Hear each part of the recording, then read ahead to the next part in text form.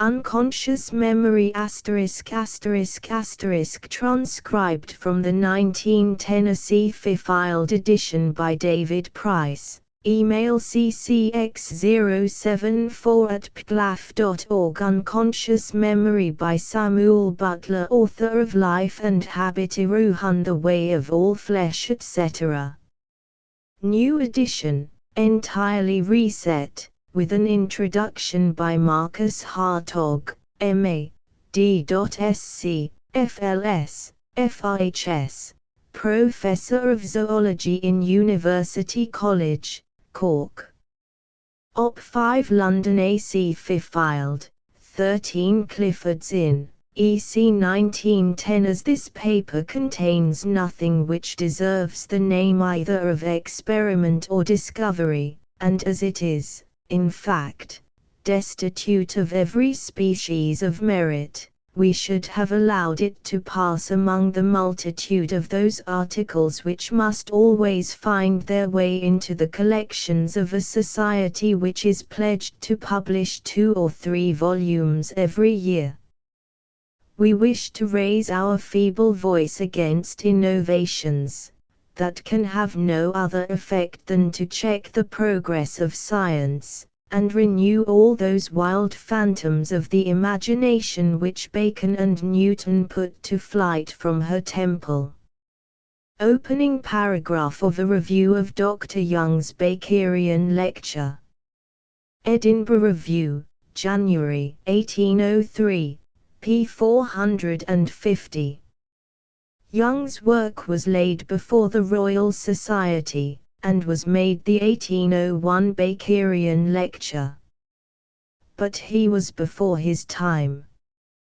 The second number of the Edinburgh Review contained an article levelled against him by Henry, afterwards Lord, Brougham, and this was so severe an attack that Young's ideas were absolutely quenched for 15 years. Brougham was then only 24 years of age. Young's theory was reproduced in France by Fresnel. In our days it is the accepted theory, and is found to explain all the phenomena of light. Times report of a lecture by Professor Tyndall on light, the 27th of April, 1880. This book is inscribed to Richard Garnett, Esquire, of the British Museum, in grateful acknowledgement of the unwearying kindness with which he has so often placed at my disposal his varied store of information. Contents page note. By R. Street Fail date introduction. By Professor Marcus Hartog 9 Author's Preface Chapter I Introduction. General ignorance on the subject of evolution at the time the Origin of Species was published in 1859. 1 Chapter 2. How I came to write Life and Habit and the circumstances of its completion. 12 Chapter 3. How I came to write Evolution, Old and New, Mr. Darwin's brief but imperfect sketch of the opinions of the writers on evolution who had preceded him, the reception which evolution, Old and New met with. 26 Chapter 4. The manner in which Mr. Darwin met evolution, Old and New. 38 Chapter V. Introduction to Professor Hearing's Lecture 52 Chapter 6. Professor Ewald Hearing on Memory 63 Chapter 7. Introduction to a translation of the chapter upon instinct in von Hartmann's Philosophy of the Unconscious 87 Chapter 8. Translation of the chapter on the unconscious in instinct from von Hartmann's Philosophy of the Unconscious 92 Chapter 9. Remarks upon von Hartmann's position in regard to instinct 137 Chapter X. Recapitulation and statement of an objection 146 Chapter 11. On Cycles 156 Chapter 12. Refutation. Memory at once a promoter and a disturber of uniformity of action and structure 161 Chapter 13. Conclusion 173 Note: for many years a link in the chain of Samuel Butler's biological works has been missing. Unconscious Memory was originally published 30 years ago, but for fully half that period it has been out of print, owing to the destruction of a large number of the unbound sheets in a fire at the premises of the printers some years ago. The present reprint comes, I think, at a peculiarly fortunate moment, since the attention of the general public has of late been drawn to Butler's biological theories in a marked manner by several distinguished men of science, notably by Dr. Francis Darwin, who, in his presidential address to the British Association in 1908, quoted from the translation of Hering's address on memory as a universal function of original matter which Butler incorporated into unconscious memory and spoke in the highest terms of Butler himself. It is not necessary for me to do more than refer to the changed attitude of scientific authorities with regard to Butler and his theories, since Professor Marcus Hartog has most kindly consented to contribute an introduction to the present edition of Unconscious Memory summarizing Butler's views upon biology, and defining his position in the world of science. A word must be said as to the controversy between Butler and Darwin, with which Chapter 4 is concerned. I have been told that in reissuing the book at all I am committing a grievous error of taste, that the world is no longer interested in these old, unhappy far-off things and battles long ago, and that Butler himself, by refraining from republishing Unconscious Memory, tacitly admitted that he wished the controversy to be consigned to oblivion. This last suggestion, at any rate, has no foundation in fact. Butler desired nothing less than that his vindication of himself against what he considered unfair treatment should be forgotten. He would have republished Unconscious Memory himself, had not the latter years of his life been devoted to all-engrossing work in other fields. In issuing the present edition I am fulfilling a wish that he expressed to me shortly before his death. R. Street failed. April, 1910. Introduction by Marcus Hartog, M.A., D.Sc., FLS, FIHS.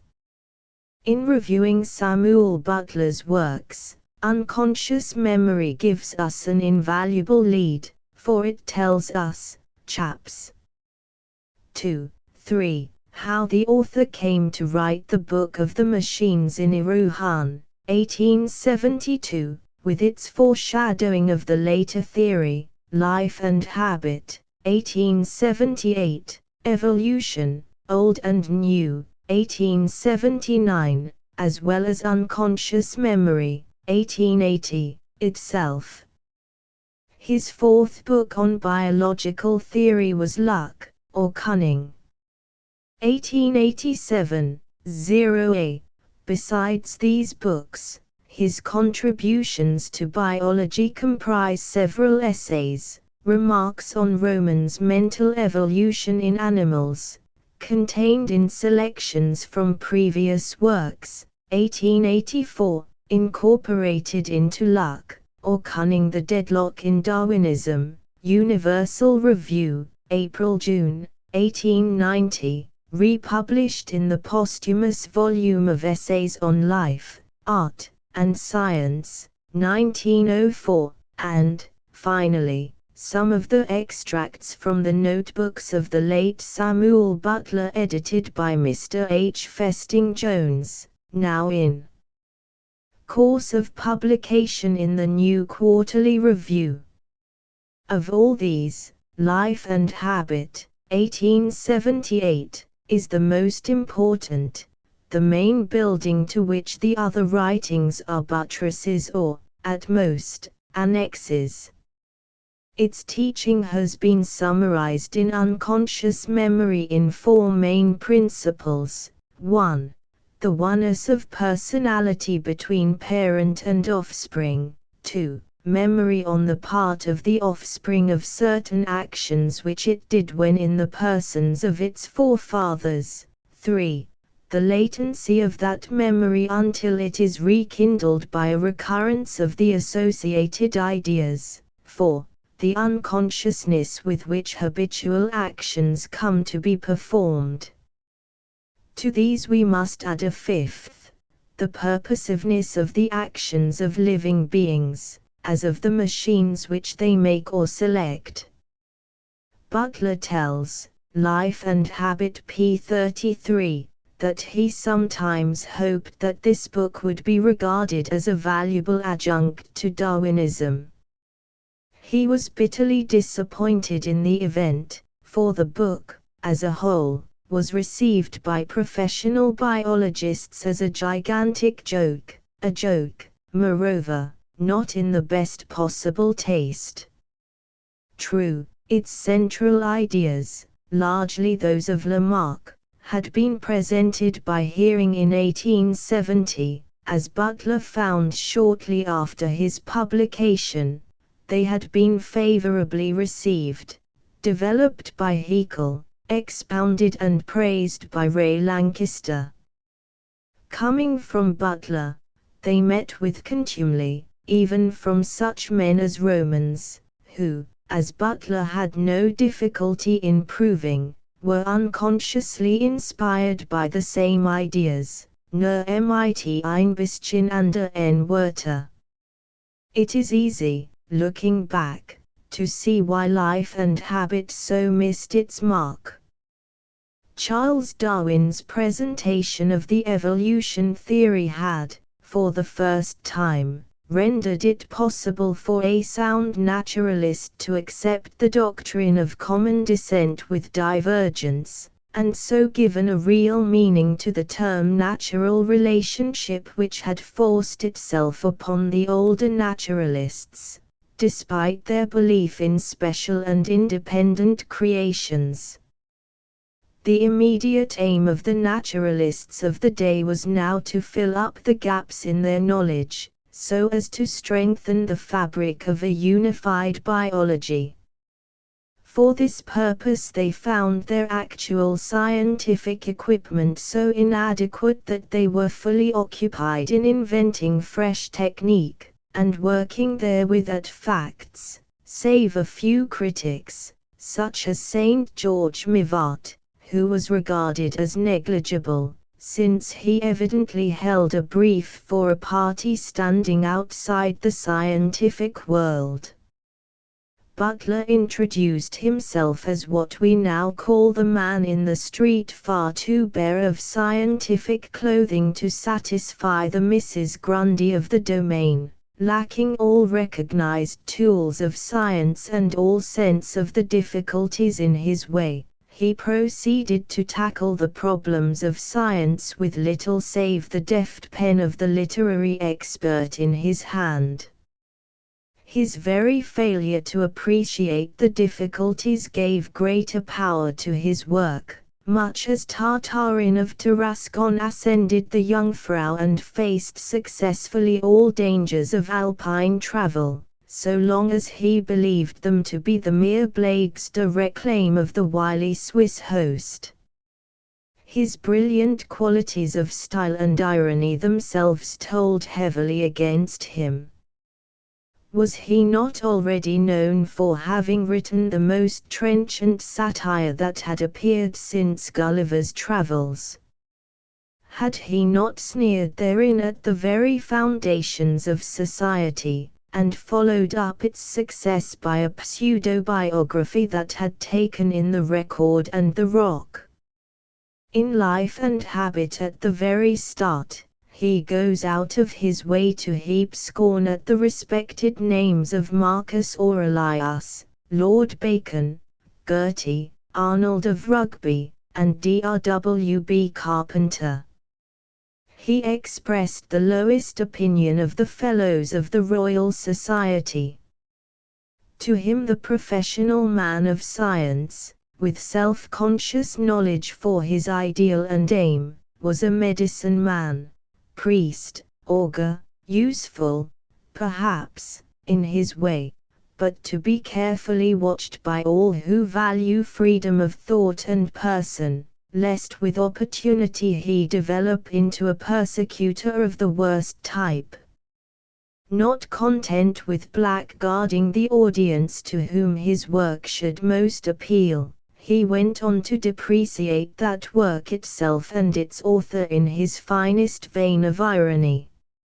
Having argued that our best and highest knowledge is that of whose possession we are most ignorant, he proceeds, above all, let no unwary reader do me the injustice of believing in me. In that I write at all I am among the damned. His writing of Evolution, Old and New, 1879, was due to his conviction that scant justice had been done by Charles Darwin and Alfred Wallace and their admirers to the pioneering work of Buffon, Erasmus Darwin, and Lamarck. To repair this he gives a brilliant exposition of what seemed to him the most valuable portion of their teachings on evolution. His analysis of Buffon's true meaning, veiled by the reticences due to the conditions under which he wrote, is as masterly as the English in which he develops it. His sense of wounded justice explains the vigorous polemic which here, as in all his later writings, he carries to the extreme. As a matter of fact, he never realized Charles Darwin's utter lack of sympathetic understanding of the work of his French precursors, let alone his own grandfather, Erasmus. Yet this practical ignorance, which to Butler was so strange as to transcend belief, was altogether genuine, and easy to realize when we recall the position of natural science in the early 30s in Darwin's student days at Cambridge, and for a decade or two later. Catastropharianism was the tenet of the day. To the last it commended itself to his professors of botany and geology, for whom Darwin held the fervent allegiance of the Indian scholar, or chela, to his guru.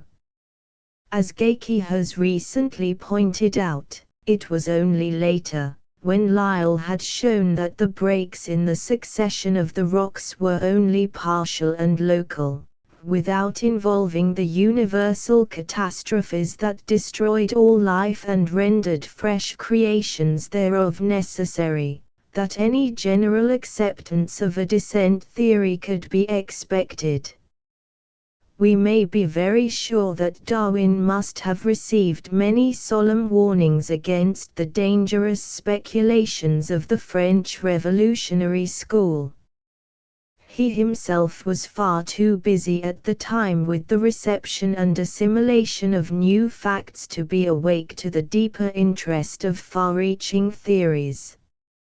It is the more unfortunate that Butler's lack of appreciation on these points should have led to the enormous proportion of bitter personal controversy that we find in the remainder of his biological writings.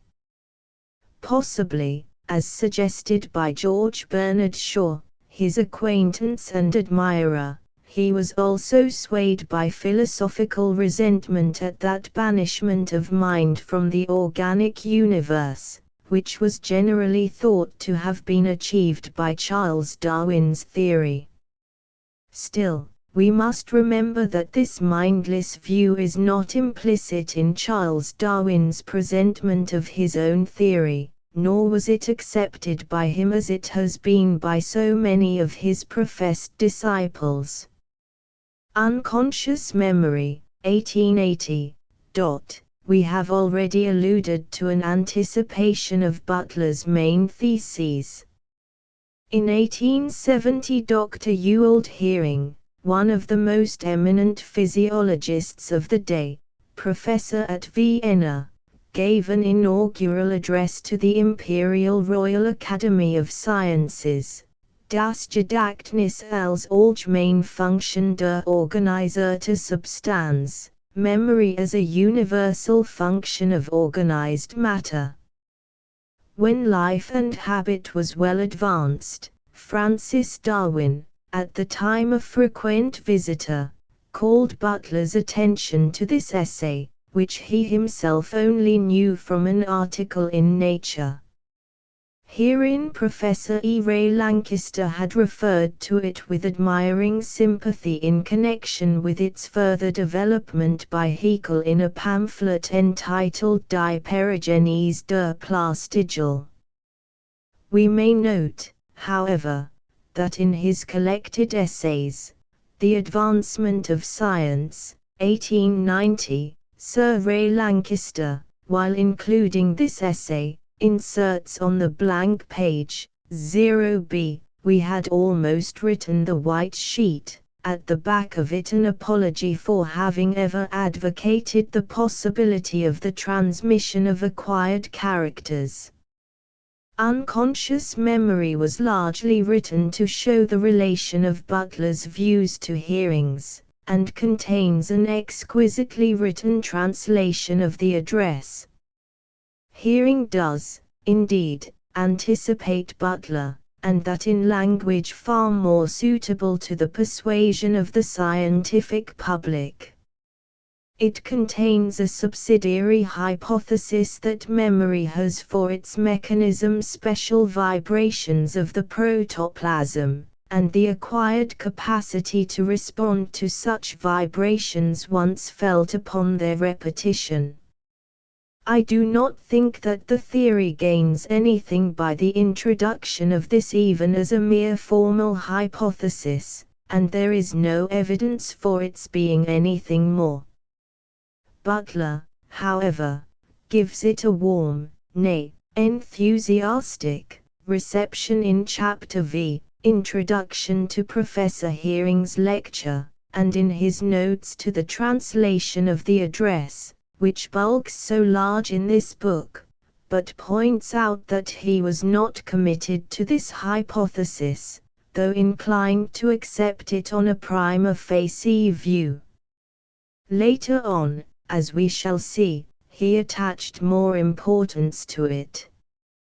The Hering address is followed in Unconscious Memory by translations of selected passages from von Hartmann's Philosophy of the Unconscious and annotations to explain the difference from this personification of the unconscious as a mighty all-ruling, all-creating personality, and his own scientific recognition of the great part played by unconscious processes in the region of mind and memory.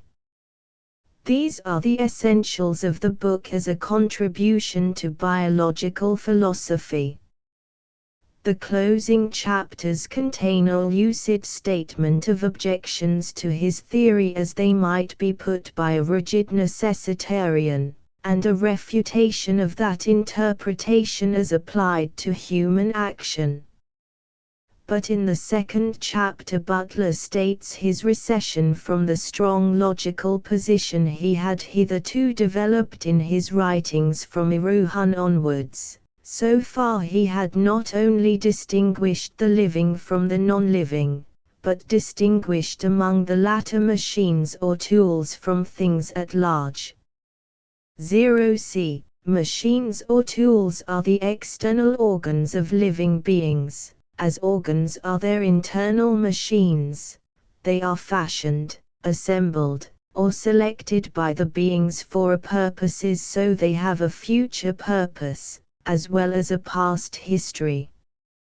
Things at large have a past history, but no purpose, so long as some being does not convert them into tools and give them a purpose. Machines have a why, as well as a how. Things at large have a how, only.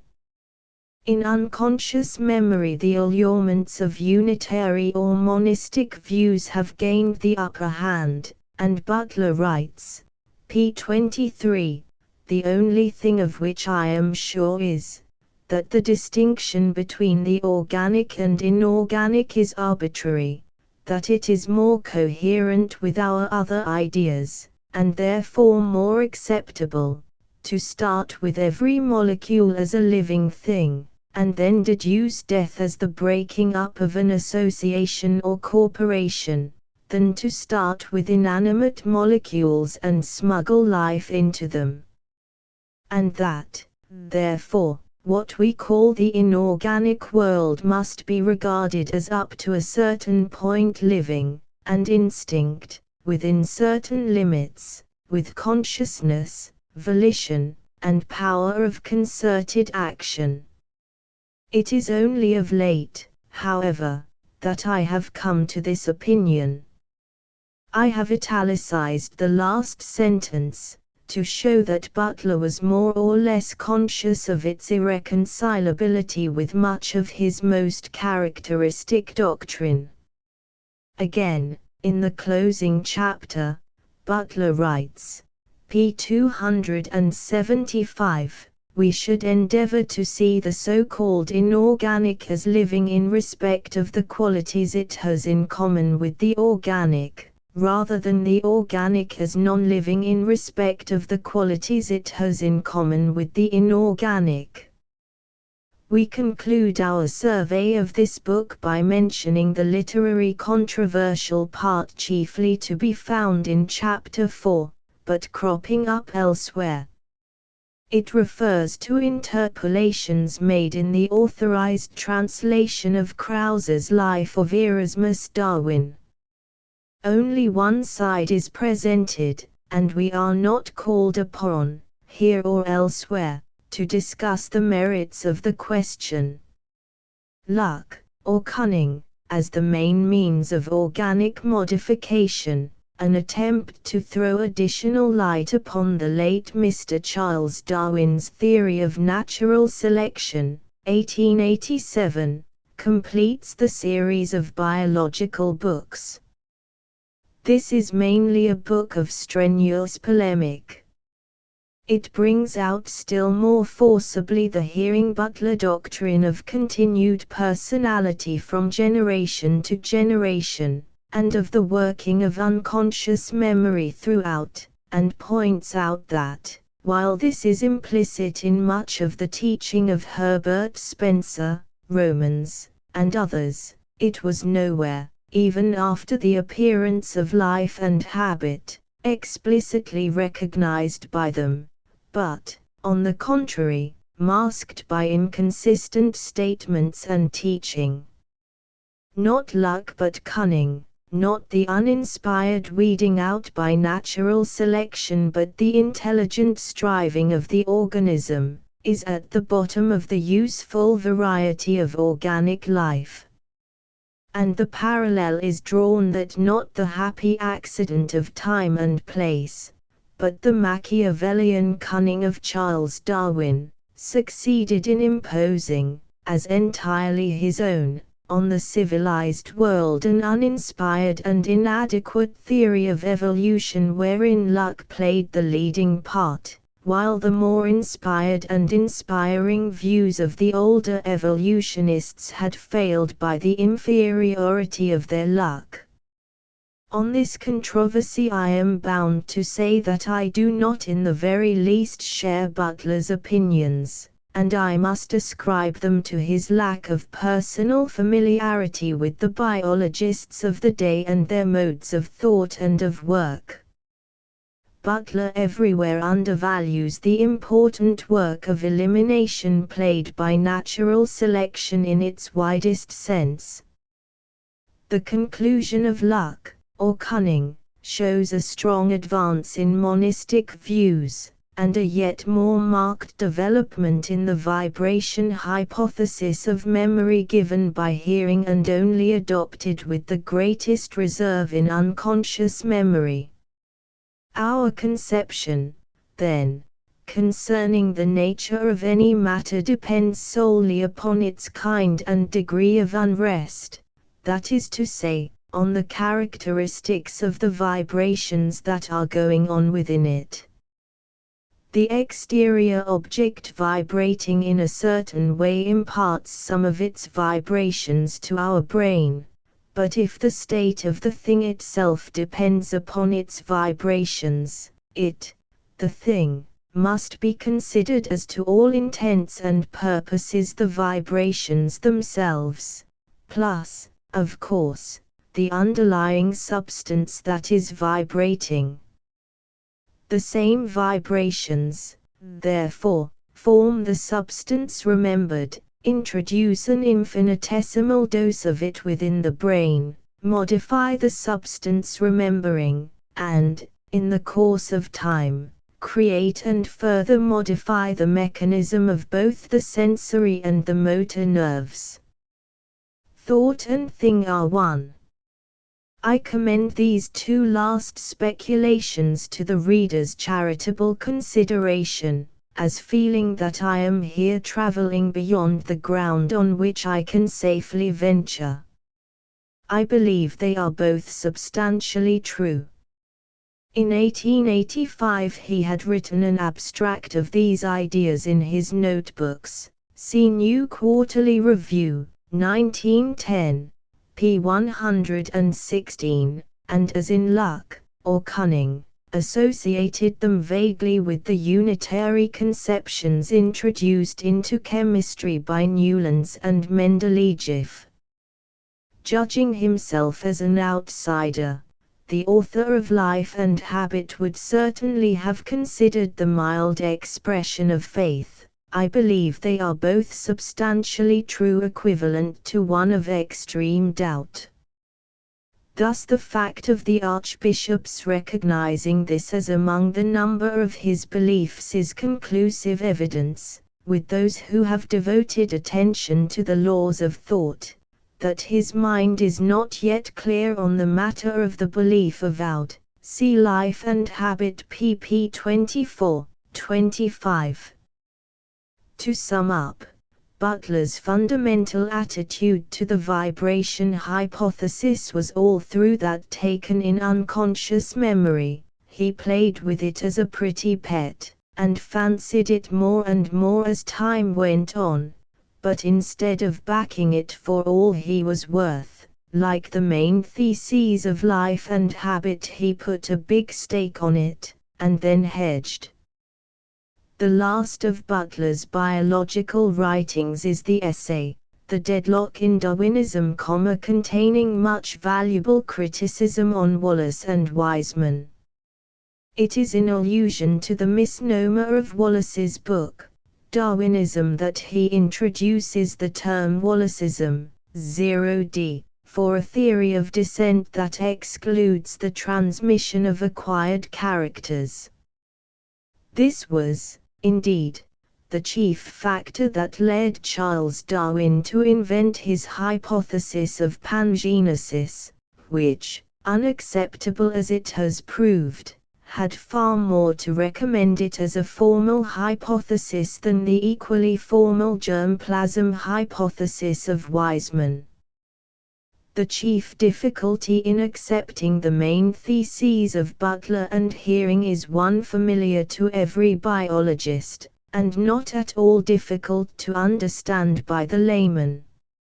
Everyone knows that the complicated beings that we term animals and plants consist of a number of more or less individualized units, the cells, each analogous to a simpler being, a protist, save in so far as the character of the cell unit of the higher being is modified in accordance with the part it plays in that complex being as a whole.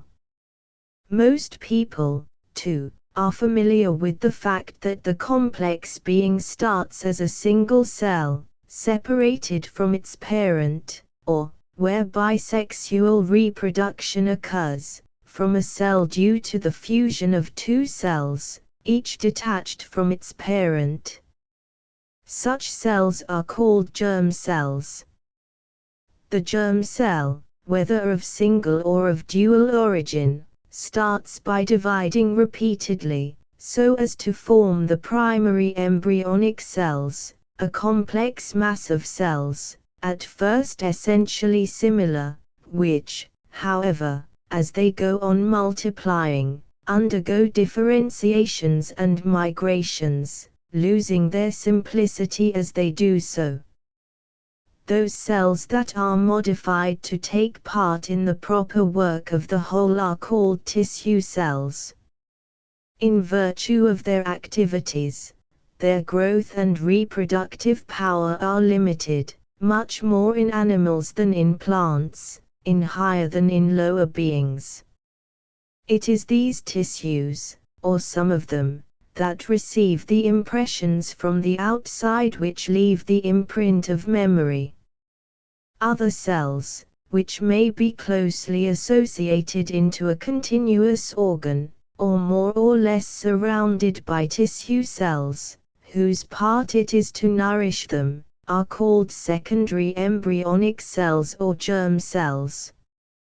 The germ cells may be differentiated in the young organism at a very early stage, but in plants they are separated at a much later date from the less isolated embryonic regions that provide for the plant's branching. In all cases we find embryonic and germ cells screened from the life processes of the complex organism, or taking no very obvious part in it, save to form new tissues or new organs, notably in plants.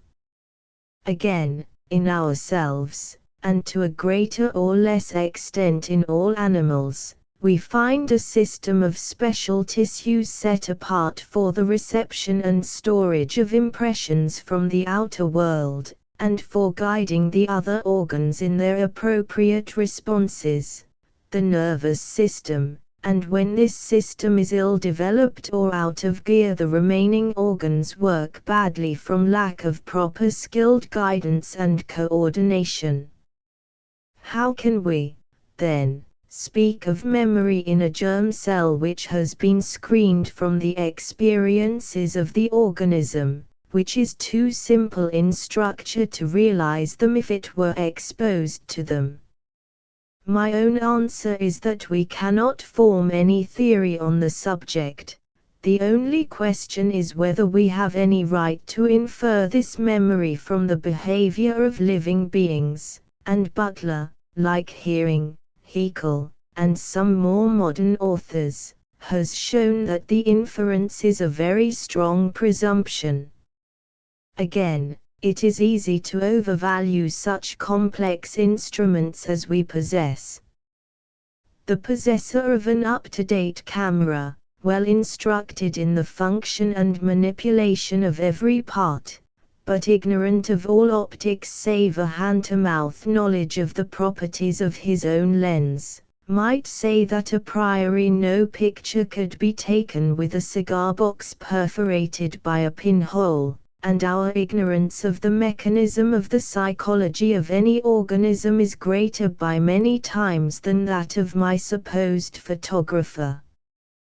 We know that plants are able to do many things that can only be accounted for by ascribing to the psyche and these coordinated enough to satisfy their needs, and yet they possess no central organ comparable to the brain, no highly specialized system for intercommunication like our nerve trunks and fibers.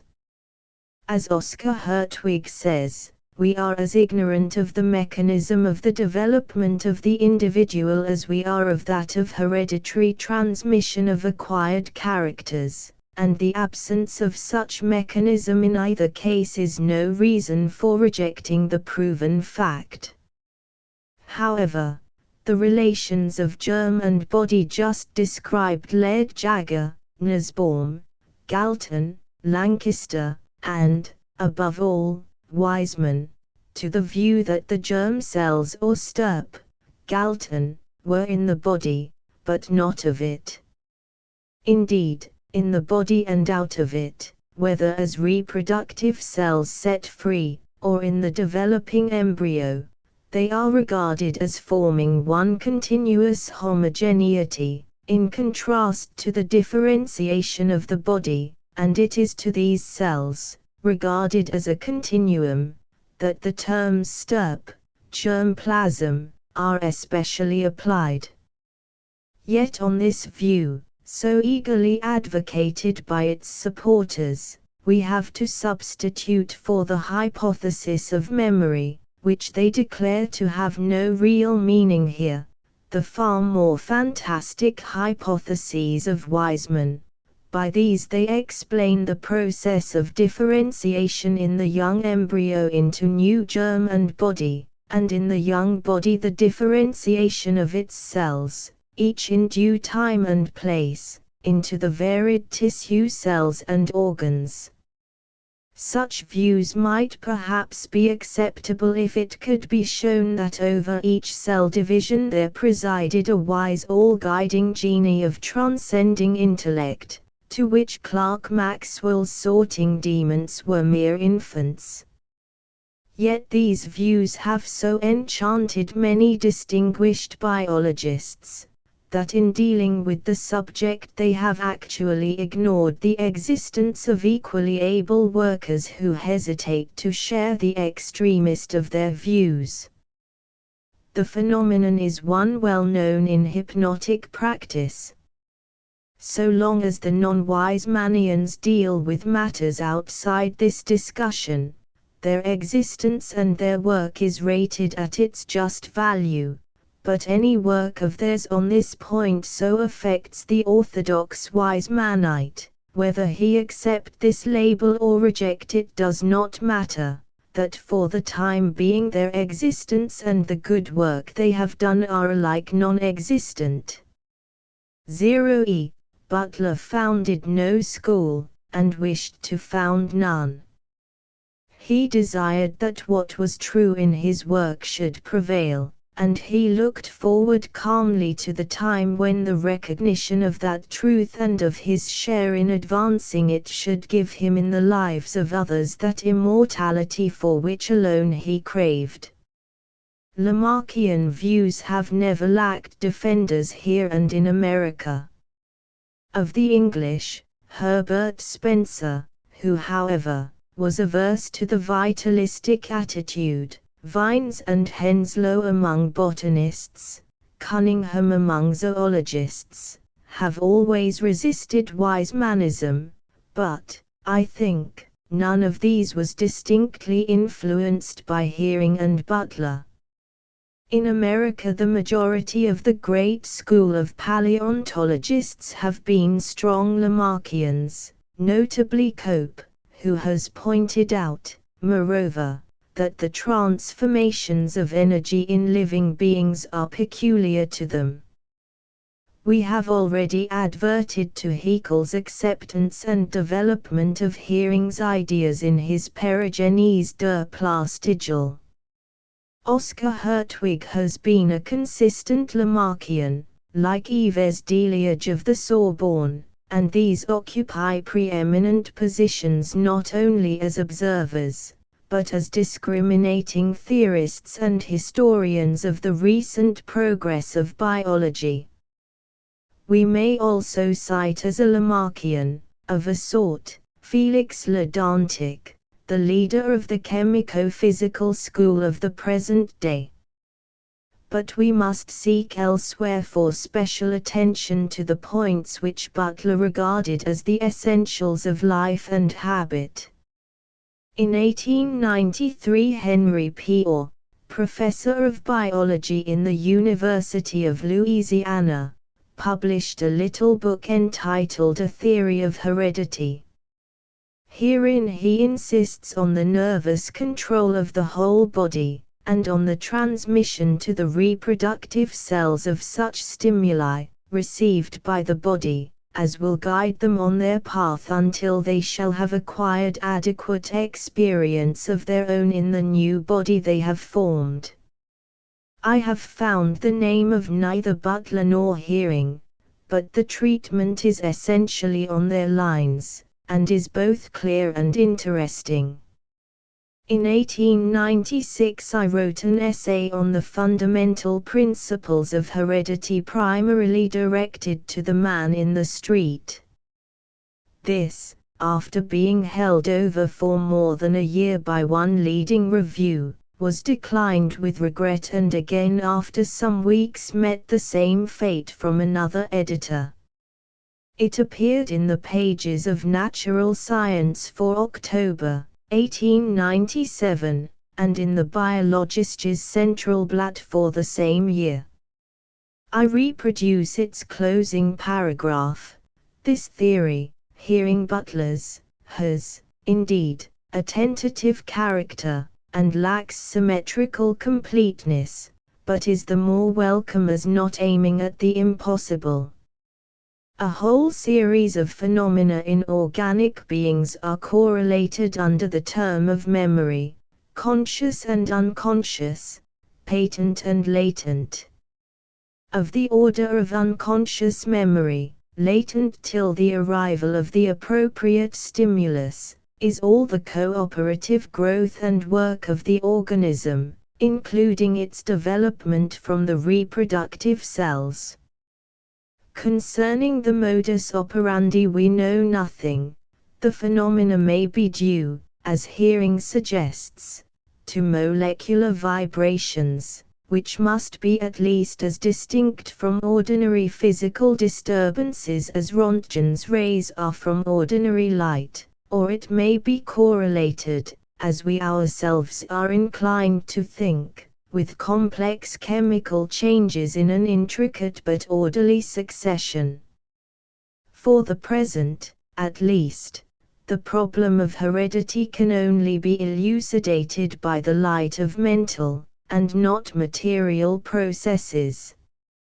It will be seen that I express doubts as to the validity of Hearing's invocation of molecular vibrations as the mechanism of memory, and suggest as an alternative rhythmic chemical changes. This view has recently been put forth in detail by J. Cunningham in his essay on the hormone 0F, Theory of Heredity in the Archiv für Entwicklungsmechanik, 1909, but I have failed to note any direct effect of my essay on the trend of biological thought. Among post-Darwinian controversies, the one that has latterly assumed the greatest prominence is that of the relative importance of small variations in the way of more or less fluctuations and of discontinuous variations or mutations as de Vries has called them. Darwin, in the first 4 editions of The Origin of Species, attached more importance to the latter than in subsequent editions. He was swayed in his attitude, as is well known, by an article of the physicist, Fleming Jenkin, which appeared in the North British Review. The mathematics of this article were unimpeachable, but they were founded on the assumption that exceptional variations would only occur in single individuals, which is, indeed, often the case among those domesticated races on which Darwin especially studied the phenomena of variation. Darwin was no mathematician or physicist, and we are told in his biography that he regarded every tool shop rule or optician's thermometer as an instrument of precision, so he appears to have regarded Fleming Jenkin's demonstration as a mathematical deduction which he was bound to accept without criticism.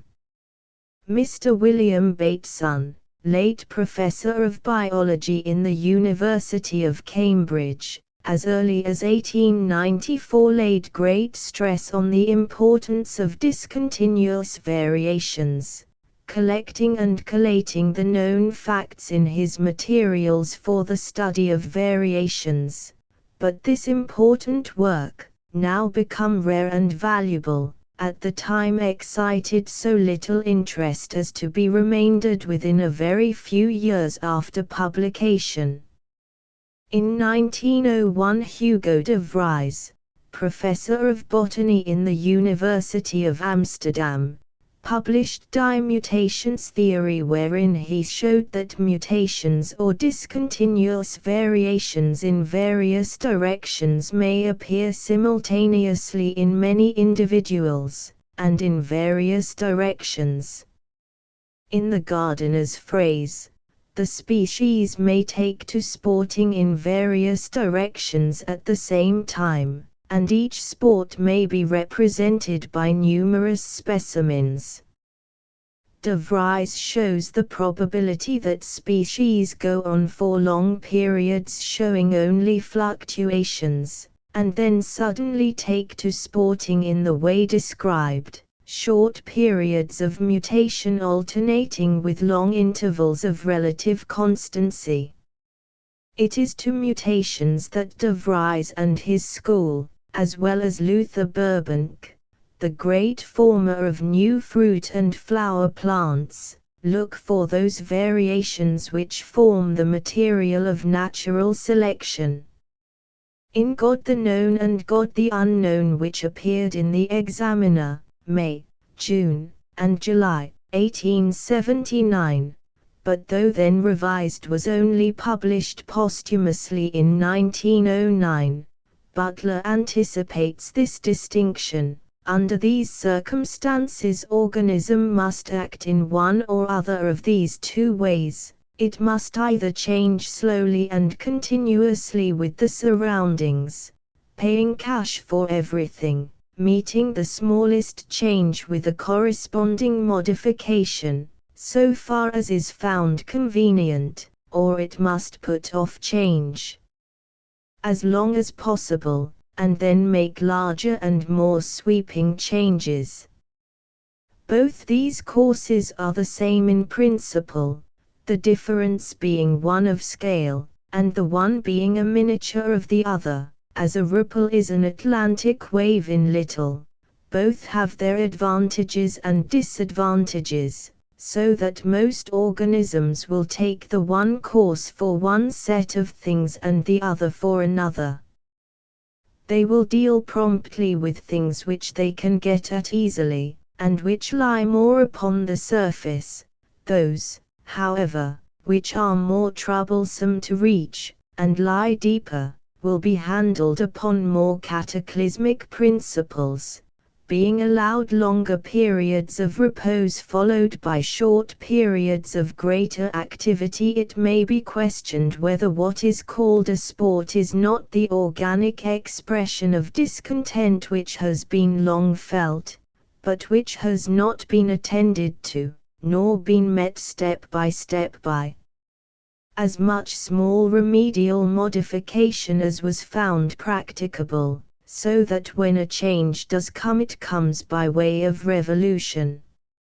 Or, again, only that it comes to much the same thing. It may be compared to one of those happy thoughts which sometimes come to us unbidden after we have been thinking for a long time what to do, or how to arrange our ideas, and have yet been unable to come to any conclusion. pp. 14, 15. 0g. We come to another order of mind in Hans Driesch. At the time he began his work, biologists were largely busy in a region indicated by Darwin, and roughly mapped out by Haeckel, that of phylogeny. From the facts of development of the individual, from the comparison of fossils in successive strata, they set to work at the construction of pedigrees, and strove to bring into line the principles of classification with the more or less hypothetical stem trees. Dries considered this futile, since we never could reconstruct from such evidence anything certain in the history of the past. He therefore asserted that a more complete knowledge of the physics and chemistry of the organic world might give a scientific explanation of the phenomena, and maintained that the proper work of the biologist was to deepen our knowledge in these respects. He embodied his views, seeking the explanation on this track, filling up gaps and tracing projected roads along lines of probable truth in his analytische Theorie der organische Entwicklung. But his own work convinced him of the hopelessness of the task he had undertaken, and he has become as strenuous a vitalist as Butler. The most complete statement of his present views is to be found in the Philosophy of Life, 1908-9, being the Gifford Lectures for 1907-8. Herein he postulates equality, psychod, in all living beings, directing energy and matter for the purpose of the organism, and to this he applies the Aristotelian designation entelechy. The question of the transmission of acquired characters is regarded as doubtful, and he does not emphasize, if he accepts, the doctrine of continuous personality. His early youthful impatience with descent theories and hypotheses has, however, disappeared. In the next work the influence of Hearing and Butler is definitely present and recognized. In 1906 Signor Eugenio Rignano, an engineer keenly interested in all branches of science, and a little later the founder of the International Review, Revista di Scienza, now simply called Scientia, published in French a volume entitled Sur la transmissibilité des caractères acquis, hypothèse d'un centre epigénèse. Into the details of the author's work we will not enter fully. Suffice it to know that he accepts the Hearing-Butler theory, and makes a distinct advance on Hearing's rather crude hypothesis of persistent vibrations by suggesting that the remembering centers store slightly different forms of energy, to give out energy of the same kind as they have received, like electrical accumulators. The last chapter, Le phénomène mnémonique et le phénomène vital, is frankly based on Hearing. In the Lesson of Evolution, 1907, posthumous, and only published for private circulation, Frederick Wollaston Hutton, F.R.S., late Professor of Biology and Geology, first at Dunedin and after at Christ Church, New Zealand, puts forward a strongly vitalistic view, and adopts Hearing's teaching. After stating this he adds, the same idea of heredity being due to unconscious memory was advocated by Mr. Samuel Butler in his Life and Habit. Dr. James Mark Baldwin, Stewart Professor of Psychology in Princeton University, USA, called attention early in the 90s to a reaction characteristic of all living beings, which he terms the circular reaction. We take his most recent account of this from his Development and Evolution, 1902, 0h. The general fact is that the organism reacts by concentration upon the locality stimulated for the continuance of the conditions, movements, stimulations, which are vitally beneficial, and for the cessation of the conditions, movements, stimulations which are vitally depressing. This amounts to saying in the terminology of Jennings, see below, that the living organism alters its physiological states either for its direct benefit, or for its indirect benefit in the reduction of harmful conditions. Again, this form of concentration of energy on stimulated localities, with the resulting renewal through movement of conditions that are pleasure-giving and beneficial, and the consequent repetition of the movements is called circulatory action. Of course, the inhibition of such movements as would be painful on repetition is merely the negative case of the circulatory action. We must not put too much of our own ideas into the author's mind. He nowhere says explicitly that the animal or plant shows its sense and does this because it likes the one thing and wants it repeated, or dislikes the other and stops its repetition, as Butler would have said. Baldwin is very strong in insisting that no full explanation can be given of living processes, any more than of history, on purely chemico-physical grounds. The same view is put differently and independently by H. S. Jennings, 0I, who started his investigations of living protista, the simplest of living beings, with the idea that only accurate and ample observation was needed to enable us to explain all their activities on a mechanical basis, and devised ingenious models of protoplastic movements.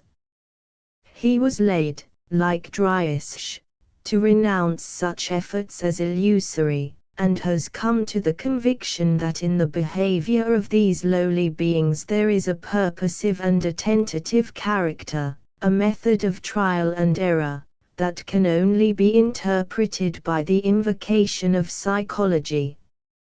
He points out that after stimulation the state of the organism may be altered, so that the response to the same stimulus on repetition is other. Or, as he puts it, the first stimulus has caused the organism to pass into a new physiological state.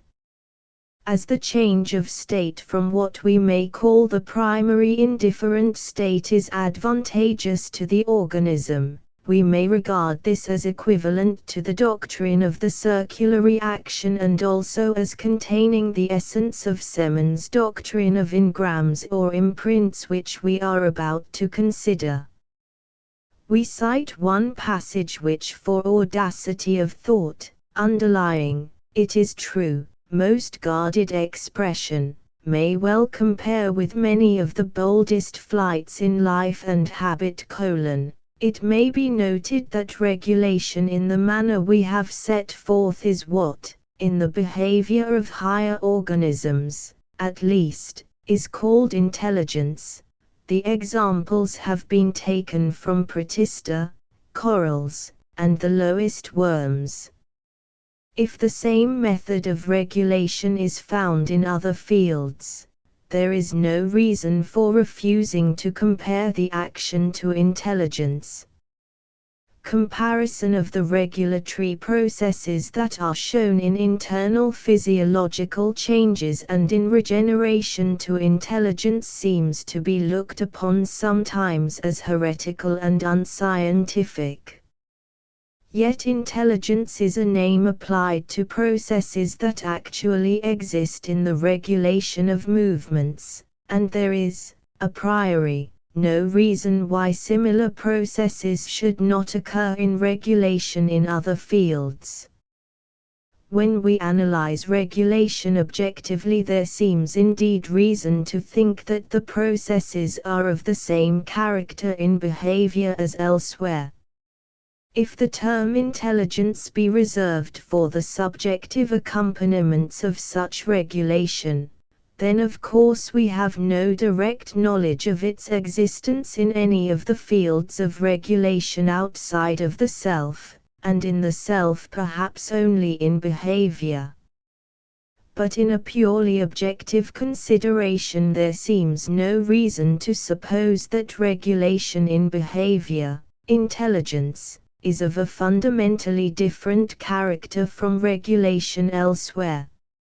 Method of regulation p492. Jennings makes no mention of questions of the theory of heredity. He has made some experiments on the transmission of an acquired character in protozo, but it was a mutilation character, which is, as has been often shown, 0j, not to the point. One of the most obvious criticisms of Heering's exposition is based upon the extended use he makes of the word memory. This he had foreseen and deprecated. We have a perfect right, he says, to extend our conception of memory so as to make it embrace involuntary, and also unconscious, reproductions of sensations, ideas, perceptions, and efforts, but we find, on having done so, that we have so far enlarged her boundaries that she proves to be an ultimate and original power, the source and, at the same time, the unifying bond of our whole conscious life. Unconscious memory p68.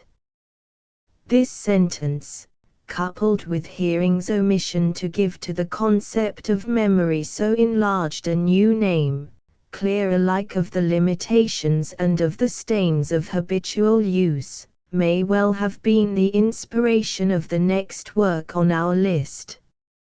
Richard Semen is a professional zoologist and anthropologist of such high status for his original observations and researches in the mere technical sense, that in these countries he would assuredly have been acclaimed as one of the Fellows of the Royal Society who were Samuel Butler's special aversion. The full title of his book is Dinem als Erhalten die Prinzipien which soll des organischen Gestehens, Munich, ed. 1, 1904, ed. 2, 1908. We may translate it nem, a principle of conservation in the transformations of organic existence. From this I quote in free translation the opening passage of Chapter 2. We have shown that in very many cases, whether in protist, plant, or animal, when an organism has passed into an indifferent state after the reaction to a stimulus has ceased, its irritable substance has suffered a lasting change. I call this after action of the stimulus its imprint or in graphic action, since it penetrates and imprints itself in the organic substance, and I term the change so effected an imprint or engram of the stimulus, and the sum of all the imprints possessed by the organism may be called its store of imprints, wherein we must distinguish between those which it has inherited from its forebears and those which it has acquired itself. Any phenomenon displayed by an organism as the result either of a single imprint or of a sum of them, I term a mnemic phenomenon, and the mnemic possibilities of an organism may be termed, collectively, its nem. I have selected my own terms for the concepts that I have just defined. On many grounds I refrain from making any use of the good German terms Gedächtnis, Erinnerungsbild. The first and chiefest ground is that for my purpose I should have to employ the German words in a much wider sense than what they usually convey, and thus leave the door open to countless misunderstandings and idle controversies. It would, indeed, even amount to an error of fact to give to the wider concept the name already current in the narrower sense, nay, actually limited, like Erinnerungsbild, to phenomena of consciousness. In animals, during the course of history, one set of organs has, so to speak, specialized itself for the reception and transmission of stimuli, the nervous system. But from this specialization we are not justified in ascribing to the nervous system any monopoly of the function, even when it is as highly developed as in man. Just as the direct excitability of the nervous system has progressed in the history of the race, so has its capacity for receiving imprints, but neither susceptibility nor retentiveness is its monopoly. And, indeed, retentiveness seems inseparable from susceptibility in living matter. Seaman here takes the instance of stimulus and imprint actions affecting the nervous system of a dog who has up till now never experienced aught but kindness from the Lord of creation, and then one day that he is out alone is pelted with stones by a boy. Here he is affected at once by two sets of stimuli: 1. The optic stimulus of seeing the boy stoop for stones and throw them, and, 2. The skin stimulus of the pain felt when they hit him. Here both stimuli leave their imprints, and the organism is permanently changed in relation to the recurrence of the stimuli. Hitherto the sight of a human figure quickly stooping had produced no constant special reaction. Now the reaction is constant, and may remain so till death. The dog tucks in its tail between its legs and takes flight, often with a howl, as of pain. Here we gain on one side a deeper insight into the imprint action of stimuli. It reposes on the lasting change in the conditions of the living matter, so that the repetition of the immediate or synchronous reaction to its first stimulus, in this case the stooping of the boy, the flying stones, and the pain on the ribs, no longer demands, as in the original state of indifference, the full stimulus A, but may be called forth by a partial or different stimulus, B, in this case the mere stooping to the ground. I term the influences by which such changed reaction are rendered possible, outcome reactions, and when such influences assume the form of stimuli, outcome stimuli.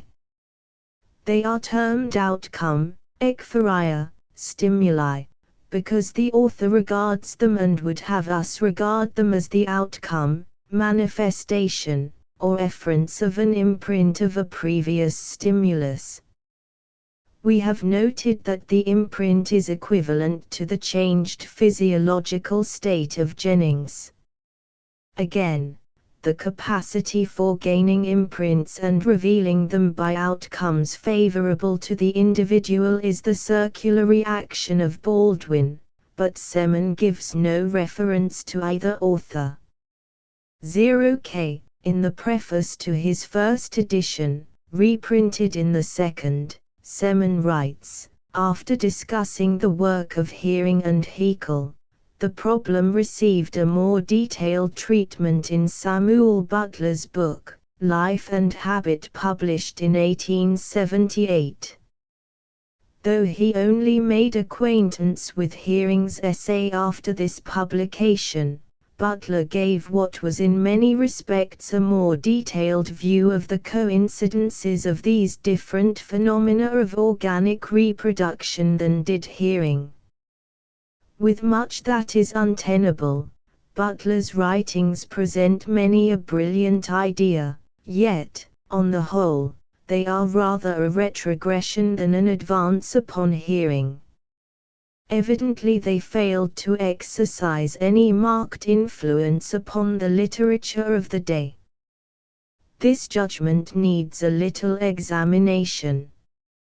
Butler claimed, justly, that his Life and Habit was an advance on Heering in its dealing with questions of hybridity, and of longevity, puberty and sterility.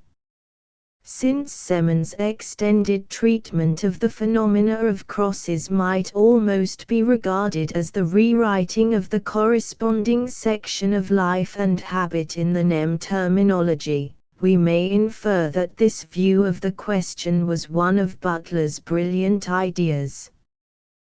That Butler shrank from accepting such a formal explanation of memory as hearing did with his hypothesis should certainly be counted as a distinct advance upon hearing, for Semon also avoids any attempt at an explanation of NEM.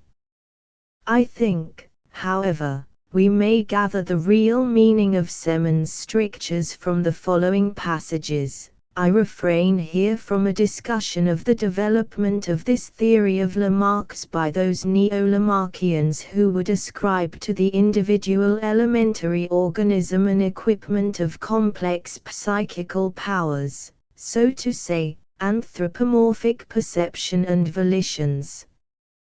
This treatment is no longer directed by the scientific principle of referring complex phenomena to simpler laws, of deducing even human intellect and will from simpler elements. On the contrary, they follow that most abhorrent method of taking the most complex and unresolved as a datum, and employing it as an explanation. The adoption of such a method, as formerly by Samuel Butler, and recently by Pauli, I regard as a big and dangerous step backward, ed. 2, pp. 381, note. Thus Butler's alleged retrogressions belong to the same order of thinking that we have seen shared by Driesch, Baldwin, and Jennings, and most explicitly avowed, as we shall see, by Francis Darwin. Semon makes one rather candid admission: the impossibility of interpreting the phenomena of physiological stimulation by those of direct reaction, and the undeception of those who had put faith in this being possible, have led many on the backward path of vitalism. Semon assuredly will never be able to complete his theory of NEM until, guided by the experience of Jennings and Driesch, he forsakes the blind alley of mechanisticism and retraces his steps to reasonable vitalism. But the most notable publications bearing on our matter are incidental to the Darwin celebrations of 1908-9. Dr. Francis Darwin, son, collaborator, and biographer of Charles Darwin, was selected to preside over the meeting of the British Association held in Dublin in 1908, the jubilee of the first publications on natural selection by his father and Alfred Russel Wallace. In this address we find the theory of hearing, Butler, Rignano, and Semon taking its proper place as a vera causa of that variation which natural selection must find before it can act, and recognized as the basis of a rational theory of the development of the individual and of the race. The organism is essentially purposive. The impossibility of devising any adequate accounts of organic form and function without taking account of the psychical side is most strenuously asserted. And with our regret that past misunderstandings should be so prominent in Butler's works, it was very pleasant to hear Francis Darwin's quotation from Butler's translation of Hearing, 0L. Followed by a personal tribute to Butler himself. In commemoration of the centenary of the birth of Charles Darwin and of the 50th anniversary of the publication of The Origin of Species at the suggestion of the Cambridge Philosophical Society, the University Press published during the current year a volume entitled Darwin and Modern Science, edited by Mr. S. Eastwood, Professor of Botany in the University. Of the 29 essays by men of science of the highest distinction, one is of peculiar interest to the readers of Samuel Butler, Heredity and Variation in Modern Lights by Professor W. Bateson, FRS, to whose work on discontinuous variations we have already referred. Here once more Butler receives from an official biologist of the first rank full recognition for his wonderful insight and keen critical power. This is the more noteworthy because Bateson has apparently no faith in the transmission of acquired characters, but such a passage as this would have commended itself to Butler's admiration. All this indicates a definiteness and specific order in heredity, and therefore in variation. This order cannot by the nature of the case be dependent on natural selection for its existence, but must be a consequence of the fundamental chemical and physical nature of living things. The study of variation had from the first shown that an orderliness of this kind was present. The bodies and properties of living things are cosmic, not chaotic. No matter how low in the scale we go, never do we find the slightest hint of a diminution in that all-pervading orderliness, nor can we conceive an organism existing for one moment in any other state. We have now before us the materials to determine the problem of Butler's relation to biology and to biologists. He was, we have seen, anticipated by hearing, but his attitude was his own, fresh and original. He did not hamper his exposition, like hearing, by a subsidiary hypothesis of vibrations which may or may not be true, which burdens the theory without giving it greater carrying power or persuasiveness, which is based on no objective facts, and which, as Semen has practically demonstrated, is needless for the detailed working out of the theory. Butler failed to impress the biologists of his day, even those on whom, like Romans, he might have reasonably counted for understanding and for support. But he kept alive hearing's work when it bade fair to sink into the limbo of obsolete hypotheses. To use Oliver Wendell Holmes's phrase, he depolarized evolutionary thought. We quote the words of a young biologist, who, when an ardent and dogmatic wise manist of the most pronounced type, was induced to read Life and Habit, the book was to me a transformation and an inspiration. Such learned writings as Semon's or Hearing's could never produce such an effect. They do not penetrate to the heart of man.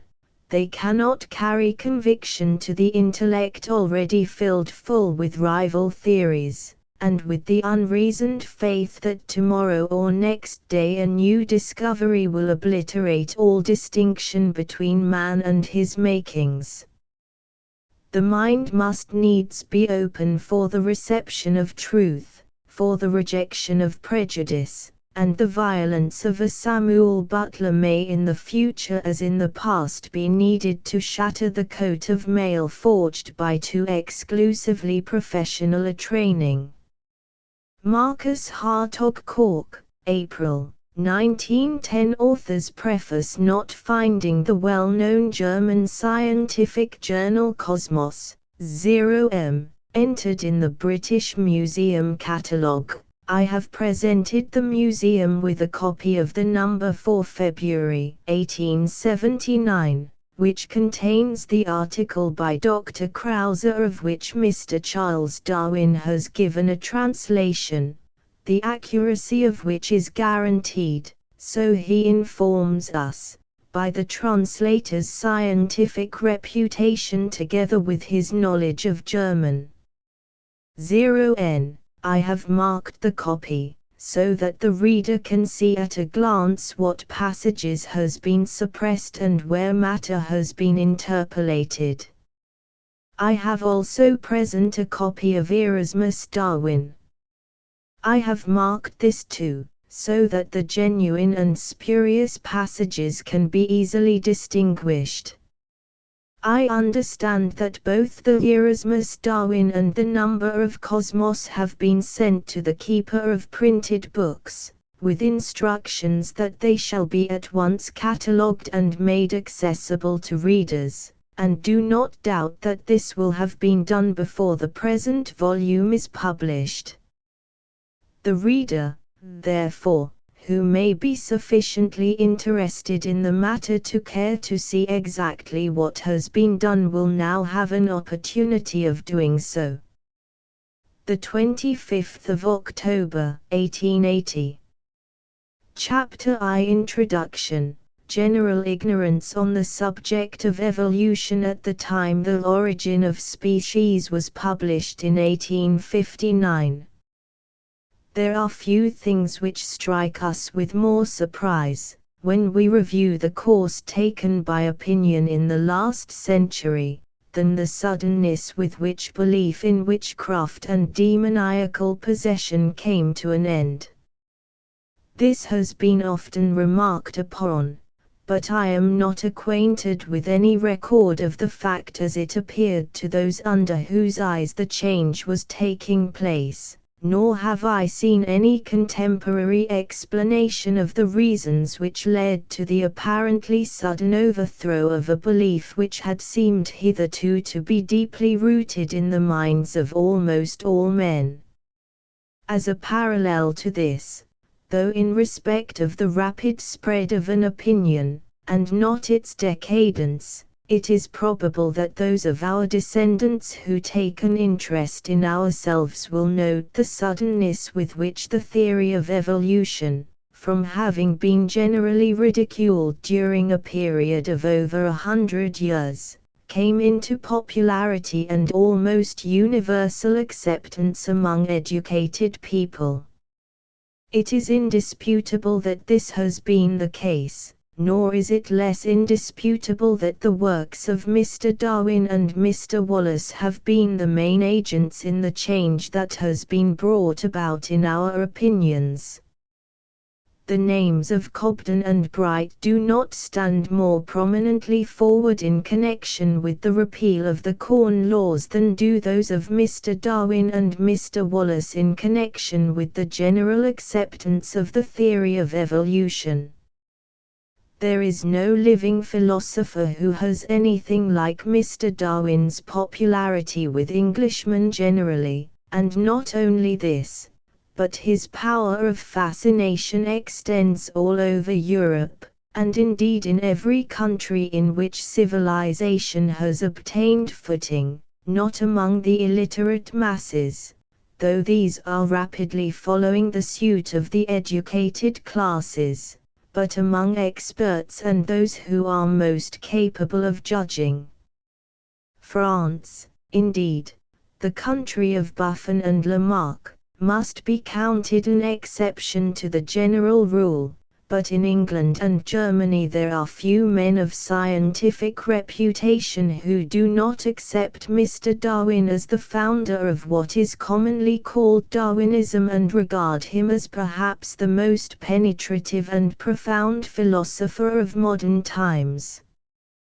To quote an example from the last few weeks only, too, I have observed that Professor Huxley has celebrated the 21st year since The Origin of Species was published by a lecture at the Royal Institution, and am told that he described Mr. Darwin's candor as something actually terrible. I give Professor Huxley's own word, as reported by one who heard it, and on opening a small book entitled Degeneration by Professor Ray Lankester, published a few days before these lines were written, I find the following passage amid more that is to the same purport, suddenly one of those great guesses which occasionally appear in the history of science was given to the science of biology by the imaginative insight of that greatest of living naturalists, I would say that greatest of living men, Charles Darwin. Degeneration, p. 10. This is very strong language, but it is hardly stronger than that habitually employed by the leading men of science when they speak of Mr. Darwin. To go farther afield, in February 1879 the Germans devoted an entire number of one of their scientific periodicals, 3, to the celebration of Mr. Darwin's 70th birthday. There is no other Englishman now living who has been able to win such a compliment as this from foreigners, who should be disinterested judges. Under these circumstances, it must seem the height of presumption to differ from so great an authority, and to join the small band of malcontents who hold that Mr. Darwin's reputation as a philosopher, though it has grown up with the rapidity of Jonah's gourd, will yet not be permanent. I believe, however, that though we must always gladly and gratefully owe it to Mr. Darwin and Mr. Wallace that the public mind has been brought to accept evolution, the admiration now generally felt for the origin of species will appear as unaccountable to our descendants some 50 or 80 years hence as the enthusiasm of our grandfathers for the poetry of Dr. Erasmus Darwin does to ourselves, and as one who has yielded to none in respect of the fascination Mr. Darwin has exercised over him, I would fain say a few words of explanation which may make the matter clearer to our future historians. I do this the more readily because I can at the same time explain thus better than in any other way the steps which led me to the theory which I afterwards advanced in Life and Habit. This last, indeed, is perhaps the main purpose of the earlier chapters of this book. I shall presently give a translation of a lecture by Professor Ewald Heering of Prague, which appeared 10 years ago, and which contains so exactly the theory I subsequently advocated myself, that I am half uneasy lest it should be supposed that I knew of Professor Heering's work and made no reference to it. A friend to whom I submitted my translation in MS, asking him how closely he thought it resembled Life and Habit, wrote back that it gave my own ideas almost in my own words. As far as the ideas are concerned, this is certainly the case, and considering that Professor Heering wrote between 7 and 8 years before I did, I think it due to him, and to my readers as well as to myself, to explain the steps which led me to my conclusions, and, while putting Professor Heering's lecture before them, to show cause for thinking that I arrived at an almost identical conclusion, as it would appear, by an almost identical road, yet, nevertheless, quite independently. I must ask the reader, therefore, to regard these earlier chapters as in some measure a personal explanation, as well as a contribution to the history of an important feature in the developments of the last 20 years. I hope also, by showing the steps by which I was led to my conclusions, to make the conclusions themselves more acceptable and easy of comprehension. Being on my way to New Zealand when The Origin of Species appeared, I did not get it till 1860 or 1861. When I read it, I found the theory of natural selection repeatedly spoken of as though it were a synonym for the theory of descent with modification, This is especially the case in the recapitulation chapter of the work. I failed to see how important it was that these two theories, if indeed natural selection can be called a theory, should not be confounded together, and that a theory of descent with modification might be true, while a theory of descent with modification through natural selection, might not stand being looked into. If anyone had asked me to state in brief what Mr. Darwin's theory was, I am afraid I might have answered natural selection or descent with modification, whichever came first, as though the one meant much the same as the other. I observe that most of the leading writers on the subject are still unable to catch sight of the distinction here alluded to, and console myself for my want of acumen by reflecting that, if I was misled, I was misled in good company. And I may add, the public generally, failed also to see what the unaided reader who was new to the subject would be almost certain to overlook. I mean, that, according to Mr. Darwin, the variations whose accumulation resulted in diversity of species and genus were indefinite, fortuitous, attributable but in small degree to any known causes, and without a general principle underlying them which would cause them to appear steadily in a given direction for many successive generations and in a considerable number of individuals at the same time. We did not know that the theory of evolution was one that had been quietly but steadily gaining ground during the last 100 years. Buffon we knew by name, but he sounded too like buffoon for any good to come from him. We had heard also of Lamarck, and held him to be a kind of French Lord Monboddo, but we knew nothing of his doctrine save through the caricatures promulgated by his opponents, or the misrepresentations of those who had another kind of interest in disparaging him.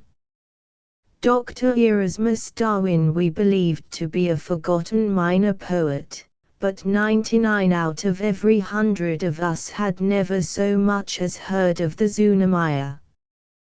We were little likely, therefore, to know that Lamarck drew very largely from Buffon, and probably also from Dr. Erasmus Darwin, and that this last named writer, though essentially original, was founded upon Buffon, who was greatly more in advance of any predecessor than any successor has been in advance of him.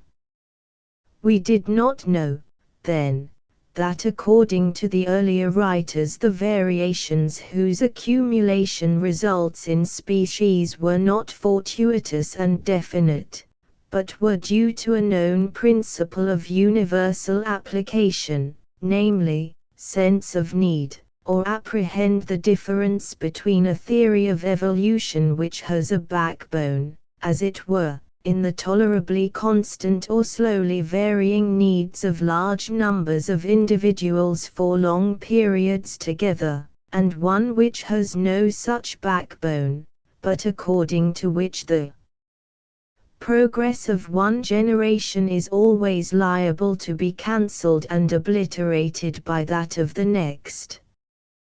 We did not know that the new theory in a quiet way professed to tell us less than the old had done, and declared that it could throw little if any light upon the matter which the earlier writers had endeavored to illuminate as the central point in their system. We took it for granted that more light must be being thrown instead of less, and reading in perfect good faith, we rose from our perusal with the impression that Mr. Darwin was advocating the descent of all existing forms of life from a single, or from, at any rate, a very few primordial types, that no one else had done this hitherto, or that, if they had, They had got the whole subject into a mess, which mess, whatever it was, for we were never told this, was now being removed once for all by Mr. Darwin.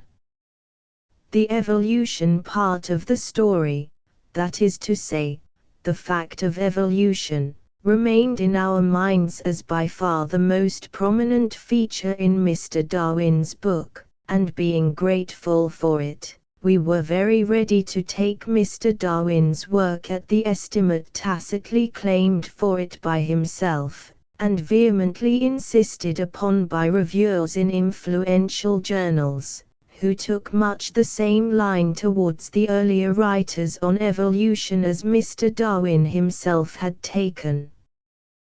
But perhaps nothing more prepossessed us in Mr. Darwin's favor than the air of candor that was omnipresent throughout his work.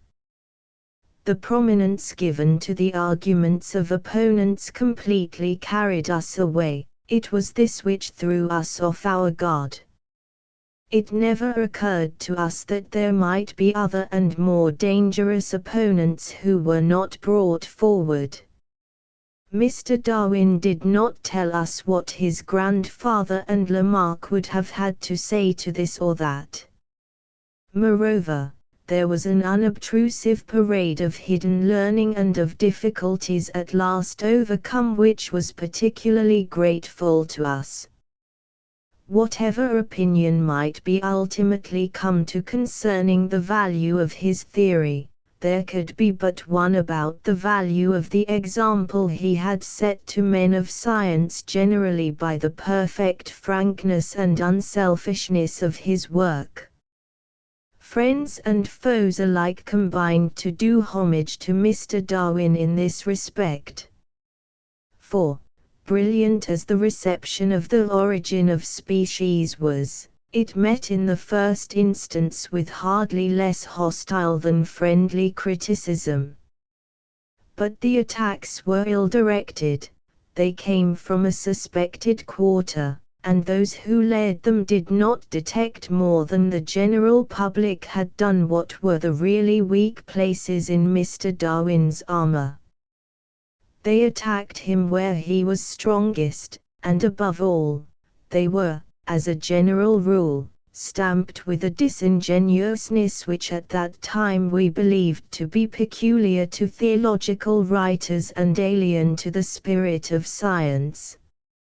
Seeing, therefore, that the men of science ranged themselves more and more decidedly on Mr. Darwin's side, while his opponents had manifestly, so far as I can remember, all the more prominent among them, a bias to which their hostility was attributable, we left off looking at the arguments against Darwinism as we now began to call it, and pigeonholed the matter to the effect that there was one evolution, and that Mr. Darwin was its prophet. The blame of our errors and oversights rests primarily with Mr. Darwin himself. The first, and far the most important, edition of The Origin of Species came out as a kind of literary Melchizedek, without father and without mother in the works of other people. Here is its opening paragraph. When on board HMS Beagle as naturalist, I was much struck with certain facts in the distribution of the inhabitants of South America, and in the geological relations of the present to the past inhabitants of that continent. These facts seemed to me to throw some light on the origin of species, that mystery of mysteries, as it has been called by one of our greatest philosophers. On my return home, it occurred to me, in 1837, that something might be made out on this question by patiently accumulating and reflecting upon all sorts of facts which could possibly have any bearing on it. After 5 years' work I allowed myself to speculate on the subject, and drew up some short notes, These I enlarged in 1844 into a sketch of the conclusions which then seemed to me probable. From that period to the present day I have steadily pursued the same object. I hope that I may be excused for entering on these personal details, as I give them to show that I have not been hasty in coming to a decision. 8 a.m. In the latest edition this passage remains unaltered, except in one unimportant respect. What could more completely throw us off the scent of the earlier writers? If they had written anything worthy of our attention, or indeed if there had been any earlier writers at all, Mr. Darwin would have been the first to tell us about them, and to award them their due meed of recognition. But, no, the whole thing was an original growth in Mr. Darwin's mind, and he had never so much as heard of his grandfather, Dr. Erasmus Darwin. Dr. Krause, indeed, thought otherwise. In the number of Cosmos for February 1879 he represented Mr. Darwin as in his youth approaching the works of his grandfather with all the devotion which people usually feel for the writings of a renowned poet. 8b. This should perhaps be a delicately ironical way of hinting that Mr. Darwin did not read his grandfather's books closely, but I hardly think that Dr. Krause looked at the matter in this light, for he goes on to say that almost every single work of the younger Darwin may be paralleled by at least a chapter in the works of his ancestor. The mystery of heredity, adaptation, the protective arrangements of animals and plants, sexual selection, insectivorous plants, and the analysis of the emotions and sociological impulses, nay, even the studies on infants are to be found already discussed in the pages of the elder Darwin. 8c. Nevertheless, innocent as Mr. Darwin's opening sentence appeared, it contained enough to have put us upon our guard.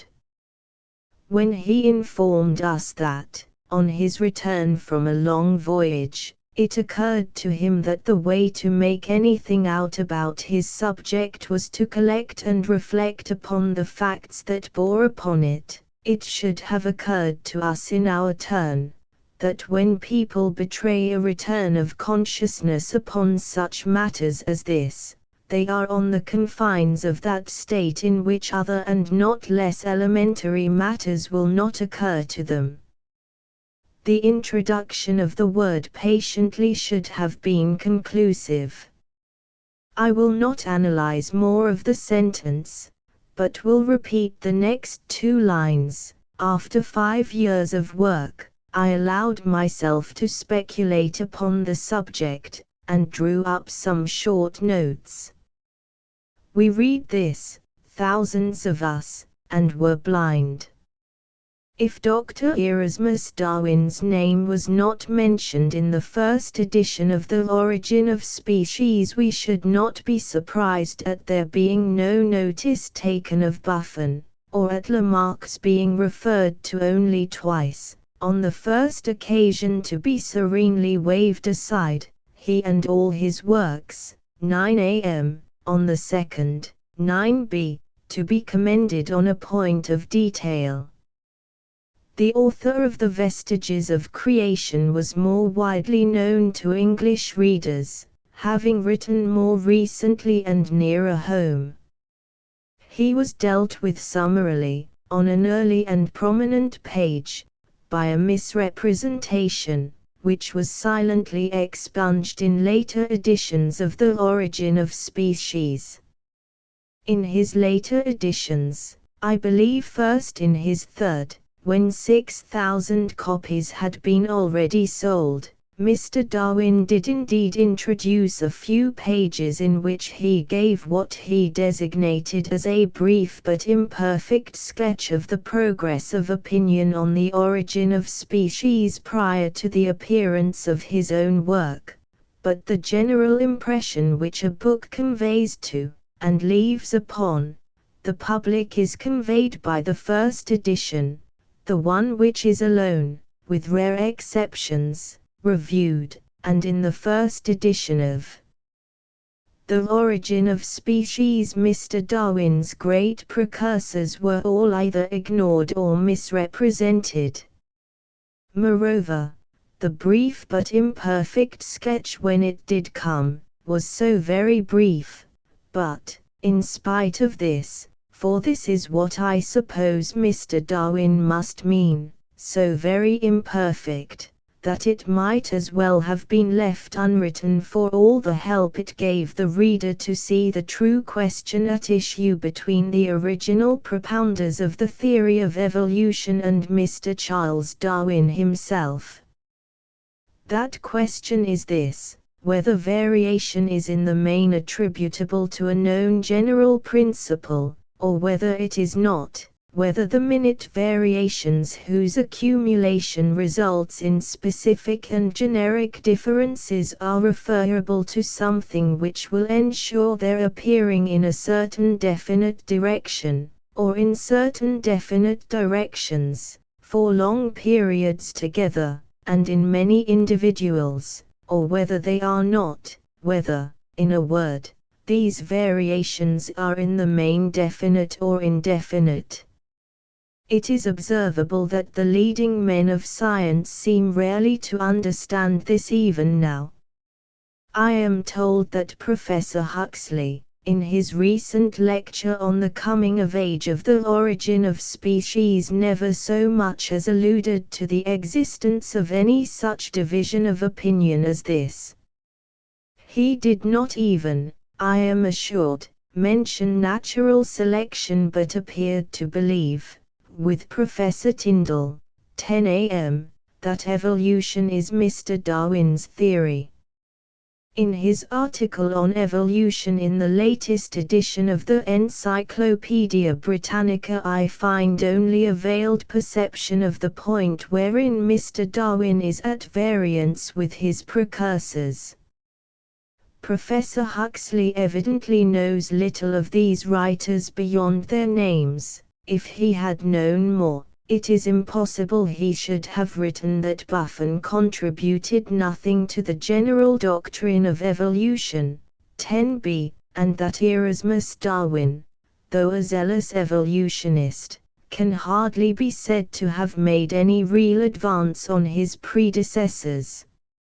11. The article is in a high degree unsatisfactory, and betrays at once an amount of ignorance and of perception which leaves an uncomfortable impression.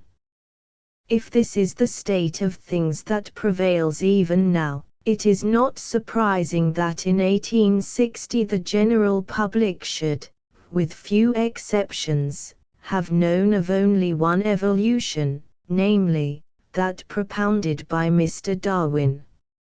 As a member of the general public, at that time residing 18 miles from the nearest human habitation, and 3 days' journey on horseback from a bookseller's shop, I became one of Mr. Darwin's many enthusiastic admirers, and wrote a philosophical dialogue, the most offensive form, except poetry and books of travel into supposed unknown countries, that even literature can assume, upon the origin of species.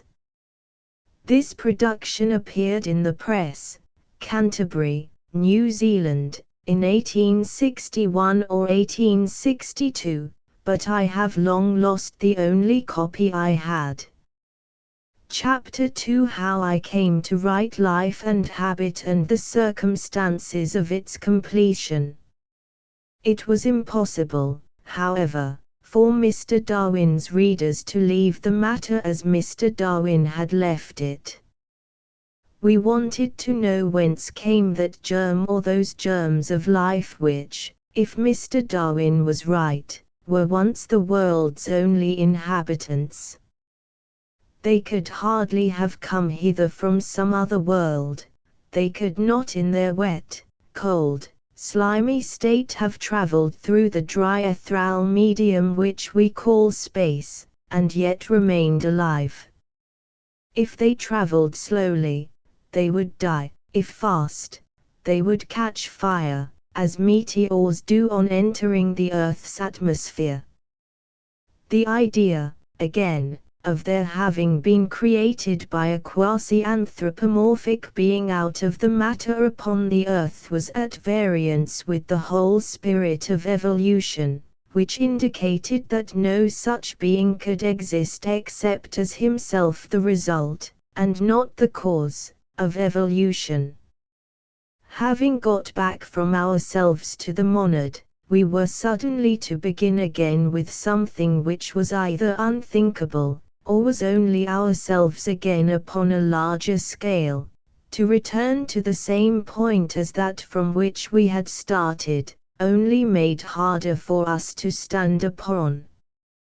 There was only one other conception possible, namely, that the germs had been developed in the course of time from something or things that were not what we called living at all, that they had grown up, in fact, out of the material substances and forces of the world in some manner more or less analogous to that in which man had been developed from themselves.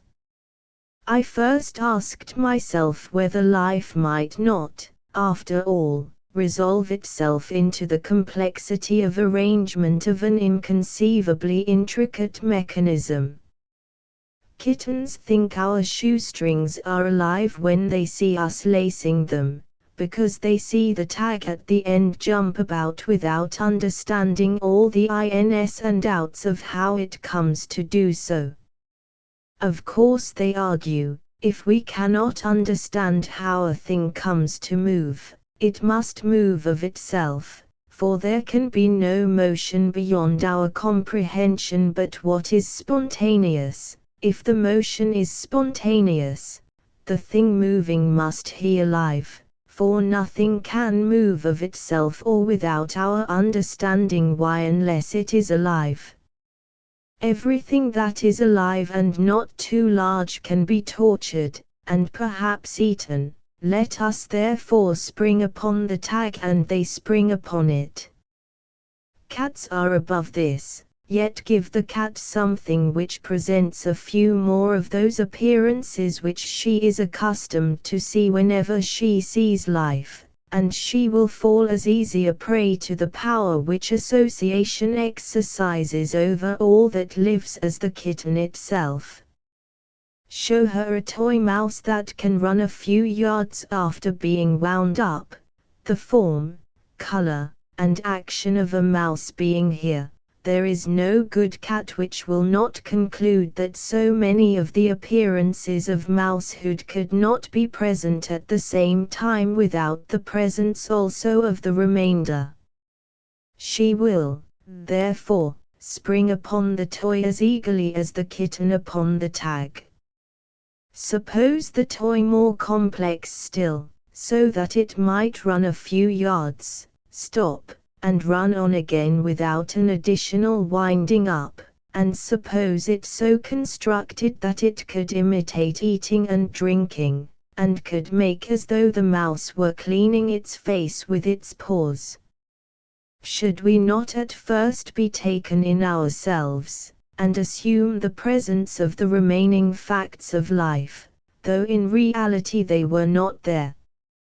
Query, therefore, whether a machine so complex as to be prepared with a corresponding manner of action for each one of the successive emergencies of life as it arose, would not take us in for good and all, and look so much as if it were alive that, whether we liked it or not, we should be compelled to think it and call it so, and whether the being alive was not simply the being an exceedingly complicated machine, whose parts were set in motion by the action upon them of exterior circumstances.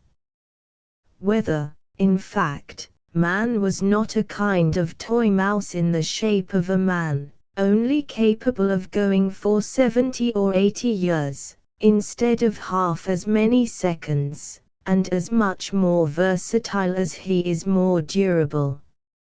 Of course I had an uneasy feeling that if I thus made all plants and men into machines, these machines must have what all other machines have if they are machines at all, a designer, and someone to wind them up and work them, but I thought this might wait for the present, and was perfectly ready then, as now, to accept a designer from without, if the facts upon examination rendered such a belief reasonable. If, then, men were not really alive after all, but were only machines of so complicated a make that it was less trouble to us to cut the difficulty and say that that kind of mechanism was being alive, why should not machines ultimately become as complicated as we are, or at any rate complicated enough to be called living, and to be indeed as living as it was in the nature of anything at all to be? If it was only a case of their becoming more complicated, we were certainly doing our best to make them so. I do not suppose I at that time saw that this view comes to much the same as denying that there are such qualities as life and consciousness at all, and that this, again, works round to the assertion of their omnipresence in every molecule of matter, inasmuch as it destroys the separation between the organic and inorganic, and maintains that whatever the organic is, the inorganic is also. Deny it in theory as much as we please, we shall still always feel that an organic body, unless dead, is living and conscious to a greater or less degree. Therefore, if we once break down the wall of partition between the organic and inorganic, the inorganic must be living and conscious also, up to a certain point. I have been at work on this subject now for nearly 20 years, what I have published being only a small part of what I have written and destroyed.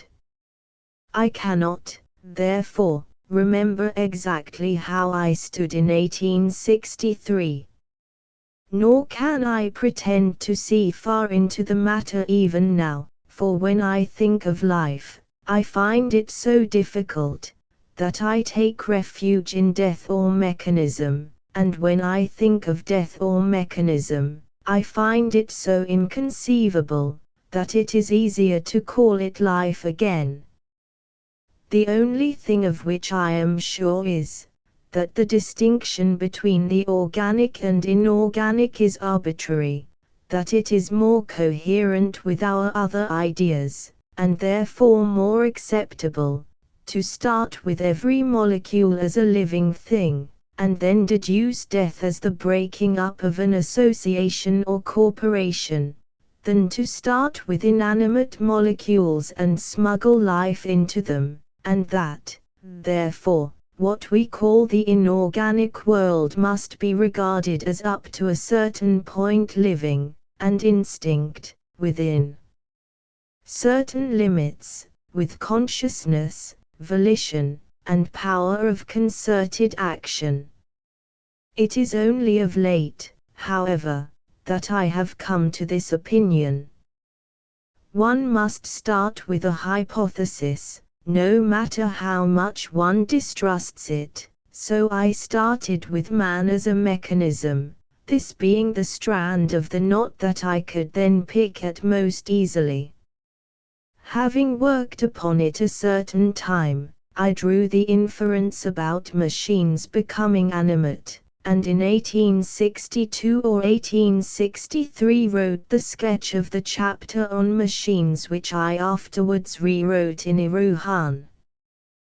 This sketch appeared in the press, Canterbury, NZ, the 13th of June, 1863, a copy of it is in the British Museum. I soon felt that though there was plenty of amusement to be got out of this line, it was one that I should have to leave sooner or later. I therefore left it at once for the view that machines were limbs which we had made, and carried outside our bodies instead of incorporating them with ourselves. A few days or weeks later than the 13th of June, 1863, I published a second letter in the press putting this view forward. Of this letter I have lost the only copy I had. I have not seen it for years. The first was certainly not good. The second, if I remember rightly, was a good deal worse, though I believed more in the views it put forward than in those of the first letter. I had lost my copy before I wrote Iruhan and therefore only gave a couple of pages to it in that book. Besides, there was more amusement in the other view. I should perhaps say there was an intermediate extension of the first letter which appeared in the Reasoner, the 1st of July, 1865. In 1870 and 1871, when I was writing Iruhan, I thought the best way of looking at machines was to see them as limbs which we had made and carried about with us or left at home at pleasure. I was not, however, satisfied, and should have gone on with the subject at once if I had not been anxious to write the Fair Haven, a book which is a development of a pamphlet I wrote in New Zealand and published in London in 1865. As soon as I had finished this, I returned to the old subject, on which I had already been engaged for nearly a dozen years as continuously as other business would allow, and proposed to myself to see not only machines as limbs, but also limbs as machines. I felt immediately that I was upon firmer ground. The use of the word organ for a limb told its own story. The word could not have become so current under this meaning unless the idea of a limb as a tool or machine had been agreeable to common sense.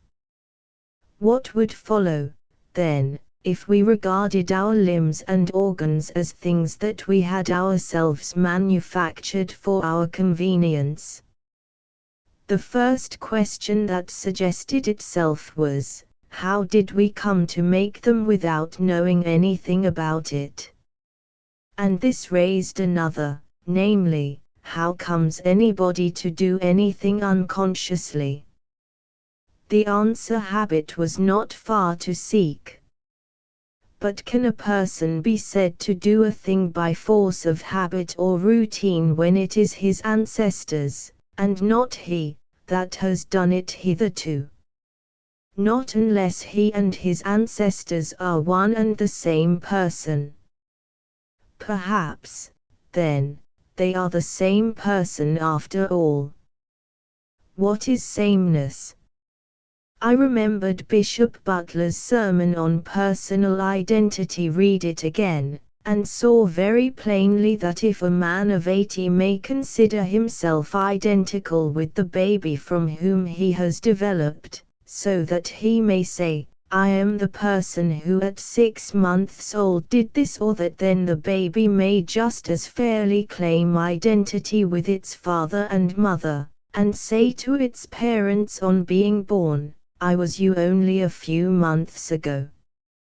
By parity of reasoning, each living form now on the earth must be able to claim identity with each generation of its ancestors up to the primordial cell inclusive. Again, if the octogenarian may claim personal identity with the infant may certainly do so with the impregnate ovum from which it has developed. If so, the octogenarian will prove to have been a fish once in this his present life. This is as certain as that he was living yesterday, and stands on exactly the same foundation. I am aware that Professor Huxley maintains otherwise. He writes, "It is not true, for example, that a reptile was ever a fish, but it is true that the reptile embryo, and what is said here of the reptile holds good also for the human embryo, at one stage of its development, is an organism, which, if it had an independent existence, must be classified among fishes." 17. This is like saying, "It is not true that such and such a picture was rejected for the Academy, but it is true that it was submitted to the President and Council of the Royal Academy, with a view to acceptance at their next forthcoming annual exhibition, and that the President and Council regretted they were unable through want of space, and as much more as the reader chooses. I shall venture, therefore, to stick to it that the octogenarian was once a fish, or if Professor Huxley prefers it, an organism which must be classified among fishes. But if a man was a fish once, he may have been a fish 1,000,000 times over, for aught he knows, for he must admit that his conscious recollection is at fault, and has nothing whatever to do with the matter, which must be decided, not, as it were, upon his own evidence as to what deeds he may or may not recollect having executed, but by the production of his signatures in court, with satisfactory proof that he has delivered each document as his act and deed. This made things very much simpler. The processes of embryonic development, and instinctive actions, might be now seen as repetitions of the same kind of action by the same individual in successive generations. It was natural, therefore, that they should come in the course of time to be done unconsciously, and a consideration of the most obvious facts of memory removed all further doubt that habit, which is based on memory, was at the bottom of all the phenomena of heredity. I had got to this point about the spring of 1874, and had begun to write, when I was compelled to go to Canada, and for the next year and a half did hardly any writing. The first passage in Life and Habit which I can date with certainty is the one on page 52, which runs as follows: "It is one against legion when a man tries to differ from his own past selves. He must yield or die if he wants to differ widely, so as to lack natural instincts, such as hunger or thirst, and not to gratify them. It is more righteous in a man that he should eat strange food and that his cheek should so much as lank not than that he should starve if the strange food be at his command. His past selves are living in him at this moment with the accumulated life of centuries. Do this, which we too have done, and found out profit in it, cry the souls of his forefathers within him. Faint are the far ones, coming and going as the sound of bells wafted onto a high mountain, loud and clear are the near ones, urgent as an alarm of fire." This was written a few days after my arrival in Canada, June 1874. I was on Montreal Mountain for the first time, and was struck with its extreme beauty. It was a magnificent summer's evening. The noble St. Lawrence flowed almost immediately beneath, and the vast expanse of country beyond it was suffused with a color which even Italy cannot surpass. Sitting down for a while, I began making notes for life and habit, of which I was then continually thinking, and had written the first few lines of the above, when the bells of Notre Dame in Montreal began to ring, and their sound was carried to and fro in a remarkably beautiful manner. I took advantage of the incident to insert then and there the last lines of the piece just quoted. I kept the whole passage with hardly any alteration, and am thus able to date it accurately. Though so occupied in Canada that writing a book was impossible, I nevertheless got many notes together for future use. I left Canada at the end of 1875, and early in 1876 began putting these notes into more coherent form.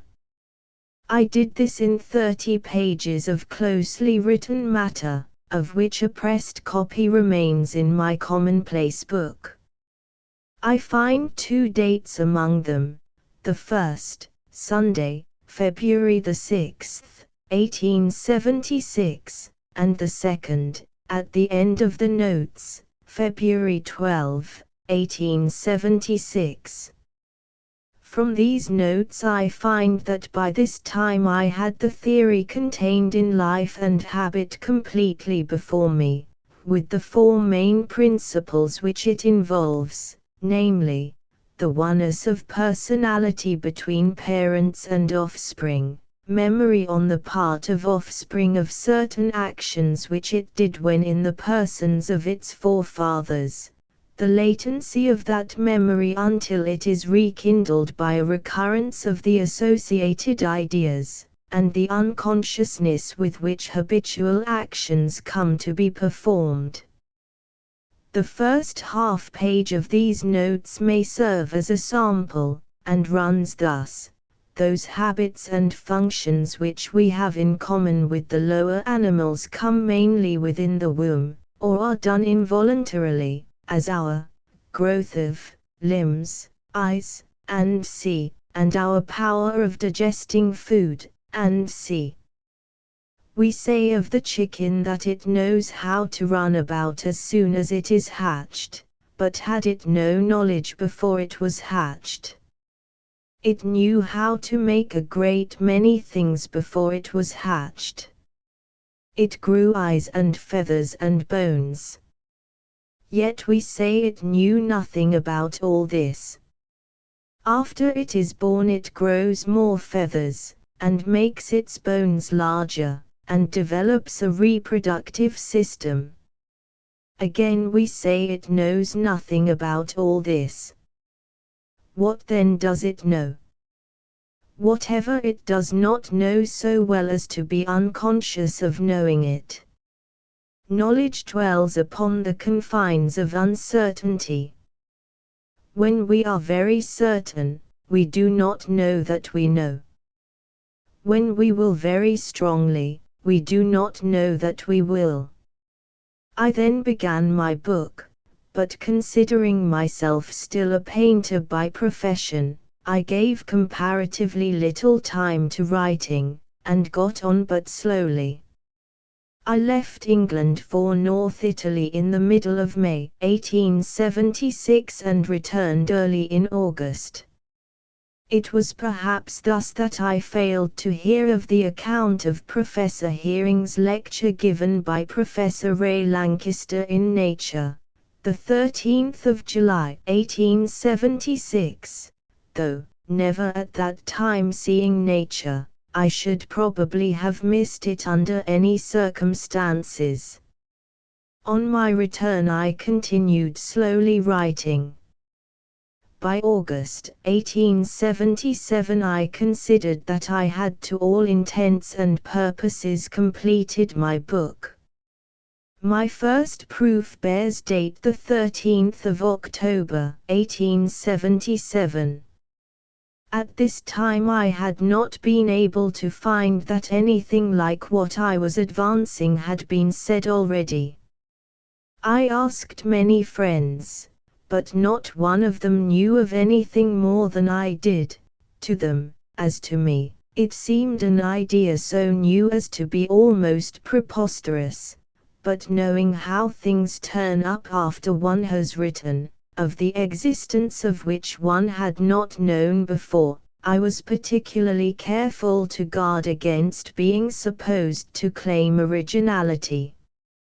I neither claimed it nor wished for it, for if a theory has any truth in it, it is almost sure to occur to several people much about the same time, and a reasonable person will look upon his work with great suspicion unless he can confirm it with the support of others who have gone before him. Still I knew of nothing in the least resembling it, and was so afraid of what I was doing, that though I could see no flaw in the argument, nor any loophole for escape from the conclusion it led to, yet I did not dare to put it forward with the seriousness and sobriety with which I should have treated the subject if I had not been in continual fear of a mine being sprung upon me from some unexpected quarter. I am exceedingly glad now that I knew nothing of Professor Hearing's lecture, for it is much better that two people should think a thing out as far as they can independently before they become aware of each other's works. But if I had seen it, I should either, as is most likely, not have written at all, or I should have pitched my book in another key.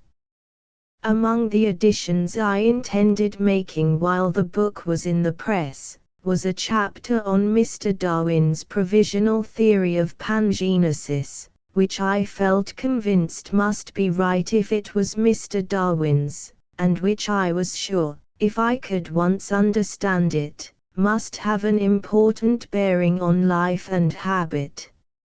I had not as yet seen that the principle I was contending for was Darwinian, not neo-Darwinian. My pages still teemed with allusions to natural selection, and I sometimes allowed myself to hope that life and habit was going to be an adjunct to Darwinism which no one would welcome more gladly than Mr. Darwin himself. At this time I had a visit from a friend, who kindly called to answer a question of mine, relative, if I remember rightly, to pangenesis.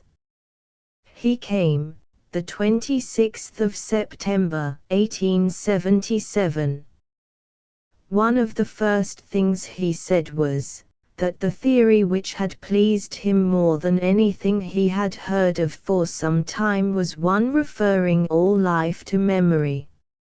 I said that was exactly what I was doing myself, and inquired where he had met with his theory. He replied that Professor Ray Lankester had written a letter about it in Nature some time ago, but he could not remember exactly when, and had given extracts from a lecture by Professor Ewald Hearing, who had originated the theory.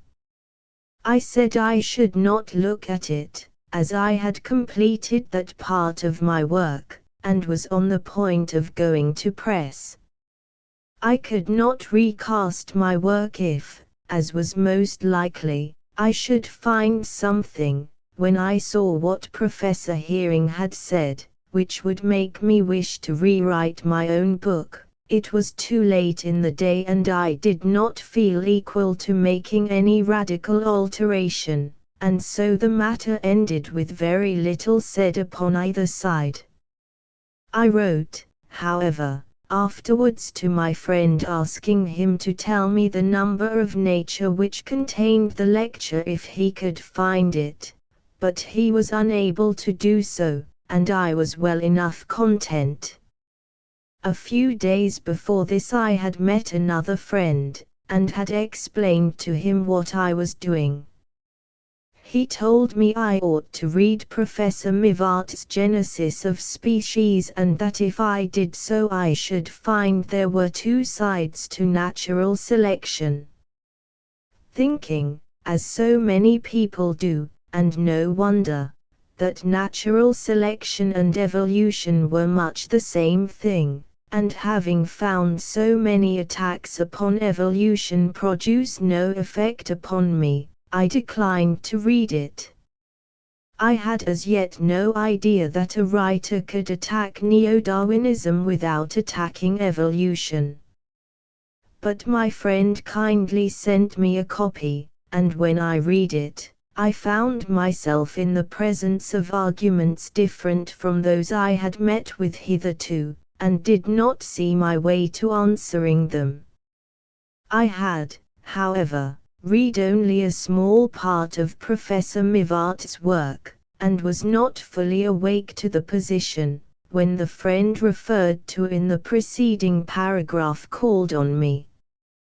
When I had finished the Genesis of Species, I felt that something was certainly wanted which should give a definite aim to the variations whose accumulation was to amount ultimately to specific and generic differences, and that without this there could have been no progress in organic development. I got the latest edition of The Origin of Species in order to see how Mr. Darwin met Professor Mivart, and found his answers in many respects unsatisfactory. I had lost my original copy of The Origin of Species and had not read the book for some years. I now set about reading it again, and came to the chapter on instinct, where I was horrified to find the following passage: "But it would be a serious error to suppose that the greater number of instincts have been acquired by habit in one generation and then transmitted by inheritance to the succeeding generations.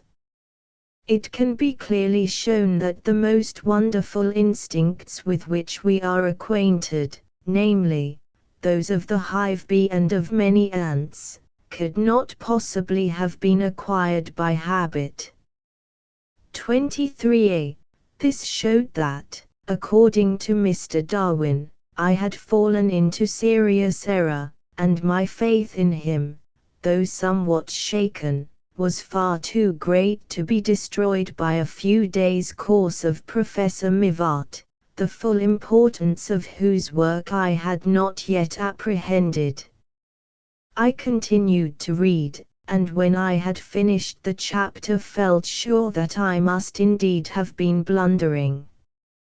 The concluding words, "I am surprised that no one has hitherto advanced this demonstrative case of neuter insects against the well-known doctrine of inherited habit as advanced by Lamarck," 23b, were positively awful. There was a quiet consciousness of strength about them which was more convincing than any amount of more detailed explanation.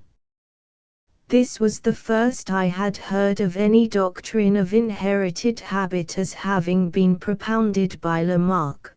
The passage stands in the first edition, the well-known doctrine of Lamarck p. 242. And now to find that I had been only busying myself with a stale theory of this long since exploded charlatan, with my book 3 parts written and already in the press, it was a serious scare.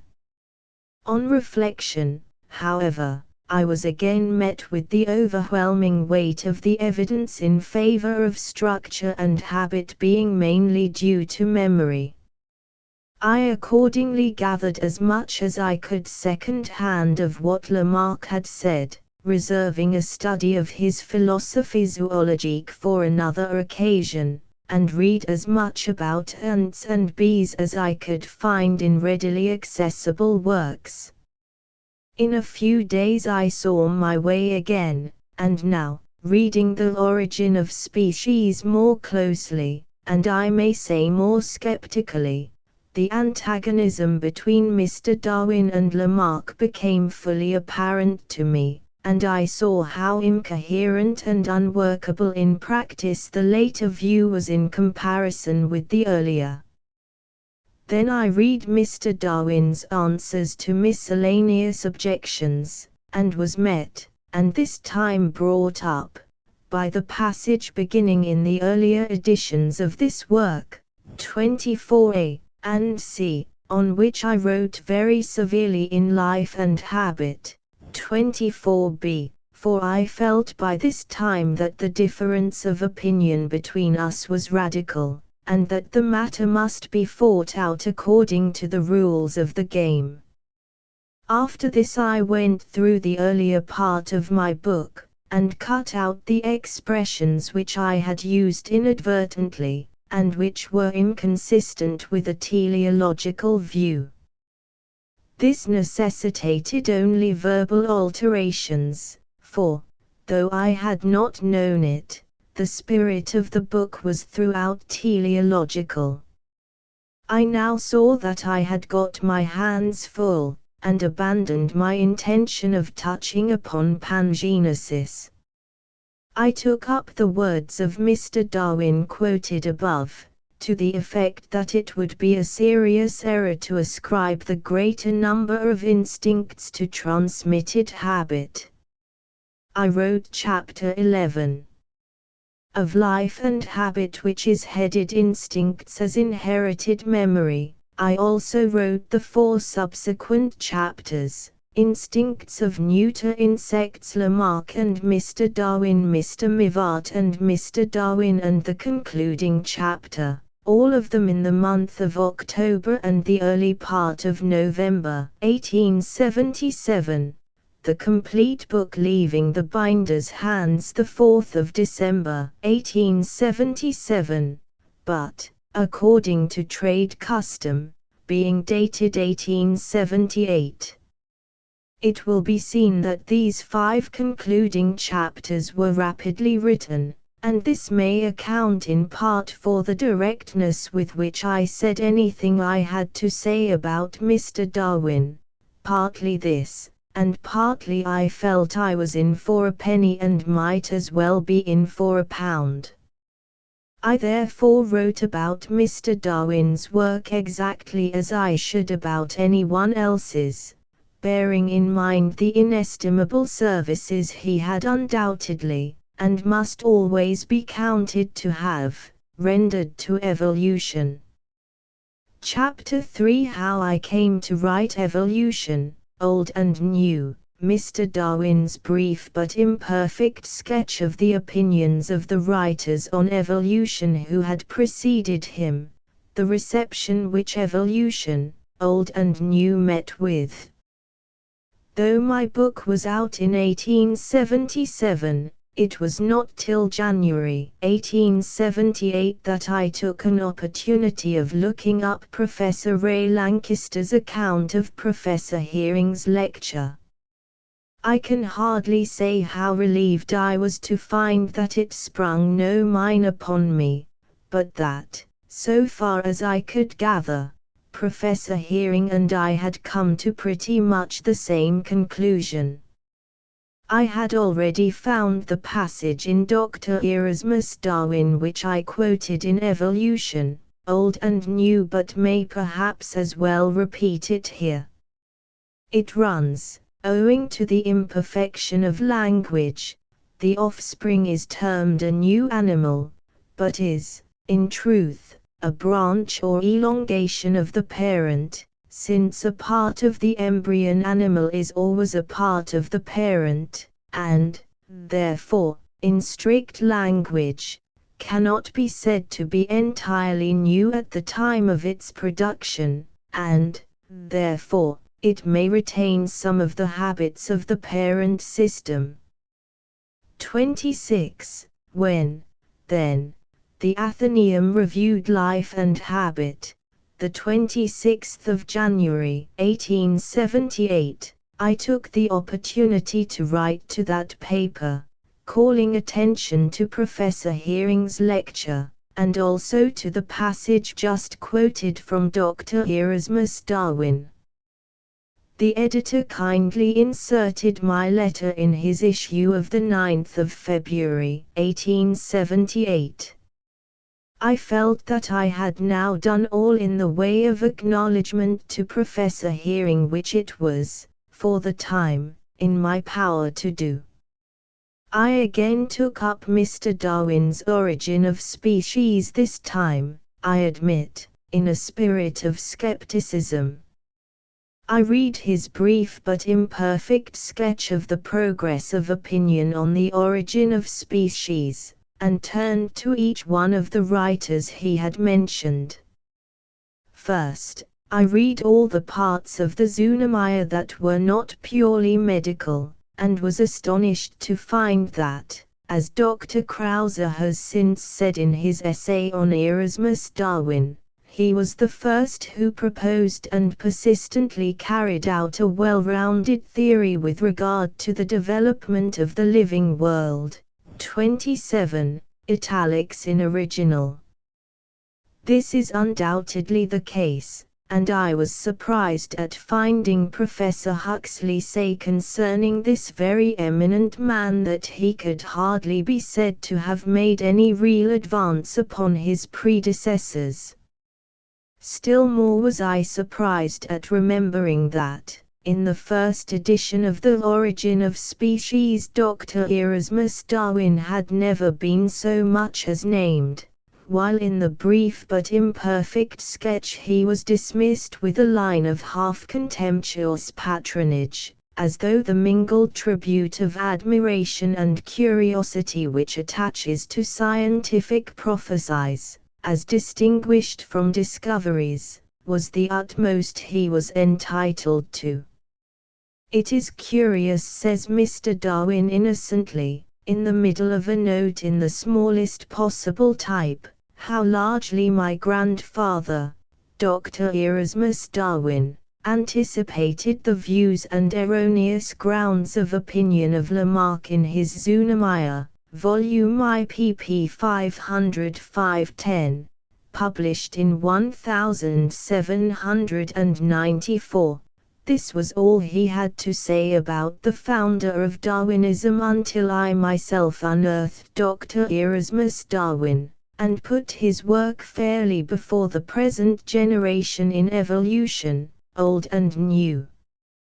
6 months after I had done this, I had the satisfaction of seeing that Mr. Darwin had woke up to the propriety of doing much the same thing, and that he had published an interesting and charmingly written memoir of his grandfather, of which more anon. Not that Dr. Darwin was the first to catch sight of a complete theory of evolution. Buffon was the first to point out that, in view of the known modifications which had been effected among our domesticated animals and cultivated plants, the ass and the horse should be considered as, in all probability, descended from a common ancestor. Yet, if this is so, he writes, if the point were once gained that among animals and vegetables there had been, I do not say several species, but even a single one, which had been produced in the course of direct descent from another species, if, for example, it could be once shown that the ass was but a degeneration from the horse, then there is no further limit to be set to the power of nature, and we should not be wrong in supposing that, with sufficient time, she has evolved all other organized forms from one primordial type. 28a. It on eneroit pas tort de supposer, qdunseul et soutire avec le tempstus les autres organizes. This, I imagine, in spite of Professor Huxley's dictum, is contributing a good deal to the general doctrine of evolution, for though Descartes and Leibniz may have thrown out hints pointing more or less broadly in the direction of evolution, some of which Professor Huxley has quoted, he has adduced nothing approaching to the passage from Buffon given above, either in respect of the clearness with which the conclusion intended to be arrived at is pointed out, or the breadth of view with which the whole ground of animal and vegetable nature is covered. The passage referred to is only one of many to the same effect, and must be connected with one quoted in Evolution, Old and New, 28b, from p. 13 of Buffon's first volume, which appeared in 1749, and than which nothing can well point more plainly in the direction of evolution. It is not easy, therefore, to understand why Professor Huxley should give 1753-78 as the date of Buffon's work, nor yet why he should say that Buffon was at first a partisan of the absolute immutability of species, 29a, unless, indeed, we suppose he has been content to follow that very unsatisfactory writer, Isidore Geoffroy Saint-Hilaire, who falls into this error, and says that Buffon's first volume on animals appeared 1753, without verifying him, and without making any reference to him. Professor Huxley quotes a passage from the Palingenesi Philosophicae of Bonnet, of which he says that, making allowance for his peculiar views on the subject of generation, they bear no small resemblance to what is understood by evolution at the present day. The most important parts of the passage quoted are as follows. Should I be going too far if I were to conjecture that the plants and animals of the present day have arisen by a sort of natural evolution from the organized beings which peopled the world in its original state as it left the hands of the Creator? In the outset, organized beings were probably very different from what they are now, as different as the original world is from our present one. We have no means of estimating the amount of these differences, but it is possible that even our ablest naturalist, if transplanted to the original world, would entirely fail to recognize our plants and animals therein. 29b. But this is feeble in comparison with Buffon, and did not appear till 1769, when Buffon had been writing on evolution for fully 20 years with the eyes of scientific Europe upon him. Whatever concession to the opinion of Buffon Bonnet may have been inclined to make in 1769, in 1764, when he published his Contemplation de la Nature, and in 1762 when his Considerations sur les corps organs appeared, he cannot be considered to have been a supporter of evolution. I went through these works in 1878 when I was writing Evolution, Old and New, to see whether I could claim him as on my side. But though frequently delighted with his work, I found it impossible to press him into my service.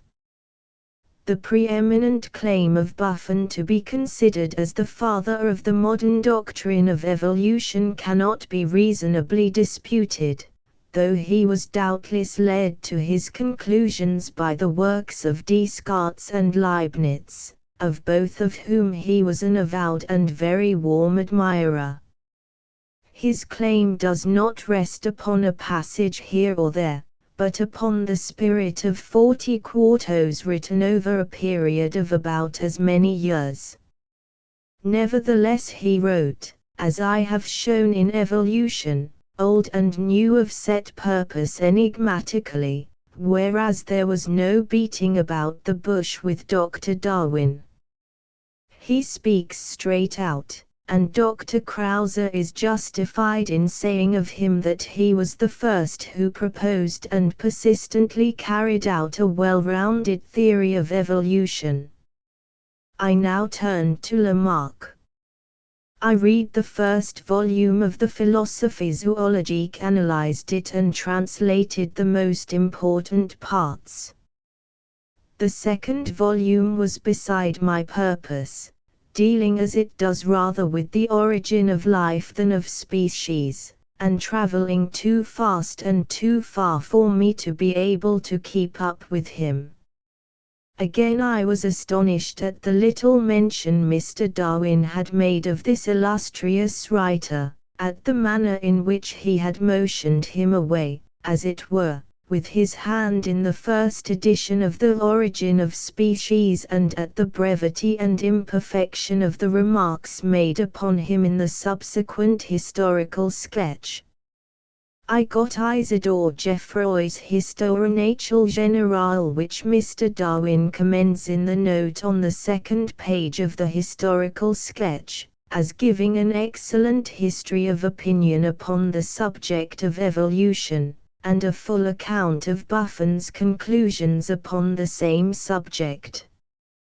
This at least is what I supposed Mr. Darwin to mean. What he said was that Isidore Geoffroy gives an excellent history of opinion on the subject of the date of the first publication of Lamarck, and that in his work there is a full account of Buffon's fluctuating conclusions upon the same subject. 31. But Mr. Darwin is a more than commonly puzzling writer. I read what M. Geoffroy had to say upon Buffon, and was surprised to find that, after all, according to M. Geoffroy, Buffon, and not Lamarck, was the founder of the theory of evolution. His name, as I have already said, was never mentioned in the first edition of The Origin of Species. M. Geoffroy goes into the accusations of having fluctuated in his opinions, which he tells us have been brought against Buffon, and comes to the conclusion that they are unjust, as anyone else will do who turns to Buffon himself. Mr. Darwin, however, in the brief but imperfect sketch catches at the accusation, and repeats it while saying nothing whatever about the defense. The following is still all he says. The first author who in modern times has treated evolution in a scientific spirit was Buffon. But as his opinions fluctuated greatly at different periods, and as he does not enter on the causes or means of the transformation of species, I need not here enter on details. On the next page, in the note last quoted, Mr. Darwin originally repeated the accusation of Buffon's having been fluctuating in his opinions, and appeared to give it the imprimatur of Isidore Geoffroy's approval, the fact being that Isidore Geoffroy only quoted the accusation in order to refute it, and though, I suppose, meaning well, did not make half the case he might have done, and abounds with misstatements. My readers will find this matter particularly dealt with in Evolution, Old and New Chapter X. I gather that someone must have complained to Mr. Darwin of his saying that Isidore Geoffroy gave an account of Buffon's fluctuating conclusions concerning evolution, when he was doing all he knew to maintain that Buffon's conclusions did not fluctuate, for I see that in the edition of 1876 the word fluctuating has dropped out of the note in question, and we now learn that Isidore Geoffroy gives a full account of Buffon's conclusions without the fluctuating. But Buffon has not taken much by this, for his opinions are still left fluctuating greatly at different periods on the preceding page, and though he still was the first to treat evolution in a scientific spirit, he still does not enter upon the causes or means of the transformation of species. No one can understand Mr. Darwin who does not collate the different editions of The Origin of Species with some attention. When he has done this, he will know what Newton meant by saying he felt like a child playing with pebbles upon the seashore. One word more upon this note before I leave it. Mr. Darwin speaks of Isidore Geoffroy's history of opinion as excellent and his account of Buffon's opinions as full. I wonder how well qualified he is to be a judge of these matters. If he knows much about the earlier writers, he is the more inexcusable for having said so little about them. If little, what is his opinion worth? To return to the brief but imperfect sketch. I do not think I can ever again be surprised at anything Mr. Darwin may say or do, but if I could, I should wonder how a writer who did not enter upon the causes or means of the transformation of species and whose opinions fluctuated greatly at different periods can be held to have treated evolution in a scientific spirit. Nevertheless, when I reflect upon the scientific reputation Mr. Darwin has attained, and the means by which he has won it, I suppose the scientific spirit must be much what he here implies.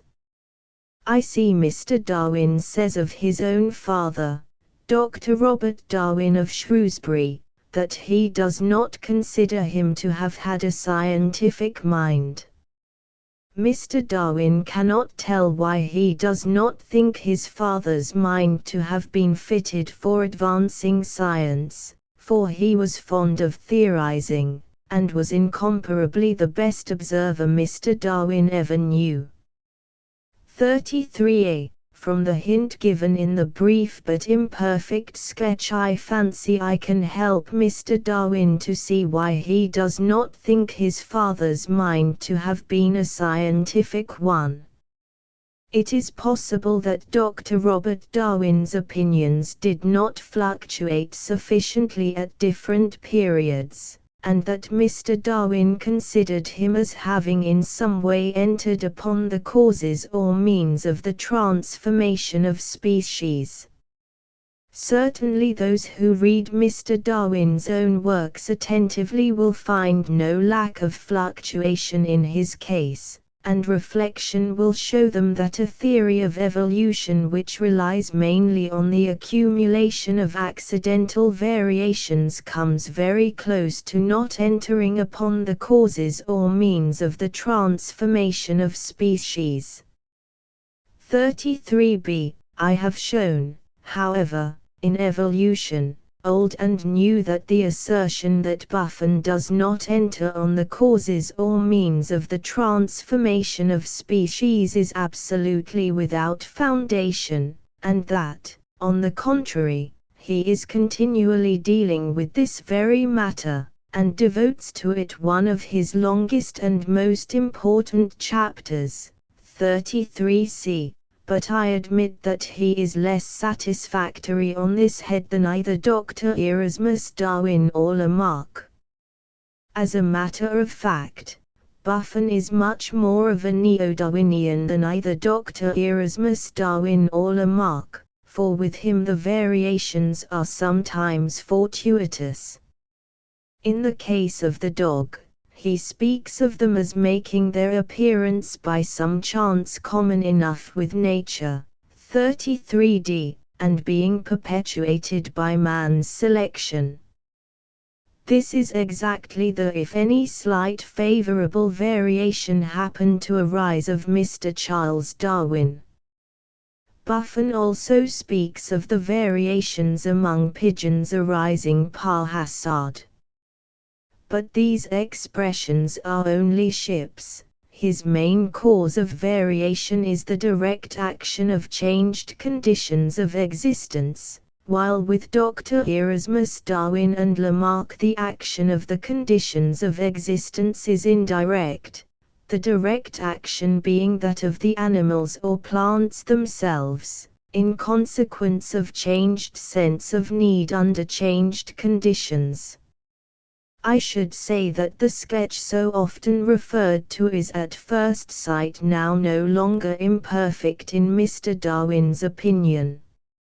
It was brief but imperfect in 1861 and in 1866, but in 1876 I see that it is brief only.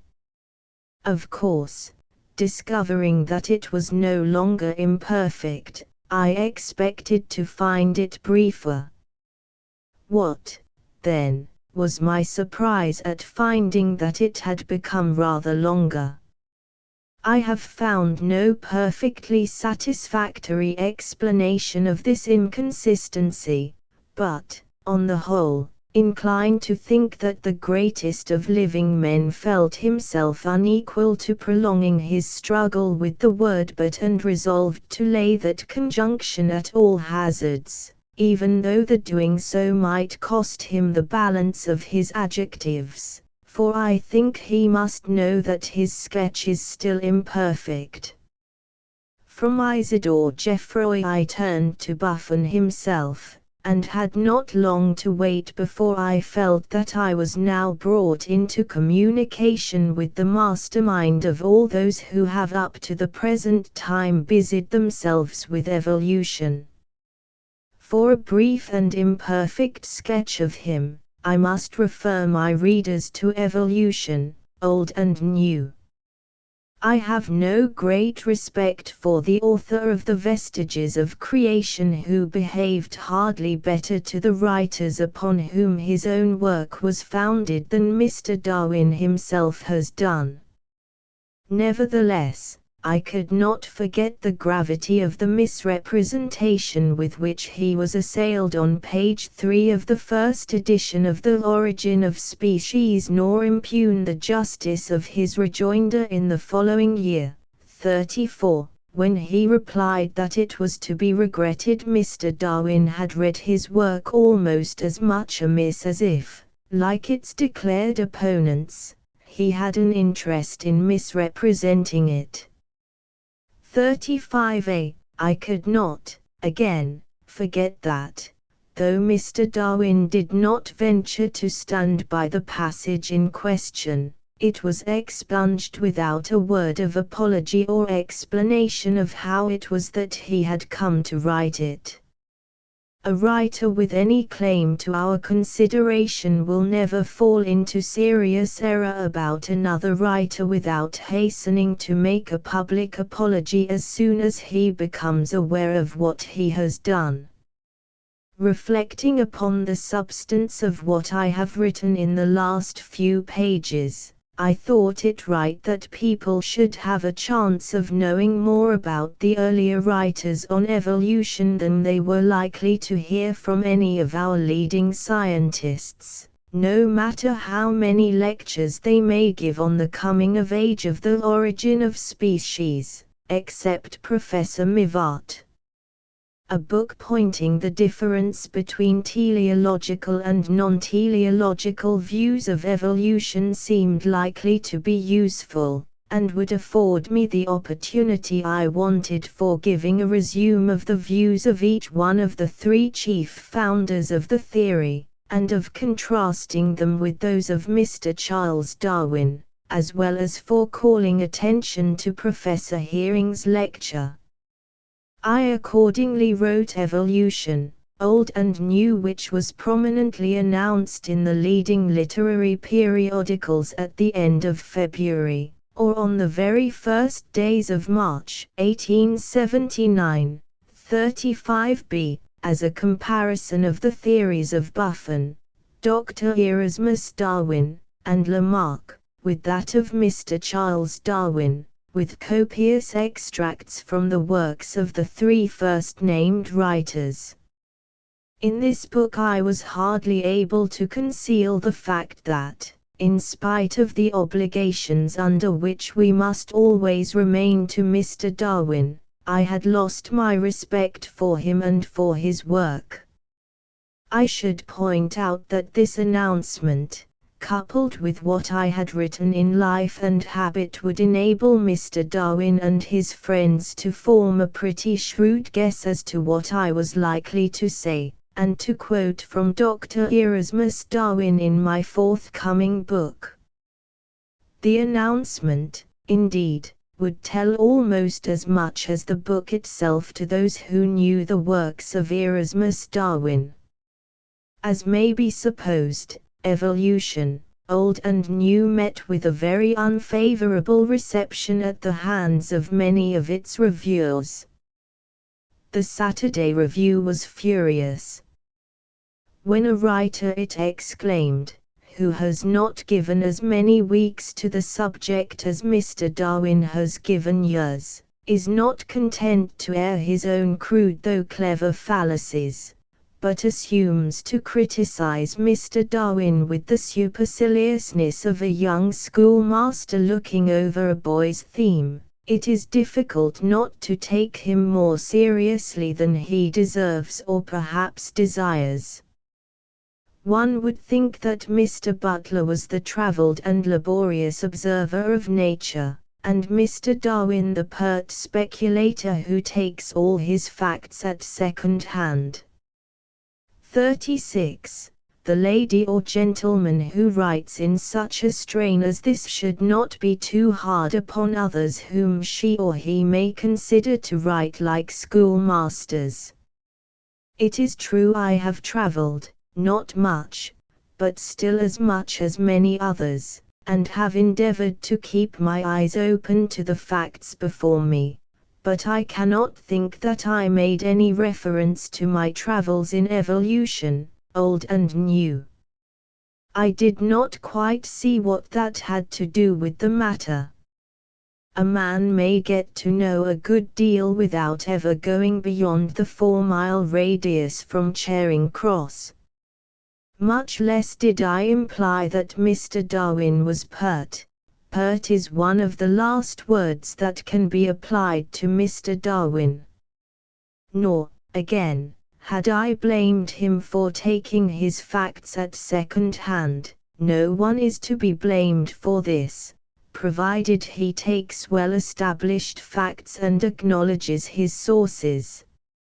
Mr. Darwin has generally gone to good sources. The ground of complaint against him is that he muddied the water after he had drawn it, and tacitly claimed to be the rightful owner of the spring, on the score of the damage he had effected. Notwithstanding, however, the generally hostile, or more or less contemptuous, reception which evolution, old and new met with, there were some reviews, as, for example, those in the Field, 37a, the Daily Chronicle, 37b, the Athenaeum, 37c, the Journal of Science, 37d, the British Journal of Homeopathy, 37e, the Daily News, 37f, the Popular Science Review, 37g, which were all I could expect or wish. Chapter 4: The manner in which Mr. Darwin met evolution, old and new. By far the most important notice of evolution, old and new, was that taken by Mr. Darwin himself. For I can hardly be mistaken in believing that Dr. Krause's article would have been allowed to repose unaltered in the pages of the well-known German scientific journal, Cosmos, unless something had happened to make Mr. Darwin feel that his reticence concerning his grandfather must now be ended. Mr. Darwin, indeed, gives me the impression of wishing me to understand that this is not the case. At the beginning of this year he wrote to me, in a letter which I will presently give in full, that he had obtained Dr. Krause's consent for a translation, and had arranged with Mr. Dallas, before my book was announced. I remember this, he continues, because Mr. Dallas wrote to tell me of the advertisement. But Mr. Darwin is not a clear writer, and it is impossible to say whether he is referring to the announcement of evolution, Old and New, in which case he means that the arrangements for the translation of Dr. Krause's article were made before the end of February 1879, and before any public intimation could have reached him as to the substance of the book on which I was then engaged, or to the advertisements of its being now published, which appeared at the beginning of May, in which case, as I have said above, Mr. Darwin and his friends had for some time had full opportunity of knowing what I was about. I believe, however, Mr. Darwin to intend that he remembered the arrangements having been made before the beginning of May, his use of the word announced instead of advertised being an accident, but let this pass. Some time after Mr. Darwin's work appeared in November 1879, I got it, and looking at the last page of the book, I read as follows: They, the elder Darwin and Lamarck, explain the adaptation to purpose of organisms by an obscure impulse or sense of what is purpose-like, yet even with regard to man we are in the habit of saying that one can never know what so-and-so is good for. The purpose-like is that which approves itself, and not always that which is struggled for by obscure impulses and desires. Just in the same way the beautiful is what pleases.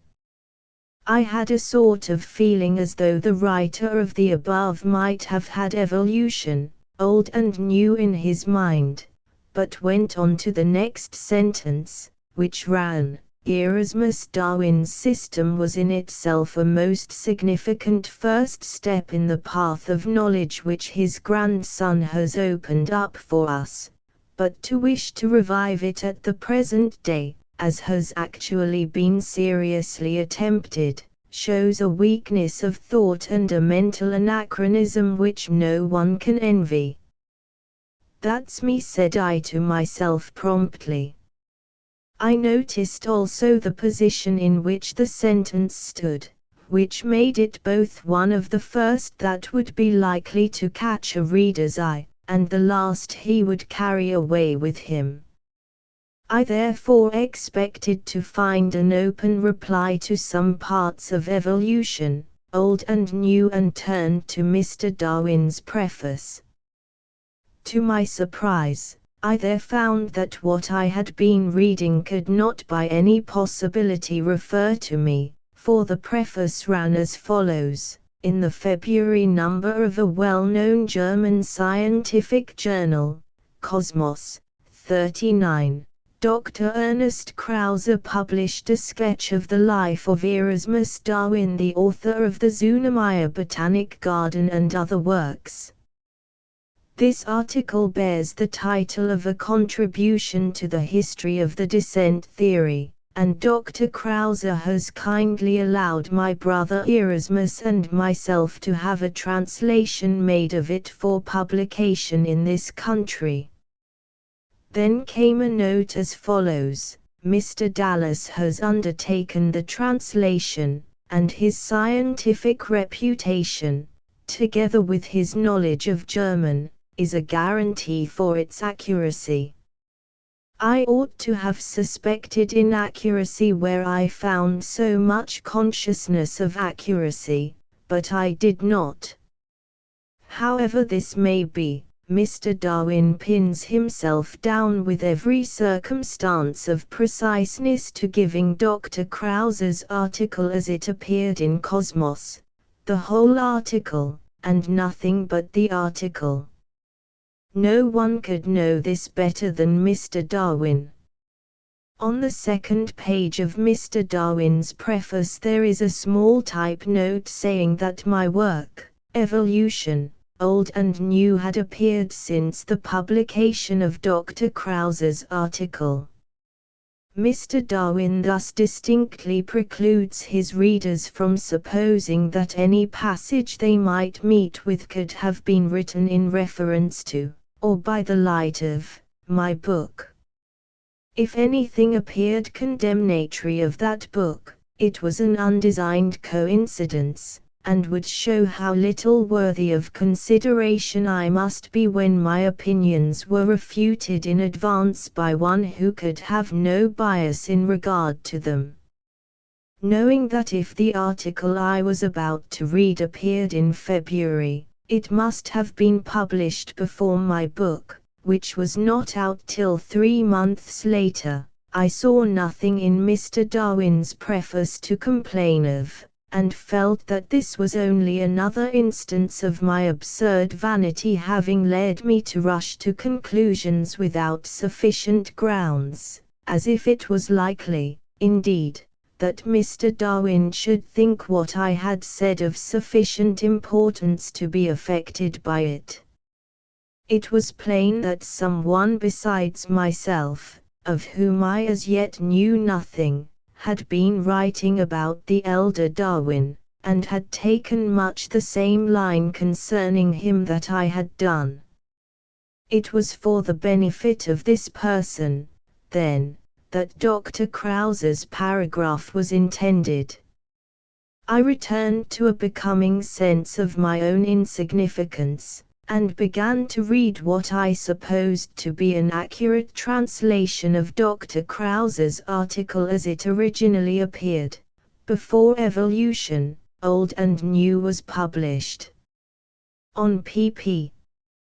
3 and 4 of Dr. Krause's part of Mr. Darwin's book, pp. 133 and 134 of the book itself, I detected a sub-apologetic tone which a little surprised me, and a notice of the fact that Coleridge when writing on Stillingfleet had used the word Darwinizing. Mr. Garnett had called my attention to this, and I had mentioned it in Evolution, Old and New, but the paragraph only struck me as being a little odd. When I got a few pages farther on, p. 147 of Mr. Darwin's book, I found a long quotation from Buffon about rudimentary organs, which I had quoted in Evolution, Old and New. I observed that Dr. Krause used the same edition of Buffon that I did, and began his quotation 2 lines from the beginning of Buffon's paragraph, exactly as I had done, also that he had taken his nominative from the omitted part of the sentence across a full stop, as I had myself taken it. A little lower I found a line of Buffon's omitted which I had given, but I found that at that place I had inadvertently left 2 pair of inverted commas which ought to have come out. 41, having intended to end my quotation, but changed my mind and continued it without erasing the commas. It seemed to me that these commas had bothered Dr. Krause, and made him think it safer to leave something out, for the line he omits is a very good one. I noticed that he translated mis com nous volons tuyas tout rapporter aun certain but we, always wishing to refer and see, while I had it, but we, ever on the lookout to refer and see. And nous any phasons pas attention q nous ultrans la philosophy, we fail to see that thus we deprive philosophy of her true character, whereas I had we fail to see that we thus rob philosophy of her true character. This last was too much, and though it might turn out that Dr. Krause had quoted this passage before I had done so, had used the same edition as I had begun 2 lines from the beginning of a paragraph as I had done, and that the later resemblances were merely due to Mr. Dallas having compared Dr. Krause's German translation of Buffon with my English, and very properly made use of it when he thought fit, it looked prima facie more as though my quotation had been copied in English as it stood, and then altered, but not quite altered enough. This, in the face of the preface, was incredible, but so many points had such an unpleasant aspect, that I thought it better to send for Cosmos and see what I could make out. At this time I knew not one word of German.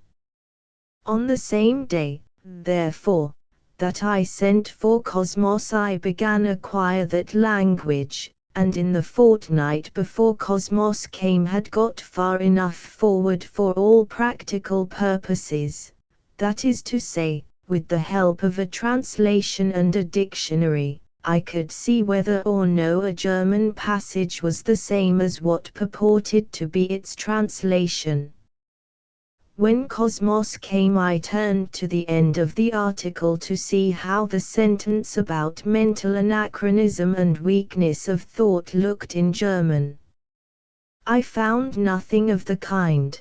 The original article ended with some innocent rhyming doggerel about somebody going on and exploring something with eagle eye, but 10 lines from the end I found a sentence which corresponded with 6 pages from the end of the English translation. After this there could be little doubt that the whole of these last 6 English pages were spurious matter. What little doubt remained was afterwards removed by my finding that they had no place in any part of the genuine article. I looked for the passage about Coleridge's using the word Darwinizing. It was not to be found in the German. I looked for the piece I had quoted from Buffon about rudimentary organs, but there was nothing of it, nor indeed any reference to Buffon. It was plain, therefore, that the article which Mr. Darwin had given was not the one he professed to be giving. I read Mr. Darwin's preface over again to see whether he left himself any loophole. There was not a chink or cranny through which escape was possible. The only inference that could be drawn was either that someone had imposed upon Mr. Darwin, or that Mr. Darwin, although it was not possible to suppose him ignorant of the interpolations that had been made, nor of the obvious purpose of the concluding sentence, had nevertheless palmed off an article which had been added to and made to attack evolution, old and new, as though it were the original article which appeared before that book was written. I could not and would not believe that Mr. Darwin had condescended to this. Nevertheless, I saw it was necessary to sift the whole matter, and began to compare the German and the English articles paragraph by paragraph. On the first page I found a passage omitted from the English, which with great labor I managed to get through, and can now translate as follows. Alexander von Humboldt used to take pleasure in recounting how powerfully Forster's pictures of the South Sea Islands and St. Pierre's illustrations of nature had provoked his ardor for travel and influenced his career as a scientific investigator. How much more impressively must the works of Dr. Erasmus Darwin, with their reiterated foreshadowing of a more lofty interpretation of nature, have affected his grandson, who in his youth assuredly approached them with the devotion due to the works of a renowned poet. 43. I then came upon a passage common to both German and English, which in its turn was followed in the English by the sub-apologetic paragraph which I had been struck with on first reading, and which was not in the German, its place being taken by a much longer passage which had no place in the English. A little farther on I was amused at coming upon the following, and at finding it wholly transformed in the supposed accurate translation, How must this early and penetrating explanation of rudimentary organs have affected the grandson when he read the poem of his ancestor?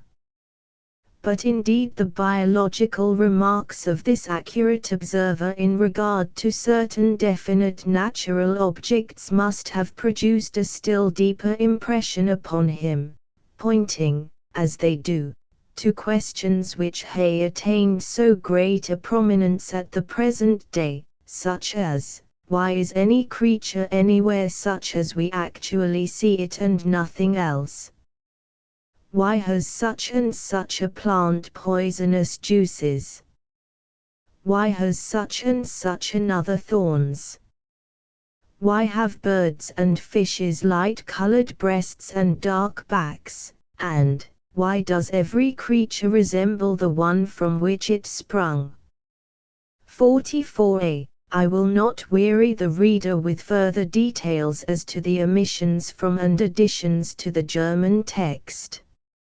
Let it suffice that the so-called translation begins on p. 131 and ends on p. 216 of Mr. Darwin's book. There is new matter on each one of the pp. 132-139, while almost the whole of pp. 147-152 inclusive, and the whole of pp. 211-216 inclusive, are spurious, that is to say, not what the purport to be, not translations from an article that was published in February 1879, and before evolution, old and new, but interpolations not published till 6 months after that book. Bearing in mind the contents of 2 of the added passages and the tenor of the concluding sentence quoted above, 44b, I could no longer doubt that the article had been altered by the light of and with a view to evolution, old and new. The steps are perfectly clear. First, Dr. Krause published his article in Cosmos and my book was announced, its purport being thus made obvious, both in the month of February 1879. Soon afterwards arrangements were made for a translation of Dr. Krause's essay, and were completed by the end of April. Then my book came out, and in some way or other Dr. Krause happened to get hold of it. He helped himself, not too much, but to enough, made what other additions to and omissions from his article he thought would best meet evolution, old and new, and then fell to condemning that book in a finale that was meant to be crushing. Nothing was said about the revision which Dr. Krause's work had undergone, but it was expressly and particularly declared in the preface that the English translation was an accurate version of what appeared in the February number of Cosmos, and no less expressly and particularly stated that my book was published subsequently to this. Both these statements are untrue, they are in Mr. Darwin's favor and prejudicial to myself. All this was done with that well-known happy simplicity of which the Pall Mall Gazette, the 12th of December, 1879, declared that Mr. Darwin was a master. The final sentence, about the weakness of thought and mental anachronism which no one can envy, was especially successful. The reviewer in the Pall Mall Gazette just quoted from gave it in full, and said that it was thoroughly justified. He then mused forth a general gnome that the confidence of writers who deal in semi-scientific paradoxes is commonly in inverse proportion to their grasp of the subject. Again my vanity suggested to me that I was the person for whose benefit this gnome was intended. My vanity, indeed, was well fed by the whole transaction, for I saw that not only did Mr. Darwin, who should be the best judge, think my work worth notice, but that he did not venture to meet it openly. As for Dr. Krause's concluding sentence, I thought that when a sentence had been antedated, the less it contained about anachronism the better. Only one of the reviews that I saw of Mr. Darwin's Life of Erasmus Darwin showed any knowledge of the facts. The Popular Science Review for January 1880, in flat contradiction to Mr. Darwin's preface, said that only part of Dr. Krause's article was being given by Mr. Darwin. This reviewer had plainly seen both Cosmos and Mr. Darwin's book. In the same number of the Popular Science Review, and immediately following the review of Mr. Darwin's book, there is a review of Evolution, Old and New.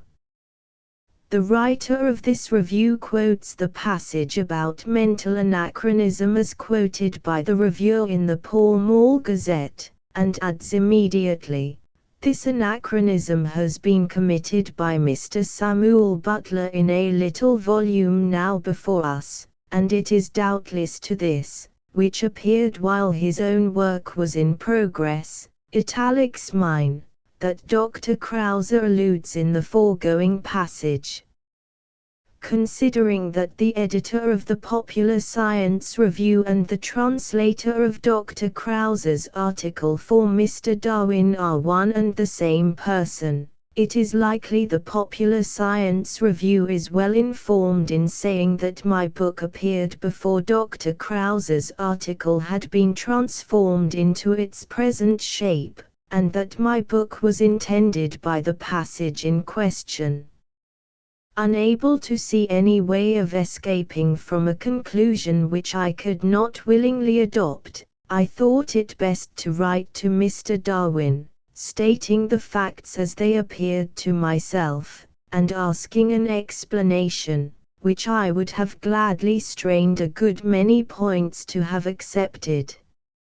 It is better, perhaps, that I should give my letter and Darwin's answer in full. My letter ran thus, the 2nd of January, 1880. Charles Darwin, Esquire, F.R.S., and C. Dear Sir, will you kindly refer me to the edition of Cosmos which contains the text of Dr. Krause's article on Dr. Erasmus Darwin, as translated by Mr. W. S. Dallas. I have before me the last February number of Cosmos, which appears by your preface to be the one from which Mr. Dallas has translated, but his translation contains long and important passages which are not in the February number of Cosmos, while many passages in the original article are omitted in the translation. Among the passages introduced are the last 6 pages of the English article, which seem to condemn by anticipation the position I have taken as regards Dr. Erasmus Darwin in my book, Evolution, Old and New, and which I believe I was the first to take. The concluding, and therefore, perhaps, most prominent sentence of the translation you have given to the public stands thus: Erasmus Darwin's system was in itself a most significant first step in the path of knowledge which his grandson has opened up for us, but to wish to revive it at the present day, as has actually been seriously attempted, shows a weakness of thought and a mental anachronism which no man can envy. The Cosmos which has been sent me from Germany contains no such passage. As you have stated in your preface that my book, Evolution, Old and New, appeared subsequently to Dr. Krause's article, and as no intimation is given that the article has been altered and added to since its original appearance, while the accuracy of the translation as though from the February number of Cosmos is, as you expressly say, guaranteed by Mr. Dallas's scientific reputation together with his knowledge of German, your readers will naturally suppose that all they read in the translation appeared in February last, and therefore before Evolution, Old and New was written, and therefore independently of, and necessarily without reference to, that book. I do not doubt that this was actually the case, but have failed to obtain the edition which contains the passage above referred to, and several others which appear in the translation. I have a personal interest in this matter, and venture, therefore, to ask for the explanation which I do not doubt you will readily give me. Yours faithfully, S. Butler. The following is Mr. Darwin's answer, the 3rd of January, 1880. My dear Sir, Dr. Krause, soon after the appearance of his article in Cosmos told me that he intended to publish it separately and to alter it considerably, and the altered MS was sent to Mr. Dallas for translation. This is so common a practice that it never occurred to me to state that the article had been modified, but now I much regret that I did not do so. The original will soon appear in German, and I believe will be a much larger book than the English one, for, with Dr. Krause's consent, many long extracts from Miss Wood were omitted, as well as much other matter, from being in my opinion superfluous for the English reader. I believe that the omitted parts will appear as notes in the German edition. Should there be a reprint of the English Life, I will state that the original as it appeared in Cosmos was modified by Dr. Krause before it was translated. I may add that I had obtained Dr. Krause's consent for a translation, and had arranged with Mr. Dallas before your book was announced. I remember this because Mr. Dallas wrote to tell me of the advertisement. I remain, yours faithfully, C. Darwin. This was not a letter I could accept. If Mr. Darwin had said that by some inadvertence, which he was unable to excuse or account for, a blunder had been made which he would at once correct so far as was in his power by a letter to the Times or the Athenaeum, and that a notice of the erratum should be printed on a flyleaf and pasted into all unsold copies of the Life of Erasmus Darwin, there would have been no more heard about the matter from me. But when Mr. Darwin maintained that it was a common practice to take advantage of an opportunity of revising a work to interpolate a covert attack upon an opponent, and at the same time to misstate the interpolated matter by expressly stating that it appeared months sooner than it actually did, and prior to the work which it attacked, when he maintained that what was being done was so common a practice that it never occurred to him, the writer of some 20 volumes, to do what all literary men must know to be inexorably requisite. I thought this was going far beyond what was permissible in honorable warfare, and that it was time, in the interests of literary and scientific morality, even more than in my own, to appeal to public opinion.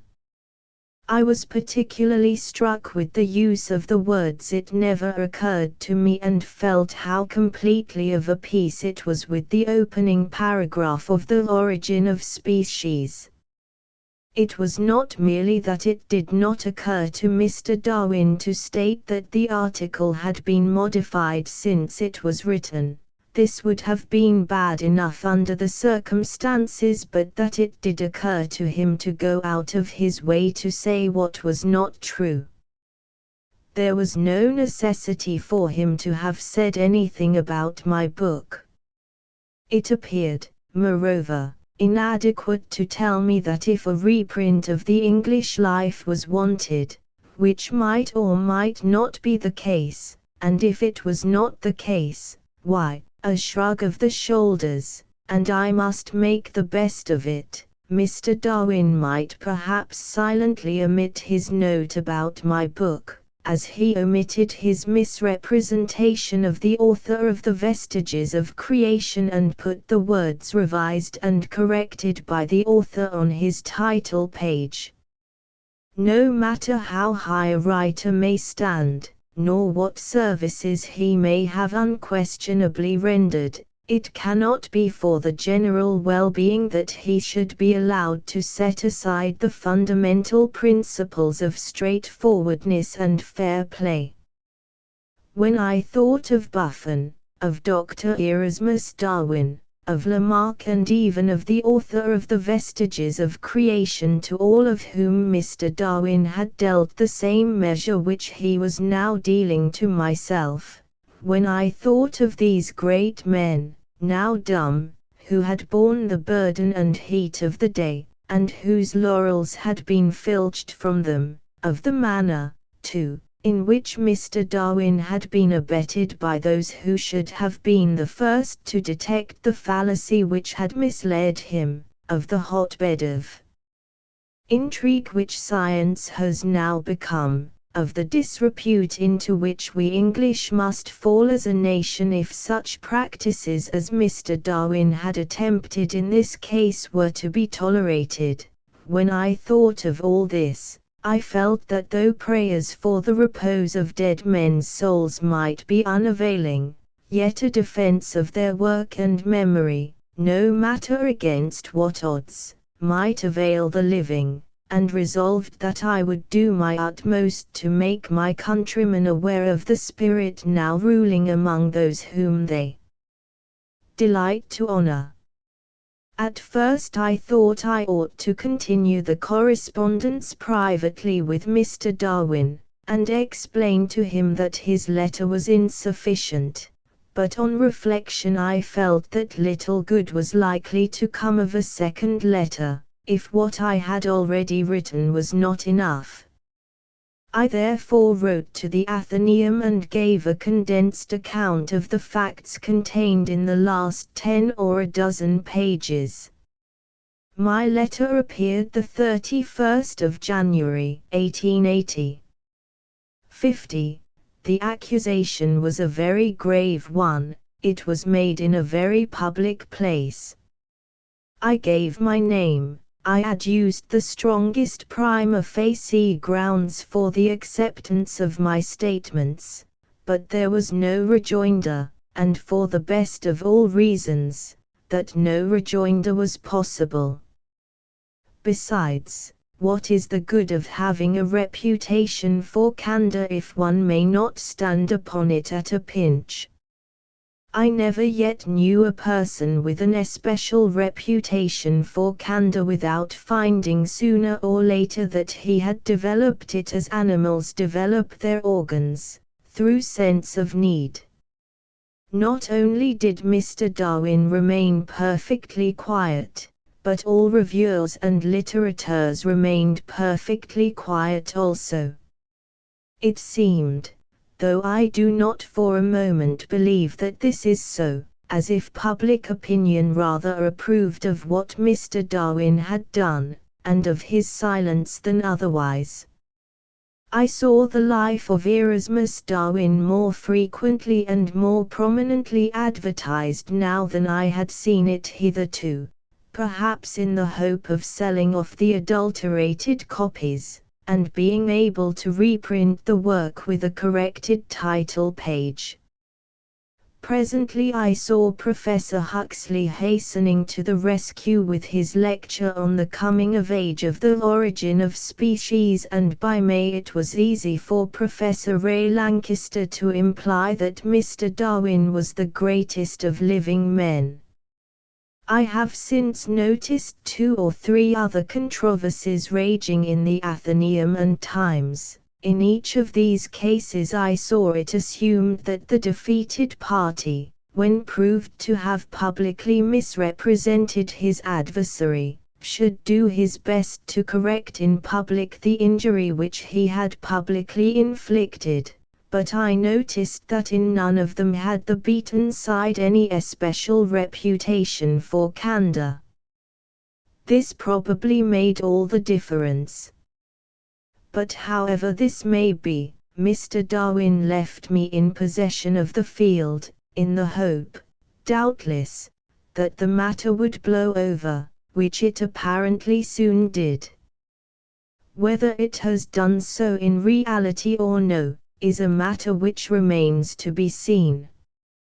My own belief is that people paid no attention to what I said, as believing it simply incredible, and that when they come to know that it is true, they will think as I do concerning it. From ladies and gentlemen of science I admit that I have no expectations. There is no conduct so dishonorable that people will not deny it or explain it away, if it has been committed by one whom they recognize as of their own persuasion. It must be remembered that facts cannot be respected by the scientist in the same way as by other people.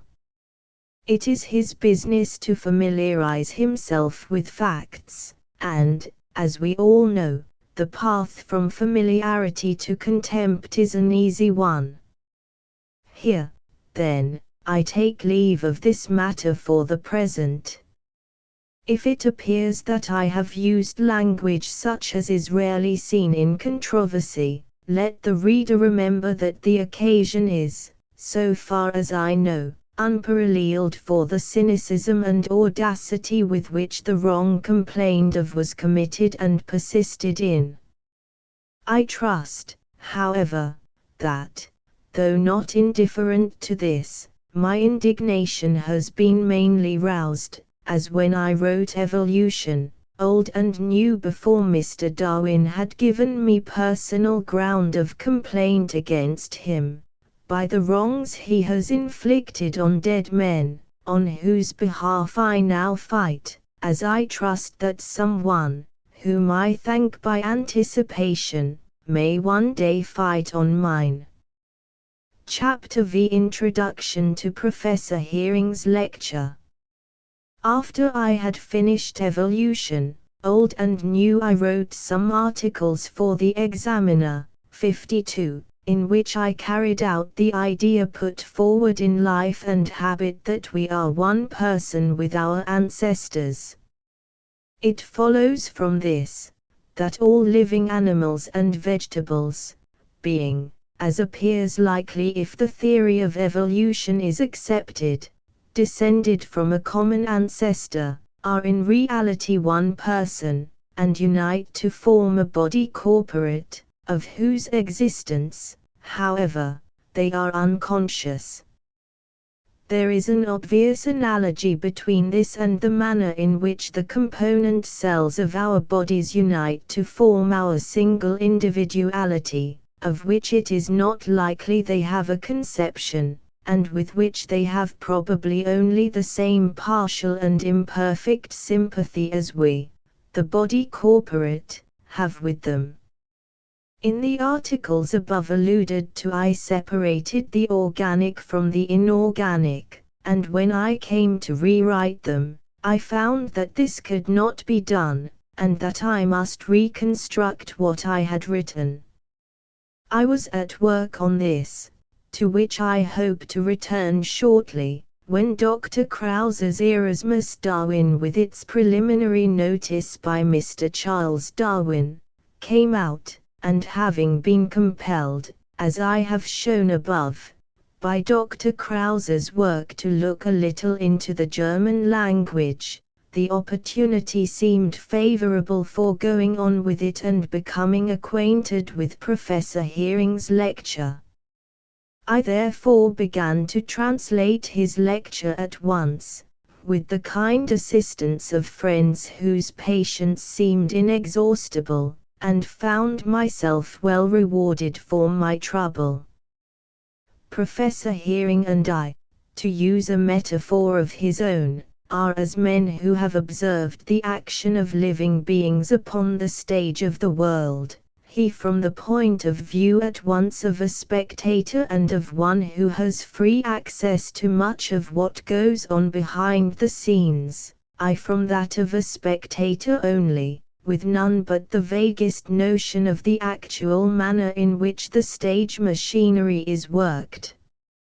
If two men so placed, after years of reflection, arrive independently of one another at an identical conclusion as regards the manner in which this machinery must have been invented and perfected, it is natural that each should take a deep interest in the arguments of the other, and be anxious to put them forward with the utmost possible prominence. It seems to me that the theory which Professor Heering and I are supporting in common, is one the importance of which is hardly inferior to that of the theory of evolution itself, for it puts the backbone, as it were, into the theory of evolution. I shall therefore make no apology for laying my translation of Professor Heering's work before my reader. Concerning the identity of the main idea put forward in Life and Habit with that of Professor Heering's lecture, there can hardly, I think, be two opinions. We both of us maintain that we grow our limbs as we do, and possess the instincts we possess, because we remember having grown our limbs in this way, and having had these instincts in past generations when we were in the persons of our forefathers, each individual life adding a small, but so small, in any one lifetime, as to be hardly appreciable, amount of new experience to the general store of memory, that we have thus got into certain habits which we can now rarely break, and that we do much of what we do unconsciously on the same principle as that, whatever it is, on which we do all other habitual actions, with the greater ease and unconsciousness the more often we repeat them.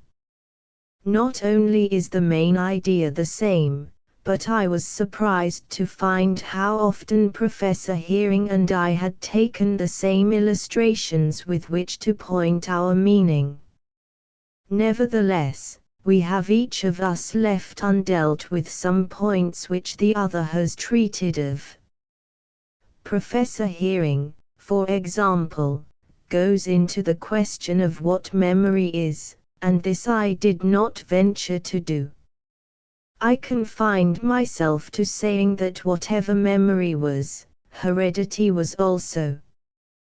Professor Heering adds that memory is due to vibrations of the molecules of the nerve fibers, which under certain circumstances recur, and bring about a corresponding recurrence of visible action.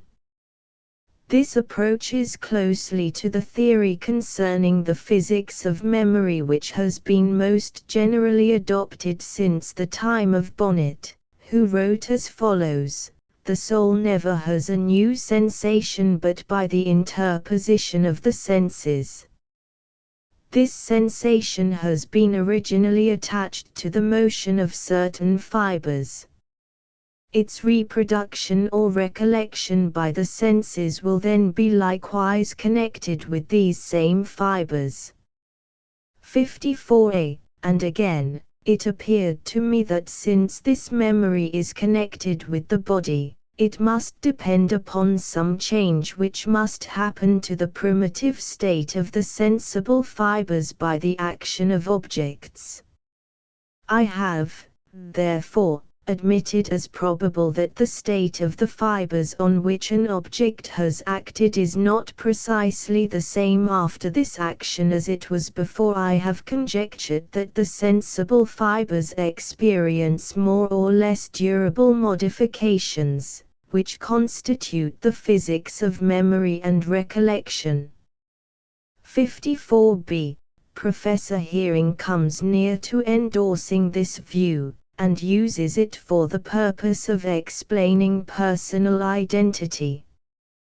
This, at least, is what he does in fact, though perhaps hardly in words. I did not say more upon the essence of personality than that it was inseparable from the idea that the various phases of our existence should have flowed one out of the other, in what we see as a continuous, though it may be at times a very troubled, stream. 55. But I maintained that the identity between two successive generations was of essentially the same kind as that existing between an infant and an octogenarian. I thus left personal identity unexplained, though insisting that it was the key to two apparently distinct sets of phenomena, the one of which had been hitherto considered incompatible with our ideas concerning it. Professor Heering insists on this too, but he gives us farther insight into what personal identity is, and explains how it is that the phenomena of heredity are phenomena also of personal identity. He implies, though in the short space at his command he has hardly said so in express terms, that personal identity as we commonly think of it, that is to say, as confined to the single life of the individual, consists in the uninterruptedness of a sufficient number of vibrations, which have been communicated from molecule to molecule of the nerve fibers, and which go on communicating each one of them its own peculiar characteristic elements to the new matter which we introduce into the body by way of nutrition. These vibrations may be so gentle as to be imperceptible for years together, but they are there, and may become perceived if they receive accession through the running into them of a wave going the same way as themselves, which wave has been set up in the ether by exterior objects and has been communicated to the organs of sense. As these pages are on the point of leaving my hands, I see the following remarkable passage in mind for the current month, and introduce it parenthetically here. I followed the sluggish current of hyaline material issuing from globules of most primitive living substance. Persistently it followed its way into space, conquering, at first, the manifold resistances opposed to it by its watery medium. Gradually, however, its energies became exhausted, till at last, completely overwhelmed, it stopped, an immovable projection stagnated to death-like rigidity. Thus for hours, perhaps, it remained stationary, one of many such rays of some of the many kinds of protoplasmic stars. By degrees, then, or perhaps quite suddenly, help would come to it from foreign but congruous sources. It would seem to combine with outside complemental matter drifted to it at random. Slowly it would regain thereby its vital mobility.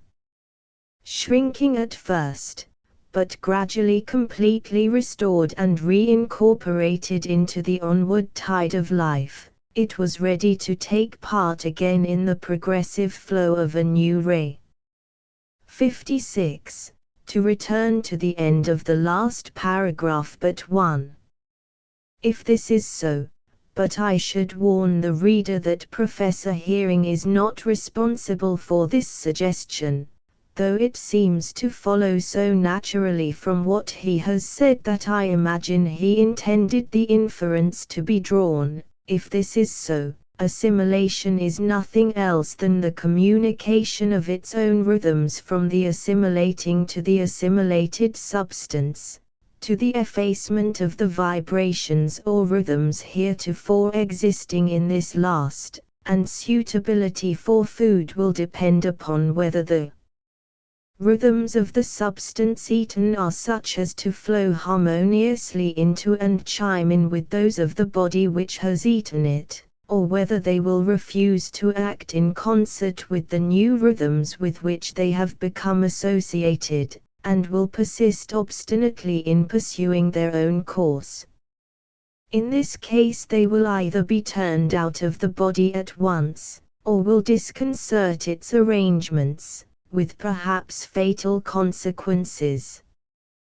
This comes round to the conclusion I arrived at in Life and Habit, that assimilation was nothing but the imbuing of one thing with the memories of another. See Life and Habit pp 136, 137, 140, and c.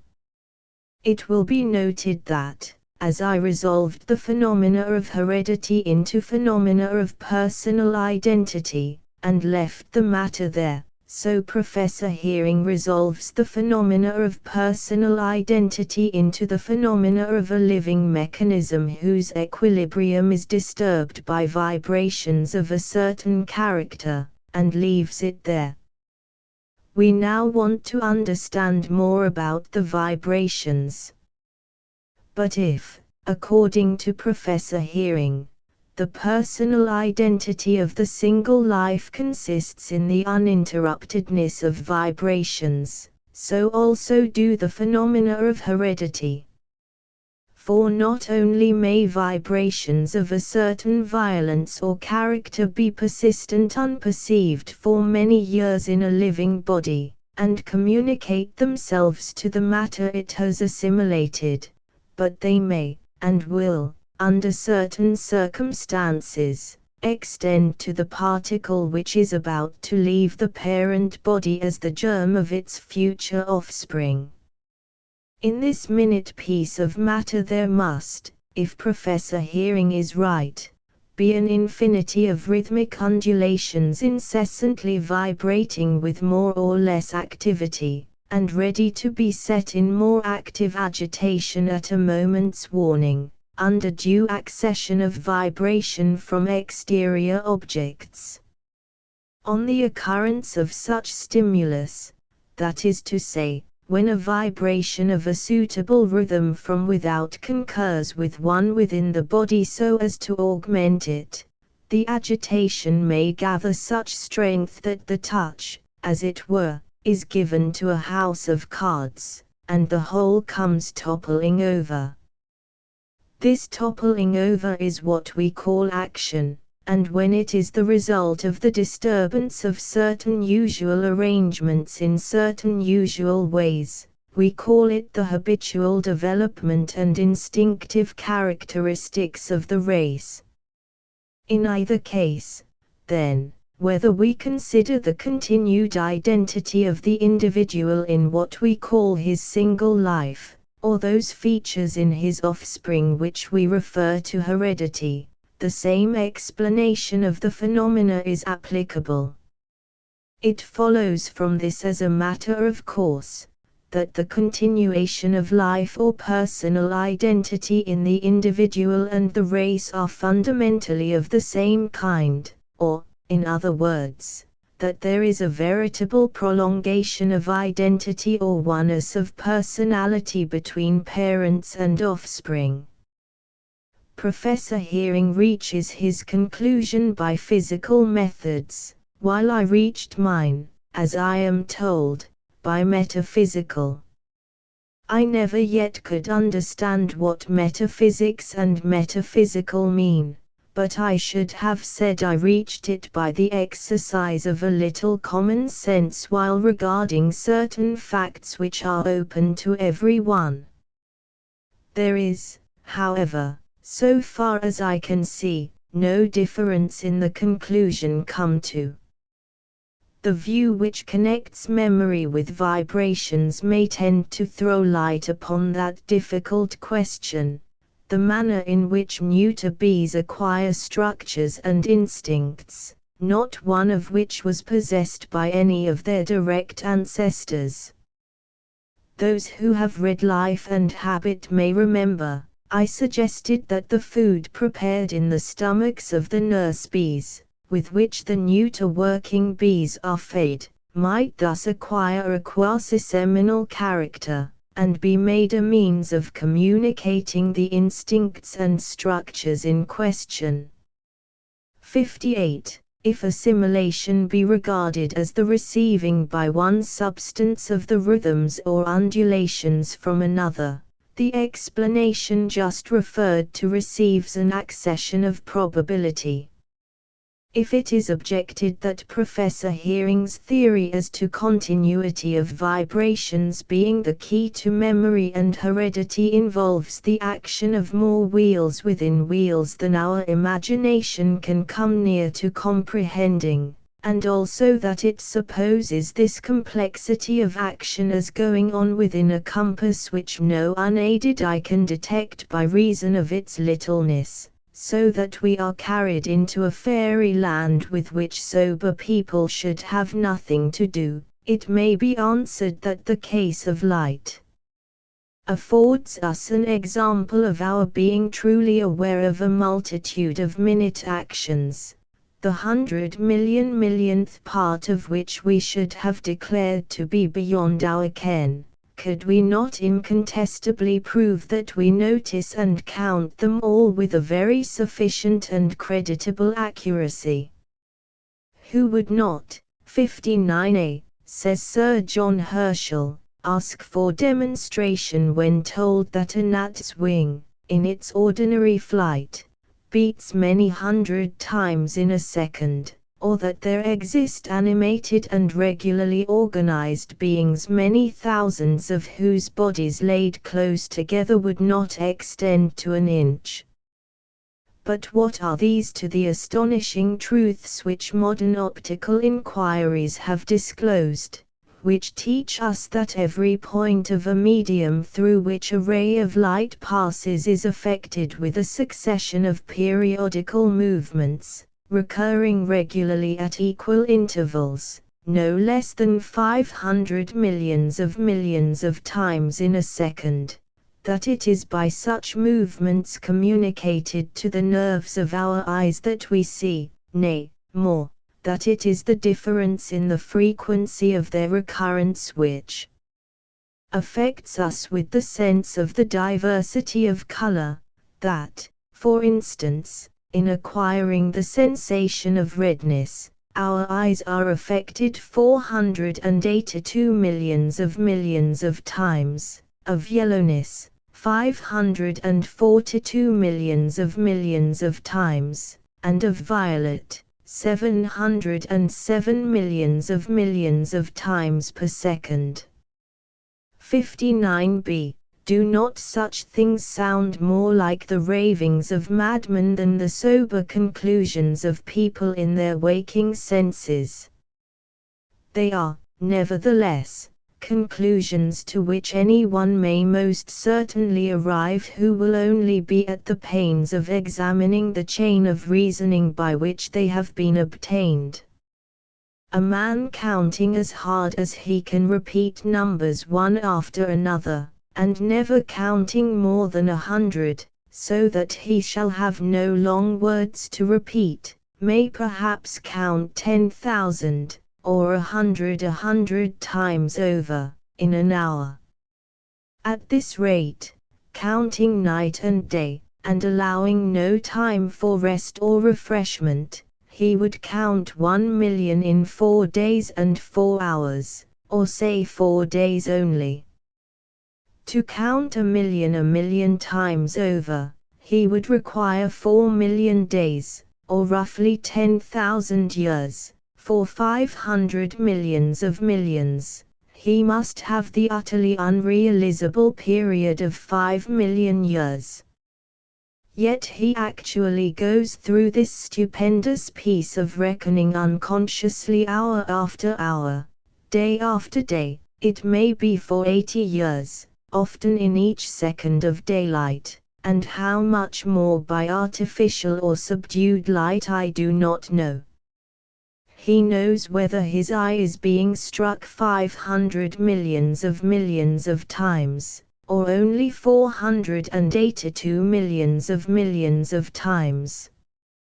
He thus shows that he estimates or counts each set of vibrations, and registers them according to his results. If a man writes upon the back of a British Museum blotting pad of the common nonpareil pattern, on which there are some thousands of small spaces each differing in color from that which is immediately next to it, his eye will, nevertheless, without an effort assign its true color to each one of these spaces.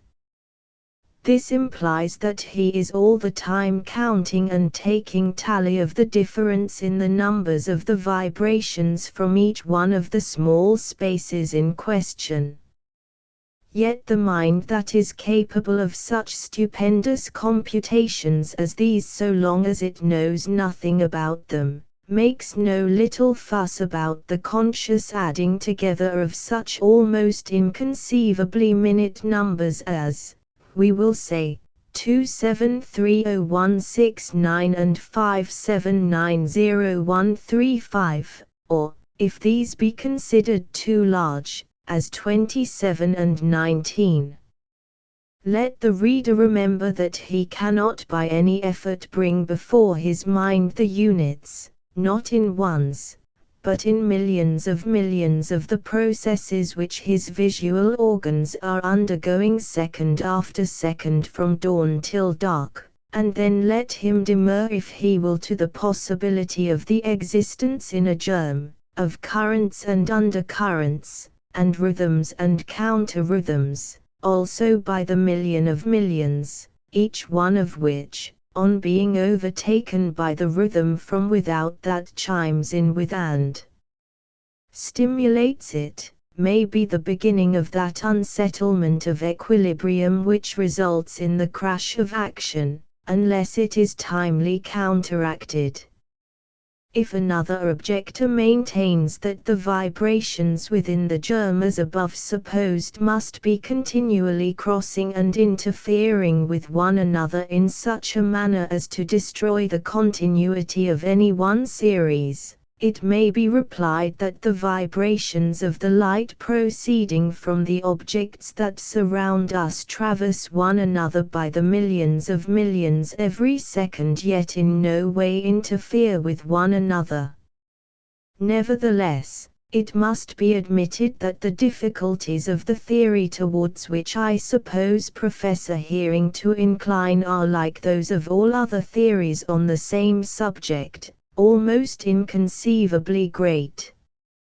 In Life and Habit I did not touch upon these vibrations, knowing nothing about them. Here, then, is one important point of difference, not between the conclusions arrived at, but between the aim and scope of the work that Professor Hearing and I severally attempted. Another difference consists in the points at which we have left off. Professor Hearing, having established his main thesis, is content. I, on the other hand, went on to maintain that if vigor was due to memory, want of vigor was due to want of memory. Thus I was led to connect memory with the phenomena of hybridism and of old age, to show that the sterility of certain animals under domestication is only a phase of, and of a piece with, the very common sterility of hybrids, phenomena which at first sight have no connection either with each other or with memory, but the connection between which will never be lost sight of by those who have once laid hold of it. I also pointed out how exactly the phenomena of development agreed with those of the abeyance and recurrence of memory, and the rationale of the fact that puberty in so many animals and plants comes about the end of development. The principle underlying longevity follows as a matter of course. I have no idea how far Professor Hearing would agree with me in the position I have taken in respect of these phenomena, but there is nothing in the above at variance with his lecture. Another matter on which Professor Hearing has not touched is the bearing of his theory on that view of evolution which is now commonly accepted. It is plain he accepts evolution, but it does not appear that he sees how fatal his theory is to any view of evolution except a teleological one, the purpose residing within the animal and not without it. There is, however, nothing in his lecture to indicate that he does not see this. It should be remembered that the question whether memory is due to the persistence within the body of certain vibrations, which have been already set up within the bodies of its ancestors, is true or no, will not affect the position I took up in Life and Habit. In that book I have maintained nothing more than that whatever memory is heredity is also. I am not committed to the vibration theory of memory, though inclined to accept it on a prima facie view. All I am committed to is, that if memory is due to persistence of vibrations, so is heredity, and if memory is not so due, then no more is heredity. Finally, I may say that Professor Hearing's lecture, the passage quoted from Dr. Erasmus Darwin on p. 26 of this volume, and a few hints in the extracts from Mr. Patrick Matthew which I have quoted in Evolution, Old and New are all that I yet know of in other writers as pointing to the conclusion that the phenomena of heredity are phenomena also of memory. Chapter 6 Professor Ewald Hearing on Memory. I will now lay before the reader a translation of Professor Hearing's own words. I have had it carefully revised throughout by a gentleman whose native language is German, but who has resided in England for many years past. The original lecture is entitled On Memory as a Universal Function of Organized Matter and was delivered at the anniversary meeting of the Imperial Academy of Sciences at Vienna, the 30th of May, 1870. 63. It is as follows. When the student of nature quits the narrow workshop of his own particular inquiry, and sets out upon an excursion into the vast kingdom of philosophical investigation, he does so, doubtless, in the hope of finding the answer to that great riddle, to the solution of a small part of which he devotes his life. Those, however, whom he leaves behind him still working at their own special branch of inquiry, regard his departure with secret misgivings on his behalf, while the born citizens of the kingdom of speculation among whom he would naturalize himself, receive him with well-authorized distrust. He is likely, therefore, to lose ground with the first, while not gaining it with the second. The subject to the consideration of which I would now solicit your attention does certainly appear likely to lure us on towards the flattering land of speculation, but bearing in mind what I have just said, I will beware of quitting the department of natural science to which I have devoted myself hitherto.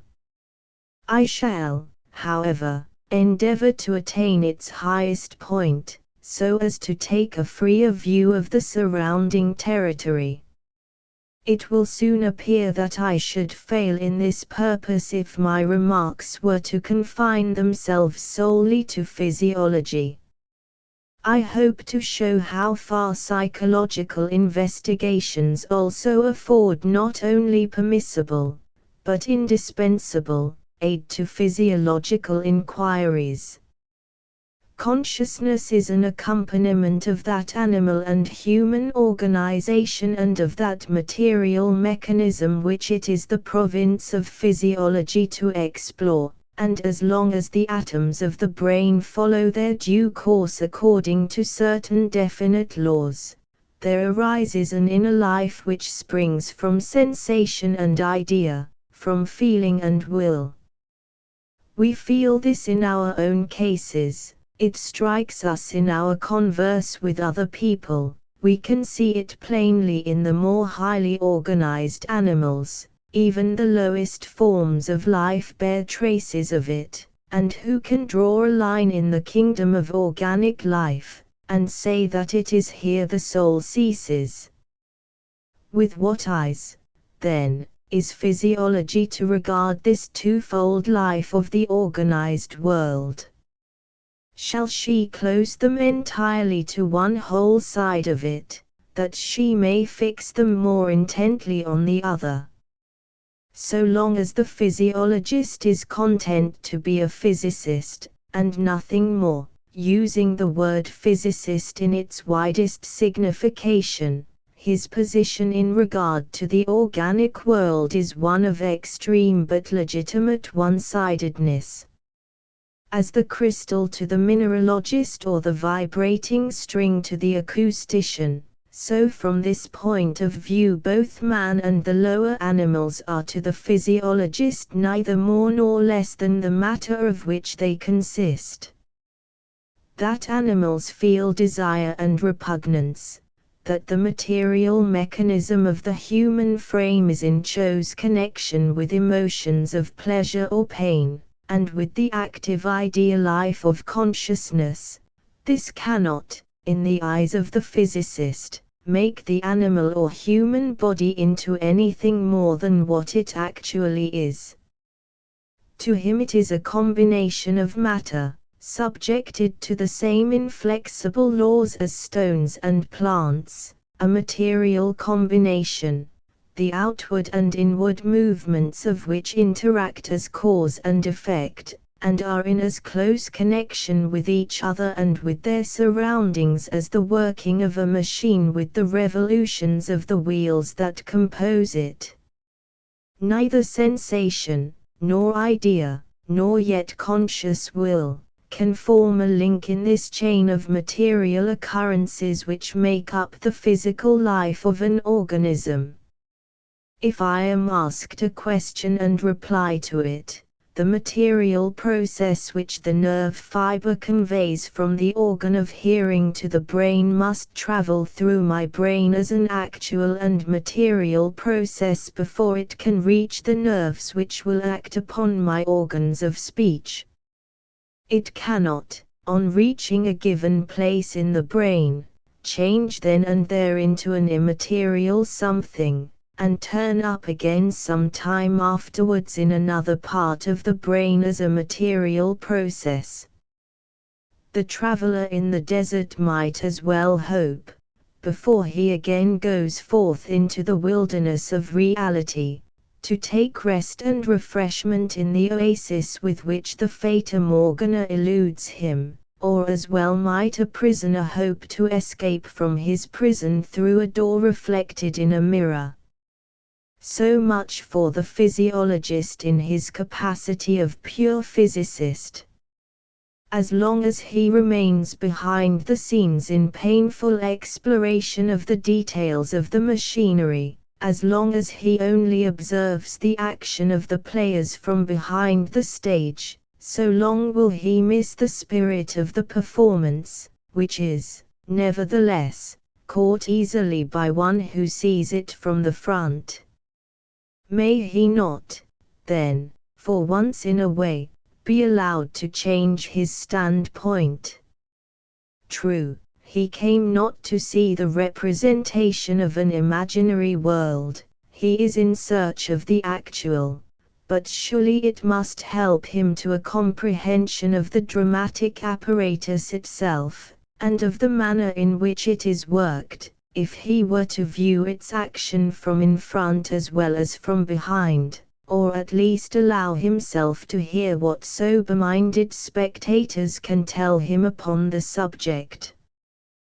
There can be no question as to the answer, and hence it comes that psychology is such an indispensable help to physiology, whose fault it only in small part is that she has hitherto made such little use of this assistance, for psychology has been late in beginning to till her fertile field with the plough of the inductive method, and it is only from ground so tilled that fruits can spring which can be of service to physiology.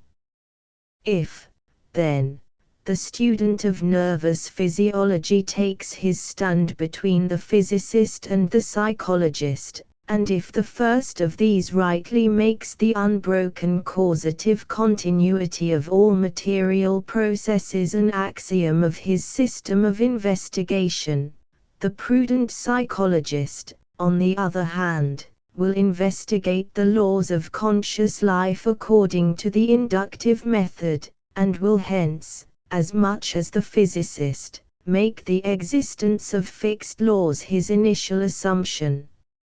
If, again, the most superficial introspection teaches the physiologist that his conscious life is dependent upon the mechanical adjustments of his body, and that inversely his body is subjected with certain limitations to his will, then it only remains for him to make one assumption more, namely, that this mutual interdependence between the spiritual and the material is itself also dependent on law, and he has discovered the bond by which the science of matter and the science of consciousness are united into a single whole.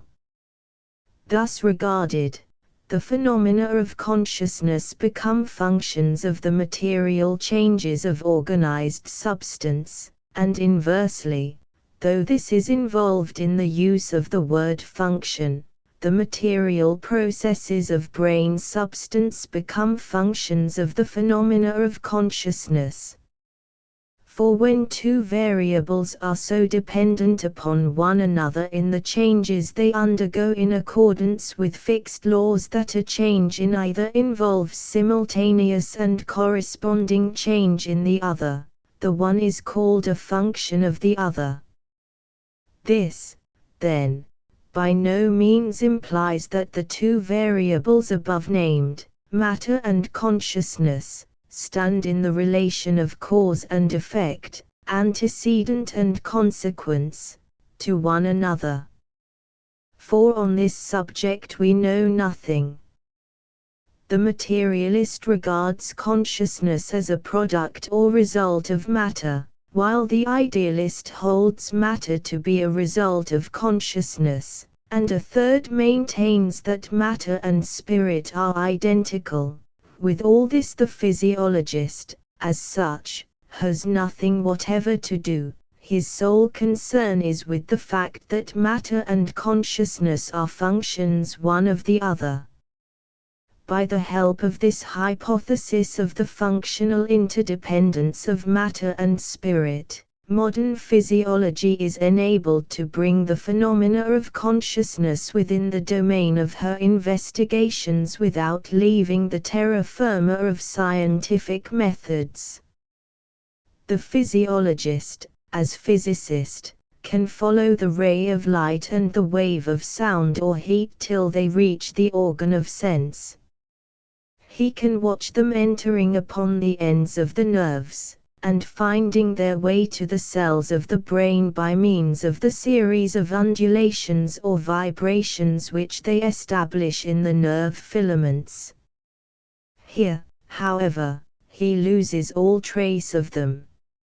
On the other hand, still looking with the eyes of a pure physicist, he sees sound waves of speech issue from the mouth of a speaker, he observes the motion of his own limbs, and finds how this is conditional upon muscular contractions occasioned by the motor nerves, and how these nerves are in their turn excited by the cells of the central organ. But here again his knowledge comes to an end. True, he sees indications of the bridge which is to carry him from excitation of the sensory to that of the motor nerves in the labyrinth of intricately interwoven nerve cells, but he knows nothing of the inconceivably complex process which is introduced at this stage. Here the physiologist will change his standpoint. What matter will not reveal to his inquiry, he will find in the mirror, as it were, of consciousness, by way of a reflection, indeed, only, but a reflection, nevertheless, which stands in intimate relation to the object of his inquiry.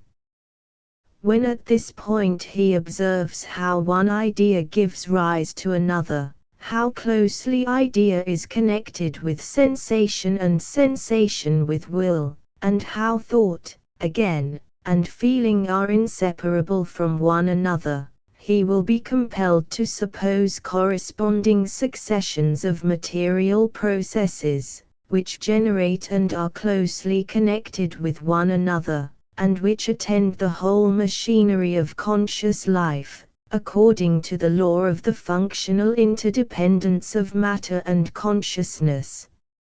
After this explanation I shall venture to regard under a single aspect a great series of phenomena which apparently have nothing to do with one another, and which belong partly to the conscious and partly to the unconscious life of organized beings. I shall regard them as the outcome of one and the same primary force of organized matter, namely, its memory or power of reproduction. The word memory is often understood as though it meant nothing more than our faculty of intentionally reproducing ideas or series of ideas. But when the figures and events of bygone days rise up again unbidden in our minds, is not this also an act of recollection or memory? We have a perfect right to extend our conception of memory so as to make it embrace involuntary reproductions of sensations, ideas, perceptions, and efforts, but we find, on having done so, that we have so far enlarged her boundaries that she proves to be an ultimate and original power, the source, and at the same time the unifying bond, of our whole conscious life. We know that when an impression, or a series of impressions, has been made upon our senses for a long time, and always in the same way, it may come to impress itself in such a manner upon the so-called sense memory that hours afterwards, and though 100 other things have occupied our attention meanwhile, it will yet return suddenly to our consciousness with all the force and freshness of the original sensation.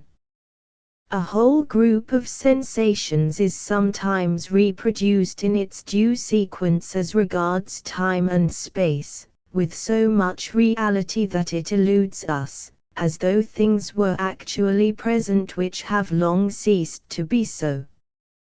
We have here a striking proof of the fact that after both conscious sensation and perception have been extinguished, their material vestiges yet remain in our nervous system by way of a change in its molecular or atomic disposition. 69.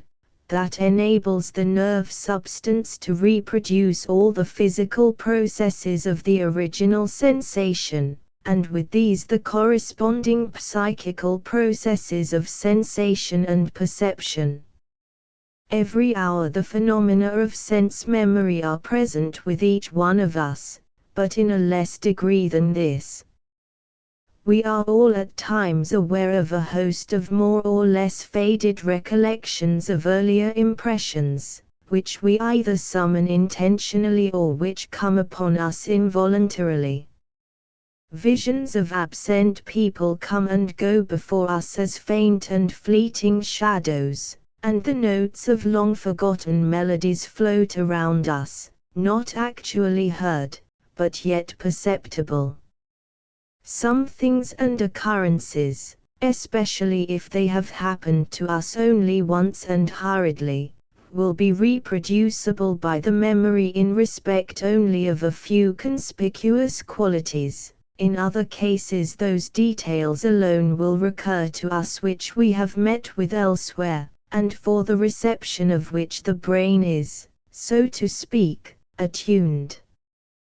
These last recollections find themselves in fuller accord with our consciousness, and enter upon it more easily and energetically, hence also their aptitude for reproduction is enhanced, so that what is common to many things, and is therefore felt and perceived with exceptional frequency, becomes reproduced so easily that eventually the actual presence of the corresponding external stimuli is no longer necessary, and it will recur on the vibrations set up by faint stimuli from within.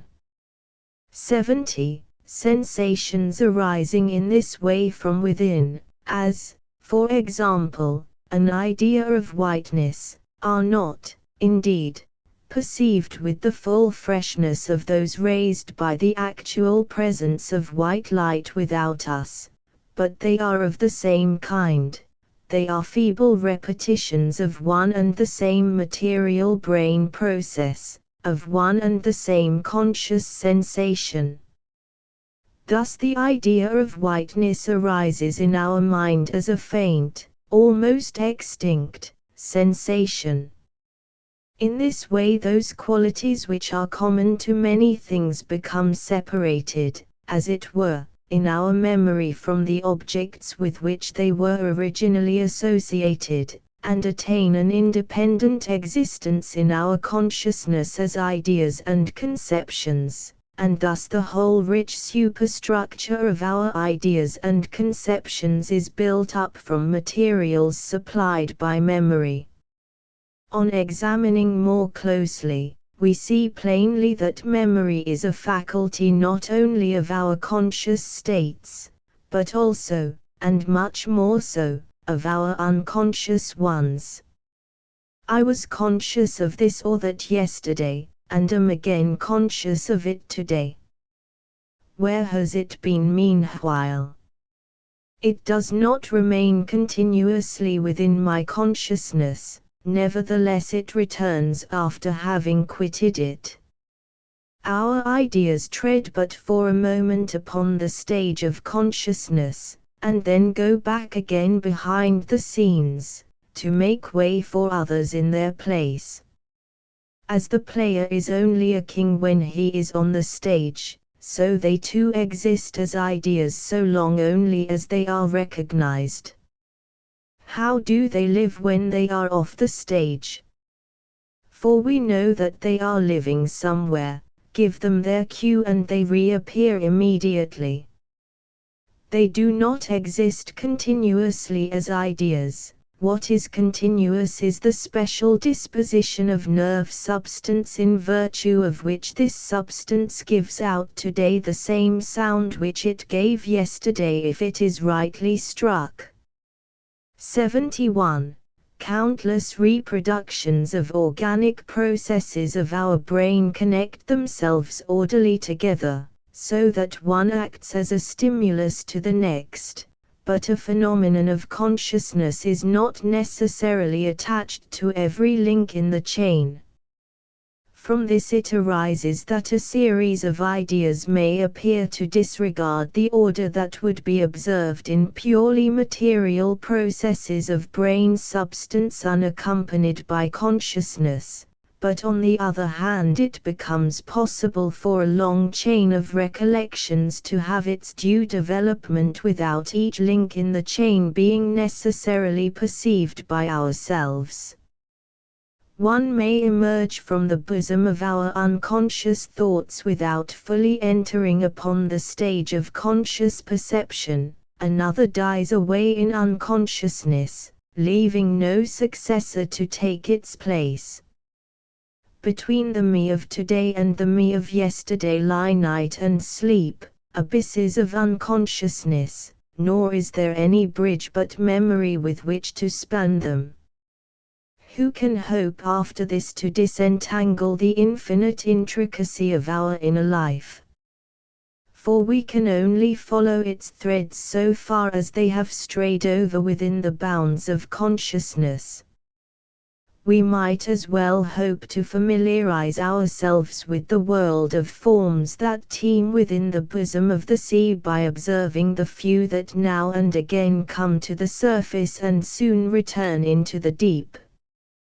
The bond of union, therefore, which connects the individual phenomena of our consciousness lies in our unconscious world. And as we know nothing of this but what investigation into the laws of matter teach us, as, in fact, for purely experimental purposes, matter and the unconscious must be one and the same thing, so the physiologist has a full right to denote memory as, in the wider sense of the word, a function of brain substance, whose results, it is true, fall, as regards one part of them, into the domain of consciousness, while another and not less essential part escapes unperceived as purely material processes. The perception of a body in space is a very complicated process. I see suddenly before me, for example, a white ball. This has the effect of conveying to me more than a mere sensation of whiteness. I deduce the spherical character of the ball from the gradations of light and shade upon its surface. I form a correct appreciation of its distance from my eye, and hence again I deduce an inference as to the size of the ball. What an expenditure of sensations, ideas, and inferences is found to be necessary before all this can be brought about, yet the production of a correct perception of the ball was the work only of a few seconds, and I was unconscious of the individual processes by means of which it was effected, the result as a whole being alone present in my consciousness. The nerve substance preserves faithfully the memory of habitual actions. 72. Perceptions which were once long and difficult, requiring constant and conscious attention, come to reproduce themselves in transient and abridged guise, without such duration and intensity that each link has to pass over the threshold of our consciousness. We have chains of material nerve processes to which eventually a link becomes attached that is attended with conscious perception. This is sufficiently established from the standpoint of the physiologist, and is also proved by our unconsciousness of many whole series of ideas and of the inferences we draw from them. If the soul is not to ship through the fingers of physiology, she must hold fast to the considerations suggested by our unconscious states. As far, however, as the investigations of the pure physicist are concerned, the unconscious and matter are one and the same thing, and the physiology of the unconscious is no philosophy of the unconscious. By far the greater number of our movements are the result of long and arduous practice. The harmonious cooperation of the separate muscles, the finely adjusted measure of participation which each contributes to the working of the whole, must, as a rule, have been laboriously acquired, in respect of most of the movements that are necessary in order to effect it. How long does it not take each note to find its way from the eyes to the fingers of one who is beginning to learn the pianoforte, and, on the other hand, what an astonishing performance is the playing of the professional pianist. The sight of each note occasions the corresponding movement of the fingers with the speed of thought. A hurried glance at the page of music before him suffices to give rise to a whole series of harmonies. Nay, when a melody has been long practiced, it can be played even while the player's attention is being given to something of a perfectly different character over and above his music. The will need now no longer wend its way to each individual finger before the desired movements can be extorted from it. No longer now does a sustained attention keep watch over the movements of each limb. The will need exercise a supervising control only. At the word of command the muscles become active, with a due regard to time and proportion, and go on working, so long as they are bidden to keep in their accustomed groove, while a slight hint on the part of the will indicate to them their further journey. How could all this be if every part of the central nerve system, by means of which movement is effected, were not able, 74a, to reproduce whole series of vibrations, which at an earlier date required the constant and continuous participation of consciousness, but which are now set in motion automatically on a mere touch, as it were, from consciousness, if it were not able to reproduce them the more quickly and easily in proportion to the frequency of the repetitions, if, in fact, there was no power of recollecting earlier performances.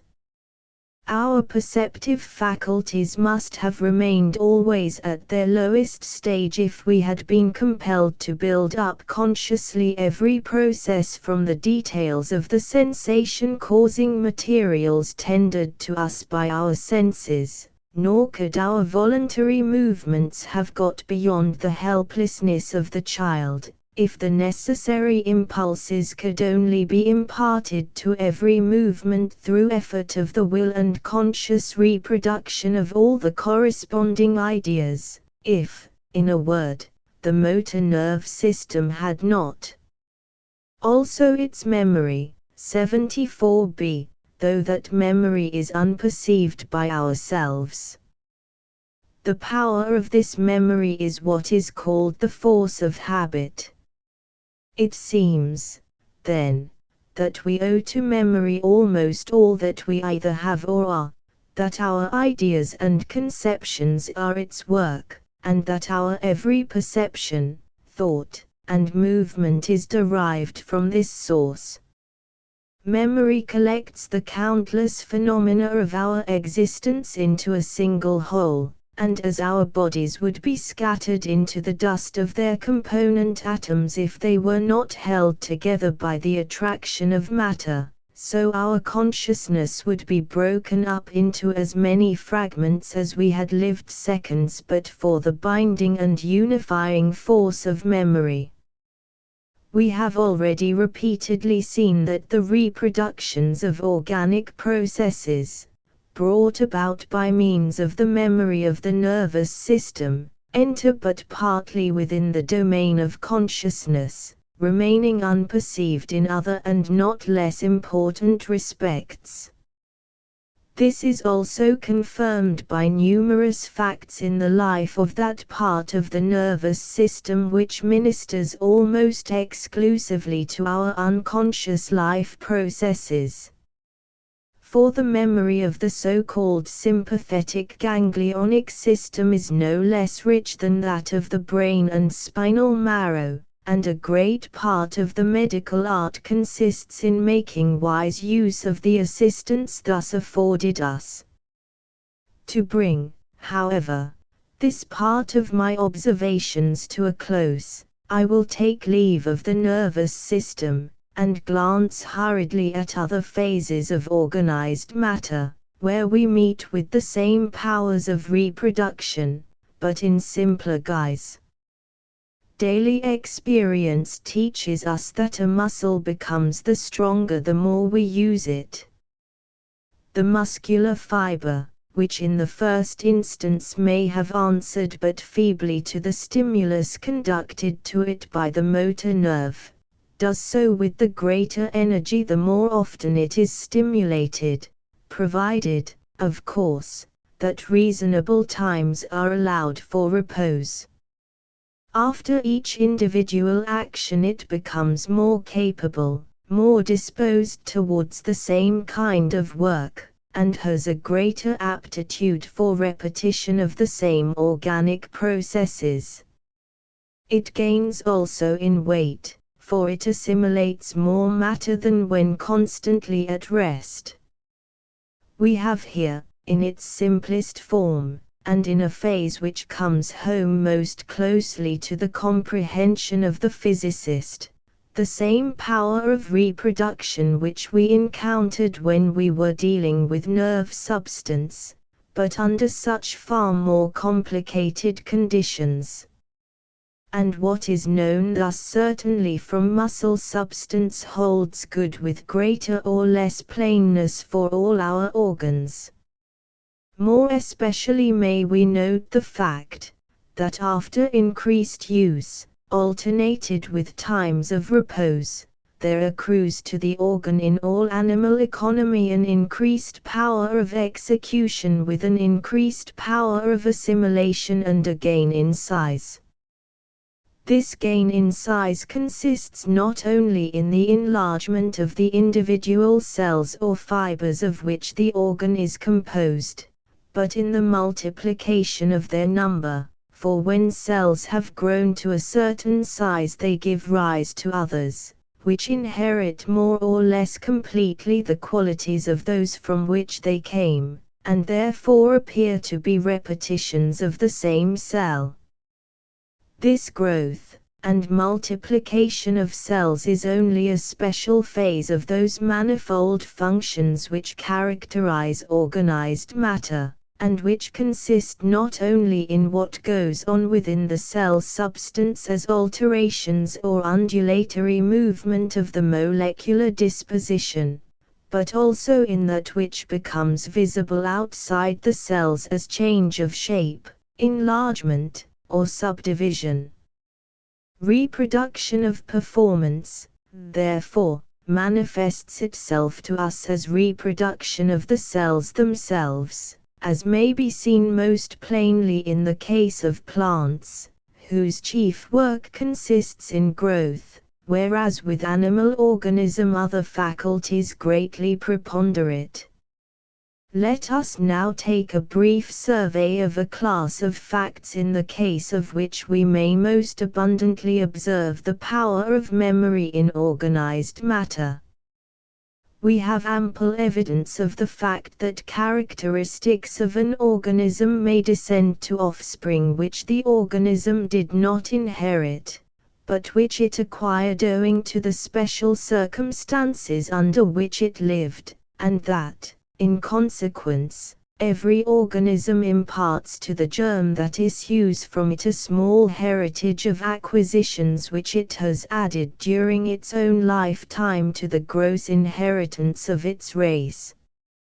When we reflect that we are dealing with the heredity of acquired qualities which came to development in the most diverse parts of the parent organism, it must seem in a high degree mysterious how those parts can have any kind of influence upon a germ which develops itself in an entirely different place. Many mystical theories have been propounded for the elucidation of this question, but the following reflections may serve to bring the cause nearer to the comprehension of the physiologist. The nerve substance, in spite of its thousandfold subdivision as cells and fibers, forms, nevertheless, a united whole, which is present directly in all organs, nay, as more recent histology conjectures, in each cell of the more important organs, or is at least in ready communication with them by means of the living, irritable, and therefore highly conductive substance of other cells. Through the connection thus established, all organs find themselves in such a condition of more or less mutual interdependence upon one another, that events which happen to one are repeated in others, and a notification, however slight, of a vibration set up, 77, in one quarter is at once conveyed even to the farthest parts of the body. With this easy and rapid intercourse between all parts is associated the more difficult communication that goes on by way of the circulation of sap or blood. We see, further, that the process of the development of all germs that are marked out for independent existence causes a powerful reaction, even from the very beginning of that existence, on both the conscious and unconscious life of the whole organism. We may see this from the fact that the organ of reproduction stands in closer and more important relation to the remaining parts, and especially to the nervous system, than do the other organs, and, inversely, that both the perceived and unperceived events affecting the whole organism find a more marked response in the reproductive system than elsewhere. We can now see with sufficient plainness in what the material connection is established between the acquired peculiarities of an organism, and the proclivity on the part of the germ in virtue of which it develops the special characteristics of its parent. The microscope teaches us that no difference can be perceived between one germ and another. It cannot, however, be objected on this account that the determining cause of its ulterior development must be something immaterial, rather than the specific kind of its material constitution. The curves and surfaces which the mathematician conceives, or finds conceivable, are more varied and infinite than the forms of animal life. Let us suppose an infinitely small segment to be taken from every possible curve. Each one of these will appear as like every other as one germ is to another, yet the whole of every curve lies dormant, as it were, in each of them, and if the mathematician chooses to develop it, it will take the path indicated by the elements of each segment.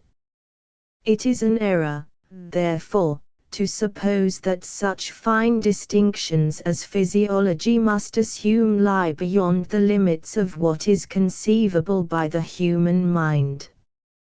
An infinitely small change of position on the part of a point, or in the relations of the parts of a segment of a curve to one another, suffices to alter the law of its whole path. And so in like manner an infinitely small influence exercised by the parent organism on the molecular disposition of the germ, 78, may suffice to produce a determining effect upon its whole farther development. What is the descent of special peculiarities but a reproduction on the part of organized matter of processes in which it once took part as a germ in the germ-containing organs of its parent, and of which it seems still to retain a recollection that reappears when time and the occasion serve, inasmuch as it responds to the same or like stimuli in a like way to that in which the parent organism responded, of which it was once part, and in the events of whose history it was itself also an accomplice. 79. When an action through long habit or continual practice has become so much a second nature to any organization that its effects will penetrate, though ever so faintly, into the germ that lies within it, and when this last comes to find itself in a new sphere, to extend itself, and develop into a new creature, the individual parts of which are still always the creature itself and flesh of its flesh, so that what is reproduced is the same being as that in company with which the germ once lived, and of which it was once actually a part. All this is as wonderful as when a grey-haired man remembers the events of his own childhood, but it is not more so.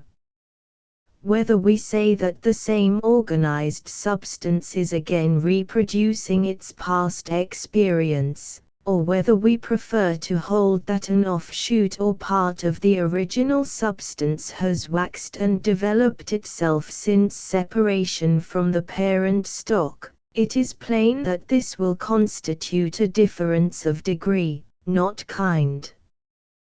When we reflect upon the fact that unimportant acquired characteristics can be reproduced in offspring, we are apt to forget that offspring is only a full-sized reproduction of the parent, a reproduction, moreover, that goes as far as possible into detail.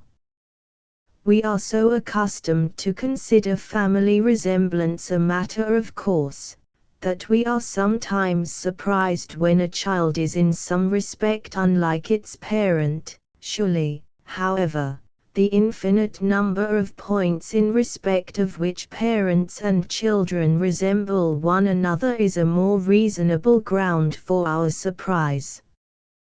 But if the substance of the germ can reproduce characteristics acquired by the parent during its single life, how much more will it not be able to reproduce those that were congenital to the parent, and which have happened through countless generations to the organized matter of which the germ of today is a fragment? We cannot wonder that action already taken on innumerable past occasions by organized matter is more deeply impressed upon the recollection of the germ to which it gives rise than action taken once only during a single lifetime. 80a. We must bear in mind that every organized being now in existence represents the last link of an inconceivably long series of organisms, which come down in a direct line of descent, and of which each has inherited a part of the acquired characteristics of its predecessor. Everything, furthermore, points in the direction of our believing that at the beginning of this chain there existed an organism of the very simplest kind, something, in fact, like those which we call organized germs. The chain of living beings thus appears to be the magnificent achievement of the reproductive power of the original organic structure from which they have all descended. As this subdivided itself and transmitted its characteristics, 80b, to its descendants, these acquired new ones, and in their turn transmitted them, all new germs transmitting the chief part of what had happened to their predecessors, while the remaining part lapsed out of their memory, circumstances not stimulating it to reproduce itself. An organized being, therefore, stands before us a product of the unconscious memory of organized matter, which, ever increasing and ever dividing itself, ever assimilating new matter and returning it in changed shape to the inorganic world, ever receiving some new thing into its memory, and transmitting its acquisitions by the way of reproduction, grows continually richer and richer the longer it lives. Thus regarded, the development of one of the more highly organized animals represents a continuous series of organized recollections concerning the past development of the great chain of living forms, the last link of which stands before us in the particular animal we may be considering. As a complicated perception may arise by means of a rapid and superficial reproduction of long and laboriously practiced brain processes, so a germ in the course of its development hurries through a series of phases, hinting at them only. Often and long foreshadowed in theories of varied characters, this conception has only now found correct exposition from a naturalist of our own time. 81. For truth hides herself under many disguises from those who seek her, but in the end stands unveiled before the eyes of him whom she has chosen. Not only is there a reproduction of form, outward and inner conformation of body, organs, and cells, but the habitual actions of the parent are also reproduced. The chicken on emerging from the eggshell runs off as its mother ran off before it, yet what an extraordinary complication of emotions and sensations is necessary in order to preserve equilibrium in running. Surely the supposition of an inborn capacity for the reproduction of these intricate actions can alone explain the facts. As habitual practice becomes a second nature to the individual during his single lifetime, so the often repeated action of each generation becomes a second nature to the race. The chicken not only displays great dexterity in the performance of movements for the effecting of which it has an innate capacity, but it exhibits also a tolerably high perceptive power. It immediately picks up any grain that may be thrown to it. Yet, in order to do this, more is wanted than a mere visual perception of the grains. There must be an accurate apprehension of the direction and distance of the precise spot in which each grain is lying, and there must be no less accuracy in the adjustment of the movements of the head and of the whole body. The chicken cannot have gained experience in these respects while it was still in the egg. It gained it rather from the thousands of beings that have lived before it, and from which it is directly descended. The memory of organized substance displays itself here in the most surprising fashion. The gentle stimulus of the light proceeding from the grain that affects the retina of the chicken, 82, gives occasion for the reproduction of a many-linked chain of sensations, perceptions, and emotions, which were never yet brought together in the case of the individual before us. We are accustomed to regard these surprising performances of animals as manifestations of what we call instinct, and the mysticism of natural philosophy has ever shown a predilection for this theme. But if we regard instinct as the outcome of the memory or reproductive power of organized substance, and if we ascribe a memory to the race as we already ascribe it to the individual, then instinct becomes at once intelligible, and the physiologist at the same time finds a point of contact which will bring it into connection with the great series of facts indicated above as phenomena of the reproductive faculty. Here, then, we have a physical explanation which has not, indeed, been given yet, but the time for which appears to be rapidly approaching. When, in accordance with its instinct, the caterpillar becomes a chrysalis, or the bird builds its nest, or the bee its cell, these creatures act consciously and not as blind machines. They know how to vary their proceedings within certain limits in conformity with altered circumstances, and they are thus liable to make mistakes. They feel pleasure when their work advances and pain if it is hindered. They learn by the experience thus acquired, and build on a second occasion better than on the first, but that even in the outset they hit so readily upon the most judicious way of achieving their purpose, and that their movements adapt themselves so admirably and automatically to the end they have in view. Surely this is owing to the inherited acquisitions of the memory of their nerve substance, which requires but a touch, and it will fall at once to the most appropriate kind of activity, thinking always, and directly, of whatever it is that may be wanted. Man can readily acquire surprising kinds of dexterity if he confines his attention to their acquisition. Specialization is the mother of proficiency.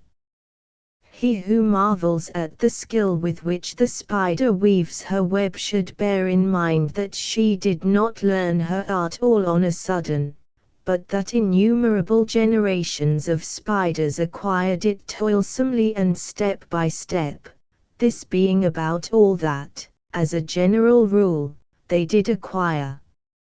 Man took to bows and arrows if his nets failed him, the spider starved. Thus we see the body and, what most concerns us, the whole nervous system of the newborn animal constructed beforehand, and, as it were, ready attuned for intercourse with the outside world in which it is about to play its part, by means of its tendency to respond to external stimuli in the same manner as it has often heretofore responded in the persons of its ancestors. We naturally ask whether the brain and nervous system of the human infant are subjected to the principles we have laid down above. Man certainly finds it difficult to acquire arts of which the lower animals are born masters, but the brain of man at birth is much farther from its highest development than is the brain of an animal. It not only grows for a longer time, but it becomes stronger than that of other living beings. The brain of man may be said to be exceptionally young at birth. The lower animal is born precocious, and acts precociously. It resembles those infant prodigies whose brain, as it were, is born old into the world, but who, in spite of, or rather in addition to, their rich endowment at birth, in after life develop as much mental power as others who were less splendidly furnished to start with, but born with greater freshness of youth.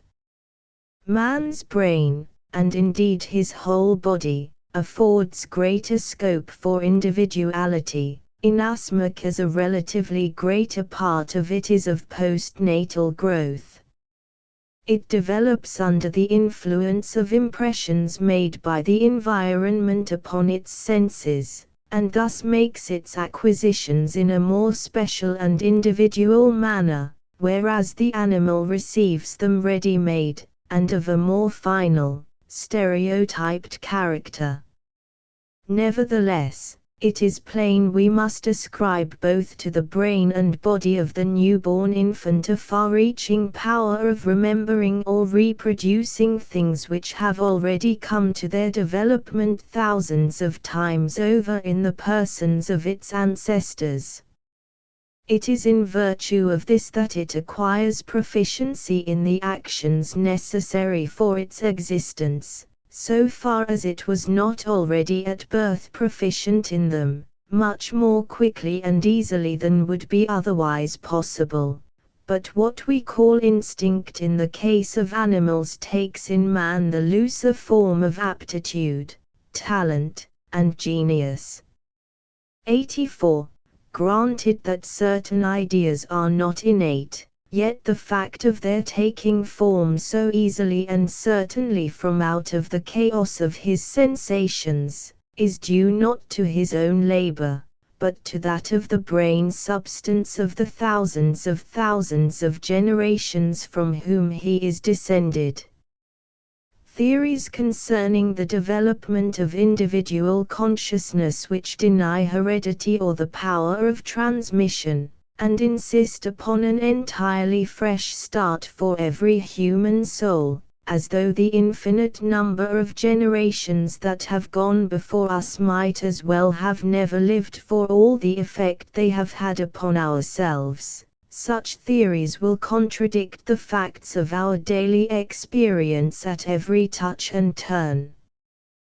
The brain processes and phenomena of consciousness which ennoble man in the eyes of his fellows have had a less ancient history than those connected with his physical needs. Hunger and the reproductive instinct affected the oldest and simplest forms of the organic world. It is in respect of these instincts, therefore, and of the means to gratify them, that the memory of organized substance is strongest, the impulses and instincts that arise hence having still paramount power over the minds of men. The spiritual life has been superadded slowly. Its most splendid outcome belongs to the latest epoch in the history of organized matter, nor has any very great length of time elapsed since the nervous system was first crowned with the glory of a large and well-developed brain. Oral tradition and written history have been called the memory of man, and this is not without its truth. But there is another and a living memory in the innate reproductive power of brain substance, and without this both writings and oral tradition would be without significance to posterity.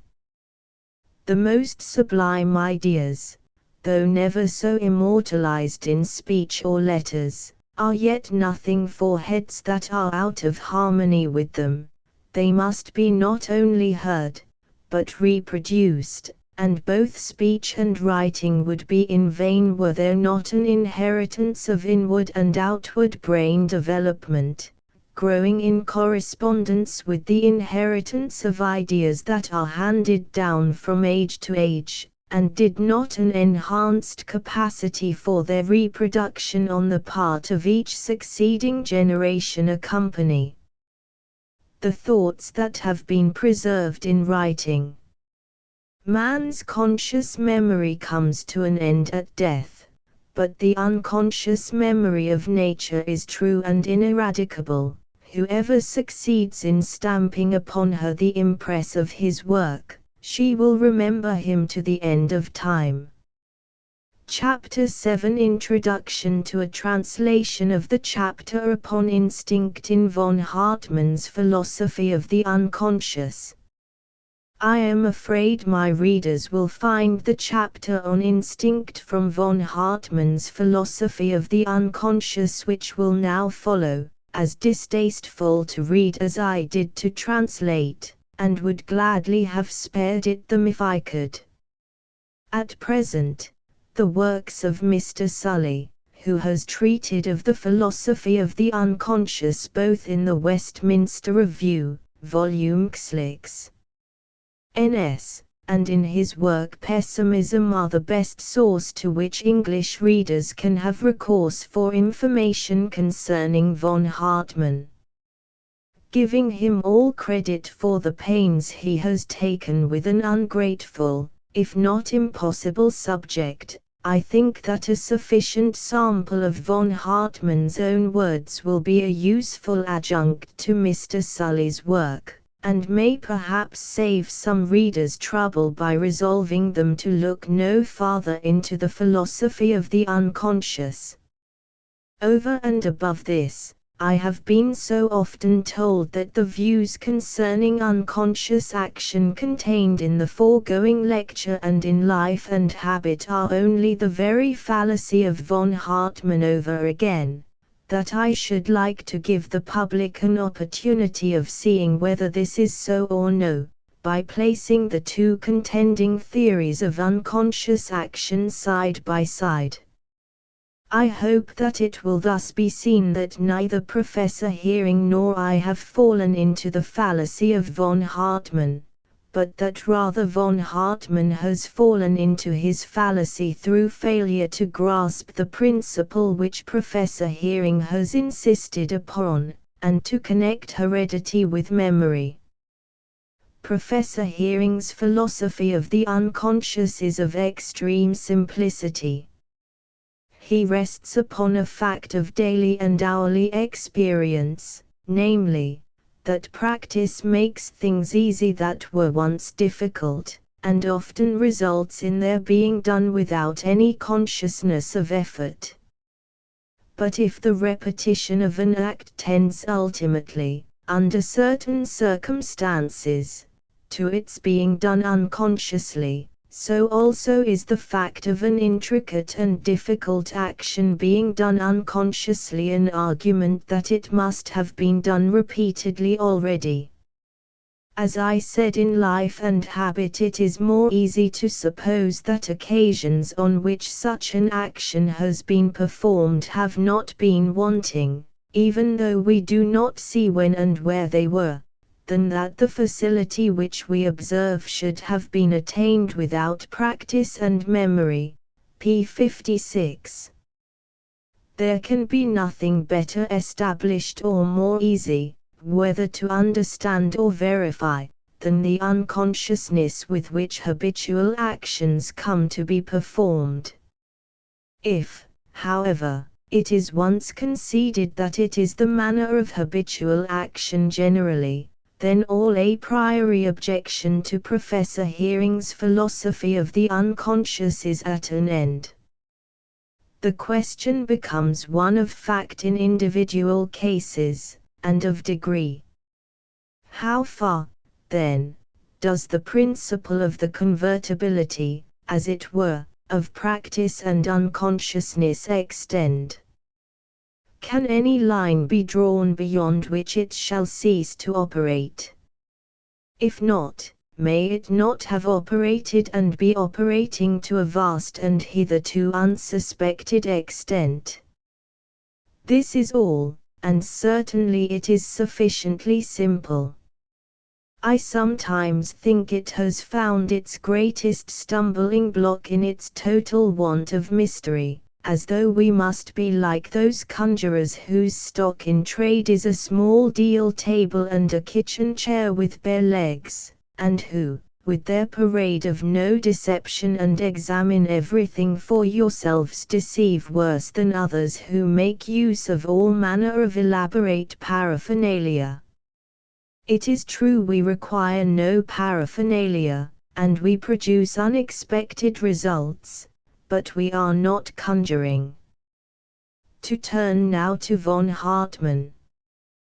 When I read Mr. Sully's article in the Westminster Review, I did not know whether the sense of mystification which it produced in me was wholly due to von Hartmann or no, but on making acquaintance with von Hartmann himself, I found that Mr. Sully has erred, if at all, in making him more intelligible than he actually is.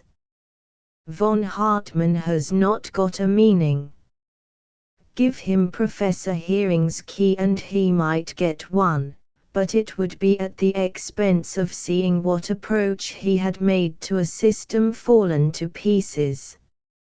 Granted that in his details and subordinate passages he often both has and conveys a meaning, there is, nevertheless, no coherence between these details, and the nearest approach to a broad conception covering the work which the reader can carry away with him is at once so incomprehensible and repulsive, that it is difficult to write about it without saying more perhaps than those who have not seen the original will accept as likely to be true.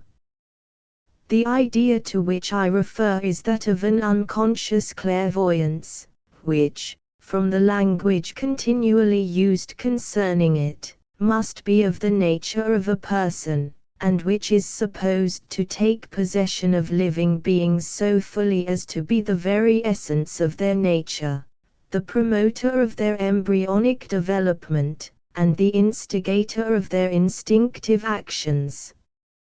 This approaches closely to the personal God of Mosaic and Christian theology, with the exception that the word clairvoyance, 89, is substituted for God, and that the God is supposed to be unconscious.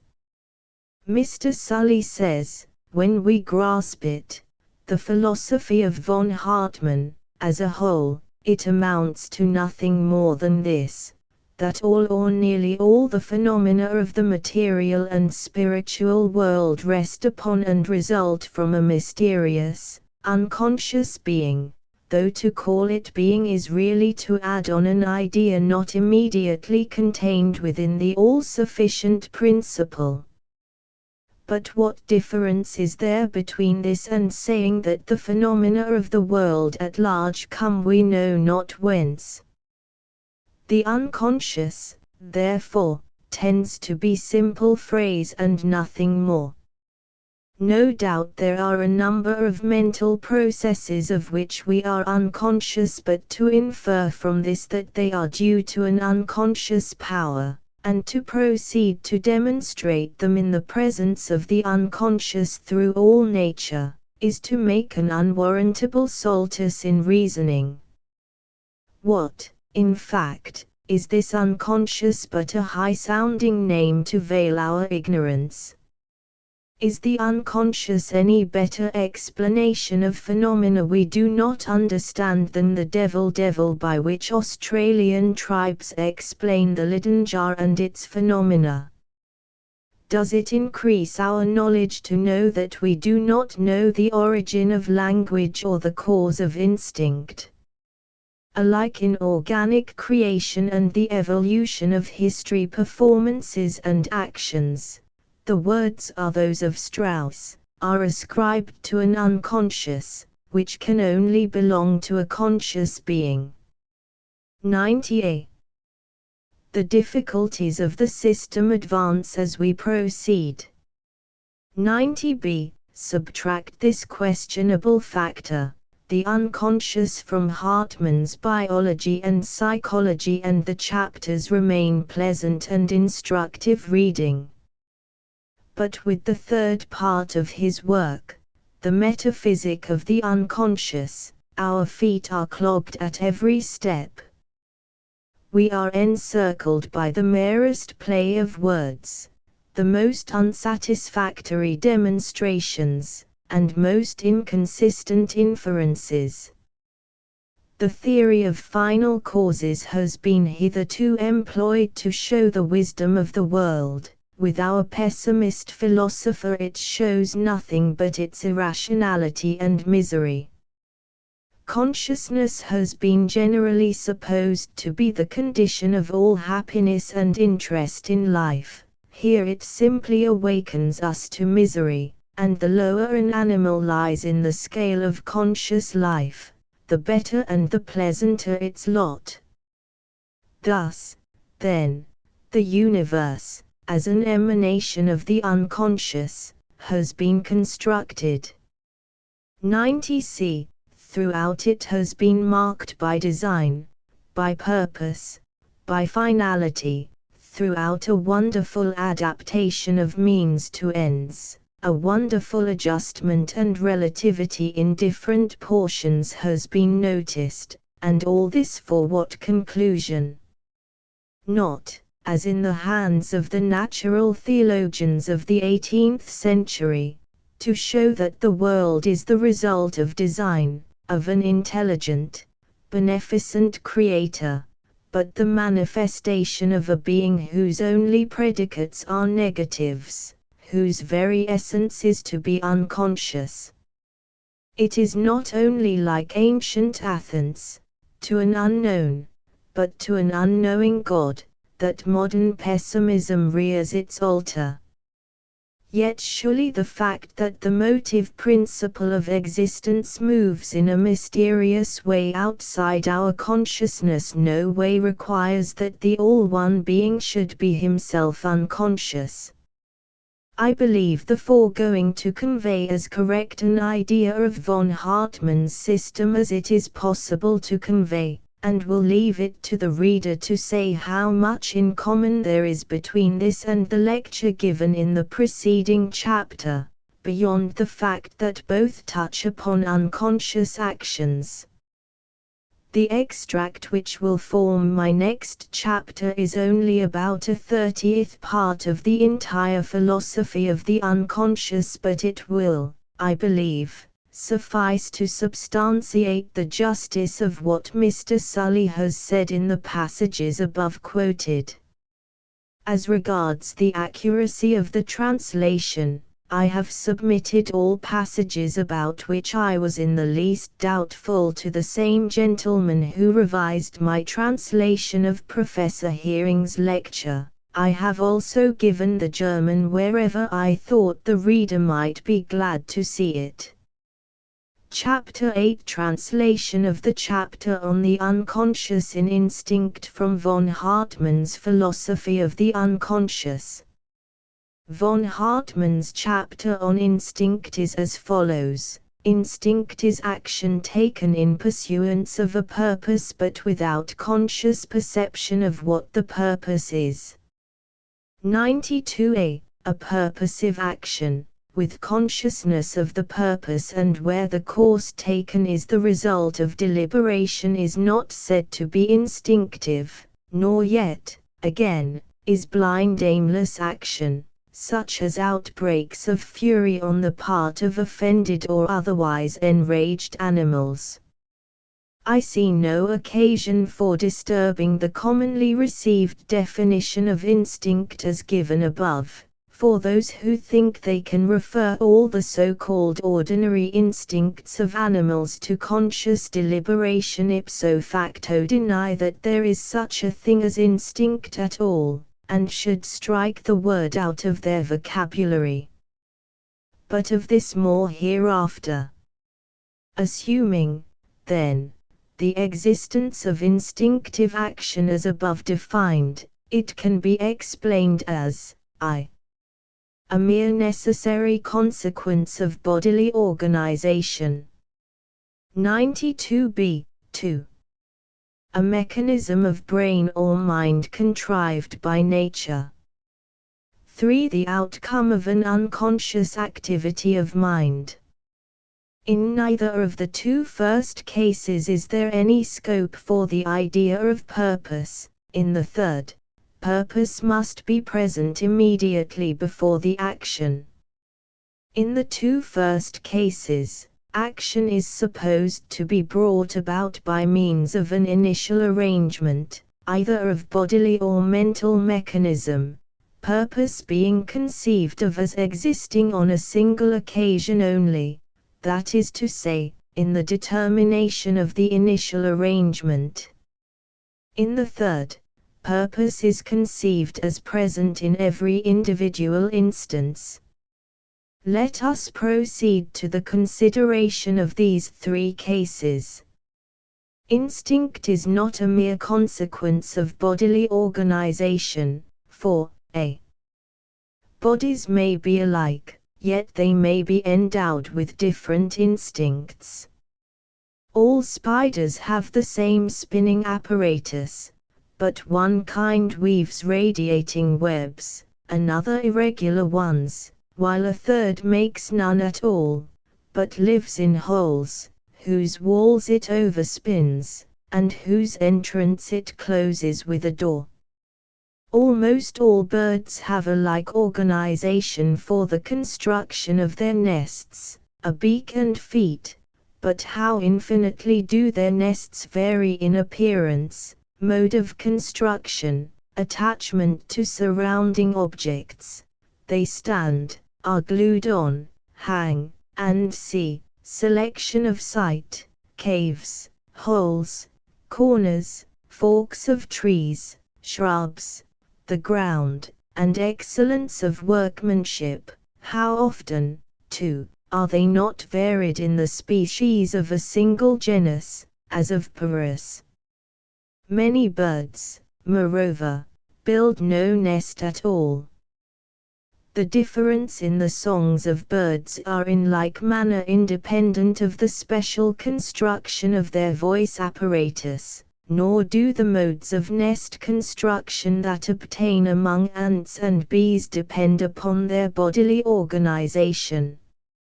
Organization, as a general rule, only renders the bird capable of singing, as giving it an apparatus with which to sing at all, but it has nothing to do with the specific character of the execution. The nursing, defense, and education of offspring cannot be considered as in any way more dependent upon bodily organization, nor yet the sites which insects choose for the laying of their eggs, nor, again, the selection of deposits of spawn, of their own species, by male fish for impregnation. The rabbit burrows, the hare does not, though both have the same burrowing apparatus.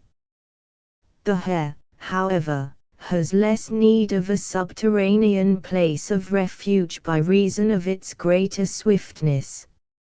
Some birds, with excellent powers of flight, are nevertheless stationary in their habits, as the secretary falcon and certain other birds of prey, while even such moderate flyers as quails are sometimes known to make very distant migrations. Like instincts may be found associated with unlike organs. Birds with and without feet adapted for climbing live in trees, so also do monkeys with and without flexible tails, squirrels, sloths, pumas, and sea mole crickets dig with a well-pronounced spade upon their 4 feet, while the burying beetle does the same thing though it has no special apparatus whatever. The mole conveys its winter provender in pockets, an inch wide, long and half an inch wide within its cheeks. The field mouse does so without the help of any such contrivance. The migratory instinct displays itself with equal strength in animals of widely different form, by whatever means they may pursue their journey, whether by water, land, or air. It is clear, therefore, that instinct is in great measure independent of bodily organization. Granted, indeed, that a certain amount of bodily apparatus is a sine qua non for any power of execution at all, as, for example, that there would be no ingenious nest without organs more or less adapted for its construction, no spinning of a web without spinning glands. Nevertheless, it is impossible to maintain that instinct is a consequence of organization. The mere existence of the organ does not constitute even the smallest incentive to any corresponding habitual activity. A sensation of pleasure must at least accompany the use of the organ before its existence can incite to its employment. And even so, when a sensation of pleasure has given the impulse which is to render it active, it is only the fact of there being activity at all, and not the special characteristics of the activity, that can be due to organization. The reason for the special mode of the activity is the very problem that we have to solve. No one will call the action of the spider instinctive in voiding the fluid from her spinning gland when it is too full, and therefore painful to her, nor that of the male fish when it does what amounts to much the same thing as this. The instinct and the marvel lie in the fact that the spider spins threads, and proceeds to weave her web with them, and that the male fish will only impregnate over of his own species. Another proof that the pleasure felt in the employment of an organ is wholly inadequate to account for this employment is to be found in the fact that the moral greatness of instinct, the point in respect of which it most commands our admiration, consists in the obedience paid to its behests, to the postponement of all personal well-being, and at the cost, it may be, of life itself. If the mere pleasure of relieving certain glands from overfullness were the reason why caterpillars generally spin webs, they would go on spinning until they had relieved these glands, but they would not repair their work as often as anyone destroyed it, and do this again and again until they die of exhaustion. The same holds good with the other instincts that at first sight appear to be inspired only by a sensation of pleasure, for if we change the circumstances, so as to put self-sacrifice in the place of self-interest, it becomes at once apparent that they have a higher source than this.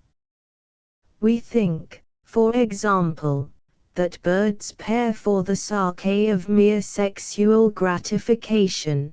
Why, then, do they leave off pairing as soon as they have laid the requisite number of eggs?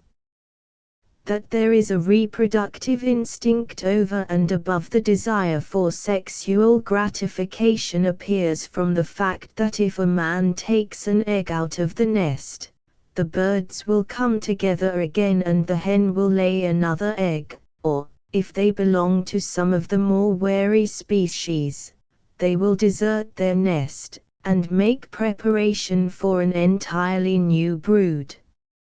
A female wryneck, whose nest was daily robbed of the egg she laid in it, continued to lay a new one, which grew smaller and smaller, till, when she had laid her 29th egg, she was found dead upon her nest. If an instinct cannot stand the test of self-sacrifice, if it is the simple outcome of a desire for bodily gratification, then it is no true instinct, and is only so called erroneously. Instinct is not a mechanism of brain or mind implanted in living beings by nature, for, if it were, then instinctive action without any, even unconscious, activity of mind, and with no conception concerning the purpose of the action, would be executed mechanically, the purpose having been once for all thought out by nature or providence, which has so organized the individual that it acts henceforth as a purely mechanical medium. We are now dealing with a psychical organization as the cause instinct, as we were above dealing with a physical. A psychical organization would be a conceivable explanation, and we need look no farther if every instinct once belonging to an animal discharged its functions in an unvarying manner. But this is never found to be the case, for instincts vary when there arises a sufficient motive for varying them. This proves that special exterior circumstances enter into the matter, and that these circumstances are the very things that render the attainment of the purpose possible through means selected by the instinct. Here first do we find instinct acting as though it were actually design with action following at its heels, for until the arrival of the motive, the instinct remains late and discharges no function whatever.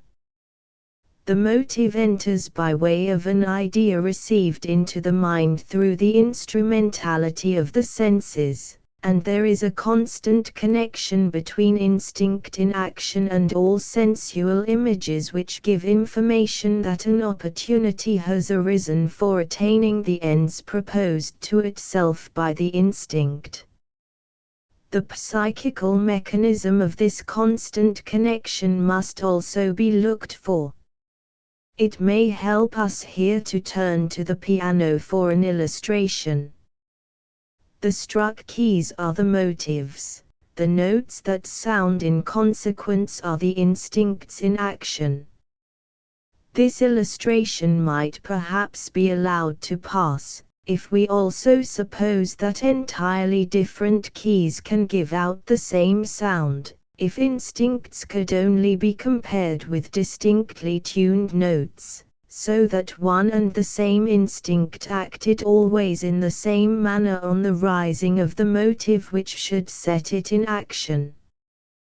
This, however, is not so, for it is the blind unconscious purpose of the instinct that is alone constant, the instinct itself, that is to say, the will to make use of certain means, varying as the means that can be most suitably employed vary under varying circumstances. In this we condemn the theory which refuses to recognize unconscious purpose as present in each individual case of instinctive action. For he who maintains instinct to be the result of a mechanism of mind, must suppose a special and constant mechanism for each variation and modification of the instinct in accordance with exterior circumstances. 97. That is to say, a new string giving a note with a new tone must be inserted, and this would involve the mechanism in endless complication.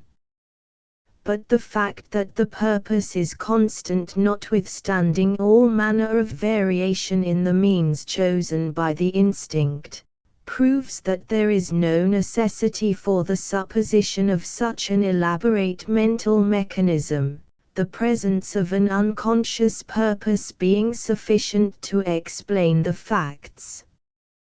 The purpose of the bird, for example, that has laid her eggs is constant, and consists in the desire to bring her young to maturity. When the temperature of the air is insufficient to effect this, she sits upon her eggs, and only intermits her sittings in the warmest countries. The mammal, on the other hand, attains the fulfillment of its instinctive purpose without any cooperation on its own part. In warm climates many birds only sit by night, and small exotic birds that have built-in aviaries kept at a high temperature sit little upon their eggs or not at all. How inconceivable is the supposition of a mechanism that impels the bird to sit as soon as the temperature falls below a certain height. How clear and simple, on the other hand, is the view that there is an unconscious purpose constraining the volition of the bird to the use of the fitting means, of which process, however, only the last link, that is to say, the will immediately preceding the action falls within the consciousness of the bird.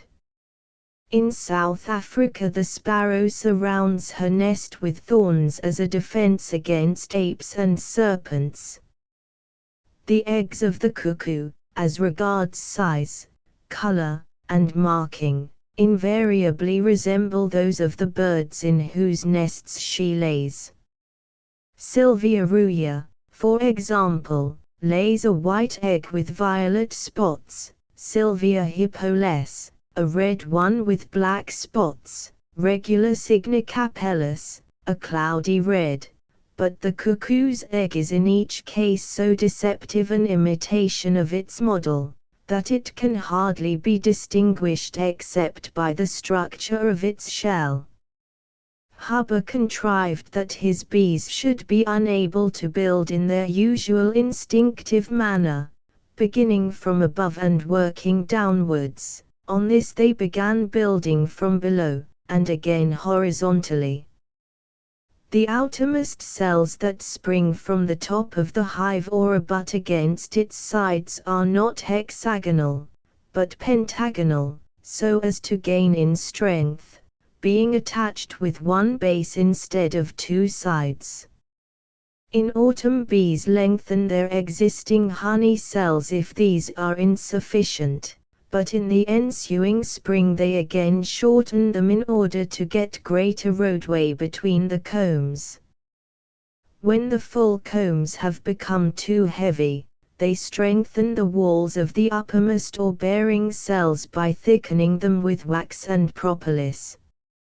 If larvae of working bees are introduced into the cells set apart for drones, The working bees will cover these cells with the flat lids usual for this kind of larvae, and not with the round ones that are proper for drones. In autumn, as a general rule, bees kill their drones, but they refrain from doing this when they have lost their queen, and keep them to fertilize the young queen, who will be developed from larvae that would otherwise have become working bees. Huber observed that they defend the entrance of their hive against the inroads of the sphinx moth by means of skillful constructions made of wax and propolis. They only introduce propolis when they want it for the execution of repairs, or for some other special purpose. Spiders and caterpillars also display marvelous dexterity in the repair of their webs if they have been damaged, and this requires powers perfectly distinct from those requisite for the construction of a new one. The above examples might be multiplied indefinitely, but they are sufficient to establish the fact that instincts are not capacities rolled, as it were, off a reel mechanically, according to an invariable system, but that they adapt themselves most closely to the circumstances of each case, and are capable of such great modification and variation that at times they almost appear to cease to be instinctive. Many will, indeed, ascribe these modifications to conscious deliberation on the part of the animals themselves, and it is impossible to deny that in the case of the more intellectually gifted animals there may be such a thing as a combination of instinctive faculty and conscious reflection. I think, however, the examples already cited are enough to show that often where the normal and the abnormal action springs from the same source, without any complication with conscious deliberation, they are either both instinctive or both deliberative. 99. Or is that which prompts the bee to build hexagonal prisms in the middle of her comb something of an actually distinct character from that which impels her to build pentagonal ones at the sides? Are there two separate kinds of thing, one of which induces birds under certain circumstances to sit upon their eggs, while another leads them under certain other circumstances to refrain from doing so? And does this hold good also with bees when they at one time kill their brethren without mercy and at another grant them their lives? Or with birds when they construct the kind of nest peculiar to their race, and, again, any special provision which they may think fit under certain circumstances to take? If it is once granted that the normal and the abnormal manifestations of instinct, and they are often incapable of being distinguished, spring from a single source, then the objection that the modification is due to conscious knowledge will be found to be a suicidal one later on, so far as it is directed against instinct generally. It may be sufficient here to point out, in anticipation of remarks that will be found in later chapters, that instinct and the power of organic development involve the same essential principle, though operating under different circumstances, the two melting into one another without any definite boundary between them. Here, then, we have conclusive proof that instinct does not depend upon organization of body or brain, but that, more truly, the organization is due to the nature and manner of the instinct. On the other hand, we must now return to a closer consideration of the conception of a psychical mechanism. 100. And here we find that this mechanism, in spite of its explaining so much, is itself so obscure that we can hardly form any idea concerning it. The motive enters the mind by way of a conscious sensual impression. This is the first link of the process. The last link, 101, appears as the conscious motive of an action. Both, however, are entirely unlike, and neither has anything to do with ordinary motivation, which consists exclusively in the desire that springs from a conception either of pleasure or dislike, the former prompting to the attainment of any object, the latter to its avoidance. In the case of instinct, pleasure is for the most part a concomitant phenomenon, but it is not so always, as we have already seen, inasmuch as the consummation and highest moral development of instinct displays itself in self-sacrifice. The true problem, however, lies far deeper than this. For every conception of a pleasure proves that we have experienced this pleasure already. But it follows from this, that when the pleasure was first felt there must have been will present, in the gratification of which will the pleasure consisted.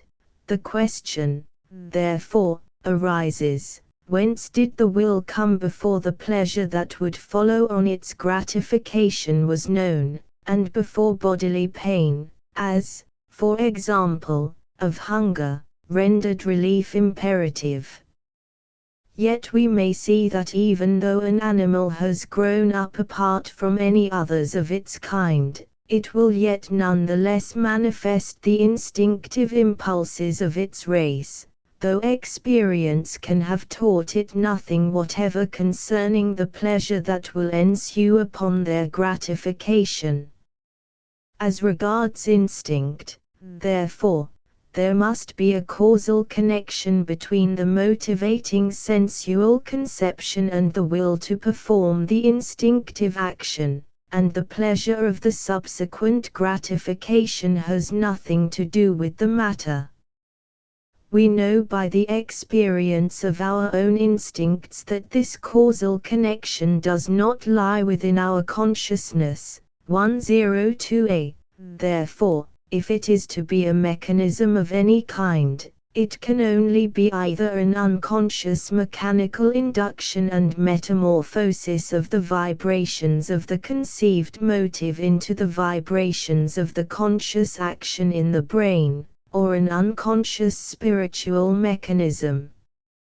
In the first case, it is surely strange that this process should go on unconsciously, though it is so powerful in its effects that the will resulting from it overpowers every other consideration, every other kind of will, and that vibrations of this kind, when set up in the brain, become always consciously perceived. Nor is it easy to conceive in what way this metamorphosis can take place so that the constant purpose can be attained under varying circumstances by the resulting will in modes that vary with variation of the special features of each individual case.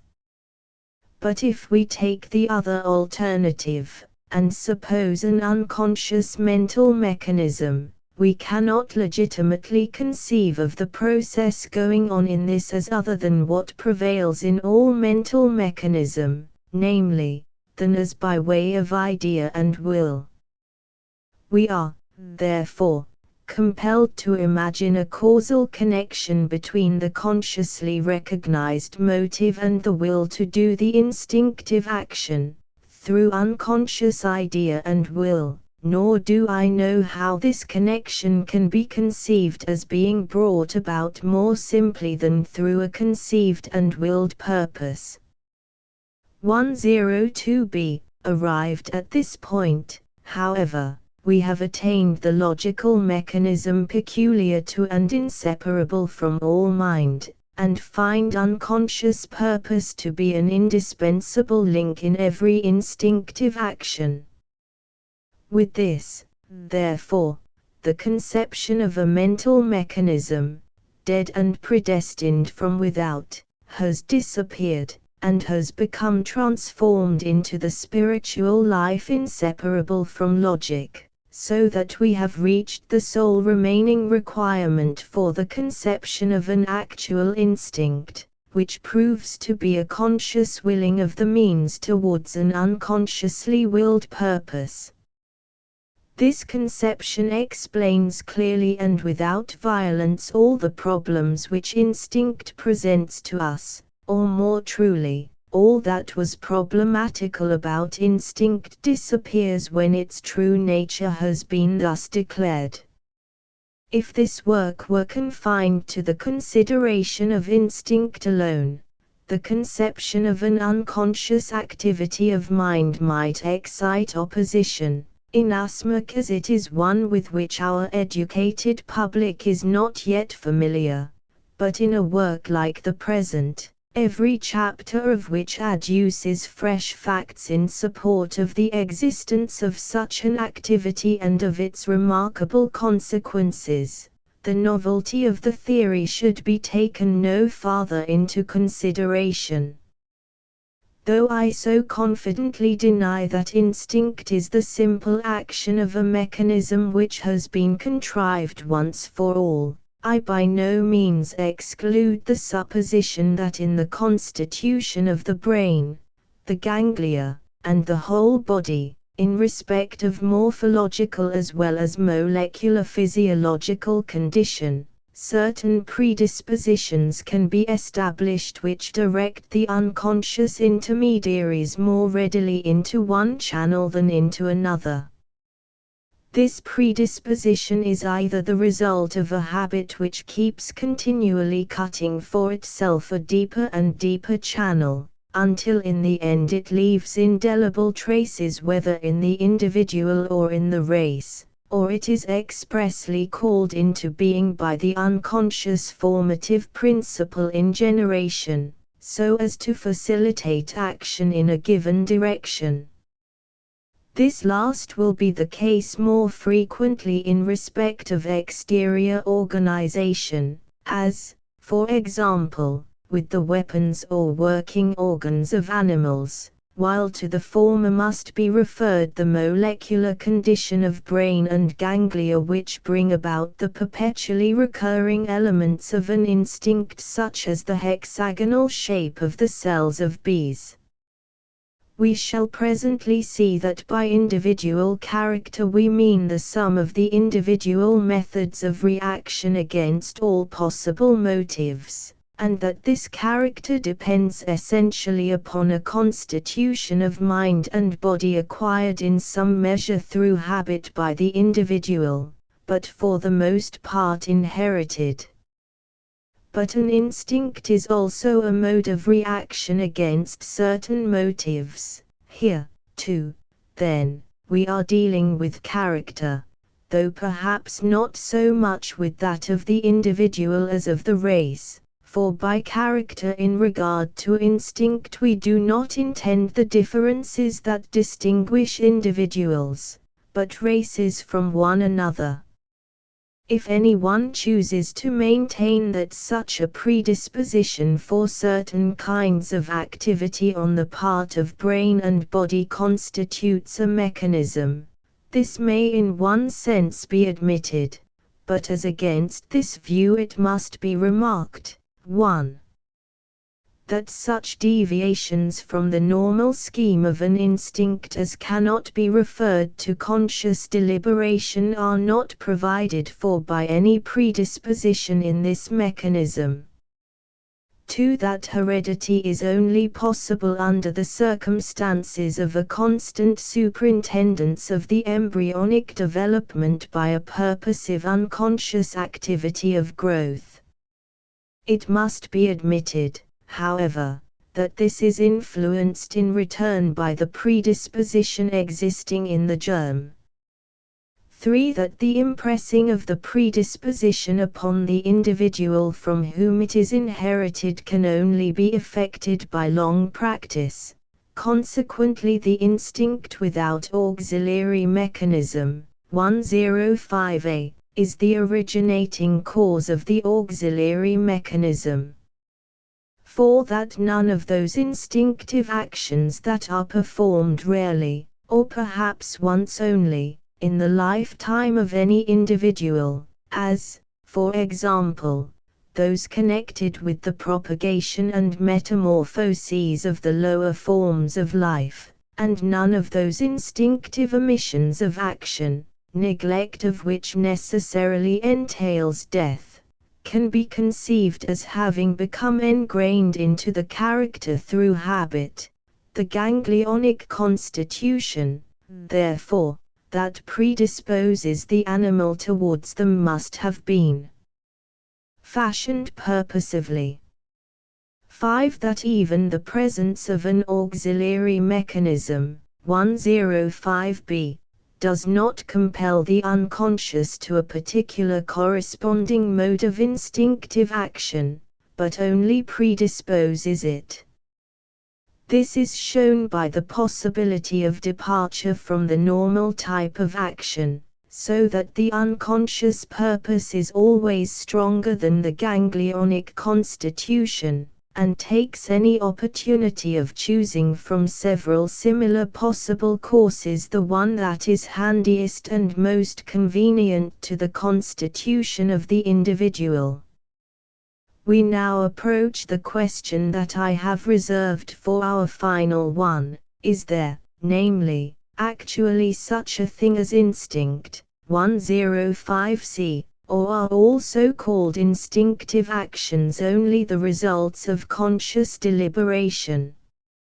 In support of the second of these two views, it may be alleged that the more limited is the range of the conscious mental activity of any living being, the more fully developed in proportion to its entire mental power is its performance commonly found to be in respect of its own limited and special instinctive department. This holds as good with the lower animals as with men, and is explained by the fact that perfection of proficiency is only partly dependent upon natural capacity, but is in great measure due to practice and cultivation of the original faculty. A philologist, for example, is unskilled in questions of jurisprudence, a natural philosopher or mathematician, in philology, an abstract philosopher, in poetical criticism.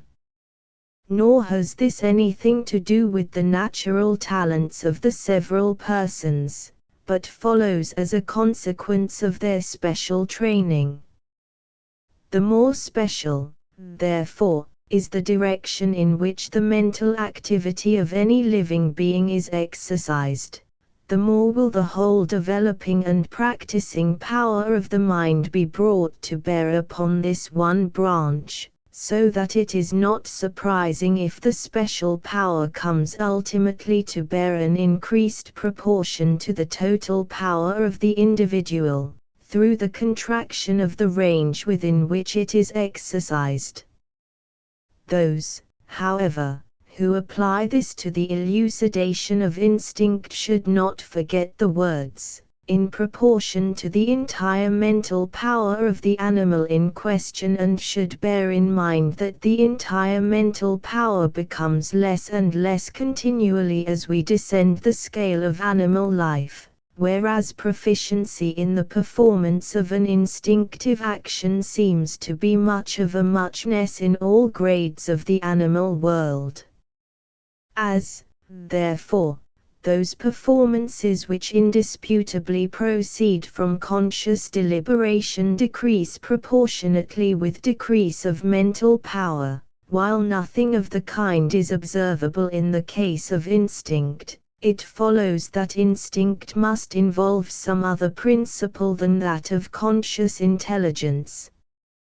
We see, moreover, that actions which have their source in conscious intelligence are of one and the same kind, whether among the lower animals or with mankind, that is to say, that they are acquired by apprenticeship or instruction and perfected by practice, so that the saying, "Age brings wisdom," holds good with the brutes as much as with ourselves.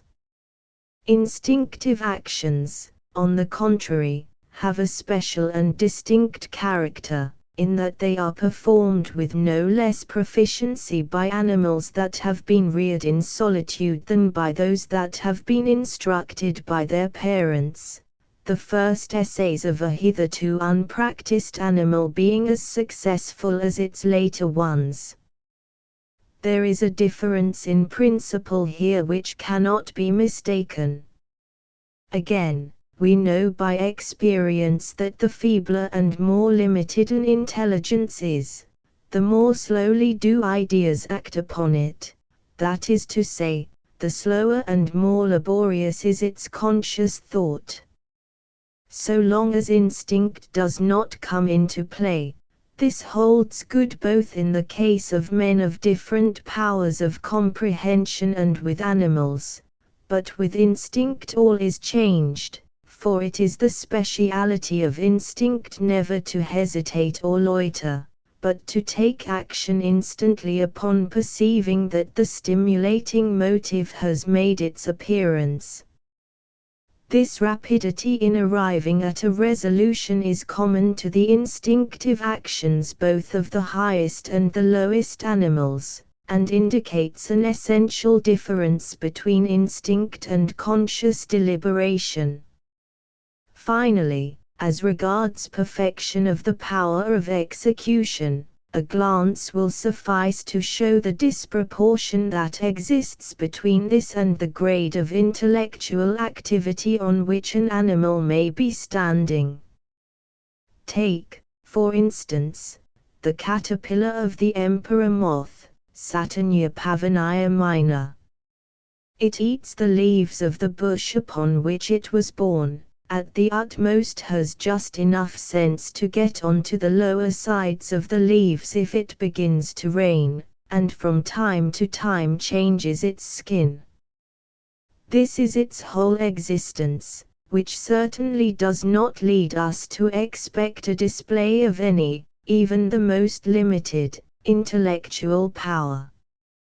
When, however, the time comes for the larva of this moth to become a chrysalis, it spins for itself a double cocoon, fortified with bristles that point outwards, so that it can be opened easily from within, though it is sufficiently impenetrable from without.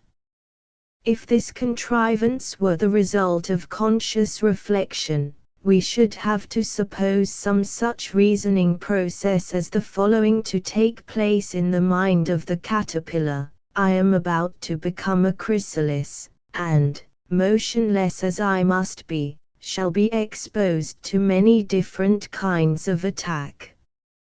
I must therefore weave myself a web. But when I am a moth I shall not be able, as some moths are, to find my way out of it by chemical or mechanical means, therefore I must leave a way open for myself.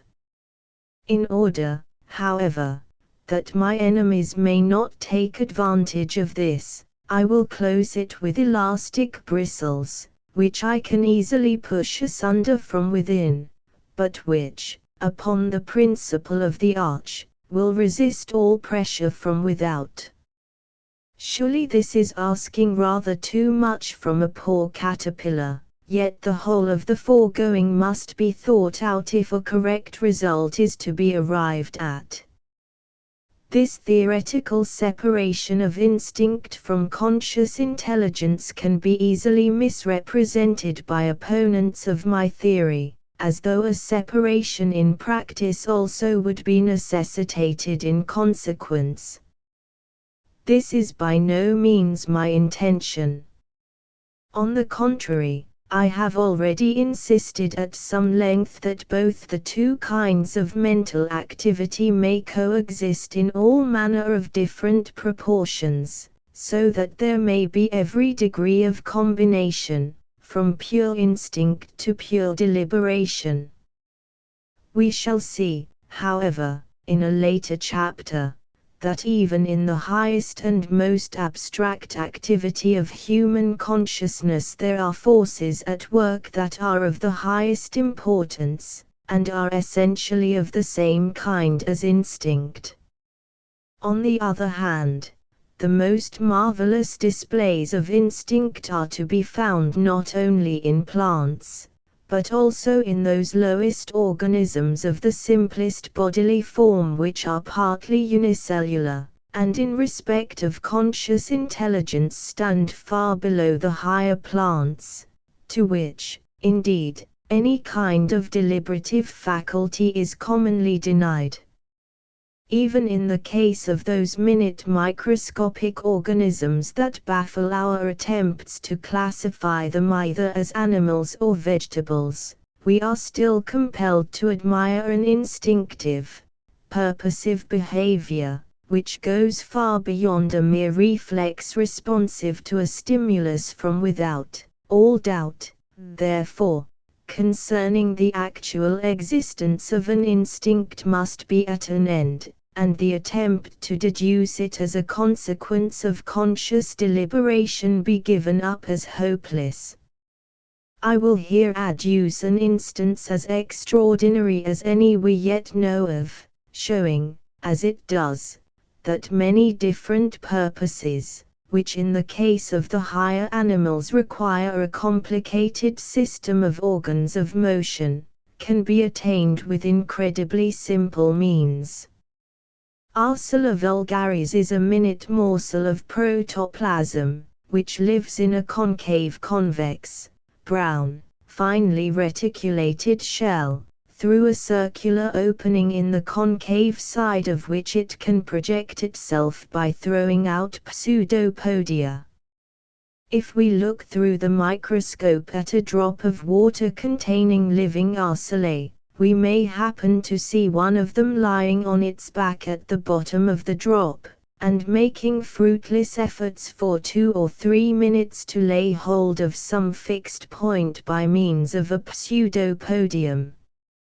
After this there will appear suddenly from 2 to 5, but sometimes more, dark points in the protoplasm at a small distance from the circumference, and, as a rule, at regular distances from one another.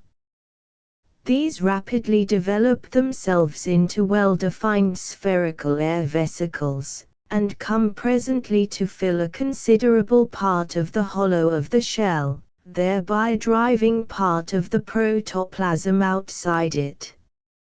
After from 5 to 20 minutes, the specific gravity of the arcella is so much lessened that it is lifted by the water with its pseudopodia, and brought up against the upper surface of the water drop, on which it is able to travel.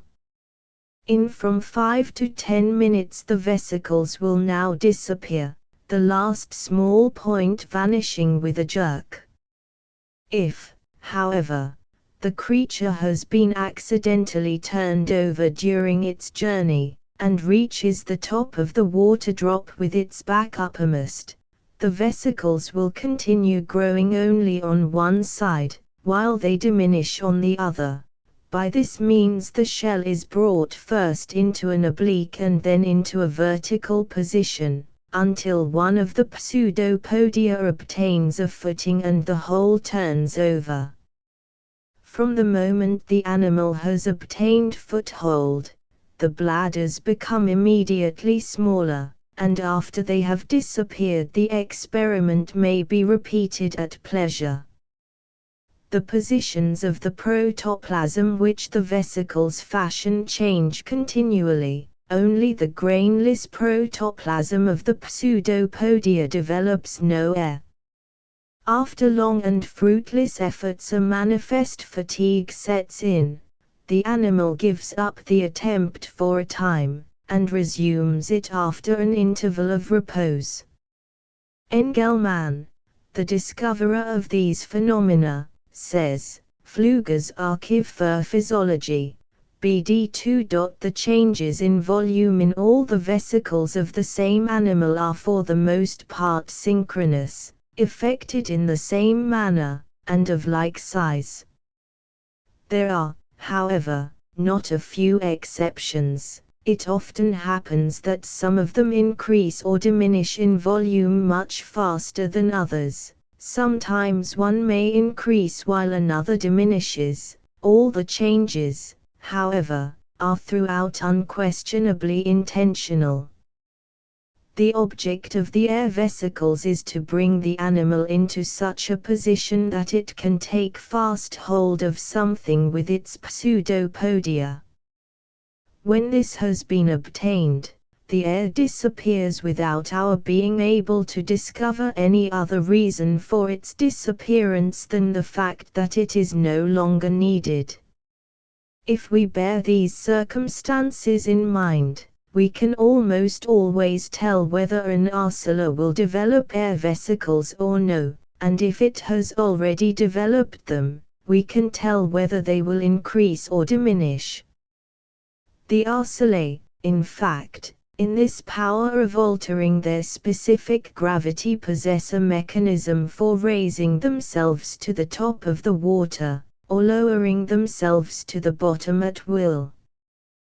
They use this not only in the abnormal circumstances of their being under microscopical observation, but at all times, as may be known by our being always able to find some specimens with air bladders at the top of the water in which they live. If what has been already advanced has failed to convince the reader of the hopelessness of attempting to explain instinct as a mode of conscious deliberation, he must admit that the following considerations are conclusive. It is most certain that deliberation and conscious reflection can only take account of such data as are consciously perceived, if, then, it can be shown that data absolutely indispensable for the arrival at a just conclusion cannot by any possibility have been known consciously, the result can no longer be held as having had its source in conscious deliberation. It is admitted that the only way in which consciousness can arrive at a knowledge of exterior facts is by way of an impression made upon the senses. We must, therefore, prove that a knowledge of the facts indispensable for arrival at a just conclusion could not have been thus acquired. This may be done as follows: 111. For, firstly, the facts in question lie in the future, and the present gives no ground for conjecturing the time and manner of their subsequent development. Secondly, they are manifestly debarred from the category of perceptions perceived through the senses, inasmuch as no information can be derived concerning them except through experience of similar occurrences in time past, and such experience is plainly out of the question. It would not affect the argument if, as I think likely, it were to turn out, with the advance of our physiological knowledge, that all the examples of the first case that I am about to adduce reduce themselves to examples of the second, as must be admitted to have already happened in respect of many that I have adduced hitherto. For it is hardly more difficult to conceive of a priori knowledge, disconnected from any impression made upon the senses, than of knowledge which, it is true, does at the present day manifest itself upon the occasion of certain general perceptions, but which can only be supposed to be connected with these by means of such a chain of inferences and judiciously applied knowledge as cannot be believed to exist when we have regard to the capacity and organization of the animal we may be considering. An example of the first case is supplied by the larva of the stag beetle in its endeavor to make itself a convenient hole in which to become a chrysalis. The female larva digs a hole exactly her own size, but the male makes one as long again as himself, so as to allow for the growth of his horns, which will be about the same length as his body. A knowledge of this circumstance is indispensable if the result achieved is to be considered as due to reflection, yet the actual present of the larva affords it no ground for conjecturing beforehand the condition in which it will presently find itself. As regards the second case, ferrets and buzzards fall forthwith upon blind worms or other non-poisonous snakes, and devour them then and there. But they exhibit the greatest caution in laying hold of adders, even though they have never before seen one, and will endeavor first to bruise their heads, so as to avoid being bitten. As there is nothing in any other respect alarming in the adder, a conscious knowledge of the danger of its bite is indispensable, if the conduct above described is to be referred to conscious deliberation. But this could only have been acquired through experience, and the possibility of such experience may be controlled in the case of animals that have been kept in captivity from their youth up, so that the knowledge displayed can be ascertained to be independent of experience. On the other hand, both the above illustrations afford evidence of an unconscious perception of the facts, and prove the existence of a direct knowledge underivable from any sensual impression or from consciousness. This has always been recognized, 113, and has been described under the words presentiment or foreboding.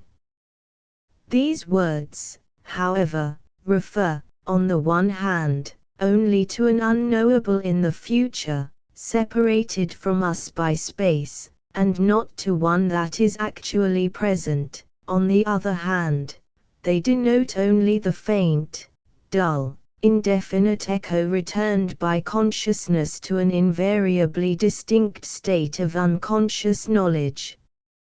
Hence the word presentiment, which carries with it an idea of faintness and indistinctness, while, however, it may be easily seen that sentiment destitute of all, even unconscious, ideas can have no influence upon the result, for knowledge can only follow upon an idea. A presentiment that sounds in consonance with our consciousness can indeed, under certain circumstances, become tolerably definite, so that in the case of man it can be expressed in thought and language, but experience teaches us that even among ourselves this is not so. When instincts special to the human race come into play, we see rather that the echo of our unconscious knowledge which finds its way into our consciousness is so weak that it manifests itself only in the accompanying feelings or frame of mind, and represents but an infinitely small fraction of the sum of our sensations. It is obvious that such a faintly sympathetic consciousness cannot form a sufficient foundation for a superstructure of conscious deliberation. On the other hand, conscious deliberation would be unnecessary, inasmuch as the process of thinking must have been already gone through unconsciously, for every faint presentiment that obtrudes itself upon our consciousness is in fact only the consequence of a distinct unconscious knowledge, and the knowledge with which it is concerned is almost always an idea of the purpose of some instinctive action, or of one most intimately connected therewith. Thus, in the case of the stag beetle, the purpose consists in the leaving space for the growth of the horns, the means, in the digging the hole of a sufficient size, and the unconscious knowledge, in prescience concerning the future development of the horns. Lastly, all instinctive actions give us an impression of absolute security and infallibility. With instinct the will is never hesitating or weak, as it is when inferences are being drawn consciously. We never find instinct making mistakes. We cannot, therefore, ascribe a result which is so invariably precise to such an obscure condition of mind as is implied when the word presentiment is used. On the contrary, this absolute certainty is so characteristic a feature of instinctive actions, that it constitutes almost the only well-marked point of distinction between these and actions that are done upon reflection. But from this it must again follow that some principle lies at the root of instinct other than that which underlies reflective action, and this can only be looked for in a determination of the will through a process that lies in the unconscious. 115a, to which this character of unhesitating infallibility will attach itself in all our future investigations. Many will be surprised at my ascribing to instinct an unconscious knowledge, arising out of no sensual impression, and yet invariably accurate.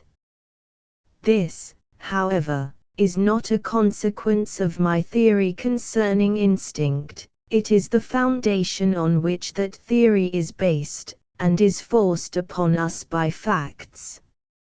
I must therefore adduce examples.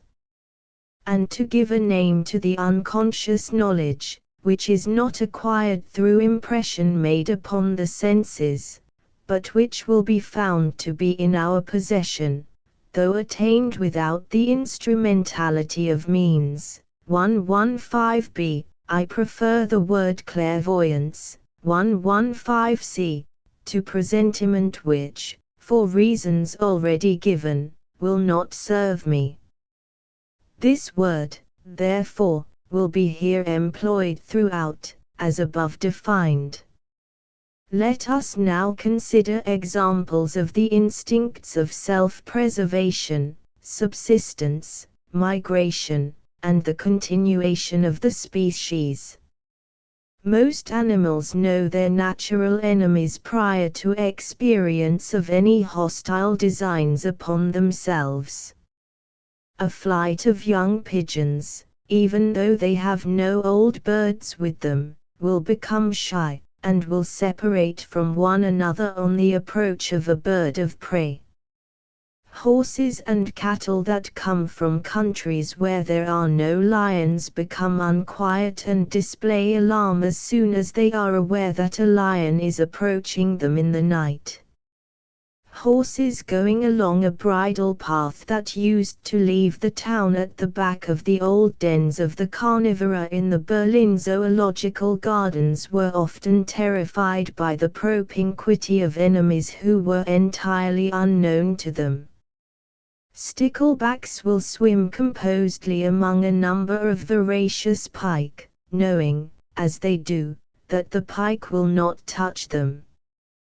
For if a pike once by mistake swallows a stickleback, the stickleback will stick in its throat by reason of the spine it carries upon its back, and the pike must starve to death without being able to transmit his painful experience to his descendants. In some countries there are people who by choice eat dog's flesh. Dogs are invariably savage in the presence of these persons, as recognizing in them enemies at whose hands they may one day come to harm. This is the more wonderful inasmuch as dog's fat applied externally, as when rubbed upon boots, attracts dogs by its smell. Grant saw a young chimpanzee throw itself into convulsions of terror at the sight of a large snake, and even among ourselves a Gretchen can often detect a Mephistopheles. An insect of the genus Bombyx will seize another of the genus Panopia, and kill it wherever it finds it, without making any subsequent use of the body, but we know that the last named insect lies in wait for the eggs of the first, and is therefore the natural enemy of its race. The phenomenon known to stock drivers and shepherds as das Bisen des Viehs affords another example. For when a dassel or bise fly draws near the herd, the cattle become unmanageable and run about among one another as though they were mad, knowing, as they do, that the larvae from the eggs which the fly will lay upon them will presently pierce their hides and occasion them painful sores. These dassel flies, which have no sting, closely resemble another kind of gadfly which has a sting. Nevertheless, this last kind is little feared by cattle, while the first is so to an inordinate extent. The laying of the eggs upon the skin is at the time quite painless, and no ill consequences follow until long afterwards, so that we cannot suppose the cattle to draw a conscious inference concerning the connection that exists between the two. I have already spoken of the foresight shown by ferrets and buzzards in respect of adders. In like manner a young honey buzzard, on being shown a wasp for the first time, immediately devoured it after having squeezed the sting from its body. No animal, whose instinct has not been vitiated by unnatural habits, will eat poisonous plants. Even when apes have contracted bad habits through their having been brought into contact with mankind, they can still be trusted to show us whether certain fruits found in their native forests are poisonous or no, for if poisonous fruits are offered them they will refuse them with loud cries. Every animal will choose for its sustenance exactly those animal or vegetable substances which agree best with its digestive organs, without having received any instruction on the matter, and without testing them beforehand. Even, indeed, though we assume that the power of distinguishing the different kinds of food is due to sight and not to smell, it remains none the less mysterious how the animal can know what it is that will agree with it. Thus the kid which Galen took prematurely from its mother smelt at all the different kinds of food that were set before it, but drank only the milk without touching anything else. The cherryfinch opens a cherrystone by turning it so that her beak can hit the part where the two sides join, and does this as much with the first stone she cracks as with the last. Fitchettes, martins, and weasels make small holes on the opposite sides of an egg which they are about to suck, so that the air may come in while they are sucking. Not only do animals know the food that will suit them best, but they find out the most suitable remedies when they are ill, and constantly form a correct diagnosis of their malady with a therapeutical knowledge which they cannot possibly have acquired. Dogs will often eat a great quantity of grass, particularly couch grass, when they are unwell, especially after spring, if they have worms, which thus pass from them entangled in the grass, or if they want to get fragments of bone from out of their stomachs. As a purgative they make use of plants that sting. Hens and pigeons pick lime from walls and pavements if their food does not afford them lime enough to make their eggshells with. Little children eat chalk when suffering from acidity of the stomach, and pieces of charcoal if they are troubled with flatulence. We may observe these same instincts for certain kinds of food or drugs even among grown-up people, under circumstances in which their unconscious nature has unusual power, as, for example, among women when they are pregnant, whose capricious appetites are probably due to some special condition of the fetus, which renders a certain state of the blood desirable. Field mice bite off the germs of the corn which they collect together, in order to prevent its growing during the winter. Some days before the beginning of cold weather the squirrel is most assiduous in augmenting its store, and then closes its dwelling. Birds of passage betake themselves to warmer countries at times when there is still no scarcity of food for them here, and when the temperature is considerably warmer than it will be when they return to us. The same holds good of the time when animals begin to prepare their winter quarters, which beetles constantly do during the very hottest days of autumn. When swallows and storks find their way back to their native places over distances of hundreds of miles, and though the aspect of the country is reversed, we say that this is due to the acuteness of their perception of locality. But the same cannot be said of dogs, which, though they have been carried in a bag from one place to another that they do not know, and have been turned round and round 20 times over, have still been known to find their way home. Here we can say no more than that their instinct has conducted them, that the clairvoyance of the unconscious has allowed them to conjecture their way. 119a.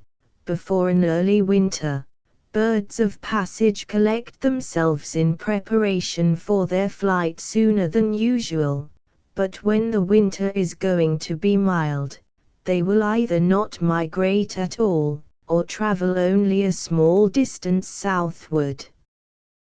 When a hard winter is coming, tortoises will make their burrows deeper. If wild geese, cranes, etc., soon return from the countries to which they had betaken themselves at the beginning of spring, it is a sign that a hot and dry summer is about to ensue in those countries, and that the drought will prevent their being able to rear their young. In years of flood, beavers construct their dwellings at a higher level than usual, and shortly before an inundation the field mice in Kamchatka come out of their holes in large bands. If the summer is going to be dry, spiders may be seen in May and April, hanging from the ends of threads several feet in length.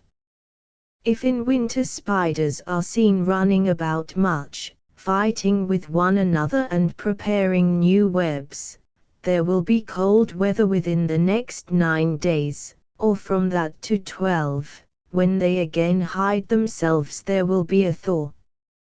I have no doubt that much of this power of prophesying the weather is due to a perception of certain atmospheric conditions which escape ourselves, but this perception can only have relation to a certain actual and now present condition of the weather. And what can the impression made by this have to do with their idea of the weather that will ensue? No one will ascribe to animals a power of prognosticating the weather months beforehand by means of inferences drawn logically from a series of observations, 119b, to the extent of being able to foretell floods. It is far more probable that the power of perceiving subtle differences of actual atmospheric condition is nothing more than the sensual perception which acts as motive, for a motive must assuredly be always present, when an instinct comes into operation. It continues to hold good, therefore, that the power of foreseeing the weather is a case of unconscious clairvoyance, of which the stork which takes its departure for the south 4 weeks earlier than usual knows no more than does the stag when before a cold winter he grows himself a thicker pelt than is his wont. On the one hand, animals have present in their consciousness a perception of the actual state of the weather. On the other, their ensuing action is precisely such as it would be if the idea present with them was that of the weather that is about to come. This they cannot consciously have. The only natural intermediate link, therefore, between their conscious knowledge and their action is supplied by unconscious idea, which, however, is always accurately prescient, inasmuch as it contains something which is neither given directly to the animal through sensual perception, nor can be deduced inferentially through the understanding. Most wonderful of all are the instincts connected with the continuation of the species. The males always find out the females of their own kind, but certainly not solely through their resemblance to themselves. With many animals, as, for example, parasitic crabs, the sexes so little resemble one another that the male would be more likely to seek a mate from the females of 1,000 other species than from his own. Certain butterflies are polymorphic, and not only do the males and females of the same species differ, but the females present two distinct forms, one of which as a general rule mimics the outward appearance of a distant but highly valued species, yet the males will pair only with the females of their own kind, and not with the strangers, though these may be very likely much more like the males themselves. Among the insect species of the Strepsiptera, the female is a shapeless worm which lives its whole life long in the hind body of a wasp. Its head, which is of the shape of a lentil, protrudes between two of the belly rings of the wasp, the rest of the body being inside. The male, which only lives for a few hours, and resembles a moth, nevertheless recognizes his mate in spite of these adverse circumstances, and fecundates her. Before any experience of parturition, the knowledge that it is approaching drives all mammals into solitude, and bids them prepare a nest for their young in a hole or in some other place of shelter. The bird builds her nest as soon as she feels the eggs coming to maturity within her.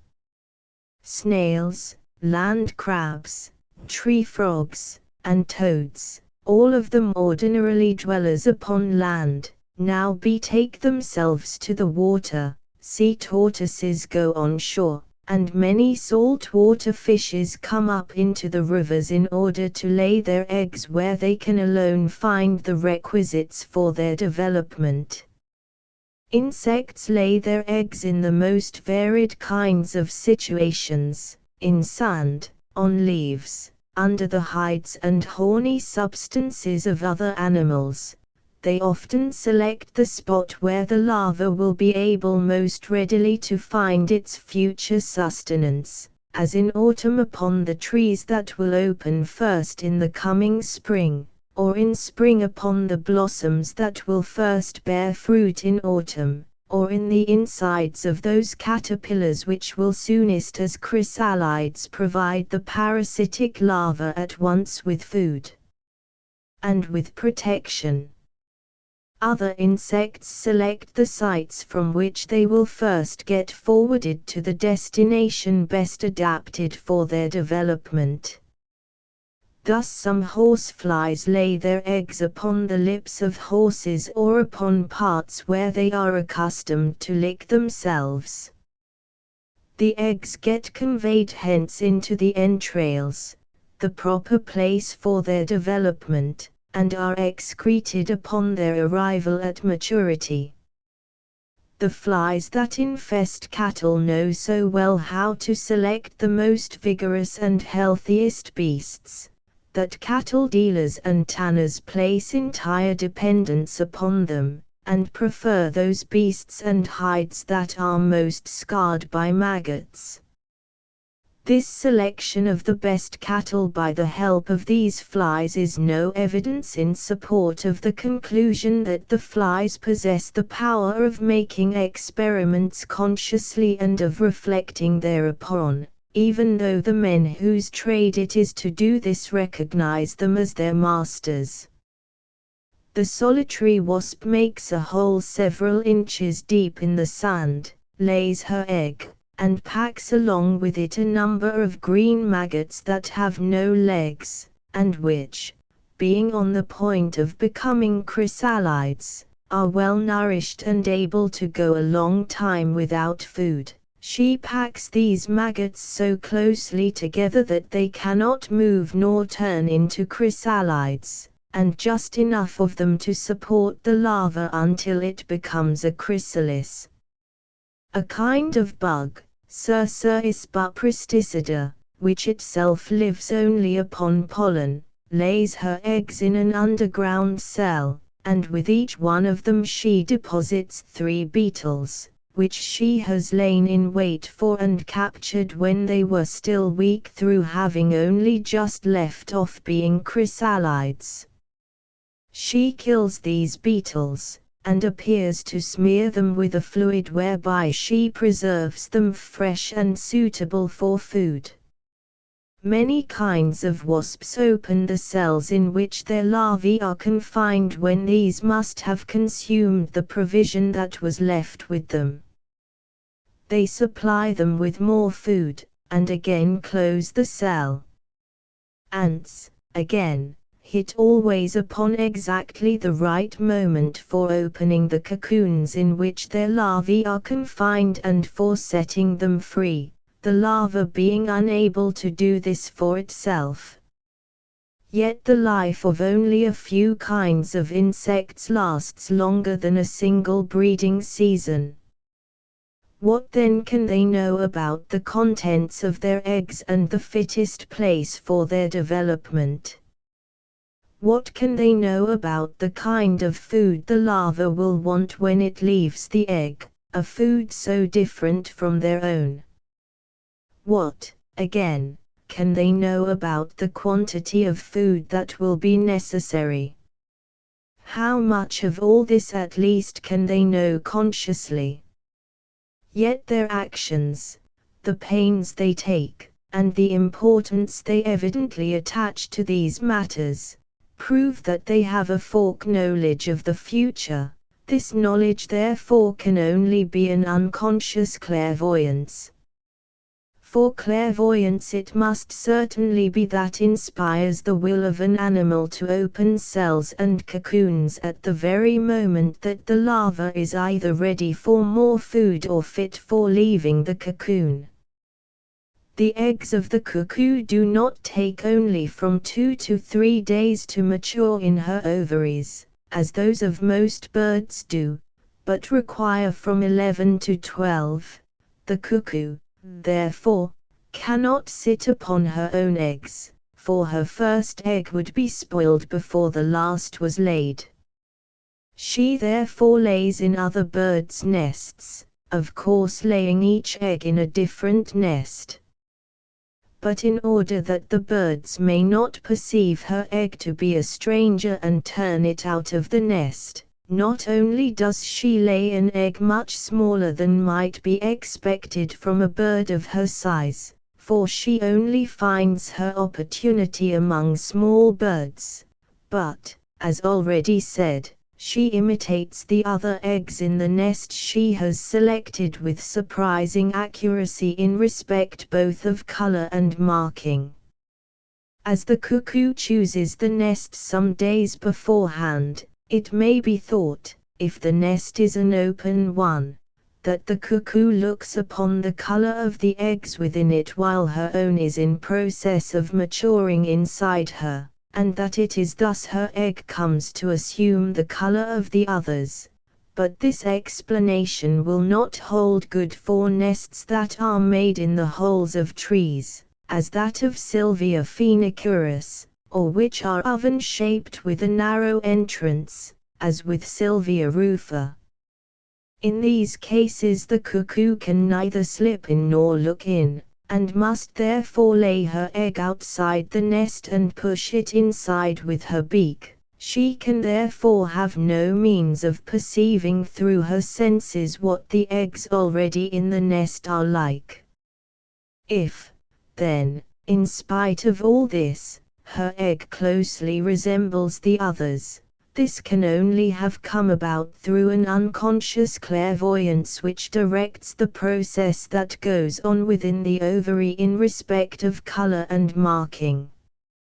An important argument in support of the existence of a clairvoyance in the instincts of animals is to be found in the series of facts which testify to the existence of a like clairvoyance, under certain circumstances, even among human beings, while the self-curative instincts of children and of pregnant women have been already mentioned.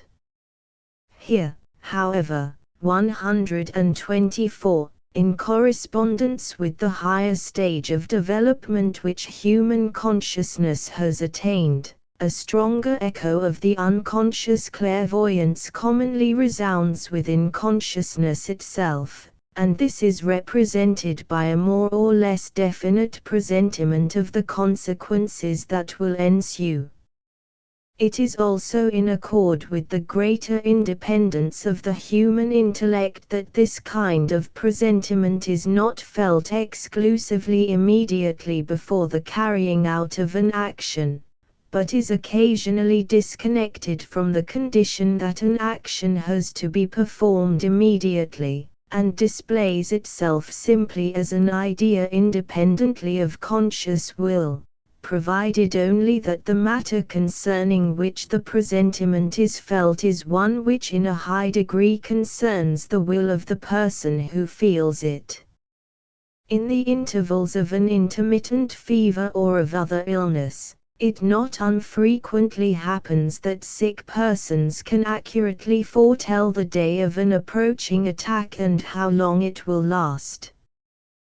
The same thing occurs almost invariably in the case of spontaneous, and generally in that of artificial, somnambulism. Certainly the Pythia, as is well known, used to announce the date of her next ecstatic state.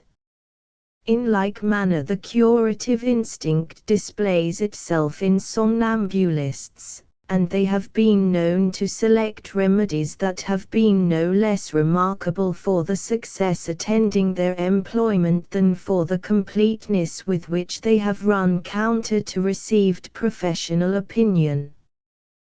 The indication of medicinal remedies is the only use which respectable electrobiologists will make of the half-sleeping, half-waking condition of those whom they are influencing.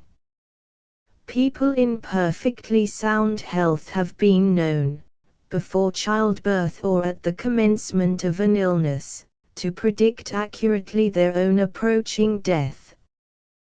The accomplishment of their predictions can hardly be explained as the result of mere chance, for if this were all, the prophecy should fail at least as often as not, whereas the reverse is actually the case. Many of these persons neither desire death nor fear it, so that the result cannot be ascribed to imagination.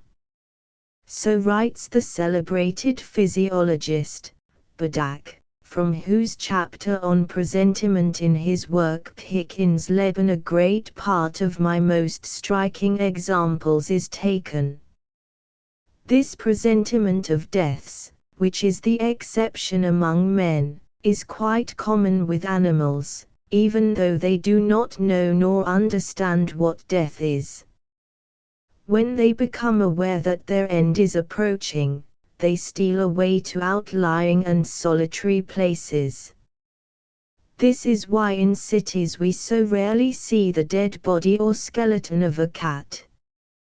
We can only suppose that the unconscious clairvoyance, which is of essentially the same kind whether in man or beast, calls forth presentiments of different degrees of definiteness, so that the cat is driven to withdraw herself through a mere instinct without knowing why she does so, while in man a definite perception is awakened of the fact that he is about to die.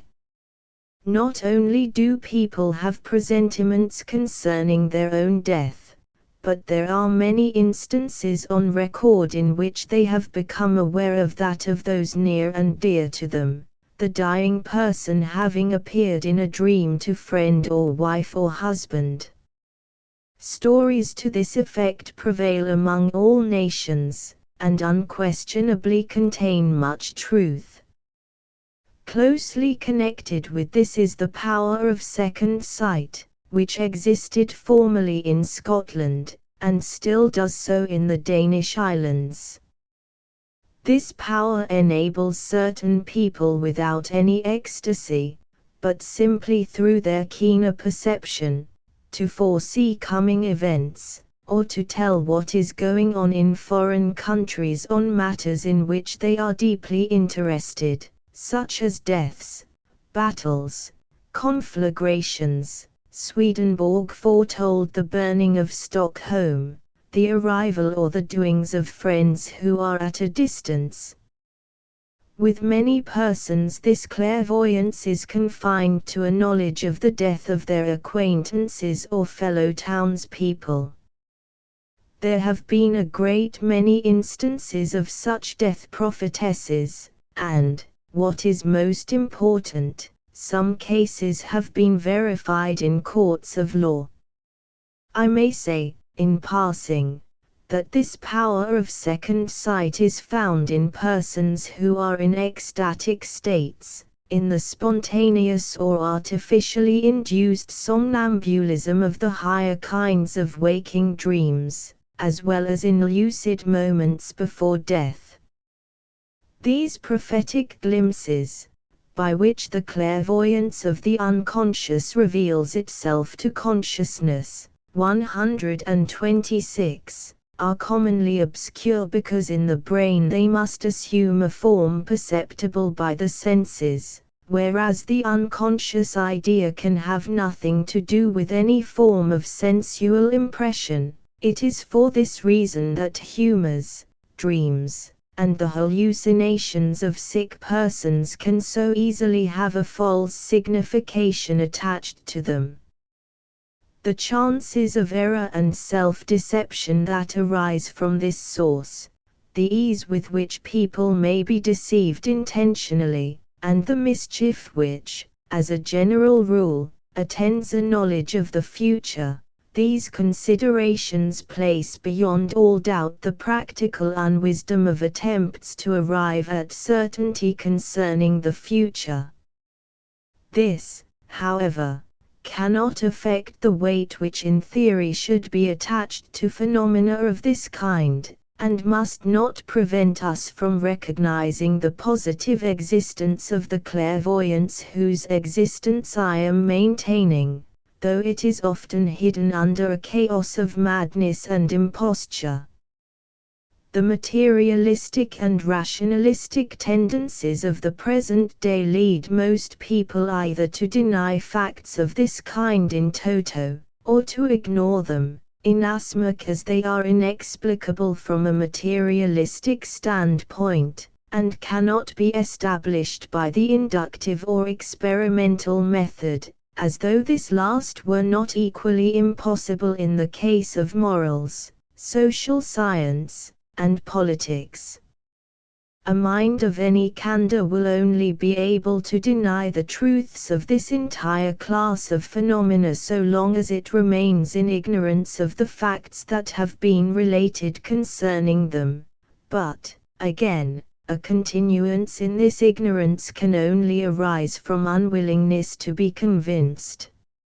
I am satisfied that many of those who deny all human power of divination would come to another, and, to say the least, more cautious conclusion if they would be at the pains of further investigation, and I hold that no one, even at the present day, need be ashamed of joining in with an opinion which was maintained by all the great spirits of antiquity except Epicurus, an opinion whose possible truth hardly one of our best modern philosophers has ventured to contravene, and which the champions of German Enlightenment were so little disposed to relegate to the domain of old wives' tales, that Goethe furnishes us with an example of second sight that fell within his own experience, and confirms it down to its minutest details. Although I am far from believing that the kind of phenomena above referred to form in themselves a proper foundation for a superstructure of scientific demonstration, I nevertheless find them valuable as a completion and further confirmation of the series of phenomena presented to us by the clairvoyance which we observe in human and animal instinct. Even though they only continue this series, 128, through the echo that is awakened within our consciousness, they as powerfully support the account which instinctive actions give concerning their own nature, as they are themselves supported by the analogy they present to the clairvoyance observable in instinct. This, then, as well as my desire not to lose an opportunity of protesting against a modern prejudice, must stand as my reason for having allowed myself to refer, in a scientific work, to a class of phenomena which has fallen at present into so much discredit. I will conclude with a few words upon a special kind of instinct which has a very instructive bearing upon the subject generally, and shows how impossible it is to evade the supposition of an unconscious clairvoyance on the part of instinct. In the examples adduced hitherto, the action of each individual has been done on the individual's own behalf, except in the case of instincts connected with the continuation of the species, where the action benefits others, that is to say, the offspring of the creature performing it. We must now examine the cases in which a solidarity of instinct is found to exist between several individuals, so that, on the one hand, the action of each redounds to the common welfare, and, on the other, it becomes possible for a useful purpose to be achieved through the harmonious association of individual workers. This community of instinct exists also among the higher animals, but here it is harder to distinguish from associations originating through conscious will, inasmuch as speech supplies the means of a more perfect intercommunication of aim and plan. We shall, however, definitely recognize, 129, this general effect of a universal instinct in the origin of speech and in the great political and social movements in the history of the world. Here we are concerned only with the simplest and most definite examples that can be found anywhere, and therefore we will deal in preference with the lower animals, among which, in the absence of voice, the means of communicating thought, mimicry, and physiognomy, are so imperfect that the harmony and interconnection of the individual actions cannot in its main points be ascribed to an understanding arrived at through speech.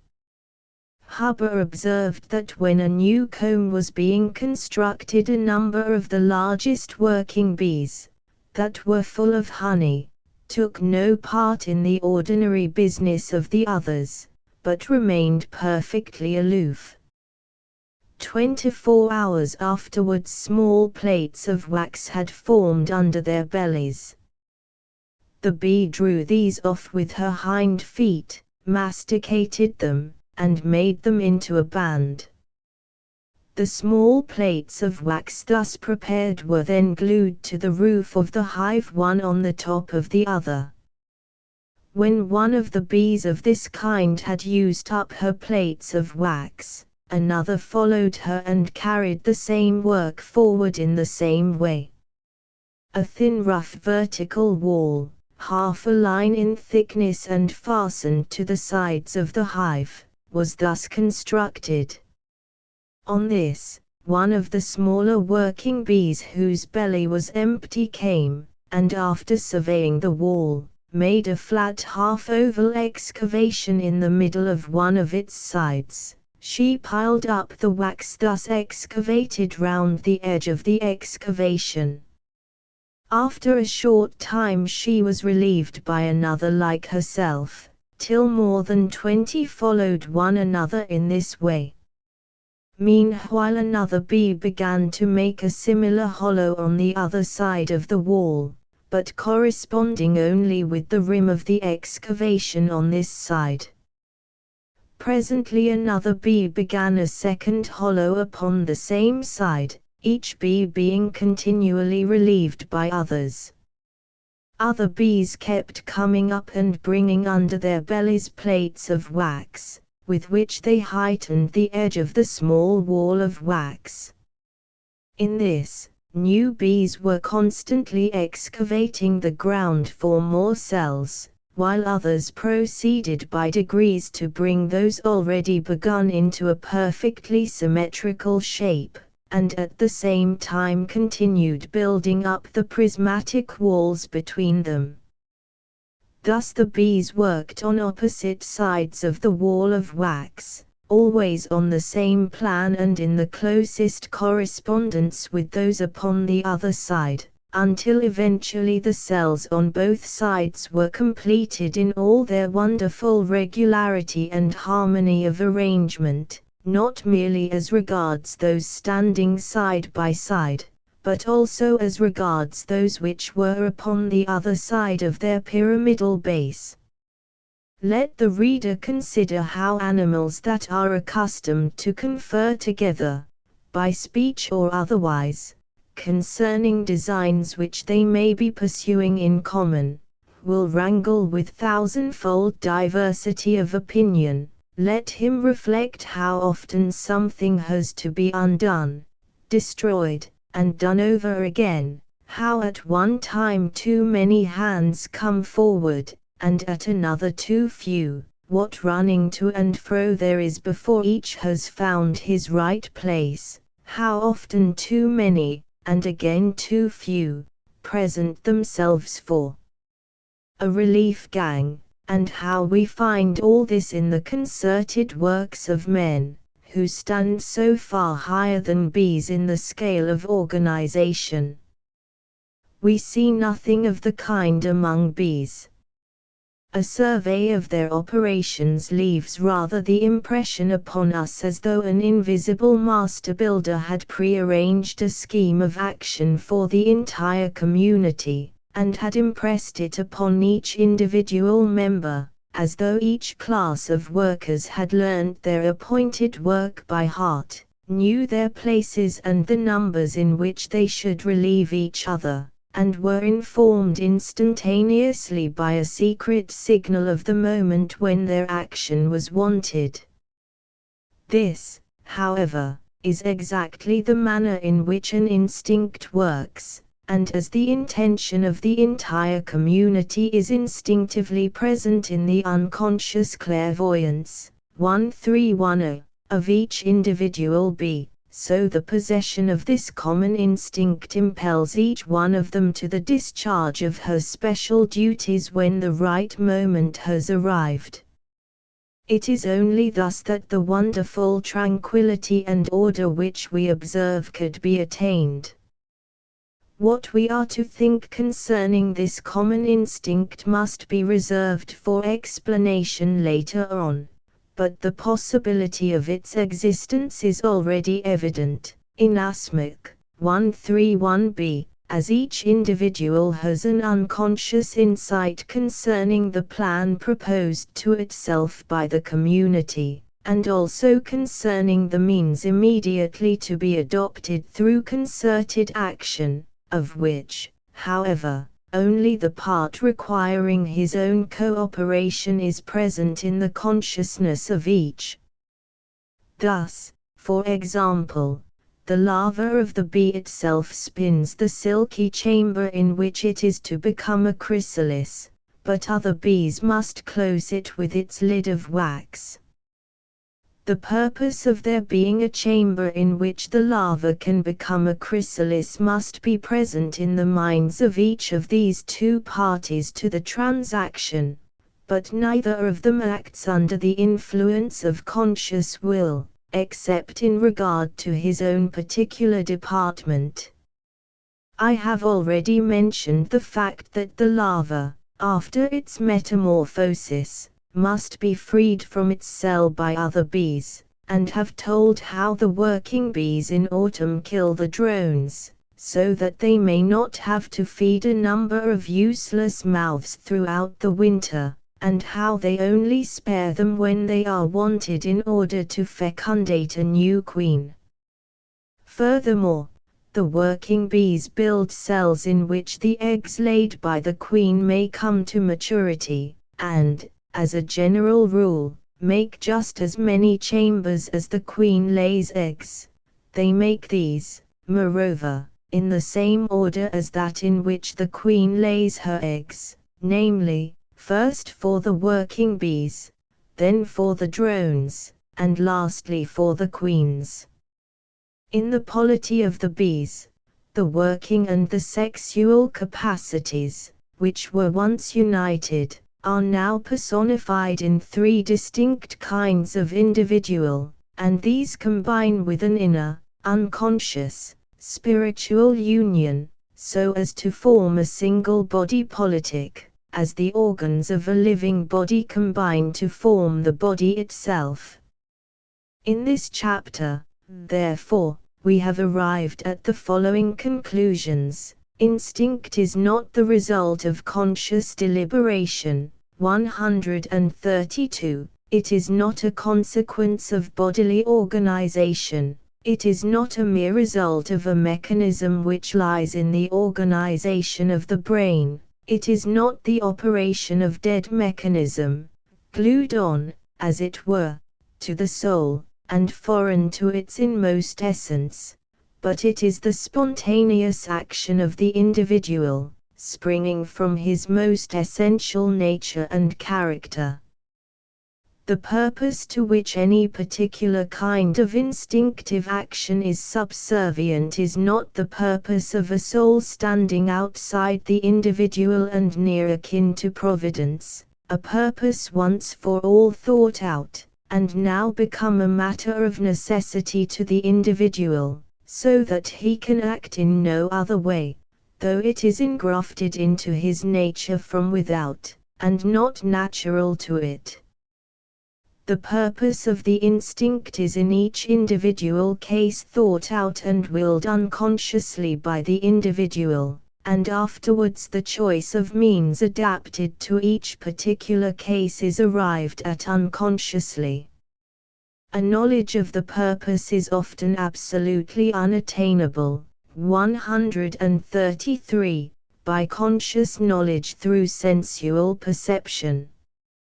Then does the peculiarity of the unconscious display itself in the clairvoyance of which consciousness perceives partly only a faint and dull, and partly, as in the case of man, a more or less definite echo by way of sentiment, whereas the instinctive action itself, the carrying out of the means necessary for the achievement of the unconscious purpose, falls always more clearly within consciousness, inasmuch as due performance of what is necessary would be otherwise impossible. Finally, the clairvoyance makes itself perceived in the concerted action of several individuals combining to carry out a common but unconscious purpose. Up to this point we have encountered clairvoyance as a fact which we observe but cannot explain, and the reader may say that he prefers to take his stand here, and be content with regarding instinct simply as a matter of fact, the explanation of which is at present beyond our reach. Against this it must be urged, firstly, that clairvoyance is not confined to instinct, but is found also in man; secondly, that clairvoyance is by no means present in all instincts, and that therefore our experience shows us clairvoyance and instinct as two distinct things, clairvoyance being of great use in explaining instinct, but instinct serving nothing to explain clairvoyance. Thirdly and lastly, that the clairvoyance of the individual will not continue to be so incomprehensible to us, but will be perfectly well explained in the further course of our investigation, while we must give up all hope of explaining instinct in any other way. The conception we have thus arrived at enables us to regard instinct as the innermost kernel, so to speak, of every living being. That this is actually the case is shown by the instincts of self-preservation and of the continuation of the species which we observe throughout creation, and by the heroic self-abandonment with which the individual will sacrifice welfare, and even life, at the bidding of instinct. We see this when we think of the caterpillar, and how she repairs her cocoon until she yields to exhaustion, of the bird, and how she will lay herself to death, of the disquiet and grief displayed by all migratory animals if they are prevented from migrating. A captive cuckoo will always die at the approach of winter through despair at being unable to fly away, so will the vineyard snail if it is hindered of its winter sleep. The weakest mother will encounter an enemy far surpassing her in strength, and suffer death cheerfully for her offspring's sake. Every year we see fresh cases of people who have been unfortunate going mad or committing suicide. Women who have survived the Caesarean operation allow themselves so little to be deterred from further childbearing through fear of this frightful and generally fatal operation, that they will undergo it no less than 3 times. Can we suppose that what so closely resembles demoniacal possession can have come about through something engrafted onto the soul as a mechanism foreign to its inner nature? 135, or through conscious deliberation which adheres always to a bare egoism, and is utterly incapable of such self-sacrifice for the sake of offspring as is displayed by the procreative and maternal instincts. We have now, finally, to consider how it arises that the instincts of any animal species are so similar within the limits of that species, a circumstance which has not a little contributed to the engrafted mechanism theory. But it is plain that like causes will be followed by like effects, and this should afford sufficient explanation. The bodily mechanism, for example, of all the individuals of a species is alike, so again are their capabilities and the outcomes of their conscious intelligence, though this, indeed, is not the case with man, nor in some measure even with the highest animals, and it is through this want of uniformity that there is such a thing as individuality. The external conditions of all the individuals of a species are also tolerably similar, and when they differ essentially, the instincts are likewise different, a fact in support of which no examples are necessary. From like conditions of mind and body, and this includes like predispositions of brain and ganglia, and like exterior circumstances, like desires will follow as a necessary logical consequence. Again, from like desires and like inward and outward circumstances, a like choice of means, that is to say, like instincts, must ensue. These last two steps would not be conceded without restriction if the question were one involving conscious deliberation, but as these logical consequences are supposed to follow from the unconscious, which takes the right step unfailingly without vacillation or delay so long as the premises are similar, the ensuing desires and the instincts to adopt the means for their gratification will be similar also. Thus the view which we have taken concerning instinct explains the very last point which it may be thought worthwhile to bring forward in support of the opinions of our opponents. I will conclude this chapter with the words of Schelling: thoughtful minds will hold the phenomena of animal instinct to belong to the most important of all phenomena, and to be the true touchstone of a durable philosophy. Chapter 9 remarks upon von Hartmann's position in regard to instinct. Uncertain how far the foregoing chapter is not better left without comment of any kind, I nevertheless think that some of my readers may be helped by the following extracts from the notes I took while translating. I will give them as they come, without throwing them into connected form. Von Hartmann defines instinct as action done with a purpose, but without consciousness of purpose. The building of her nest by a bird is an instinctive action. It is done with a purpose, but it is arbitrary to say that the bird has no knowledge of that purpose.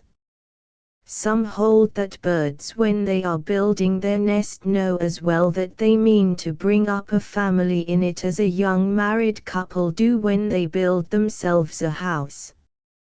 This is the conclusion which would be come to by a plain person on a prima facie view of the facts, and von Hartmann shows no reason for modifying it. A better definition of instinct would be that it is inherited knowledge in respect of certain facts, and of the most suitable manner in which to deal with them. Von Hartmann speaks of a mechanism of brain or mind contrived by nature, and again of a psychical organization as though it were something distinct from a physical organization. We can conceive of such a thing as mechanism of brain, for we have seen brain and handled it, but until we have seen a mind and handled it, or at any rate been enabled to draw inferences which will warrant us in conceiving of it as a material substance apart from bodily substance, we cannot infer that it has an organization apart from bodily organization. Does von Hartmann mean that we have two bodies, a body-body, and a soul-body? He says that no one will call the action of the spider instinctive in voiding the fluids from its glands when they are too full. Why not? He is continually personifying instinct.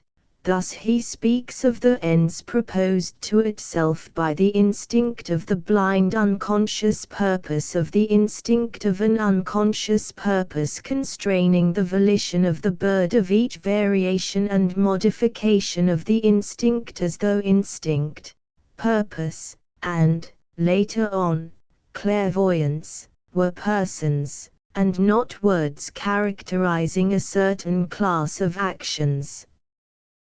The ends are proposed to itself by the animal, not by the instinct.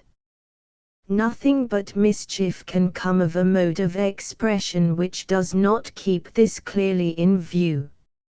It must not be supposed that the same cuckoo is in the habit of laying in the nests of several different species, and of changing the color of her eggs according to that of the eggs of the bird in whose nest she lays. I have inquired from Mr. R. Butler Sharp of the Ornithological Department at the British Museum, who kindly gives it me as his opinion that though cuckoos do imitate the eggs of the species on whom they foist their young ones, yet one cuckoo will probably lay in the nests of one species also, and will stick to that species for life. If so, the same race of cuckoos may impose upon the same species for generations together. The instinct will even thus remain a very wonderful one, but it is not at all inconsistent with the theory put forward by Professor Heering and myself. Returning to the idea of psychical mechanism, he admits that it is itself so obscure that we can hardly form any idea concerning it, 139a, and then goes on to claim for it that it explains a great many other things. This must have been the passage which Mr. Sully had in view when he very justly wrote that von Hartmann dogmatically closes the field of physical inquiry, and takes refuge in a phantom which explains everything, simply because it is itself incapable of explanation. According to von Hartmann, 139b, the unpracticed animal manifests its instinct as perfectly as the practiced. This is not the case. The young animal exhibits marvelous proficiency, but it gains by experience. I have watched sparrows, which I can hardly doubt to be young ones, spend a whole month in trying to build their nest, and give it up in the end as hopeless. I have watched 3 such cases this spring in a tree not 20 feet from my own window and on a level with my eye, so that I have been able to see what was going on at all hours of the day. In each case the nest was made well and rapidly up to a certain point, and then got top-heavy and tumbled over, so that little was left on the tree. It was reconstructed and reconstructed over and over again, always with the same result, till at last in all 3 cases the birds gave up in despair. I believe the older and stronger birds secure the fixed and best sites, driving the younger birds to the trees, and that the art of building nests in trees is dying out among house sparrows. He declares that instinct is not due to organization so much as organization to instinct. 140. The fact is, that neither can claim precedence of or preeminence over the other. Instinct and organization are only mind and body, or mind and matter, and these are not 2 separable things, but one and inseparable, with, as it were, 2 sides, the one of which is a function of the other. There was never yet either matter without mind, however low, nor mind, however high, without a material body of some sort. There can be no change in one without a corresponding change in the other. Neither came before the other, neither can either cease to change or cease to be, for to be is to continue changing, so that to be and to change are one.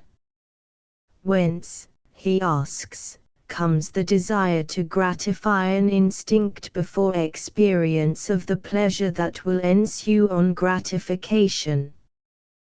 This is a pertinent question, but it is met by Professor Heering with the answer that this is due to memory, to the continuation in the germ of vibrations that were vibrating in the body of the parent, and which, when stimulated by vibrations of a suitable rhythm, become more and more powerful till they suffice to set the body in visible action. For my own part, I only venture to maintain that it is due to memory, that is to say, to an enduring sense on the part of the germ of the action it took when in the persons of its ancestors, and of the gratification which ensued thereon. This meets von Hartmann's whole difficulty. The glacier is not snow. It is snow packed tight into a small compass, and has thus lost all trace of its original form. How incomplete, however, would be any theory of glacial action which left out of sight the origin of the glacier in snow. Von Hartmann loses sight of the origin of instinctive and deliberative actions because the two classes of action are now in many respects different. His philosophy of the unconscious fails to consider what is the normal process by means of which such common actions as we can watch, and whose history we can follow, have come to be done unconsciously. He says, 141, how inconceivable is the supposition of a mechanism, and c. How clear and simple, on the other hand, is the view that there is an unconscious purpose constraining the volition of the bird to the use of the fitting means.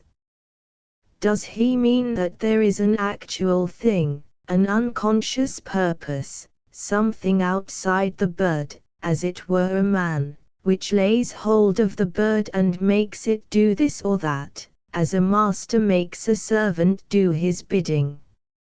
If so, he again personifies the purpose itself, and must therefore embody it, or be talking in a manner which plain people cannot understand.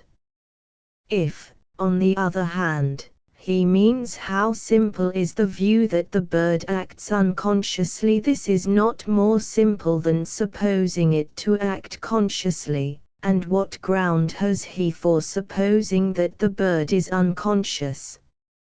It is as simple, and as much in accordance with the facts, to suppose that the bird feels the air to be colder, and knows that she must warm her eggs if she is to hatch them, as consciously as a mother knows that she must not expose her newborn infant to the cold.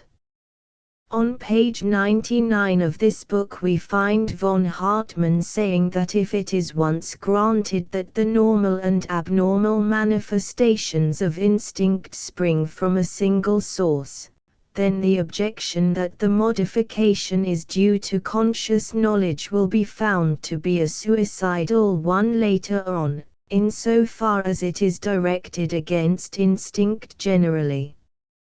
I understand him to mean that if we admit instinctive action, and the modifications of that action which more nearly resemble results of reason, to be actions of the same ultimate kind differing in degree only, and if we thus attempt to reduce instinctive action to the prophetic strain arising from old experience, we shall be obliged to admit that the formation of the embryo is ultimately due to reflection, which he seems to think is a reductio ad absurdum of the argument. Therefore, he concludes, if there is to be only one source, the source must be unconscious, and not conscious. We reply, that we do not see the absurdity of the position which we grant we have been driven to.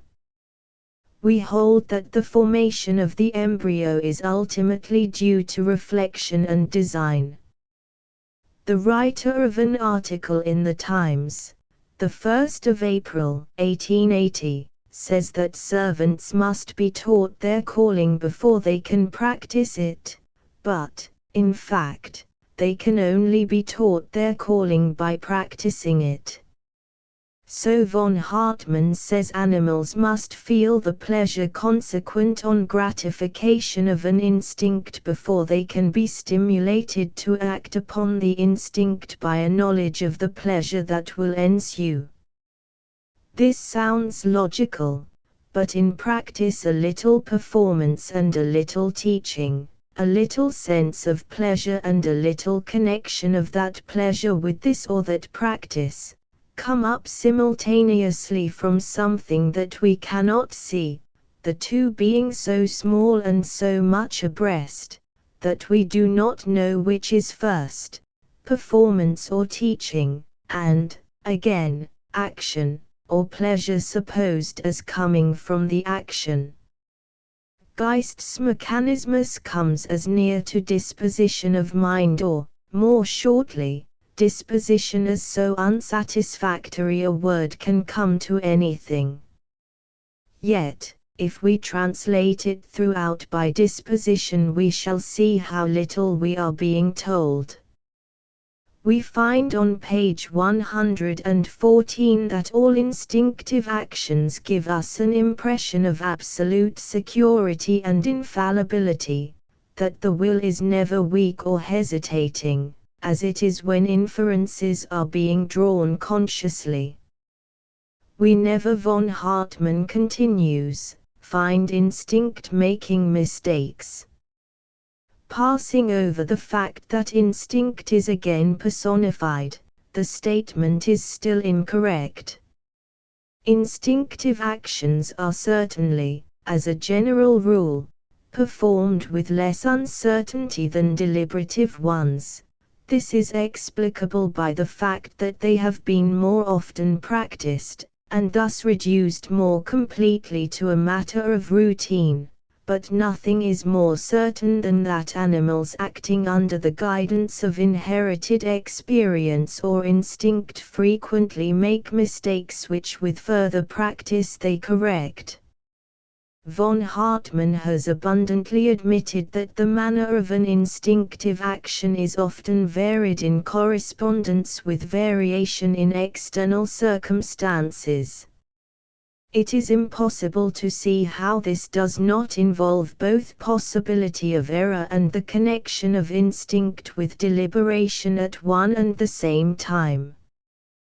The fact is simply this: when an animal finds itself in a like position with that in which it has already often done a certain thing in the persons of its forefathers, it will do this thing well and easily. When it finds the position somewhat, but not unrecognizably, altered through change either in its own person or in the circumstances exterior to it, it will vary its action with greater or less ease according to the nature of the change in the position.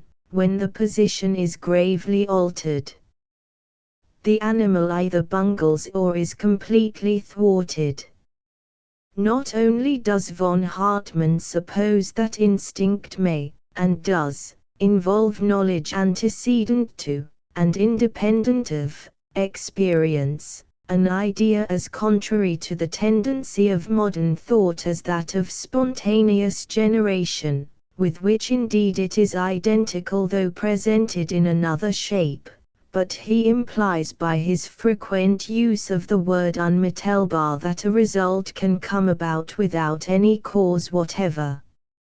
So he says, für die unbeurste Erkenntnis, welch nicht durch sinnliche Wahrnehmung erworben, sondern als unmittelbar Besitz an sie, 144a, because he does not see where the experience can have been gained. He cuts the knot, and denies that there has been experience.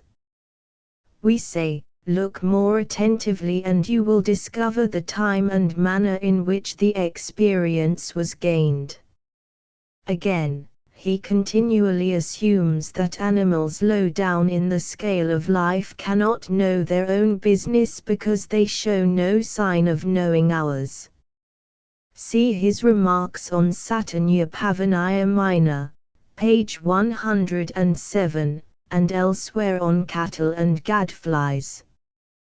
The question is not what can they know, but what does their action prove to us that they do know. With each species of animal or plant there is one profession only, and it is hereditary. With us there are many professions, and they are not hereditary, so that they cannot become instinctive, as they would otherwise tend to do.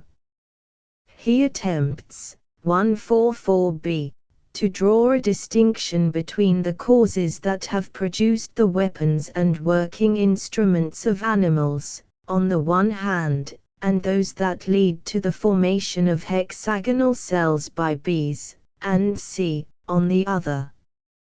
No such distinction can be justly drawn. The ghost stories which von Hartmann accepts will hardly be accepted by people of sound judgment. There is one well-marked distinctive feature between the knowledge manifested by animals when acting instinctively and the supposed knowledge of seers and clairvoyants. In the first case, the animal never exhibits knowledge except upon matters concerning which its race has been conversant for generations. In the second, the seer is supposed to do so. In the first case, a new feature is invariably attended with disturbance of the performance and the awakening of consciousness and deliberation, unless the new matter is too small in proportion to the remaining features of the case to attract attention, or unless, the really new, it appears so similar to an old feature as to be at first mistaken for it.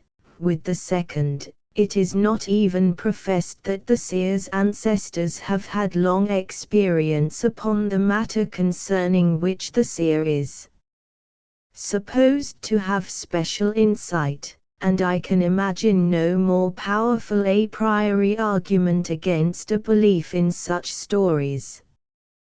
Close upon the end of his chapter, von Hartmann touches upon the one matter which requires consideration.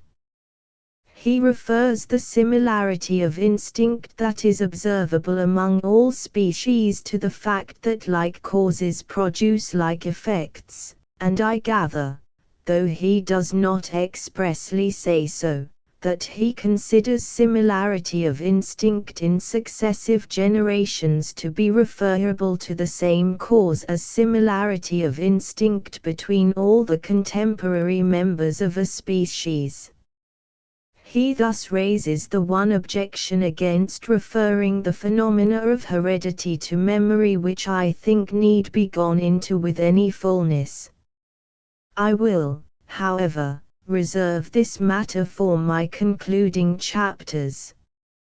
Von Hartmann concludes his chapter with a quotation from Schelling, to the effect that the phenomena of animal instinct are the true touchstone of a durable philosophy, by which I suppose it is intended to say that if a system or theory deals satisfactorily with animal instinct, it will stand, but not otherwise. I can wish nothing better than that the philosophy of the unconscious advanced by von Hartmann be tested by this standard. Chapter X Recapitulation and Statement of an Objection. The true theory of unconscious action, then, is that of Professor Heering, from whose lecture it is no strained conclusion to gather that he holds the action of all living beings, from the moment of their conception to that of their fullest development, to be founded in volition and design, though these have been so long lost sight of that the work is now carried on, as it were, departmentally and in due course according to an official routine which can hardly now be departed from.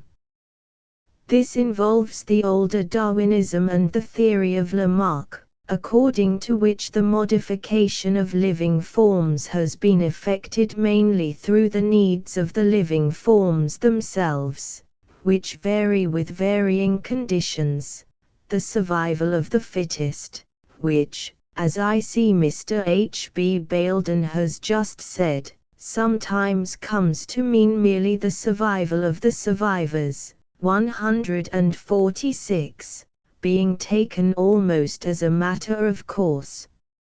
According to this view of evolution, there is a remarkable analogy between the development of living organs or tools and that of those organs or tools external to the body, which has been so rapid during the last few thousand years. Animals and plants, according to Professor Heering, are guided throughout their development, and preserve the due order in each step which they take, through memory of the course they took on past occasions when in the persons of their ancestors. I am afraid I have already too often said that if this memory remains for long periods together latent and without effect, it is because the undulations of the molecular substance of the body, which are its supposed explanation, are during these periods too feeble to generate action, until they are augmented in force through an accession of suitable undulations issuing from exterior objects, or, in other words, until recollection is stimulated by a return of the associated ideas. On this the eternal agitation becomes so much enhanced, that equilibrium is visibly disturbed, and the action ensues which is proper to the vibration of the particular substance under the particular conditions. This, at least, is what I suppose Professor Heering to intend. Leaving the explanation of memory on one side, and confining ourselves to the fact of memory only, a caterpillar on being just hatched is supposed, according to this theory, to lose its memory of the time it was in the egg, and to be stimulated by an intense but unconscious recollection of the action taken by its ancestors when they were first hatched. It is guided in the course it takes by the experience it can thus command. Each step it takes recalls a new recollection, and thus it goes through its development as a performer performs a piece of music, each bar leading his recollection to the bar that should next follow. In life and habit will be found examples of the manner in which this view solves a number of difficulties for the explanation of which the leading men of science express themselves at a loss. The following from Professor Huxley's recent work upon the crayfish may serve for an example. Professor Huxley writes, "It is a widely received notion that the energies of living matter have a tendency to decline and finally disappear, and that the death of the body as a whole is a necessary correlate of its life. That all living beings sooner or later perish needs no demonstration, but it would be difficult to find satisfactory grounds for the belief that they needs must do so. The analogy of a machine, that sooner or later must be brought to a standstill by the wear and tear of its parts, does not hold, inasmuch as the animal mechanism is continually renewed and repaired, and though it is true that individual components of the body are constantly dying, yet their places are taken by vigorous successors. A city remains notwithstanding the constant death rate of its inhabitants, and such an organism as a crayfish is only a corporate unity, made up of innumerable partially independent individualities." The Crayfish, p. 127. Surely the theory which I have indicated above makes the reason plain why no organism can permanently outlive its experience of past lives. The death of such a body corporate as the crayfish is due to the social condition becoming more complex than there is memory of past experience to deal with. Hence social disruption, insubordination, and decay. The crayfish dies as a state dies, and all states that we have heard of die sooner or later. There are some savages who have not yet arrived at the conception that death is the necessary end of all living beings, and who consider even the gentlest death from old age as violent and abnormal. So Professor Huxley seems to find a difficulty in seeing that though a city commonly outlives many generations of its citizens, yet cities and states are in the end no less mortal than individuals. The city, he says, remains. Yes, but not forever. When Professor Huxley can find a city that will last forever, he may wonder that a crayfish does not last forever. I have already here and elsewhere said all that I can yet bring forward in support of Professor Heering's theory. It now remains for me to meet the most troublesome objection to it that I have been able to think of, an objection which I had before me when I wrote Life and Habit, but which then as now I believe to be unsound. Seeing, however, as I have pointed out at the end of the preceding chapter, that von Hartmann has touched upon it, and being aware that a plausible case can be made out for it, I will state it and refute it here. When I say refute it, I do not mean that I shall have done with it, for it is plain that it opens up a vaster question in the relations between the so-called organic and inorganic worlds, but that I will refute the supposition that it anyway militates against Professor Heering's theory.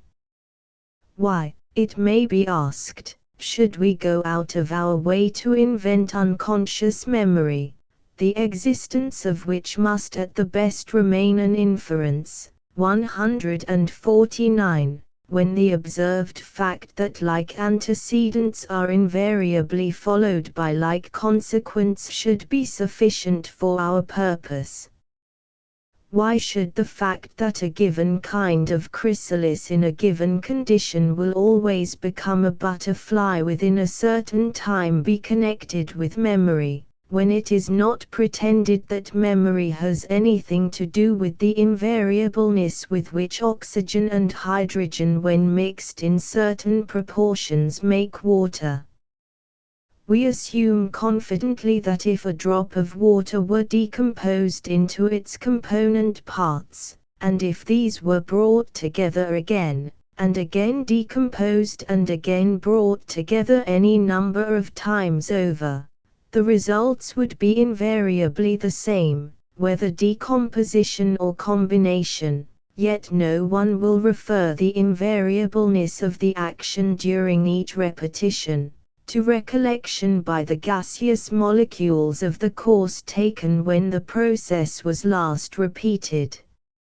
On the contrary, we are assured that molecules in some distant part of the world, which had never entered into such and such a known combination themselves, nor held concert with other molecules that had been so combined, and which, therefore, could have had no experience and no memory, would nonetheless act upon one another in that one way in which other like combinations of atoms have acted under like circumstances, as readily as though they had been combined and separated and recombined again 100 or 100,000 times. It is this assumption, tacitly made by every man, beast, and plant in the universe, throughout all time and in every action of their lives, that has made any action possible, lying, as it does, at the root of all experience. As we admit of no doubt concerning the main result, so we do not suppose an alternative to lie before any atom of any molecule at any moment during the process of their combination. This process is, in all probability, an exceedingly complicated one, involving a multitude of actions and subordinate processes, which follow one upon the other, and each one of which has a beginning, a middle, and an end, though they all come to pass in what appears to be an instant of time. Yet at no point do we conceive of any atom as swerving ever such a little to right or left of a determined course, but invest each one of them with so much of the divine attributes as that with it there shall be no variableness, neither shadow of turning. We attribute this regularity of action to what we call the necessity of things, as determined by the nature of the atoms and the circumstances in which they are placed. We say that only one proximate result can ever arise from any given combination. If, then, so great uniformity of action as nothing can exceed is manifested by atoms to which no one will impute memory, why this desire for memory, as though it were the only way of accounting for regularity of action in living beings? Sameness of action may be seen abundantly where there is no room for anything that we can consistently call memory. In these cases we say that it is due to sameness of substance in same circumstances. The most cursory reflection upon our actions will show us that it is no more possible for living action to have more than one set of proximate consequents at any given time than for oxygen and hydrogen when mixed in the proportions proper for the formation of water. Why, then, not recognize this fact, and ascribe repeated similarity of living action to the reproduction of the necessary antecedents, with no more sense of connection between the steps in the action, or memory of similar action taken before, than we suppose on the part of oxygen and hydrogen molecules between the several occasions on which they may have been disunited and reunited. A boy catches the measles not because he remembers having caught them in the persons of his father and mother, but because he is a fit soil for a certain kind of seed to grow upon. In like manner he should be said to grow his nose because he is a fit combination for a nose to spring from. Dr. X's father died of angina pectoris at the age of 49. So did Dr. X. Can it be pretended that Dr. X remembered having died of angina pectoris at the age of 49 when in the person of his father, and accordingly, when he came to be 49 years old himself, died also? For this to hold, Dr. X's father must have begotten him after he was dead, for the son could not remember the father's death before it happened. As for the diseases of old age, so very commonly inherited, they are developed for the most part not only long after the average age of reproduction, but at a time when no appreciable amount of memory of any previous existence can remain. For a man will not have many male ancestors who become parents at over 60 years old, nor female ancestors who did so at over 40. By our own showing, therefore, recollection can have nothing to do with the matter. Yet who can doubt that gout is due to inheritance as much as eyes and noses? In what respects do the two things differ so that we should refer the inheritance of eyes and noses to memory, while denying any connection between memory and gout? We may have a ghost of a pretense for saying that a man grew a nose by rote, or even that he catches the measles or whooping cough by rote during his boyhood. But do we mean to say that he develops the gout by rote in his old age if he comes of a gouty family? If, then, rote and red tape have nothing to do with the one, why should they with the other? Remember also the cases in which aged females develop male characteristics. Here are growths, often of not inconsiderable extent, which make their appearance during the decay of the body, and grow with greater and greater vigor in the extreme of old age, and even 4 days after death itself. It can hardly be doubted that an especial tendency to develop these characteristics runs as an inheritance in certain families. Here then is perhaps the best case that can be found of a development strictly inherited, but having clearly nothing whatever to do with memory. Why should not all development stand upon the same footing?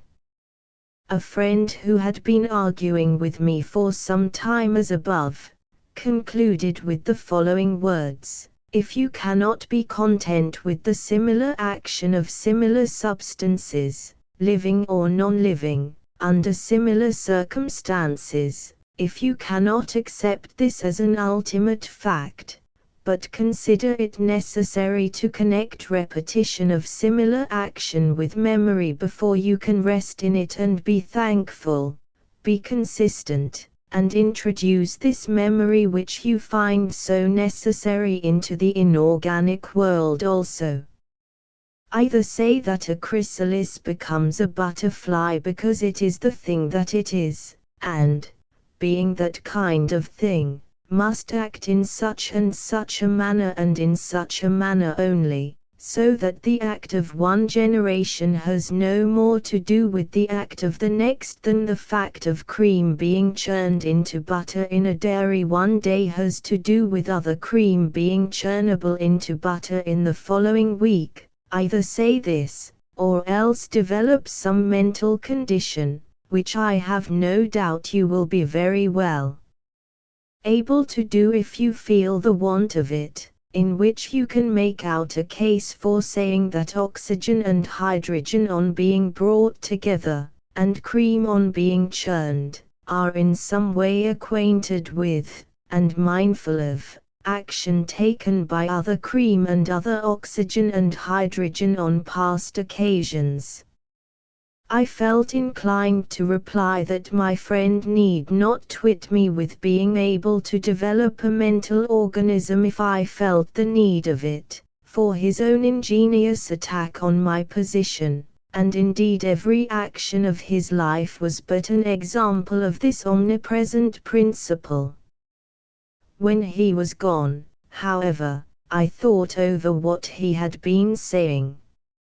I endeavored to see how far I could get on without volition and memory, and reasoned as follows: a repetition of like antecedents will be certainly followed by a repetition of like consequents, whether the agents be men and women or chemical substances.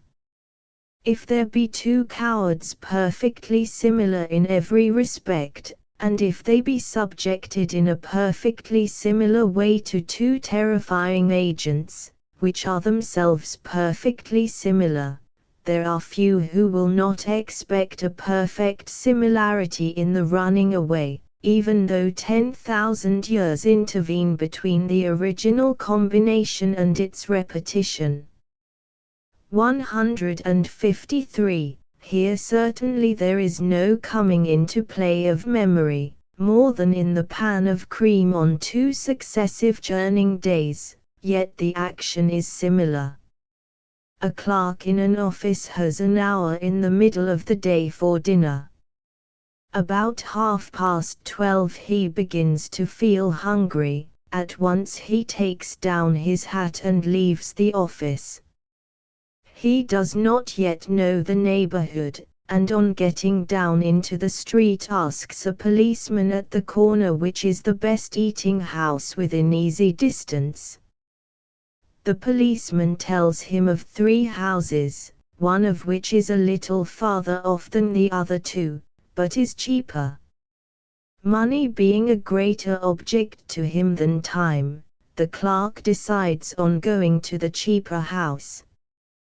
He goes, is satisfied, and returns. Next day he wants his dinner at the same hour, and, it will be said, remembering his satisfaction of yesterday, will go to the same place as before. But what has his memory to do with it?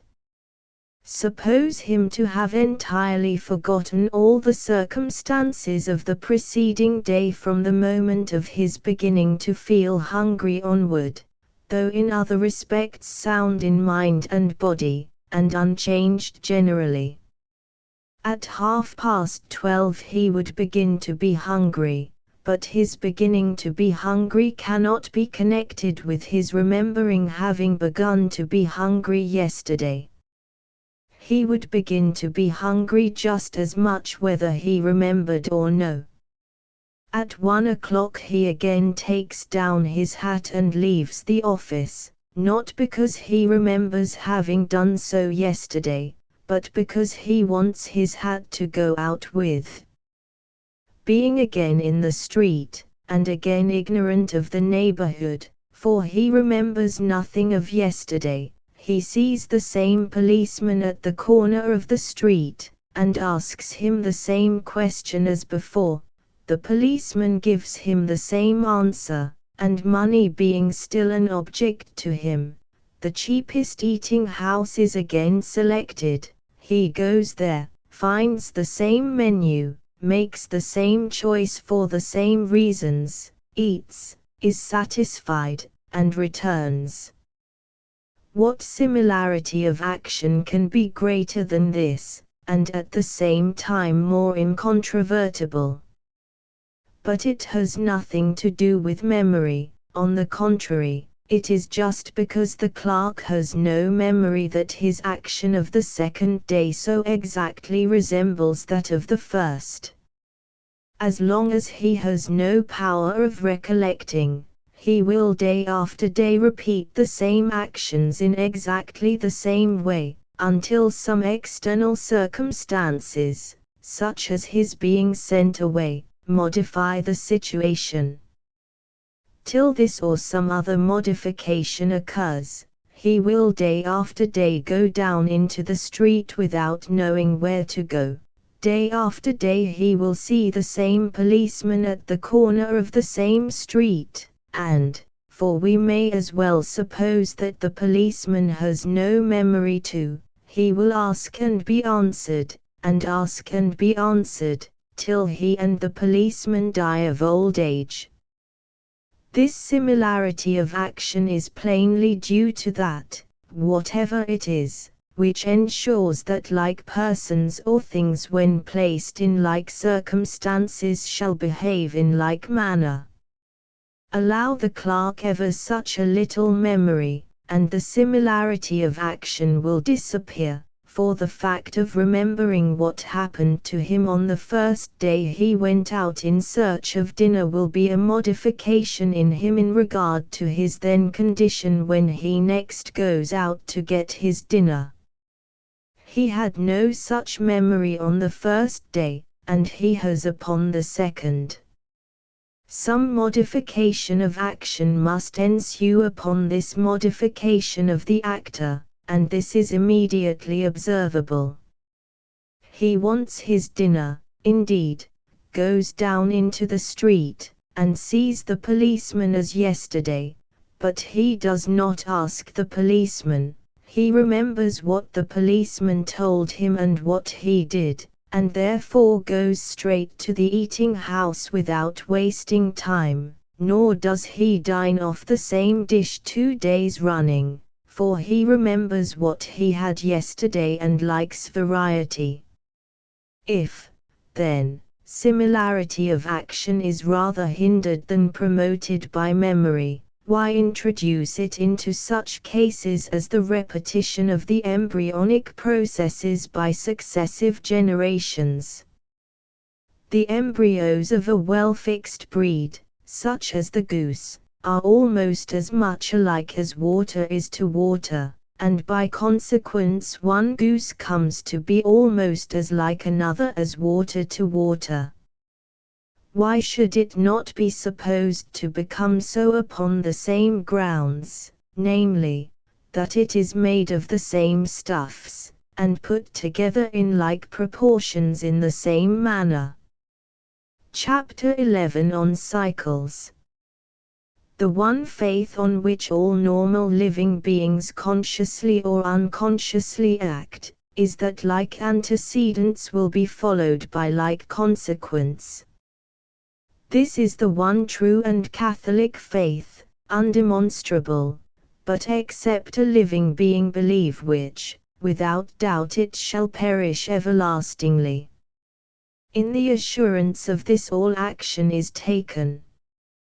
But if this fundamental article is admitted, and it cannot be gainsaid, it follows that if ever a complete cycle were formed, so that the whole universe of one instant were to repeat itself absolutely in a subsequent one, no matter after what interval of time, then the course of the events between these two moments would go on repeating itself forever and ever afterwards in due order, down to the minutest detail, in an endless series of cycles like a circulating decimal. For the universe comprises everything, there could therefore be no disturbance from without. Once a cycle, always a cycle.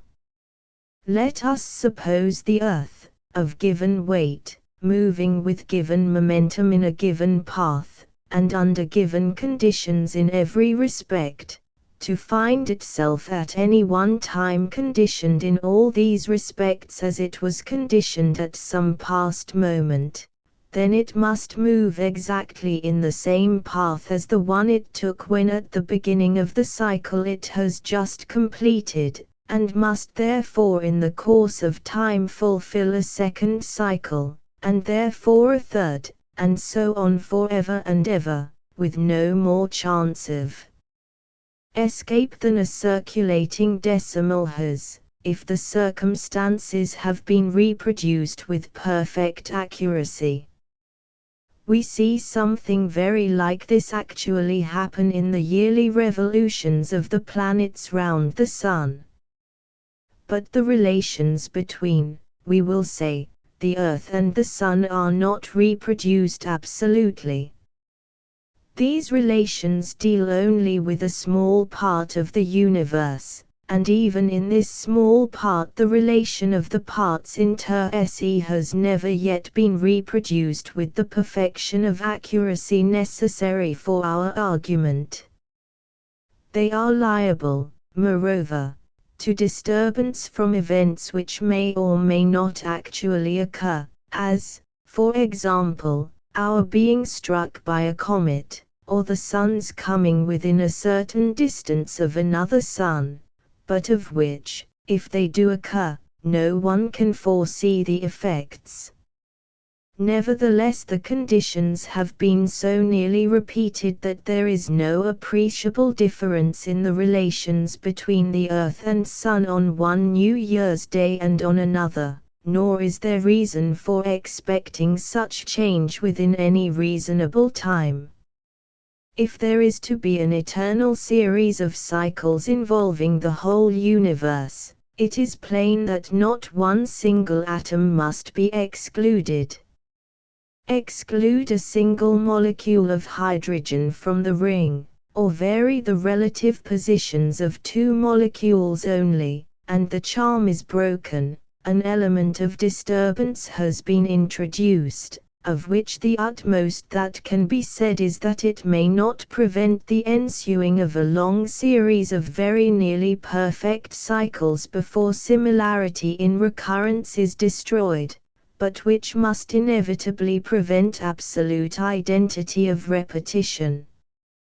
The movement of the series becomes no longer a cycle, but spiral, and convergent or divergent at a greater or less rate according to circumstances. We cannot conceive of all the atoms in the universe standing twice over in absolutely the same relation, each one of them to every other.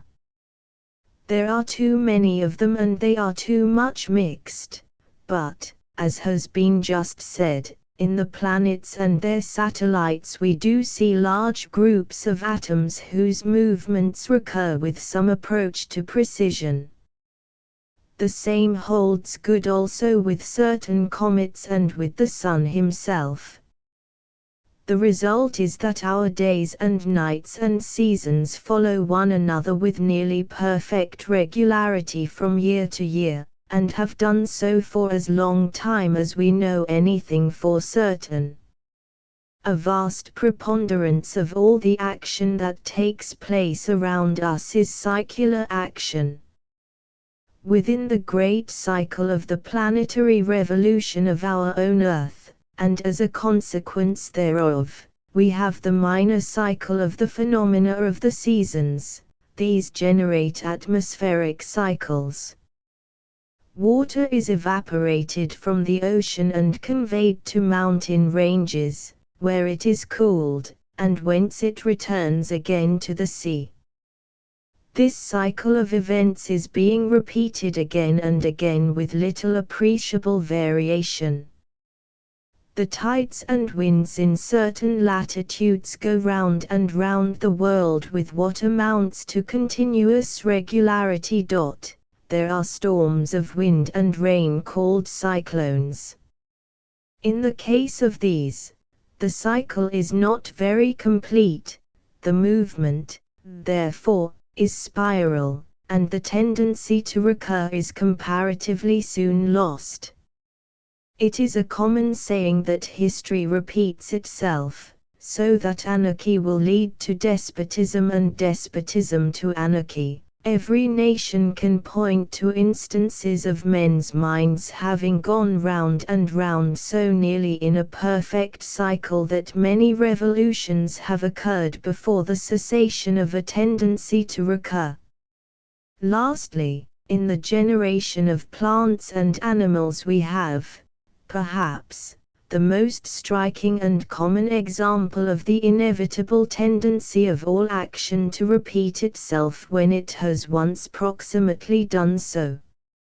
Let only one living being have once succeeded in producing a being like itself, and thus have returned, so to speak, upon itself, and a series of generations must follow of necessity, unless some matter interfere which had no part in the original combination, and, as it may happen, kill the first reproductive creature or all its descendants within a few generations.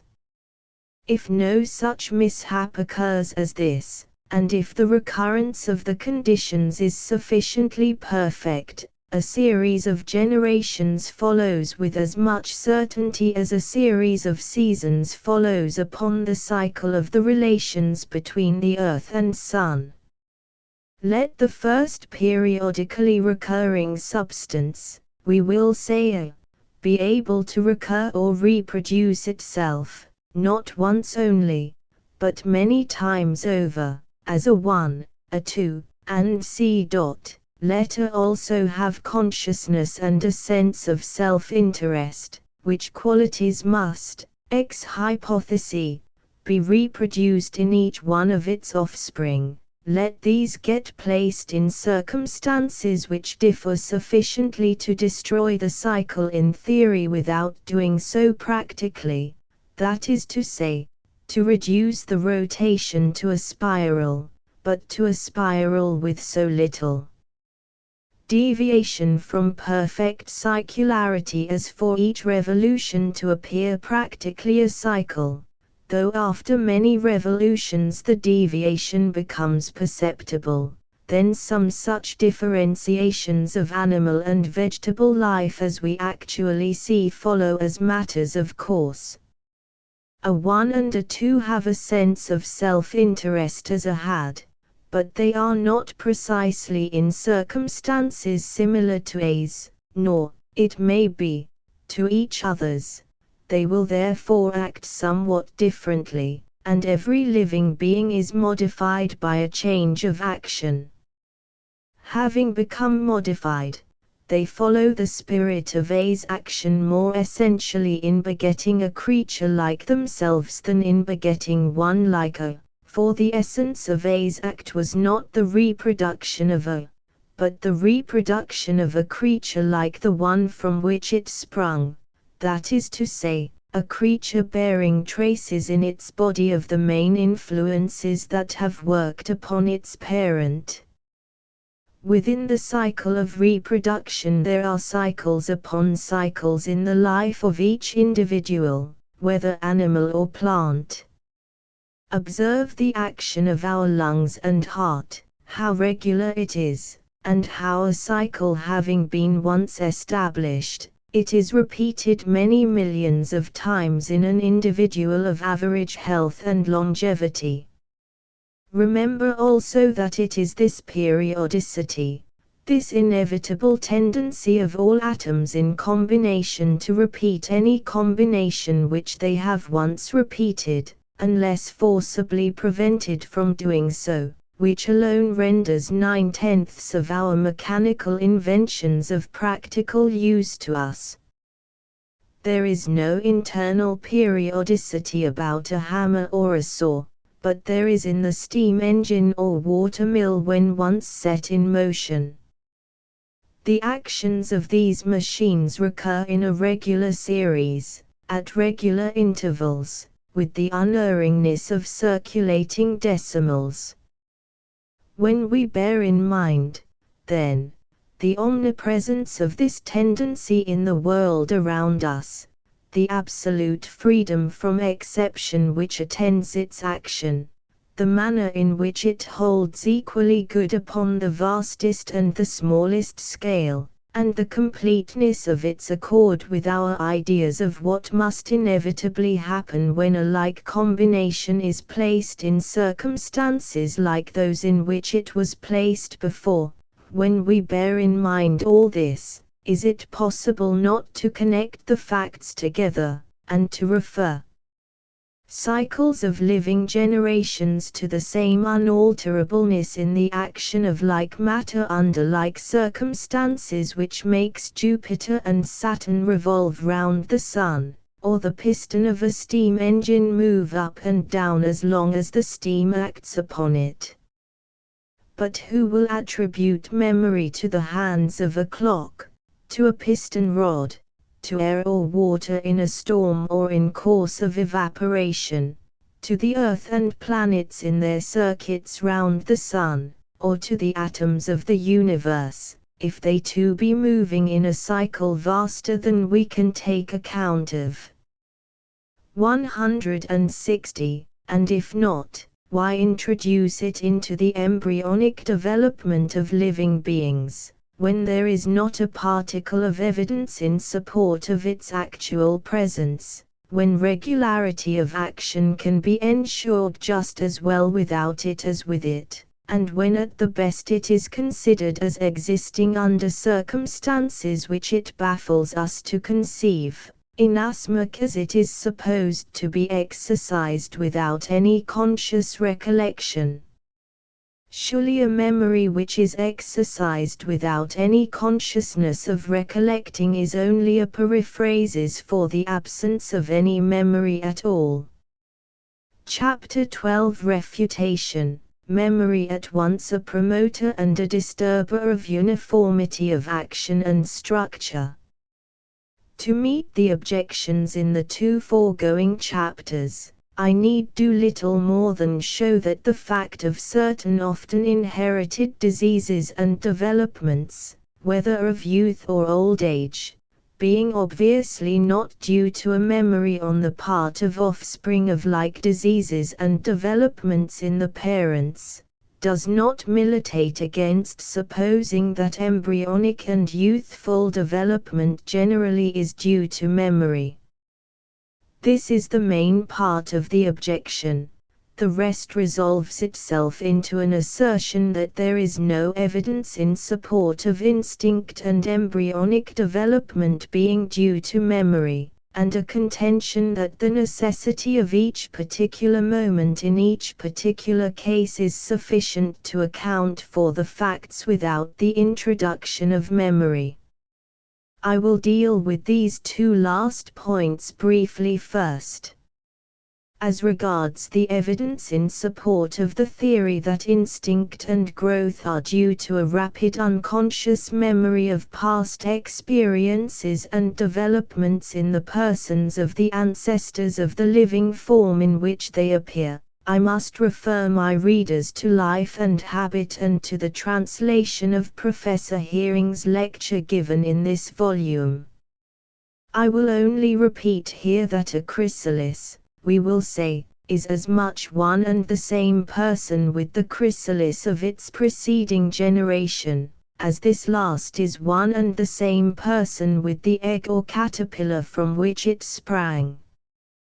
You cannot deny personal identity between two successive generations without sooner or later denying it during the successive stages in the single life of what we call one individual. Nor can you admit personal identity through the stages of a long and varied life, embryonic and postnatal, without admitting it to endure through an endless series of generations.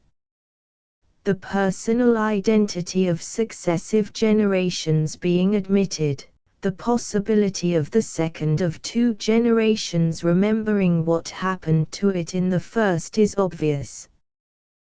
The a priori objection, therefore, is removed, and the question becomes one of fact: does the offspring act as if it remembered?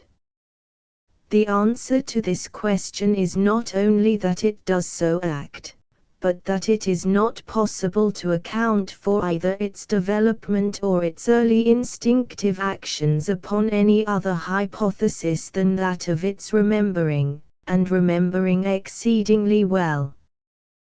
The only alternative is to declare with von Hartmann that a living being may display a vast and varied information concerning all manner of details, and be able to perform most intricate operations, independently of experience and practice.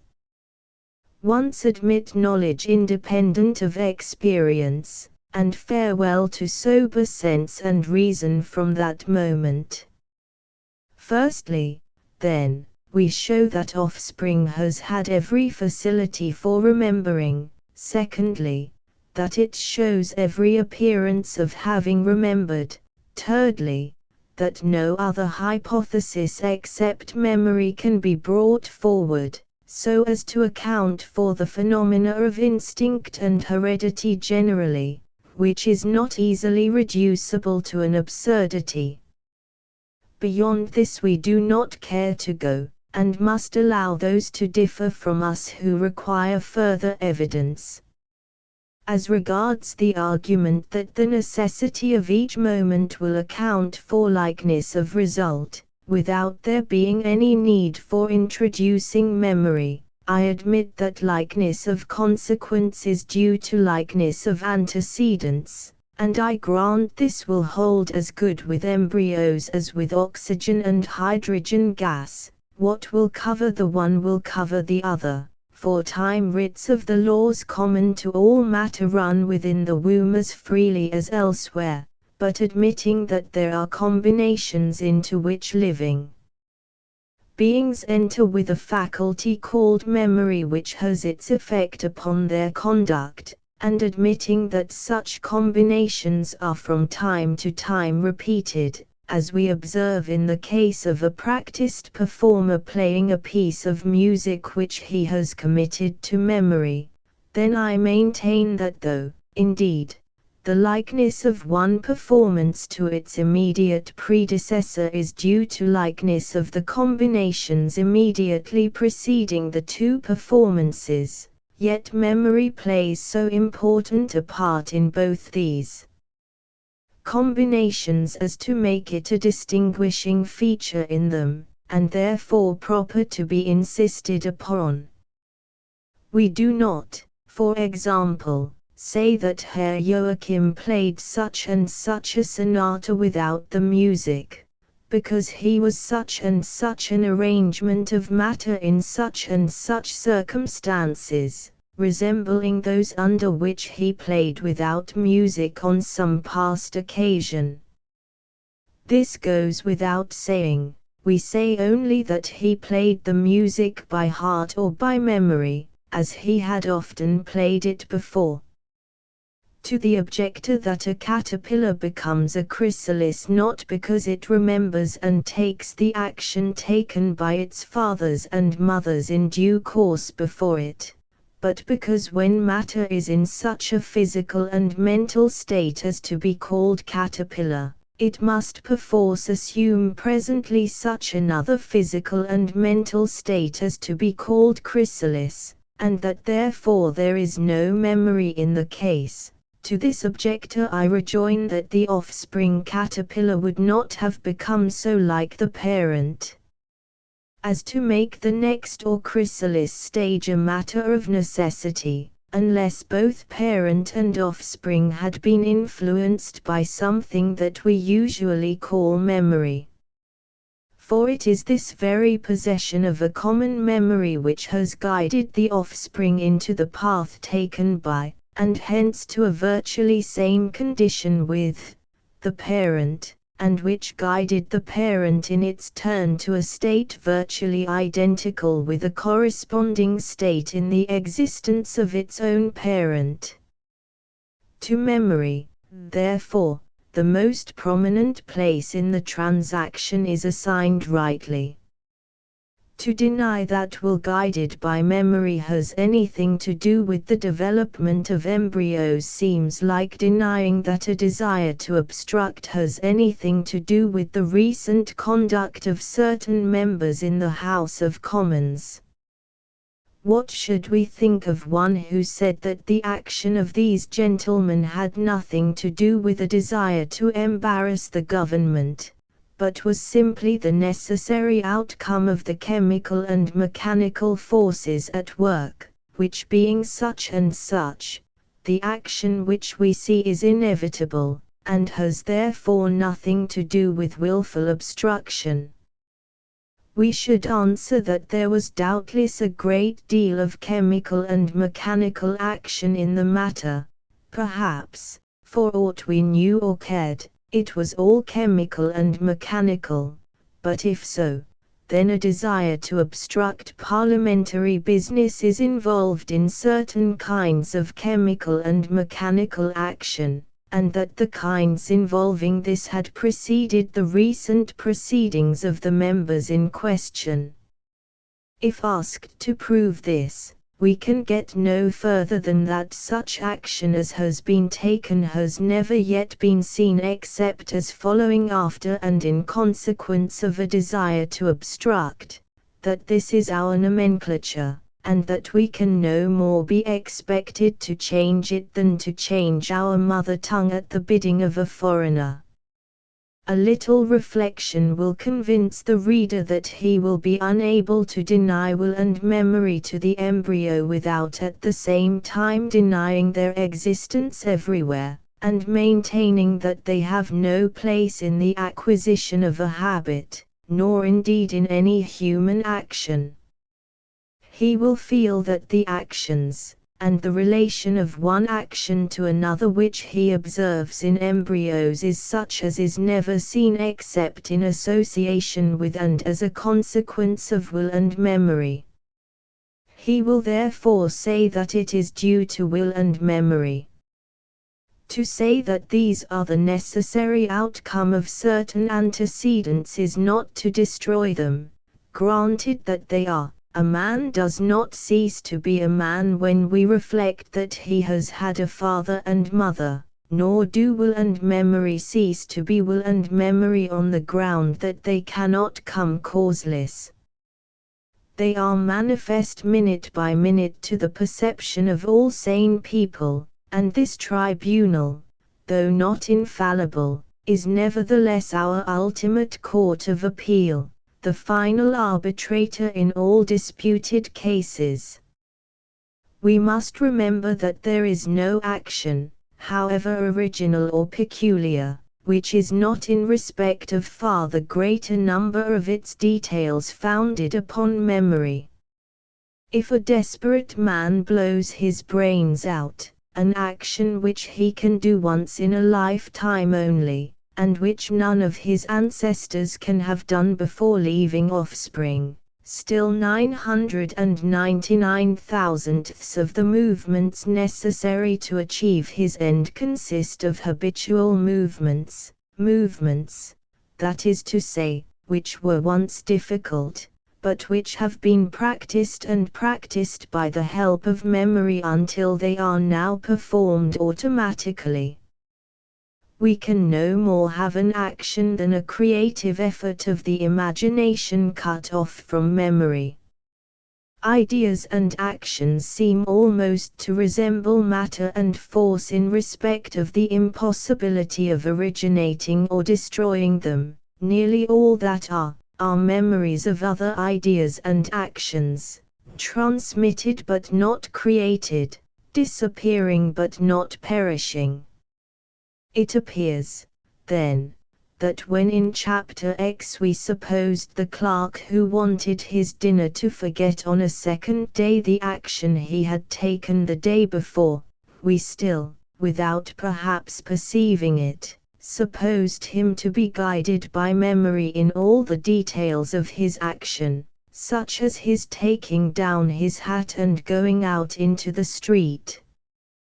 We could not, indeed, deprive him of all memory without absolutely paralyzing his action. Nevertheless, new ideas, new faiths, and new actions do in the course of time come about, the living expressions of which we may see in the new forms of life which from time to time have arisen and are still arising, and in the increase of our own knowledge and mechanical inventions. But it is only a very little new that is added at a time, and that little is generally due to the desire to attain an end which cannot be attained by any of the means for which there exists a perceived precedent in the memory. When this is the case, either the memory is further ransacked for any forgotten shreds of details, a combination of which may serve the desired purpose, or action is taken in the dark, which sometimes succeeds and becomes a fertile source of further combinations, or we are brought to a dead stop. All action is random in respect of any of the minute actions which compose it that are not done in consequence of memory, real or supposed. So that random, or action taken in the dark, or illusion, lies at the very root of progress.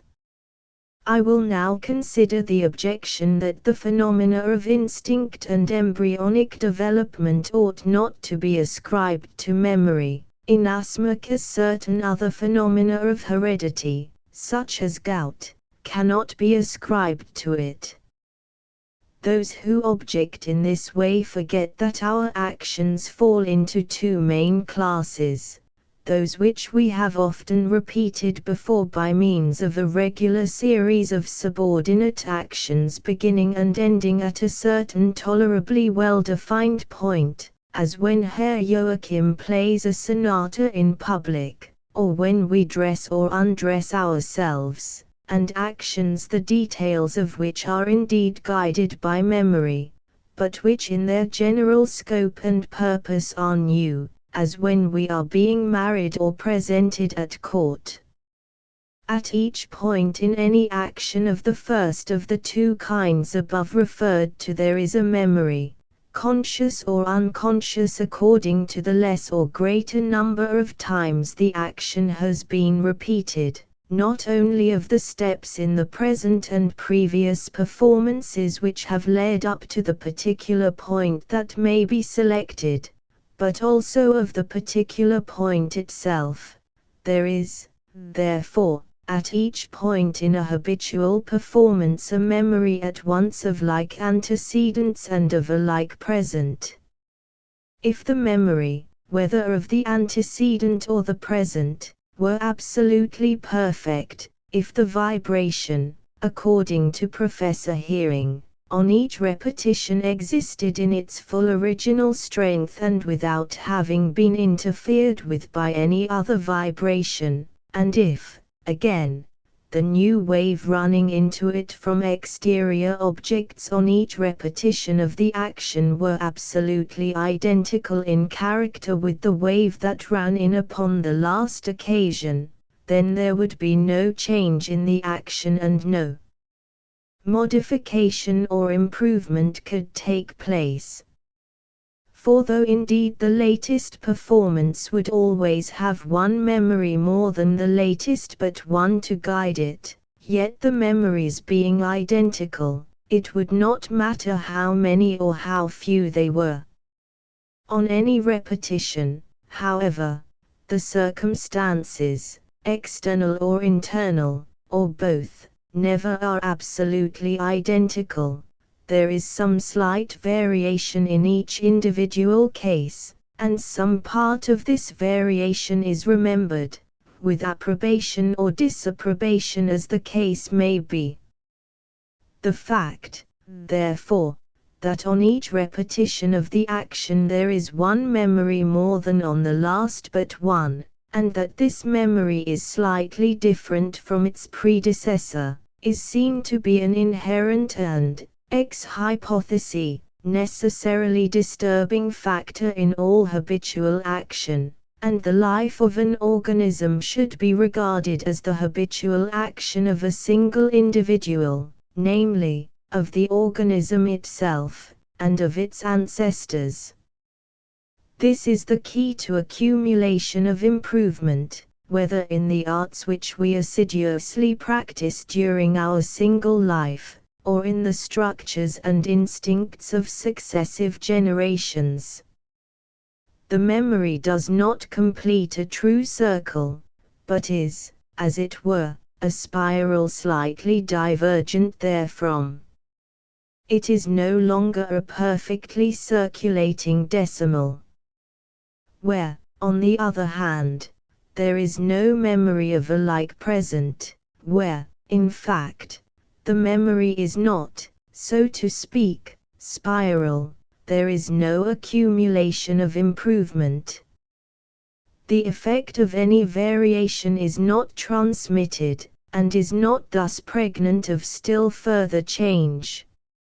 As regards the second of the two classes of actions above referred to, those, namely, which are not recurrent or habitual, and at no point of which is there a memory of a past present like the one which is present now, there will have been no accumulation of strong and well-knit memory as regards the action as a whole, but action, if taken at all, will be taken upon disjointed fragments of individual actions, our own and those of other people, pieced together with a result more or less satisfactory according to circumstances. But it does not follow that the action of two people who have had tolerably similar antecedents and are placed in tolerably similar circumstances should be more unlike each other in this second case than in the first. On the contrary, nothing is more common than to observe the same kind of people making the same kind of mistake when placed for the first time in the same kind of new circumstances. I did not say that there would be no sameness of action without memory of a like present. There may be sameness of action proceeding from a memory, conscious or unconscious, of like antecedents, and a presence only of like presents without recollection of the same. The sameness of action of like persons placed under like circumstances for the first time, resembles the sameness of action of inorganic matter under the same combinations. Let us for the moment suppose what we call non-living substances to be capable of remembering their antecedents, and that the changes they undergo are the expressions of their recollections. Then I admit, of course, that there is not memory in any cream, we will say, that is about to be churned of the cream of the preceding week, but the common absence of such memory from each week's cream is an element of sameness between the two. And though no cream can remember having been churned before, yet all cream in all time has had nearly identical antecedents, and has therefore nearly the same memories, and nearly the same proclivities. Thus, in fact, the cream of one week is as truly the same as the cream of another week from the same cow, pasture, and sea, as anything is ever the same with anything, for the having been subjected to like antecedents engenders the closest similarity that we can conceive of, if the substances were like to start with. The manifest absence of any connecting memory, or memory of like presence, from certain of the phenomena of heredity, such as, for example, the diseases of old age, is now seen to be no valid reason for saying that such other and far more numerous and important phenomena as those of embryonic development are not phenomena of memory. Growth and the diseases of old age do indeed, at first sight, appear to stand on the same footing, but reflection shows us that the question whether a certain result is due to memory or no must be settled not by showing that combinations into which memory does not certainly enter may yet generate like results, and therefore considering the memory theory disposed of, but by the evidence we may be able to adduce in support of the fact that the second agent has actually remembered the conduct of the first, inasmuch as he cannot be supposed able to do what it is plain he can do, except under the guidance of memory or experience, and can also be shown to have had every opportunity of remembering. When either of these tests fails, similarity of action on the part of two agents need not be connected with memory of a like present as well as of like antecedents, but must, or at any rate may, be referred to memory of like antecedents only. Returning to a parenthesis a few pages back, in which I said that consciousness of memory would be less or greater according to the greater or fewer number of times that the act had been repeated, it may be observed as a corollary to this, that the less consciousness of memory the greater the uniformity of action, and vice versa. For the less consciousness involves the memories being more perfect, through a larger number, generally, of repetitions of the act that is remembered. There is therefore a less proportionate difference in respect of the number of recollections of this particular act between the most recent actor and the most recent but one. This is why very old civilizations, as those of many insects, and the greater number of now living organisms, appear to the eye not to change at all.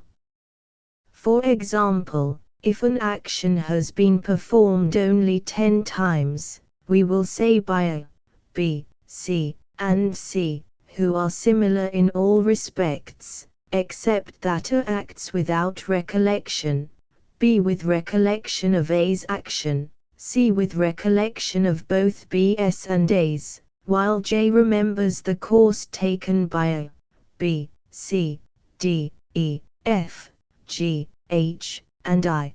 The possession of a memory by B will indeed so change his action, as compared with A's, that it may well be hardly recognizable. We saw this in our example of the clerk who asked the policeman the way to the eating house on one day, but did not ask him the next, because he remembered. But C's action will not be so different from B's as B's from A's, for though C will act with a memory of 2 occasions on which the action has been performed, while B recollects only the original performance by A, yet B and C both act with the guidance of a memory and experience of some kind, while A acted without any.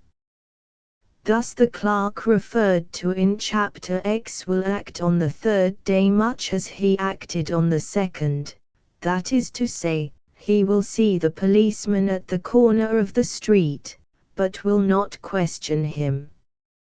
When the action is repeated by J for the 10th time, the difference between J's repetition of it and I's will be due solely to the difference between a recollection of 9 past performances by J against only 8 by I, and this is so much proportionately less than the difference between a recollection of 2 performances and of only 1, that a less modification of action should be expected. At the same time, consciousness concerning an action repeated for the 10th time should be less acute than on the first repetition. Memory, therefore, though tending to disturb similarity of action less and less continually, must always cause some disturbance. At the same time, the possession of a memory on the successive repetitions of an action after the first, and, perhaps, the first 2 or 3, during which the recollection may be supposed still imperfect, will tend to ensure uniformity, for it will be one of the elements of sameness in the agents, they both acting by the light of experience and memory. During the embryonic stages and in childhood we are almost entirely under the guidance of a practiced and powerful memory of circumstances which have been often repeated, not only in detail and piecemeal, but as a whole, and under many slightly varying conditions. Thus the performance has become well averaged and matured in its arrangements, so as to meet all ordinary emergencies. We therefore act with great unconsciousness and vary our performances little. Babies are much more alike than persons of middle age. Up to the average age at which our ancestors have had children during many generations, we are still guided in great measure by memory, but the variations in external circumstances begin to make themselves perceptible in our characters. In middle life we live more and more continually upon the piecing together of details of memory drawn from our personal experience, that is to say, upon the memory of our own antecedents, and this resembles the kind of memory we hypothetically attached to cream a little time ago.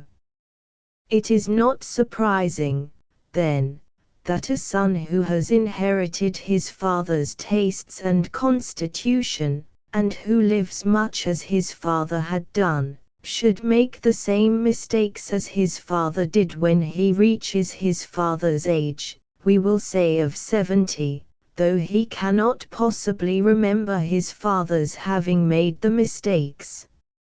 It were to be wished we could, for then we might know better how to avoid gout, cancer, or what not. And it is to be noticed that the developments of old age are generally things we should be glad enough to avoid if we knew how to do so. Chapter 13 Conclusion. If we observed the resemblance between successive generations to be as close as that between distilled water and distilled water through all time, and if we observed that perfect unchangeableness in the action of living beings which we see in what we call chemical and mechanical combinations, we might indeed suspect that memory had as little place among the causes of their action as it can have in anything, and that each repetition, whether of a habit or the practice of art, or of an embryonic process in successive generations, was an original performance, for all that memory had to do with it. I submit, however, that in the case of the reproductive forms of life we see just so much variety, in spite of uniformity, as is consistent with a repetition involving not only a nearly perfect similarity in the agents and their circumstances, but also the little departure therefrom that is inevitably involved in the supposition that a memory of like presents as well as of like antecedents, as distinguished from a memory of like antecedents only, has played a part in their development, a cyclonic memory, if the expression may be pardoned. There is life infinitely lower and more minute than any which our most powerful microscopes reveal to us, but let us leave this upon one side and begin with the amoeba. Let us suppose that this structureless morsel of protoplasm is, for all its structurelessness, composed of an infinite number of living molecules, each one of them with hopes and fears of its own, and all dwelling together like tectocomans, of whom we read that they live for plunder only, and that each man of them is entirely independent, acknowledging no constituted authority, but that some among them exercise a tacit and undefined influence over the others. Let us suppose these molecules capable of memory, both in their capacity as individuals, and as societies, and able to transmit their memories to their descendants, from the traditions of the dimmest past to the experiences of their own lifetime. Some of these societies will remain simple, as having had no history, but to the greater number unfamiliar, and therefore striking, incidents will from time to time occur, which, when they do not disturb memory so greatly as to kill, will leave their impression upon it.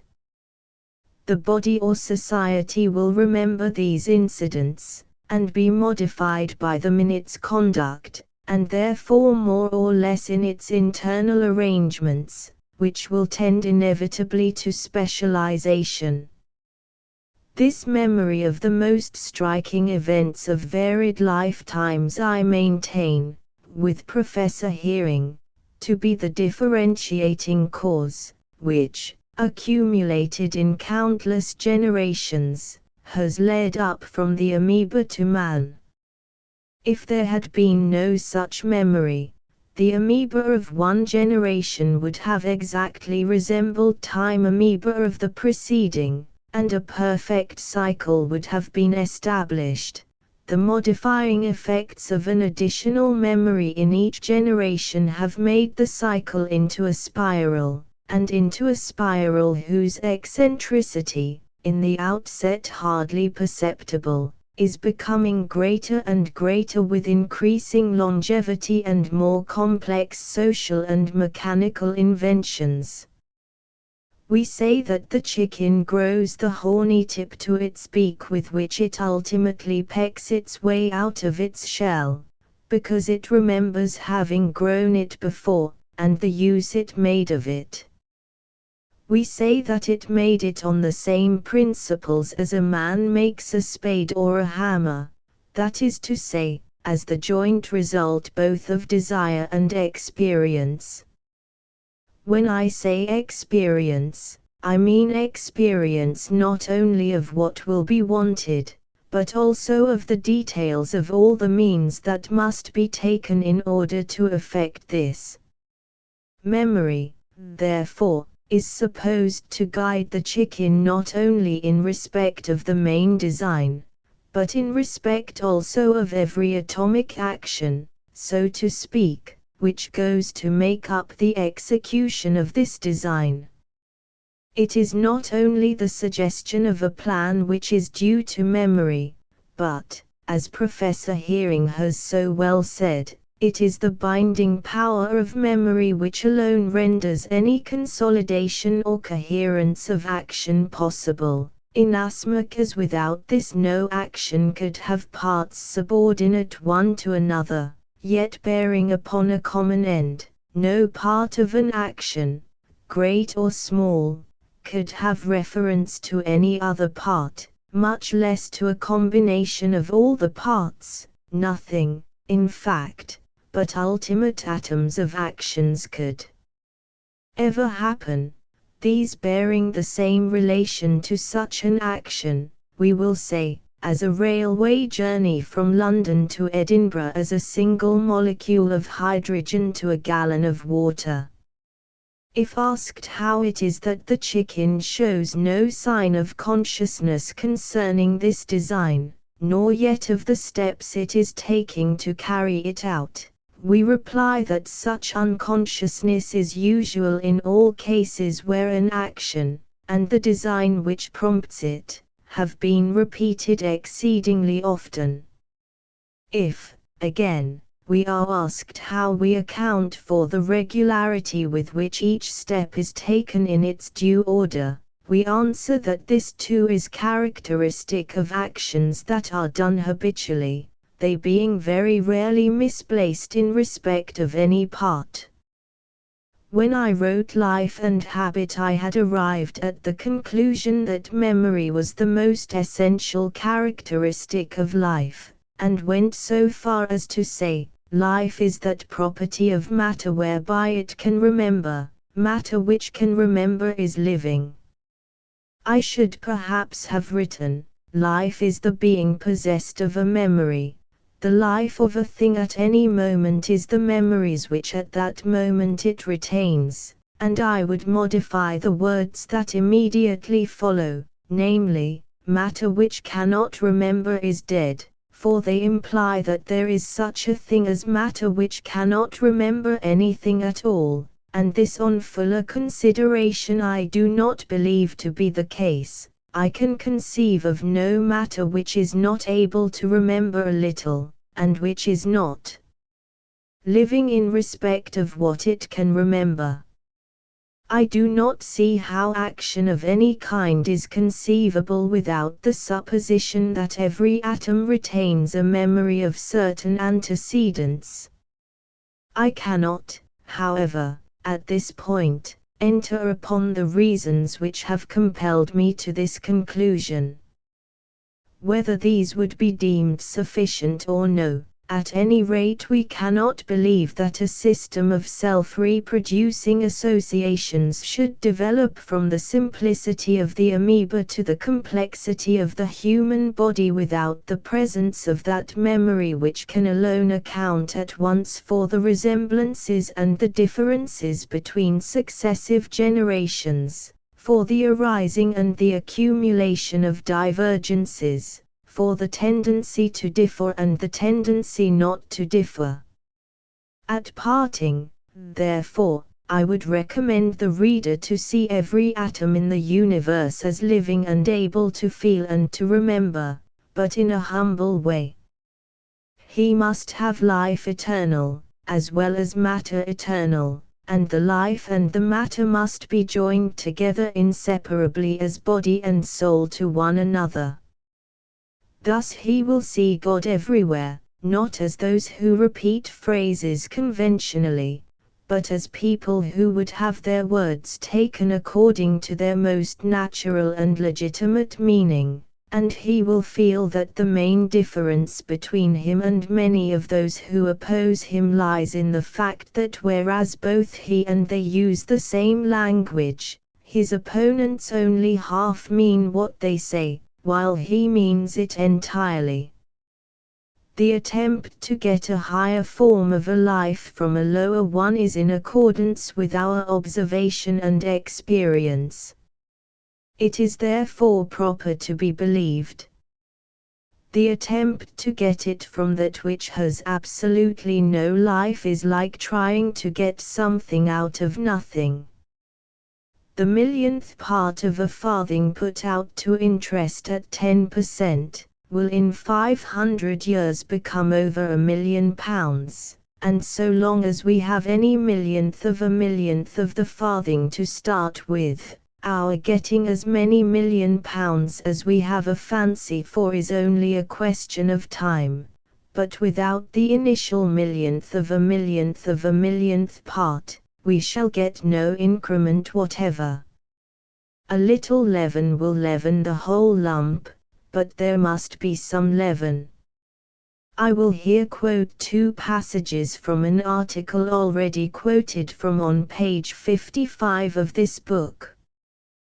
They run: "We are growing conscious that our earnest and most determined efforts to make motion produce sensation and volition have proved a failure, and now we want to rest a little in the opposite, much less laborious conjecture, and allow any kind of motion to start into existence, or at least to receive its specific direction from psychical sources, sensation and volition being for the purpose quietly insinuated into the constitution of the ultimately moving particles."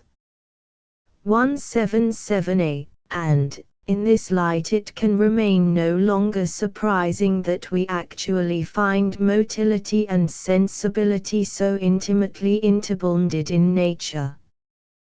177b, we should endeavor to see the so-called inorganic as living, in respect of the qualities it has in common with the organic, rather than the organic as non-living in respect of the qualities it has in common with the inorganic. True, it would be hard to place oneself on the same moral platform as a stone, but this is not necessary. It is enough that we should feel the stone to have a moral platform of its own, though that platform embraces little more than a profound respect for the laws of gravitation, chemical affinity, and c. As for the difficulty of conceiving a body as living that has not got a reproductive system, we should remember that neuter insects are living but are believed to have no reproductive system. Again, we should bear in mind that mere assimilation involves all the essentials of reproduction, and that both air and water possess this power in a very high degree. The essence of a reproductive system, then, is found low down in the scheme of nature. At present our leading men of science are in this difficulty. On the one hand, their experiments and their theories alike teach them that spontaneous generation ought not to be accepted; on the other, they must have an origin for the life of the living forms, which, by their own theory, have been evolved, and they can at present get this origin in no other way than by the Deus ex machina method, which they reject as unproved, or a spontaneous generation of living from non-living matter, which is no less foreign to their experience. As a general rule, they prefer the latter alternative.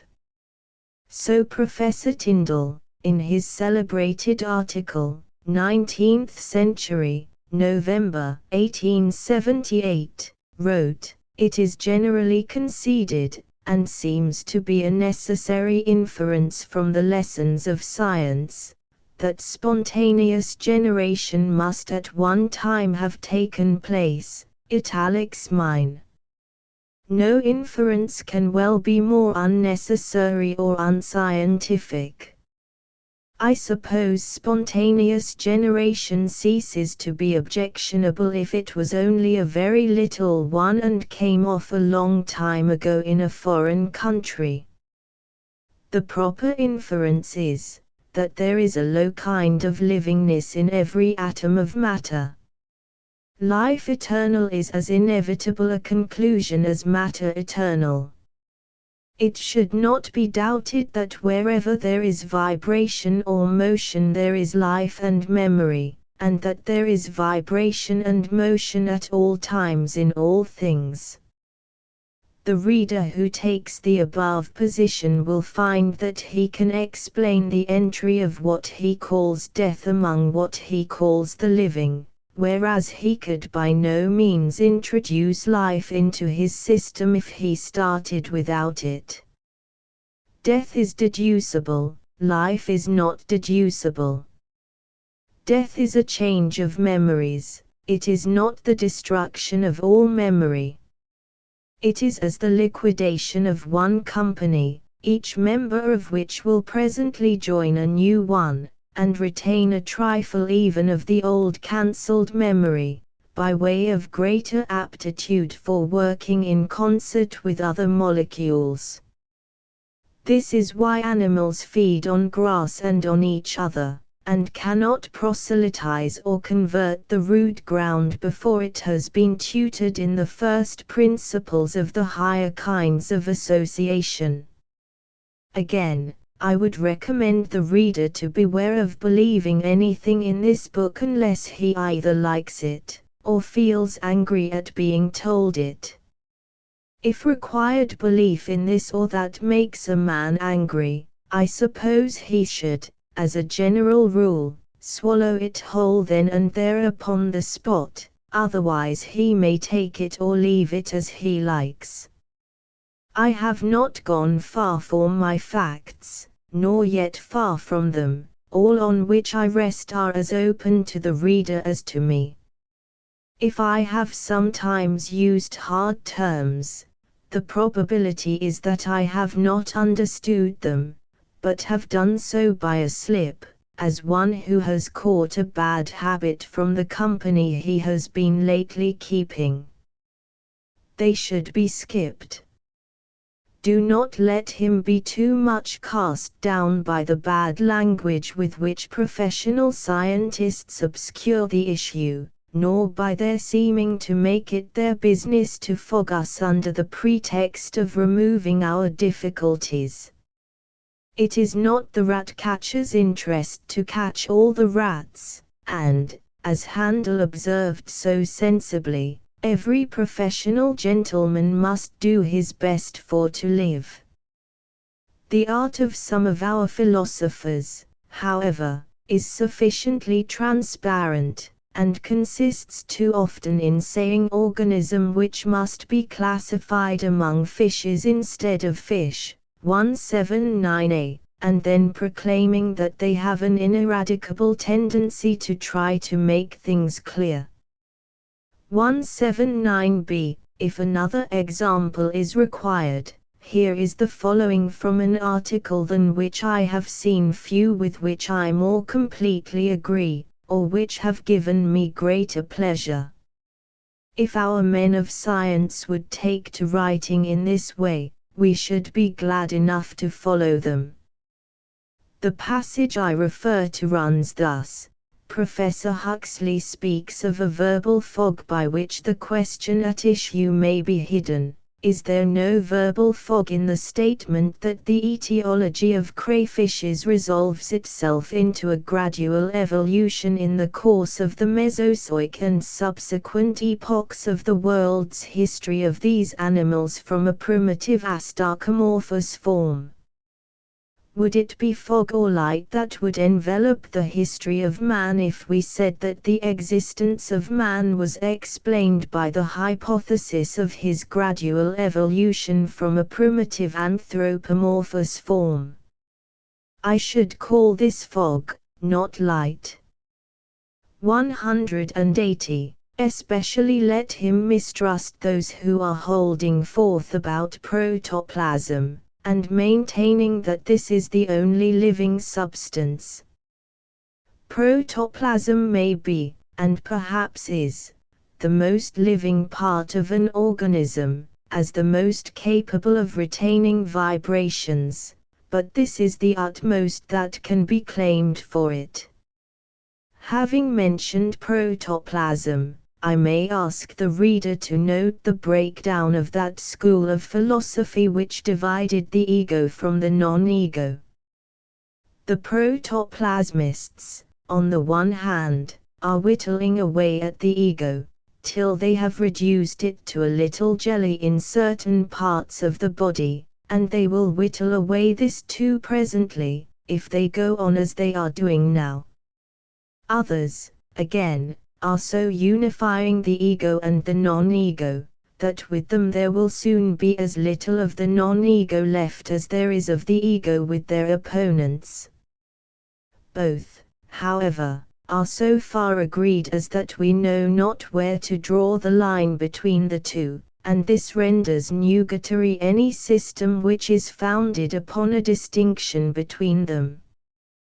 The truth is, that all classification whatever, when we examine its raison d'etre closely, is found to be arbitrary, to depend on our sense of our own convenience, and not on any inherent distinction in the nature of the things themselves. Strictly speaking, there is only one thing and one action. The universe, or God, and the action of the universe as a whole. Lastly, I may predict with some certainty that before long we shall find the original Darwinism of Dr. Erasmus Darwin, with an infusion of Professor Hearing into the bargain, generally accepted instead of the neo-Darwinism of today, and that the variations whose accumulation results in species will be recognized as due to the wants and endeavors of the living forms in which they appear, instead of being ascribed to chance, or, in other words, to unknown causes, as by Mr. Charles Darwin's system. We shall have some idyllic young naturalist bringing up Dr. Erasmus Darwin's note on Trepanatans, 181a, and Lamarck's kindred passage on the descent of Ranunculus hyderaeus from Ranunculus aquatilis, 181b, as fresh discoveries, and be told, with much happy simplicity, that those animals and plants which have felt the need of such or such a structure have developed it, while those which have not wanted it have gone without it.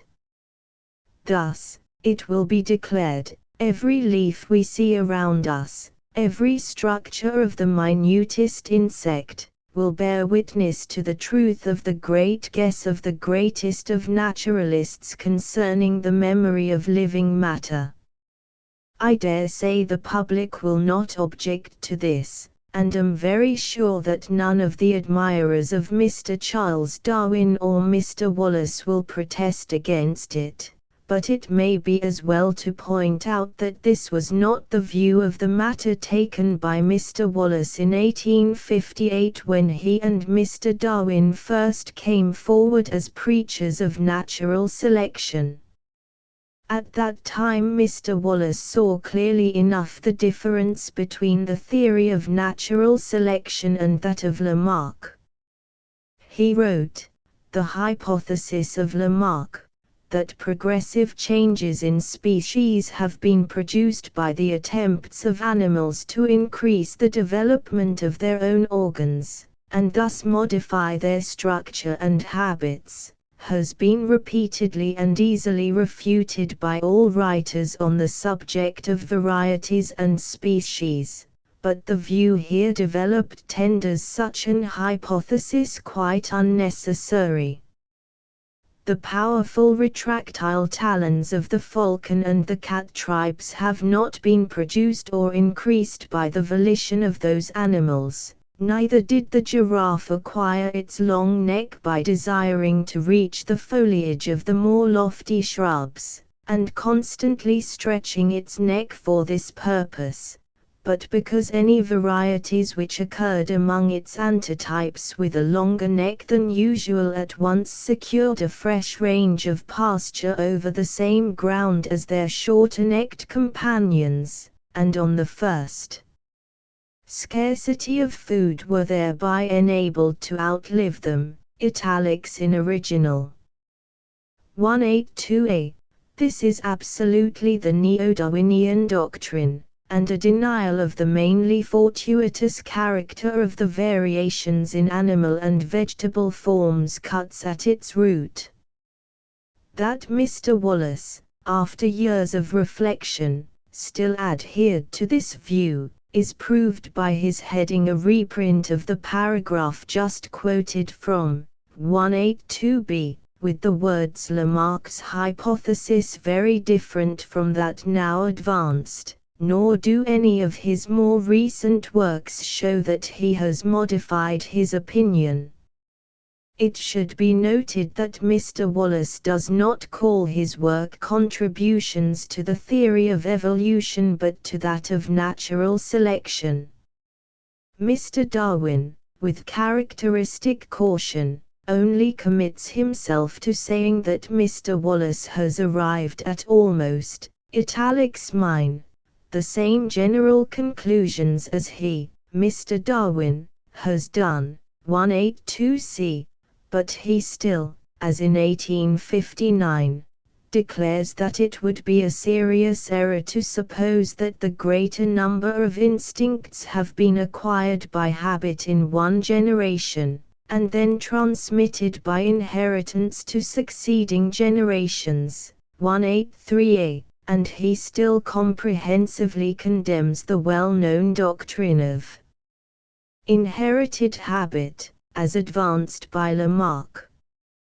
183b, as for the statement in the passage quoted from Mr. Wallace, to the effect that Lamarck's hypothesis has been repeatedly and easily refuted by all writers on the subject of varieties and species, it is a very surprising one. I have searched evolution literature in vain for any refutation of the Erasmus Darwinian system, for this is what Lamarck's hypothesis really is, which need make the defenders of that system at all uneasy. The best attempt at an answer to Erasmus Darwin that has yet been made is Paley's Natural Theology, which was throughout obviously written to meet Buffon and the Zunamaya. It is the manner of theologians to say that such and such an objection has been refuted over and over again without at the same time telling us when and where. It is to be regretted that Mr. Wallace has here taken a leaf out of the theologian's book. His statement is one which will not pass muster with those whom public opinion is sure in the end to follow.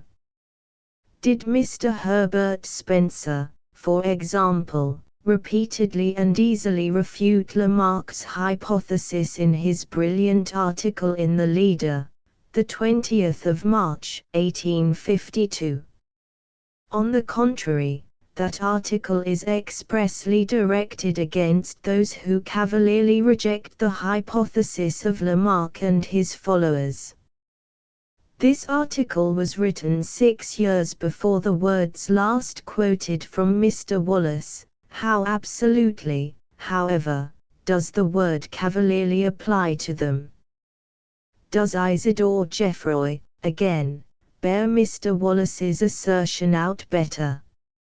In 1859, that is to say, but a short time after Mr. Wallace had written, he wrote as follows. Such was the language which Lamarck heard during his protracted old age, saddened alike by the weight of years and blindness.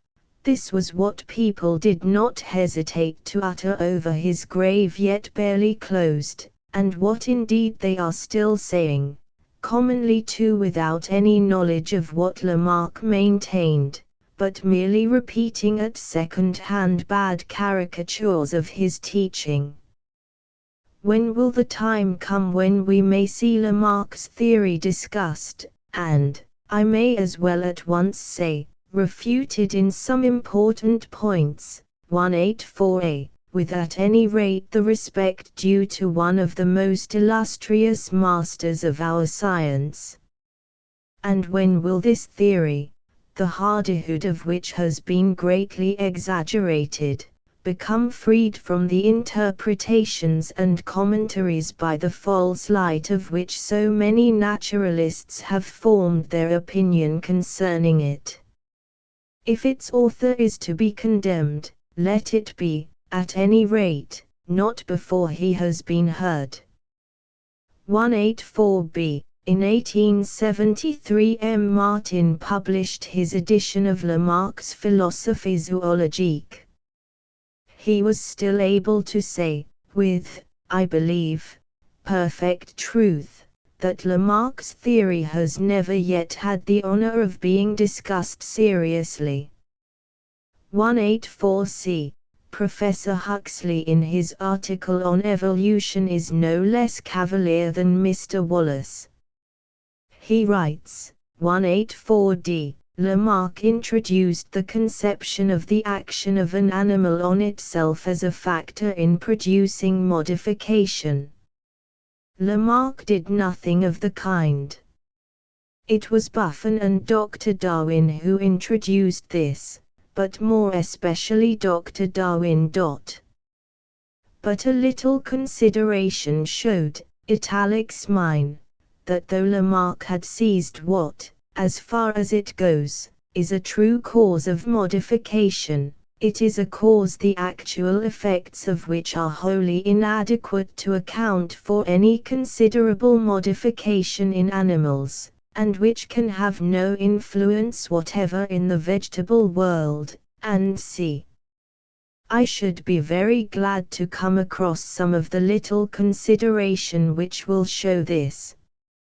I have searched for it far and wide, and have never been able to find it. I think Professor Huxley has been exercising some of his ineradicable tendency to try to make things clear in the article on evolution, already so often quoted from.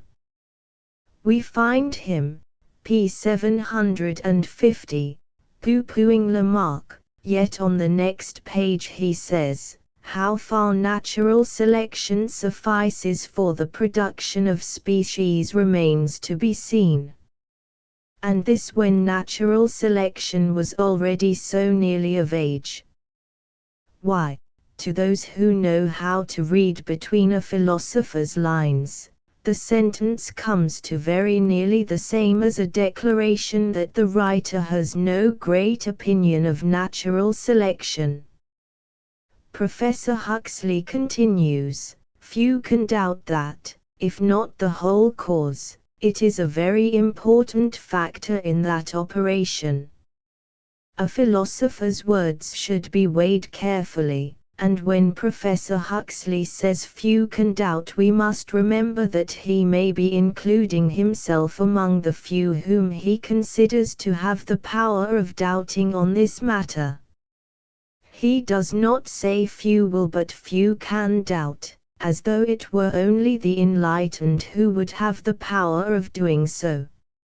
Certainly nature, for this is what natural selection comes to, is rather an important factor in the operation, but we do not gain much by being told so.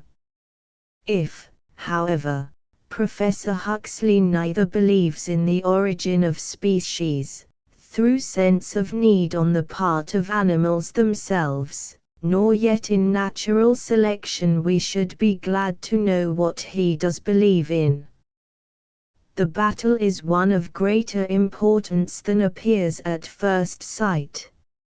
It is a battle between teleology and non-teleology, between the purposiveness and the non-purposiveness of the organs in animal and vegetable bodies.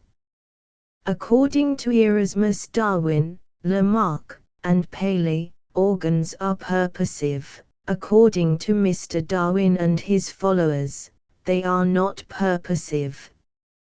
But the main arguments against the system of Dr. Erasmus Darwin are arguments which, so far as they have any weight, tell against evolution generally.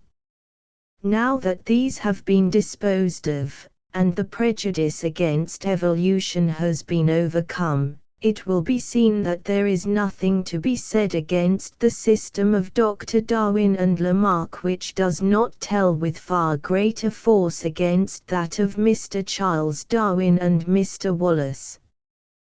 The end.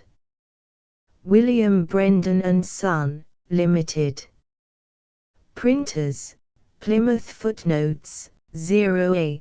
This is the date on the title page. The preface is dated the 15th of October, 1886, and the first copy was issued in November of the same year. All the dates are taken from the bibliography by Mr. H. Festing Jones prefixed to the extracts in the New Quarterly Review, 1909. 0b, i.e. after p. 285, it bears no number of its own. 0c, the distinction was merely implicit in his published writings, but has been printed since his death from his notebooks. New Quarterly Review, April, 1908. I had developed this thesis, without knowing of Butler's explicit anticipation in an article then in the press, Mechanism and Life Contemporary Review, May, 1908. 0d. The term has recently been revived by Professor Hubrecht and by myself. Contemporary Review, November, 1908. 0e. See Fortnightly Review, February, 1908, and Contemporary Review, September and November, 1909. Since these publications the hypnosis seems to have somewhat weakened. 0f. A hormone is a chemical substance which, formed in one part of the body, alters the reactions of another part, normally for the good of the organism.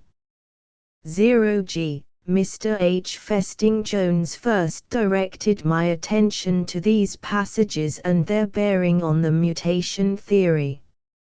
0i. He says in a note, this general type of reaction was described and illustrated in a different connection by Pfluger in Pfluger's Archiv FDGs. Physiology BD 15. The essay bears the significant title Die teleologische Mechanik der lebendigen Nature and is a very remarkable one, as coming from an official physiologist in 1877, when the chemico-physical school was nearly at its zenith. 0j. Contributions to the Study of the Lower Animals, 1904. Modifiability in behavior and method of regulability in behavior and in other fields in Journ. Experimental Zoology, Volume 2. 1905, 0h. See the hereditary transmission of acquired characters in Contemporary Review, September and November, 1908. In which references are given to earlier statements. 0k. Semon's technical terms are exclusively taken from the Greek, but as experience tells that plain men in England have a special dread of such like, I have substituted imprint for engram outcome for ekphoria. For the latter term I had thought of efference manifestation etc., but decided on what looked more homely, and at the same time was quite distinctive enough to avoid that confusion which Semon has dodged with his Gracisms. 0l. Between the me of today and the me of yesterday lie night and sleep, abysses of unconsciousness, nor is there any bridge but memory with which to span them. Unconscious Memory, p. 71. 0m. Preface by Mr. Charles Darwin to Erasmus Darwin. The museum has copies of A Cosmos that was published 1857-60 and then discontinued, but this is clearly not the Cosmos referred to by Mr. Darwin, which began to appear in 1878. 0n. Preface to Erasmus Darwin. 2. May 1880. 3. Cosmos, February 1879, Leipzig. 4. Origin of Species, edi. p. 459. 8 am. Origin of Species, edi. p1. 8b, Cosmos, February 1879, p. 397. 8c, Erasmus Darwin, by Ernest Krauser, pp. 132, 133. 9am, Origin of Species, edi, p. 242. 9b, Ibid, p. 427. 10am, 19th century, November 1878, Evolution, Old and New, pp. 360–361. 10b, Encyclopaedia Britannica, ed. 9, art. Evolution p. 748. 11, Ibid. 17, Encycl. Brit, ed. 9, art. Evolution p. 750. 23a, Origin of Species, 6th ed., 1876, p. 206. 23b, Ibid, p. 233. 24a, Origin of Species, 6th ed., p. 171, 1876. 24b, pp. 258–260. 26, Zunemeyer, Volume I, p. 484, Evolution, Old and New, p. 214. 27, Erasmus Darwin by Ernest Krauser, p. 211, London, 1879. 28a, See Evolution, Old and New, p. 91, and Buffon, Tom. 4p. 383, ed. 1753. 28b, Evolution, Old and New, p. 104. 29a, Encycl. Brit, 9th ed., art. Evolution p. 748. 29b, Palingenesi Philosophicae, Part X Chap. 2, quoted from Professor Huxley's article on evolution in Cycle. Brit, 9th ed., p. 745. 31. The note began thus: I have taken the date of the first publication of Lamarck from Isidore Geoffroy Saint-Hilaire, Hist. Nat. Général Tom. 2p. 405, 1859, excellent history of opinion upon this subject. In this work a full account is given of Buffon's fluctuating conclusions upon the same subject. Origin of Species, 3d ed., 1861, p. 14. 33a, Life of Erasmus Darwin, pp. 84, 85. 33b, See Life and Habit, p. 264 and pp. 276, 277. 33c, See Evolution, Old and New, pp. 159165. 33d, Ibid, p. 122.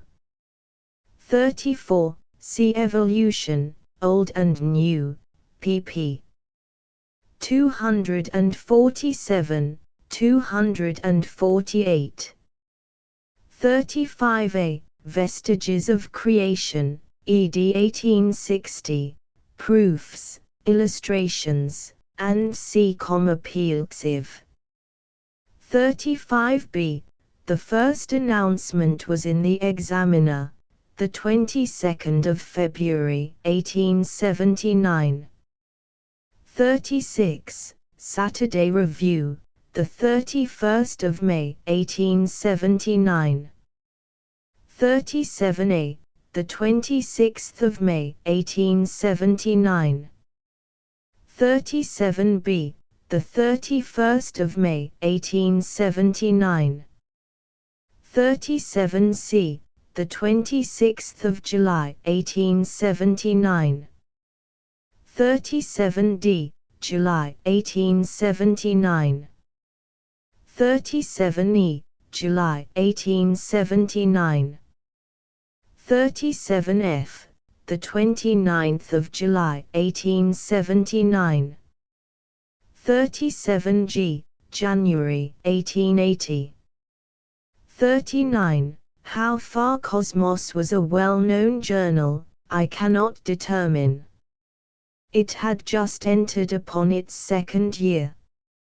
41. Evolution, Old and New, p. 120, line 5. 43. Cosmos, February, 1879, p. 397. 44a. Cosmos, February, 1879, p. 404. 44b. Page 39 of this volume. 50. See Appendix A, 52, since published as God the Known and God the Unknown. Filed, 1s. 16 et. 1909, 54a. Contemplation of Nature Engel. Trans. Lond. 1776. Preface, p. xxv.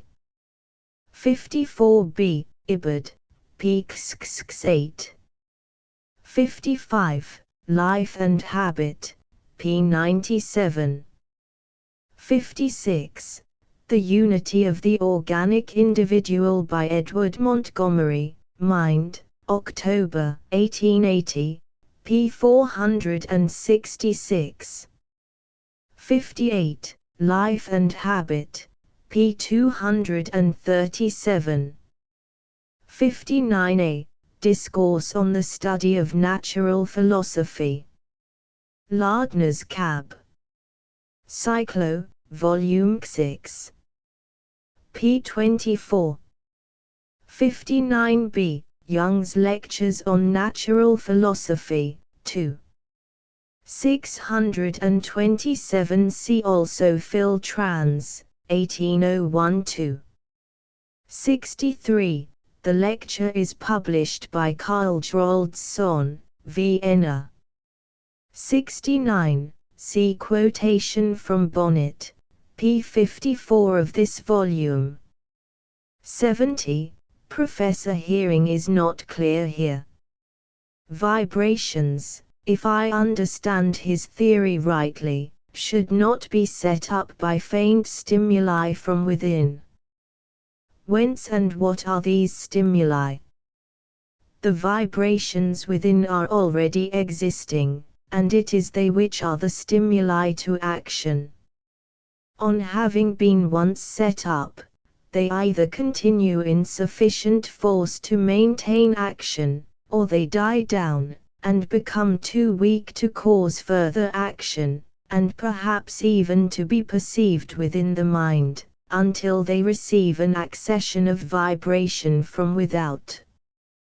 The only stimulus from within that should be able to generate action is that which may follow when a vibration already established in the body runs into another similar vibration already so established. On this consciousness, and even action, might be supposed to follow without the presence of an external stimulus. 71. This expression seems hardly applicable to the overtaking of an internal by an external vibration, but it is not inconsistent with it. Here, however, as frequently elsewhere, I doubt how far Professor Hearing has fully realized his conception, beyond being, like myself, convinced that the phenomena of memory and of heredity have a common source. 72. See quotation from Bonnet, p. 54 of this volume. By preserving the memory of habitual actions, Professor Hearing probably means, retains for a long while and repeats motion of a certain character when such motion has been once communicated to it. 74. It should not be if the central nerve system were not able to reproduce whole series of vibrations, but if whole series of vibrations do not persist though unperceived, if Professor Hearing intends what I suppose him to intend. 74b. Memory was in full operation for so long a time before anything like what we call a nervous system can be detected, that Professor Hearing must not be supposed to be intending to confine memory to a motor nerve system. His words do not even imply that he does, but it is as well to be on one's guard. 77. It is from such passages as this, and those that follow on the next few pages, that I collect the impression of Professor Hearing's meaning which I have endeavored to convey in the preceding chapter. 78. That is to say, an infinitely small change in the kind of vibration communicated from the parent to the germ. 79. It may be asked what is meant by responding. I may repeat that I understand Professor Hearing to mean that there exists in the offspring certain vibrations, which are many of them too faint to upset equilibrium and thus generate action, until they receive an accession of force from without by the running into them of vibrations of similar characteristics to their own, which last vibrations have been set up by exterior objects. On this they become strong enough to generate that corporeal earthquake which we call action. This may be true or not, but it is at any rate intelligible, whereas much that is written about fraying channels raises no definite ideas in the mind. 80a. I interpret this, we cannot wonder if often repeated vibrations gather strength, and become at once more lasting and requiring less accession of vibration from without, in order to become strong enough to generate action. 80b. Characteristics must, I imagine, according to Professor Hearing, resolve themselves ultimately into vibrations, for the characteristics depend upon the character of the vibrations. 81. Professor Hartog tells me that this probably refers to Fritz Muller's formulation of the recapitulation process in Facts for Darwin English edition, 1869, p. 114. Ras. 82. This is the passage which makes me suppose Professor Hearing to mean that vibrations from exterior objects run into vibrations already existing within the living body, and that the accession to power thus derived is his key to an explanation of the physical basis of action. 84. I interpret this. There are fewer vibrations persistent within the bodies of the lower animals.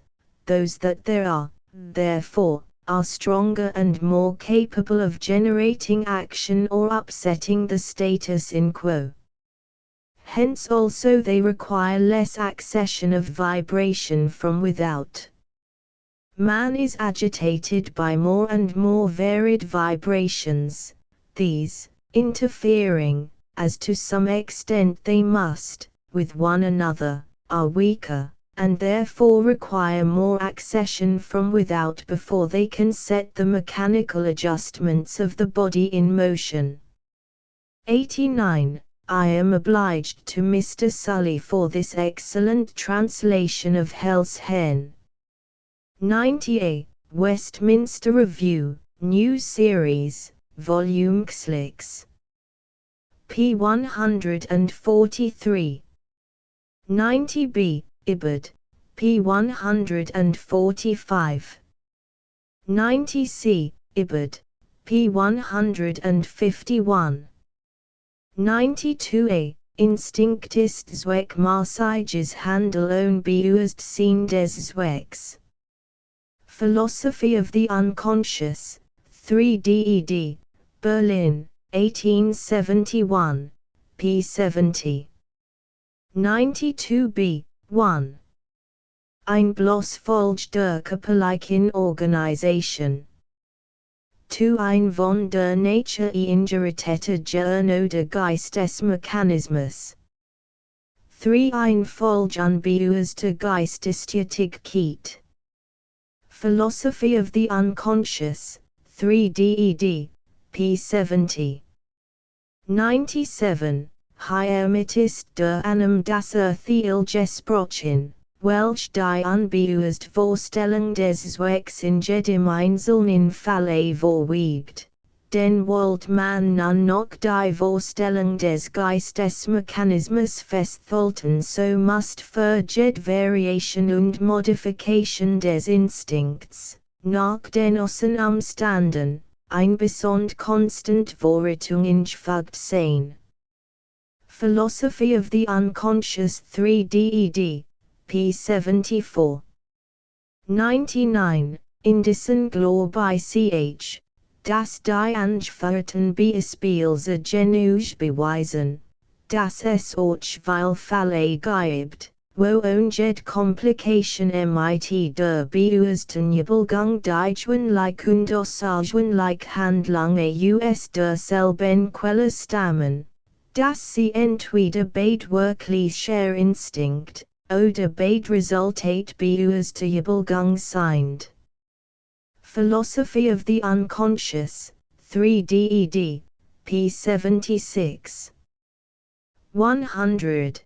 Desegen haben wir nunmehr unseren Blick noch einmal scharfer auf den Begriff eines psychischen Mechanismus zu richten, und das zeigt sich, dass derselbe, abgesehen davon, wie weil erklärt, so dunkel ist, dass man sich kaum etwas dabei denken kann.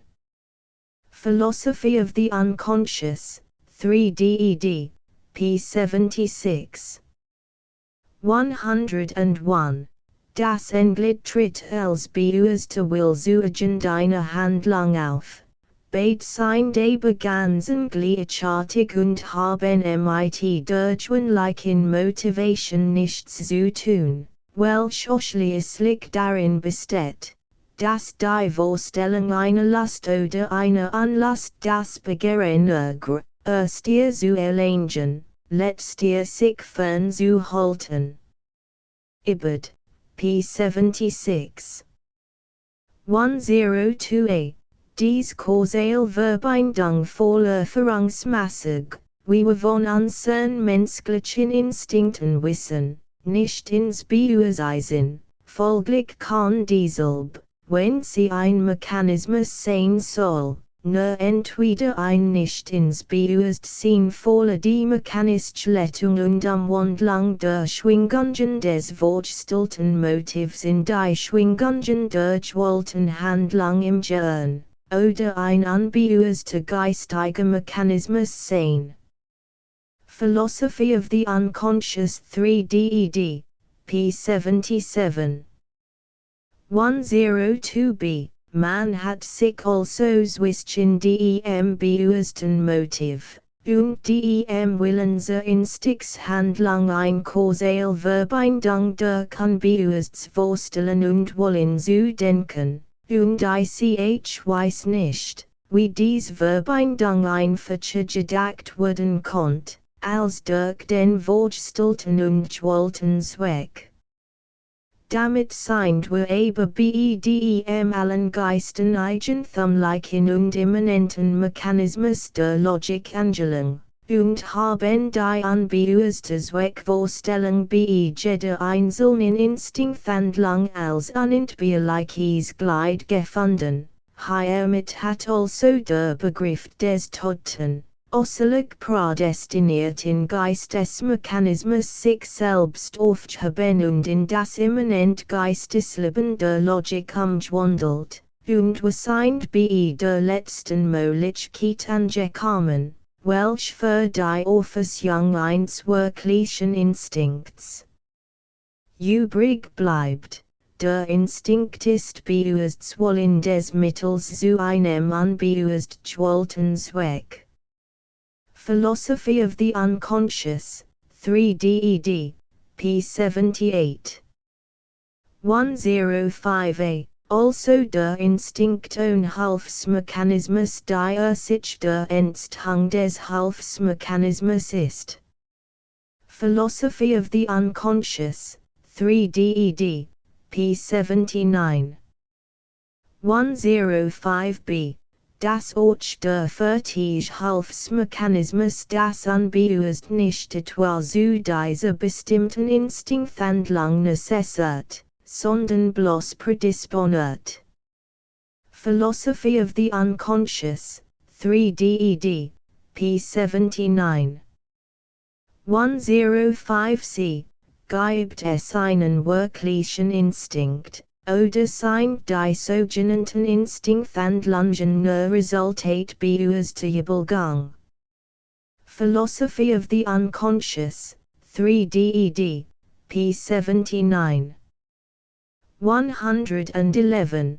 Dieser Beweis ist dadurch zu fahren, erstens dass die betreffenden Tatsachen in der Zukunft liegen, und die im Verstande die Anhaltepunkt verlieren, ihr zukünftiges Eintreten aus den gegenwärtigen Verhältnissen zu erschließen, zweitens, dass die betreffenden Tatsachen augenscheinlich der sinnlichen Wahrnehmung verschlossen liegen, weil nur die Erfahrung früherer Fälle über sie belehren kann, und dies laut der Beobachtung ausgeschlossen ist.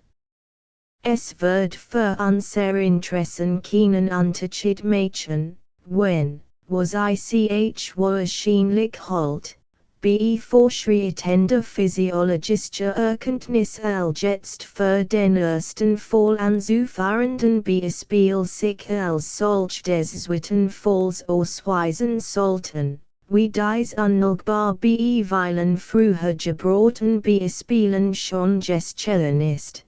Denn eine priorisches Wissen und jeden sinnlichen Ernstes ist wohl kaum wunderbarer zu nennen, als ein Wissen, welches so bei Gelegenheit gewisser sinnlicher Wahrnehmung zutage tritt, aber mit diesen nur durch ein solch Kette von Schlüssen und angewandten Kenntnissen in Verbindungshand gedacht werden konnte, dass den Möglichkeit bei dem Zustande der Fähigkeiten und Bildung der betreffenden Tiere entschieden geltend werden muss. Philosophy of the Unconscious, 3 p. 85. 113. Man hat dieselbjede anerkannt und mit den Worten Vorgefühl oder Ahnung bezeichnet, indisposition sich dies Wort einerseits nur auf zukünftiges, nicht auf gegenwärtiges, räumlich getrennt anwummern bes, andererseits bezeichnen sie nur die leis, dumpf, unbestimmt Resonanz des Bewusstseins mit dem unfehlbar bestimmten Zustande der unbewussten Erkenntnis. Daher das Wort Vorgefühl in Rücksicht auf die Dumpfheit und Unbestimmtheit, worin doch liet zu sehen ist, dass das von allen, auch den unbewussten Vorstellungen entblößt Gefühl für das Resultat gar keinen Einfluss haben kann, sondern nur eine Vorstellung, weil dies allein Erkenntnis enthält. Die in Bewusstsein mit klingen die Ahnung kann allerdings unter Umständen ziemlich deutlich sein, so dass sie sich beim Menschen in Gedanken und Wort fixieren lässt.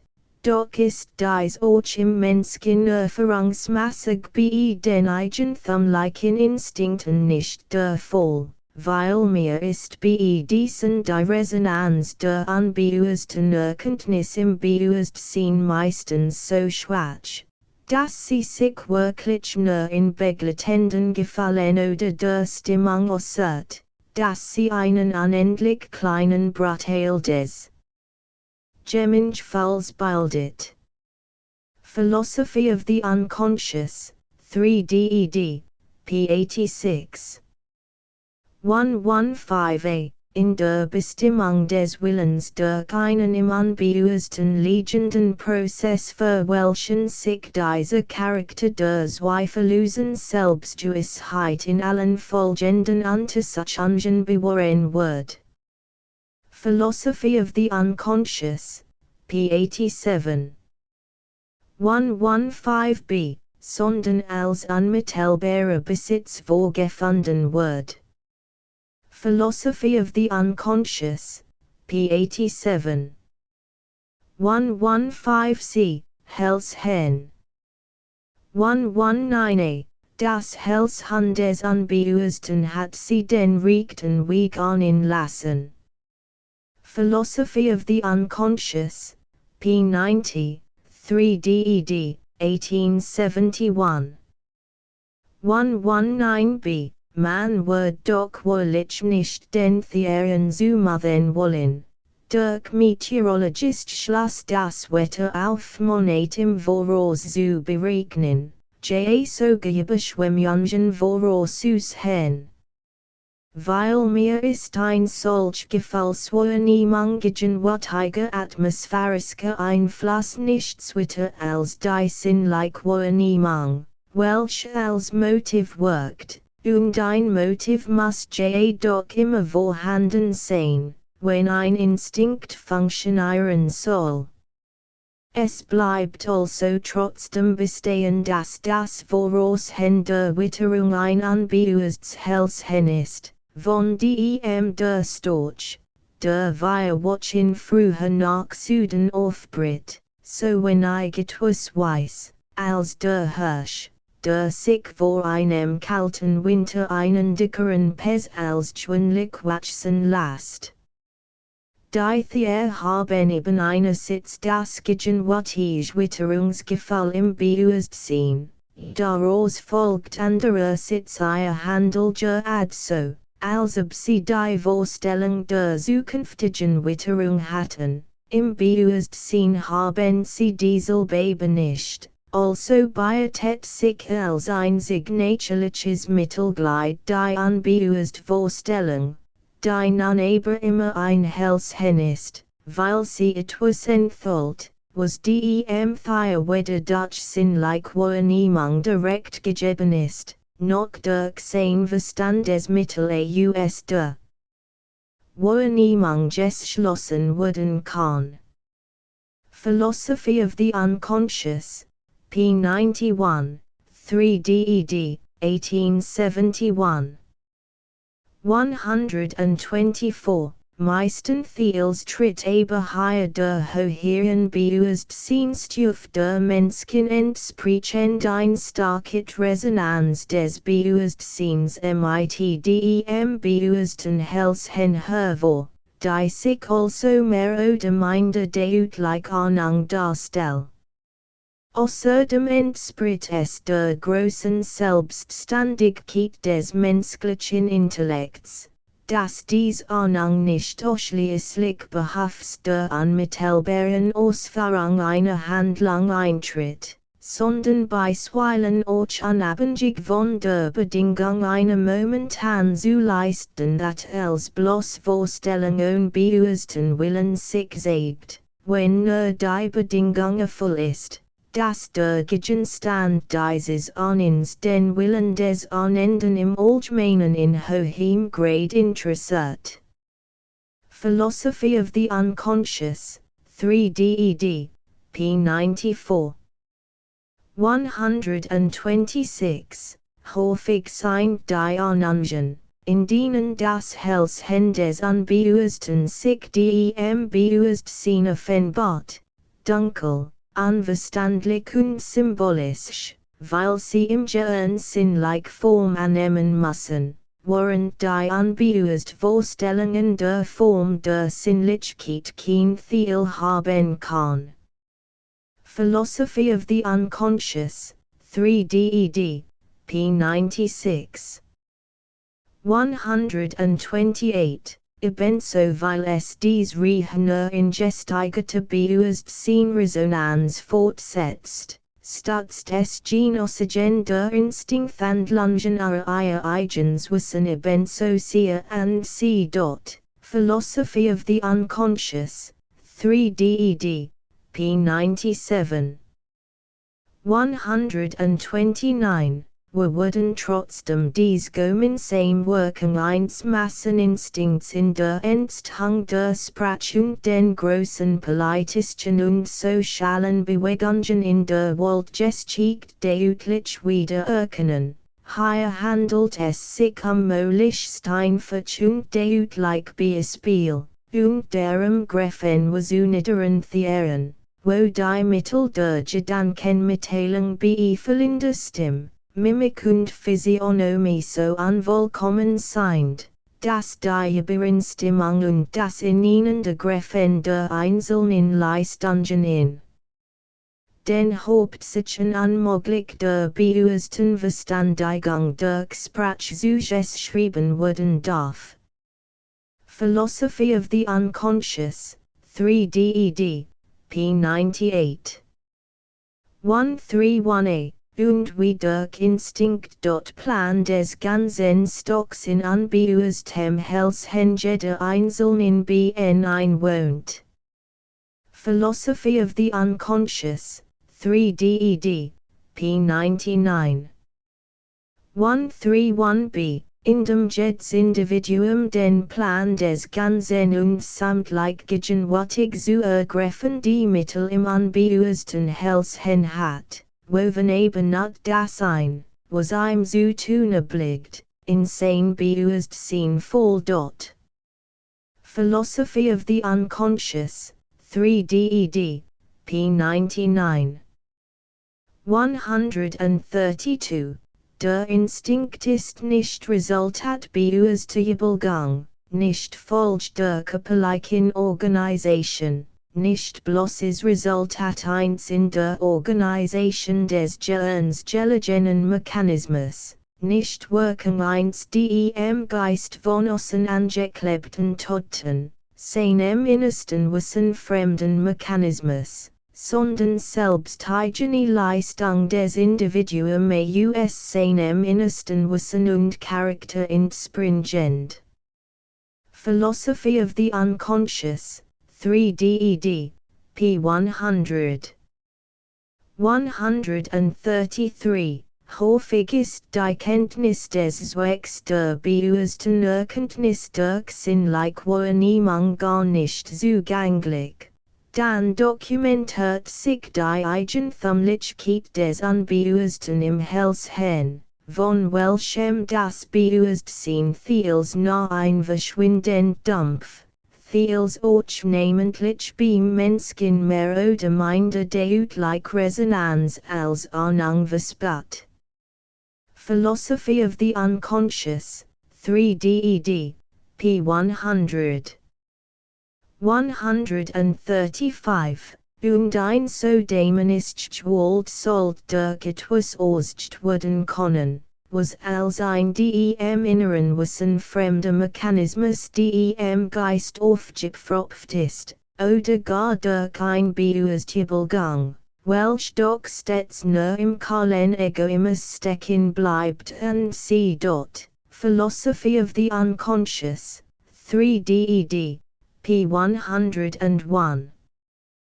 139a, page 100 of this volume. 139b, pp. 106, 107 of this volume. 140, page 100 of this volume. 141, page 99 of this volume. 144a, see page 115 of this volume. 144b, page 104 of this volume. 146, The Spirit of Nature. J. Churchill and Company, 1880, p. 39. 149, I have put these words into the mouth of my supposed objector, and shall put others like them, because they are characteristic, but nothing can become so well known as to escape being an inference. 153, Iruhan, chap. 23, 160. It must be remembered that this passage is put as if in the mouth of an objector. 177a, The Unity of the Organic Individual by Edward Montgomery. Mind, October, 1880, p. 477. 177b, Ibid, p. 483. 179a, Professor Huxley, Encycl. Brit, 9th ed., Art. Evolution, p. 750. 179b, Hume by Professor Huxley, p. 45.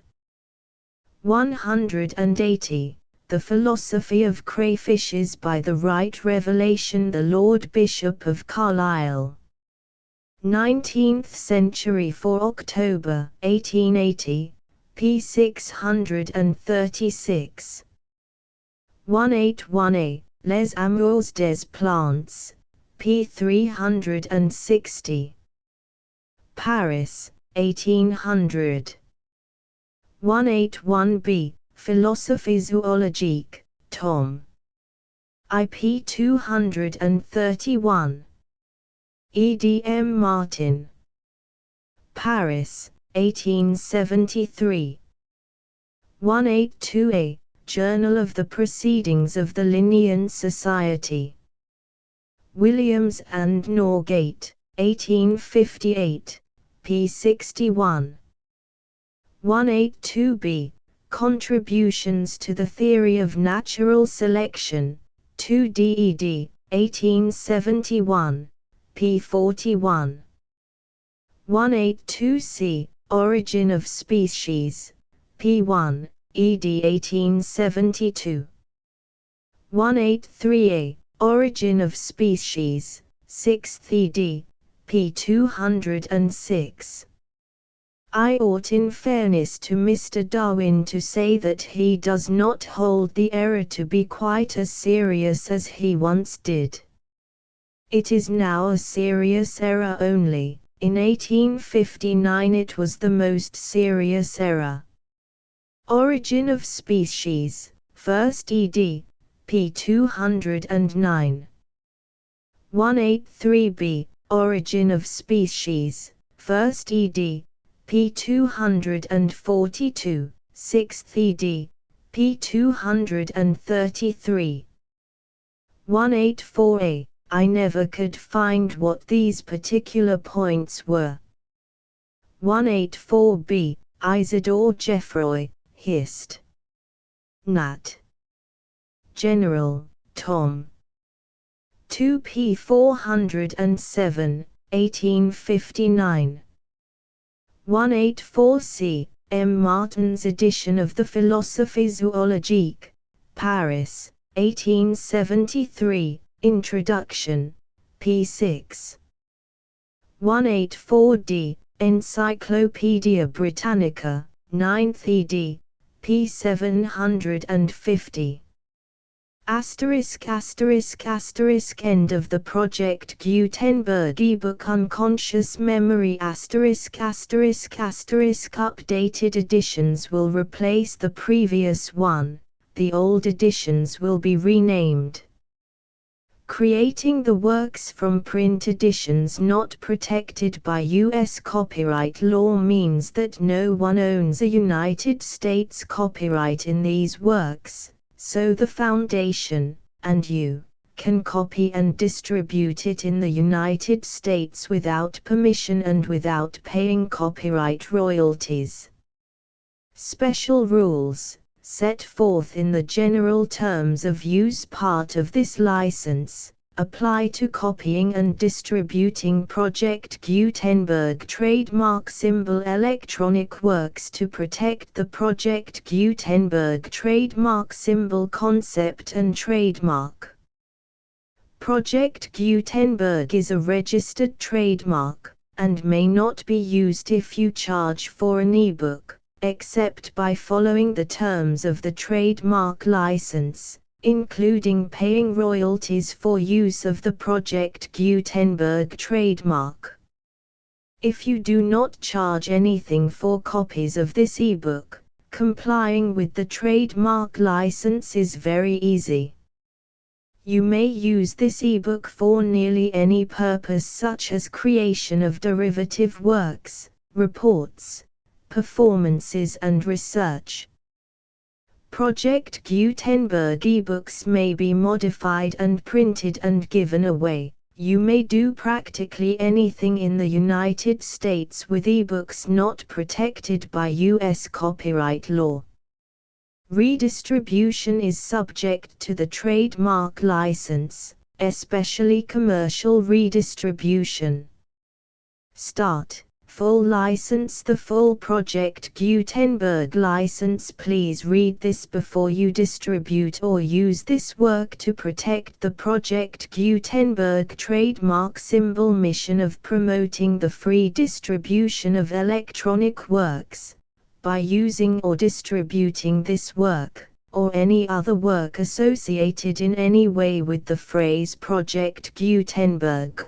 You agree to comply with all the terms of the full Project Gutenberg trademark symbol license available with this file or online at www.gutenberg.org/license. Section 1. General Terms of Use and Redistributing Project Gutenberg Trademark Symbol Electronic Works 1.0. By reading or using any part of this Project Gutenberg trademark symbol electronic work, you indicate that you have read, understand, agree to and accept all the terms of this license and intellectual property, trademark/copyright, agreement. If you do not agree to abide by all the terms of this agreement, you must cease using and return or destroy all copies of Project Gutenberg trademark symbol electronic works in your possession.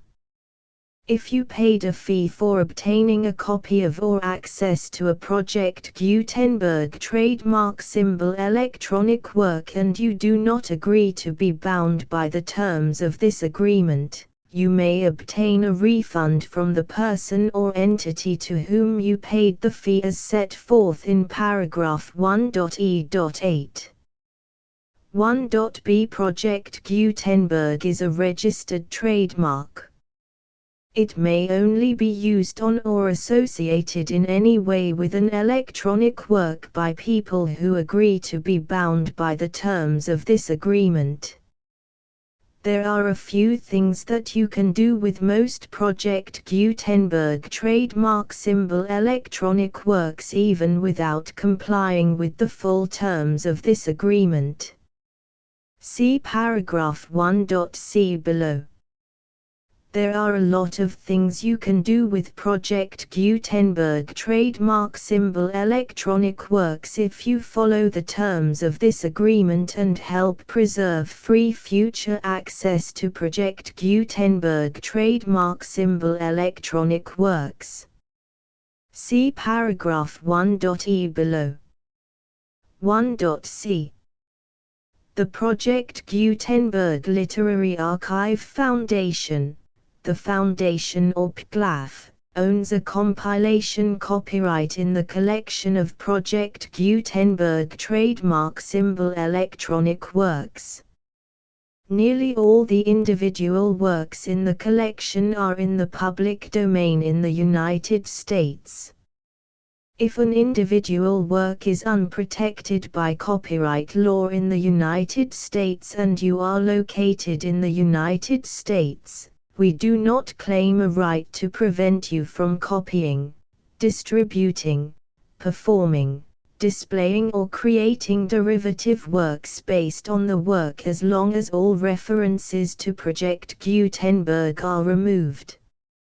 Of course, we hope that you will support the Project Gutenberg trademark symbol mission of promoting free access to electronic works by freely sharing Project Gutenberg trademark symbol works in compliance with the terms of this agreement for keeping the Project Gutenberg trademark symbol name associated with the work. You can easily comply with the terms of this agreement by keeping this work in the same format with its attached full Project Gutenberg trademark symbol license when you share it without charge with others.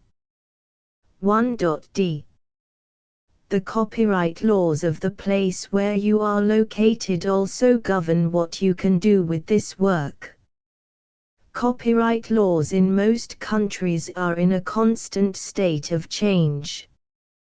If you are outside the United States, check the laws of your country in addition to the terms of this agreement before downloading, copying, displaying, performing, distributing or creating derivative works based on this work or any other Project Gutenberg trademark symbol work.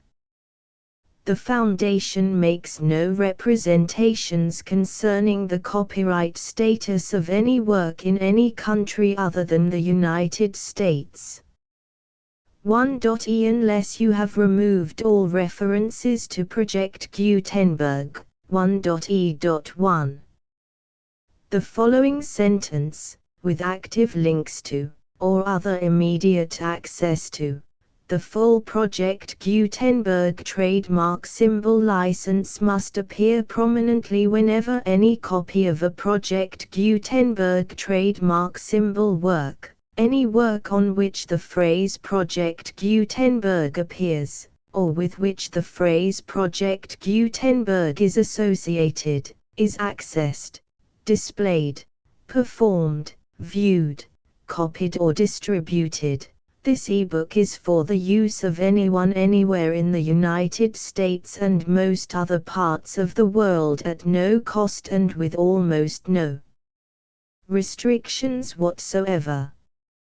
You may copy it, give it away or reuse it under the terms of the Project Gutenberg license included with this ebook or online at www.gutenberg.org. If you are not located in the United States, you will have to check the laws of the country where you are located before using this ebook. 1.e.2. If an individual Project Gutenberg trademark symbol electronic work is derived from texts not protected by U.S. copyright law, does not contain a notice indicating that it is posted with permission of the copyright holder, the work can be copied and distributed to anyone in the United States without paying any fees or charges. If you are redistributing or providing access to a work with the phrase Project Gutenberg associated with or appearing on the work, You must comply either with the requirements of paragraphs 1.e.1 through 1.e.7 or obtain permission for the use of the work and the Project Gutenberg trademark symbol trademark as set forth in paragraphs 1.e.8 or 1.e.9. 1.e.3. If an individual Project Gutenberg trademark symbol electronic work is posted with the permission of the copyright holder, your use and distribution must comply with both paragraphs 1.e.1 through 1.e.7 and any additional terms imposed by the copyright holder. Additional terms will be linked to the Project Gutenberg trademark symbol license for all works posted with the permission of the copyright holder found at the beginning of this work. 1.e.4. Do not unlink or detach or remove the full Project Gutenberg trademark symbol license terms from this work, or any files containing a part of this work or any other work associated with Project Gutenberg trademark symbol. 1.e.5. Do not copy, display, perform, distribute or redistribute this electronic work, or any part of this electronic work, without prominently displaying the sentence set forth in paragraph 1.e.1 with active links or immediate access to the full terms of the Project Gutenberg trademark symbol license. 1.e.6. You may convert to and distribute this work in any binary, compressed, marked up, non-proprietary or proprietary form, including any word processing or hypertext form. However, if you provide access to or distribute copies of a Project Gutenberg trademark symbol work in a format other than plain vanilla ASCII or other format used in the official version posted on the official Project Gutenberg trademark symbol website, www.gutenberg.org, you must, at no additional cost, fee or expense to the user, provide a copy, a means of exporting a copy, or a means of obtaining a copy upon request, of the work in its original plain vanilla ASCII or other form. Any alternate format must include the full Project Gutenberg trademark symbol license as specified in paragraph 1.e.1. 1.e.7.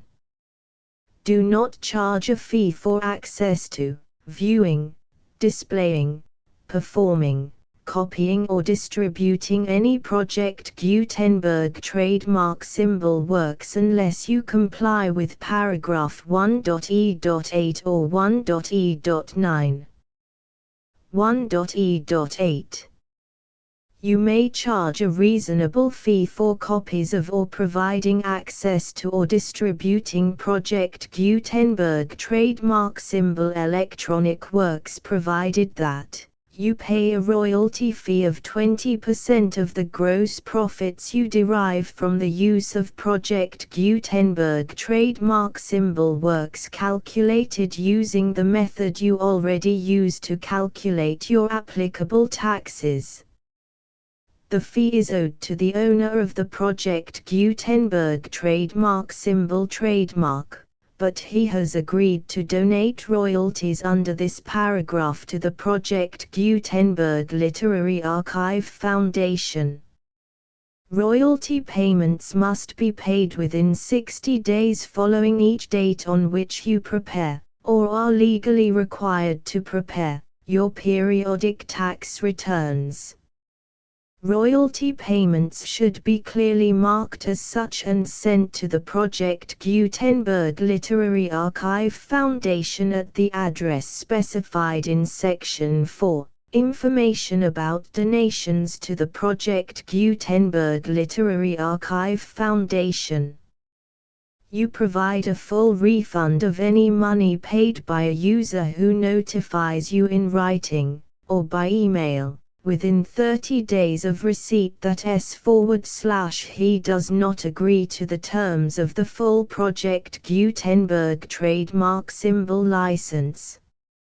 You must require such a user to return or destroy all copies of the works possessed in a physical medium and discontinue all use of and all access to other copies of Project Gutenberg trademark symbol works. You provide, in accordance with paragraph 1.f.3, a full refund of any money paid for a work or a replacement copy, if a defect in the electronic work is discovered and reported to you within 90 days of receipt of the work. You comply with all other terms of this agreement for free distribution of Project Gutenberg trademark symbol works. 1.e.9.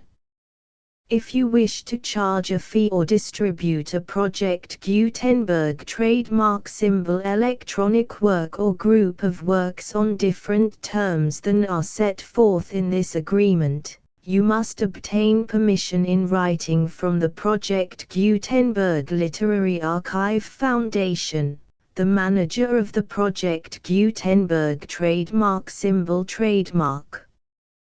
Contact the Foundation as set forth in Section 3 below. 1.f1.f.1 Project Gutenberg volunteers and employees expend considerable effort to identify, do copyright research on, transcribe and proofread works not protected by U.S. copyright law in creating the Project Gutenberg trademark symbol collection.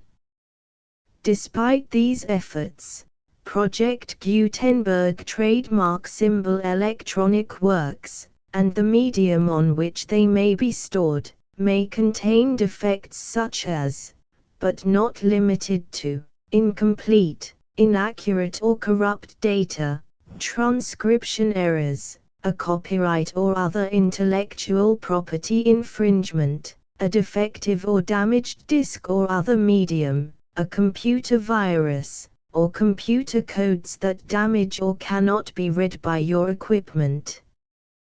1.f.2 Limited warranty, disclaimer of damages, except for the right of replacement or refund described in paragraph 1.f.3, the Project Gutenberg Literary Archive Foundation, the owner of the Project Gutenberg trademark symbol trademark, and any other party distributing a Project Gutenberg trademark symbol electronic work under this agreement, disclaim all liability to you for damages, costs and expenses, including legal fees.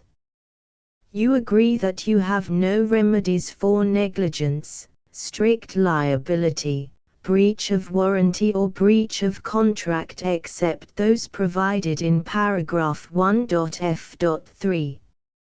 You agree that the Foundation, the trademark owner, and any distributor under this agreement will not be liable to you for actual, direct, indirect, consequential, punitive or incidental damages even if you give notice of the possibility of such damage.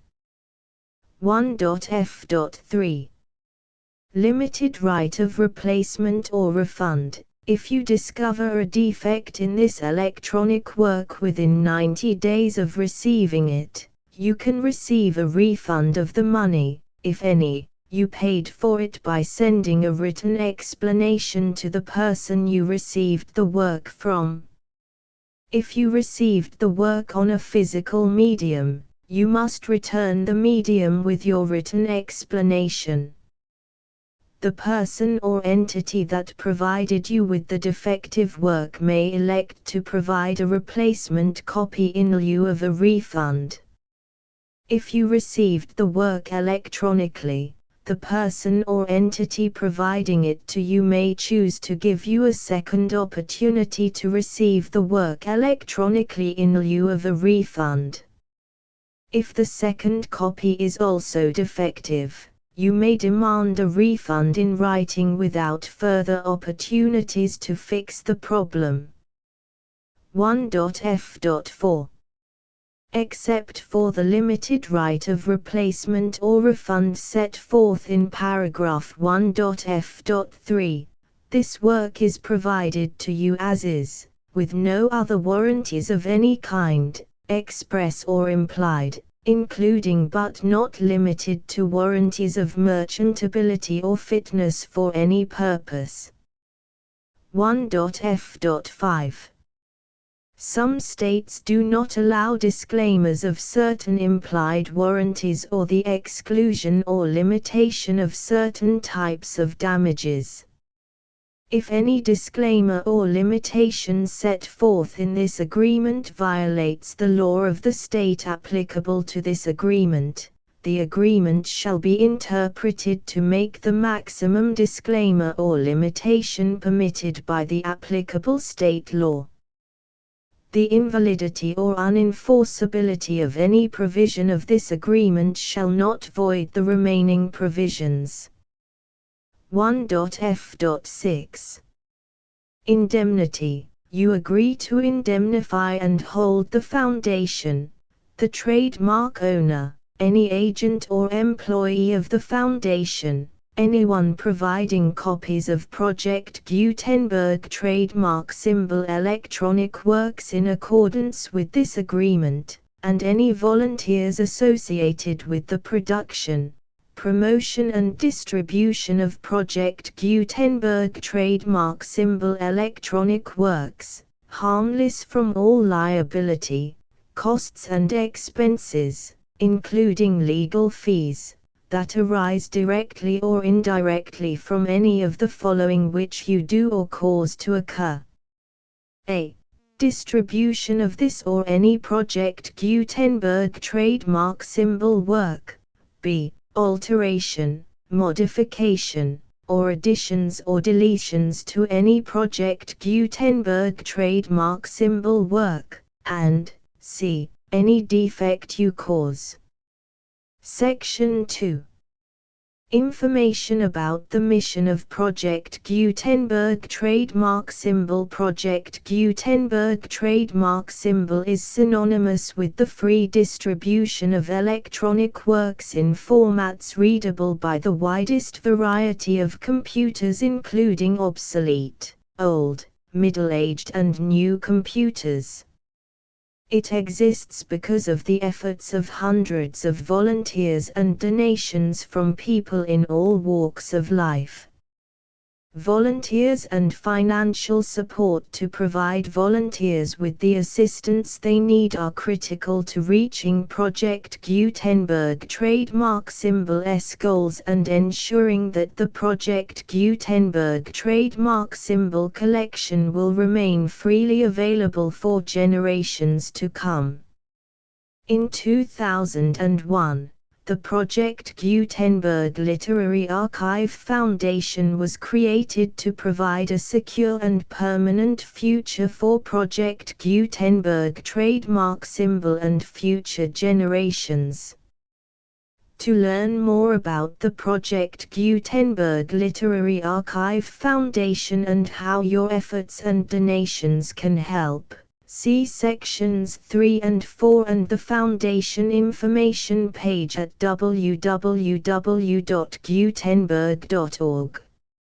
Section 3.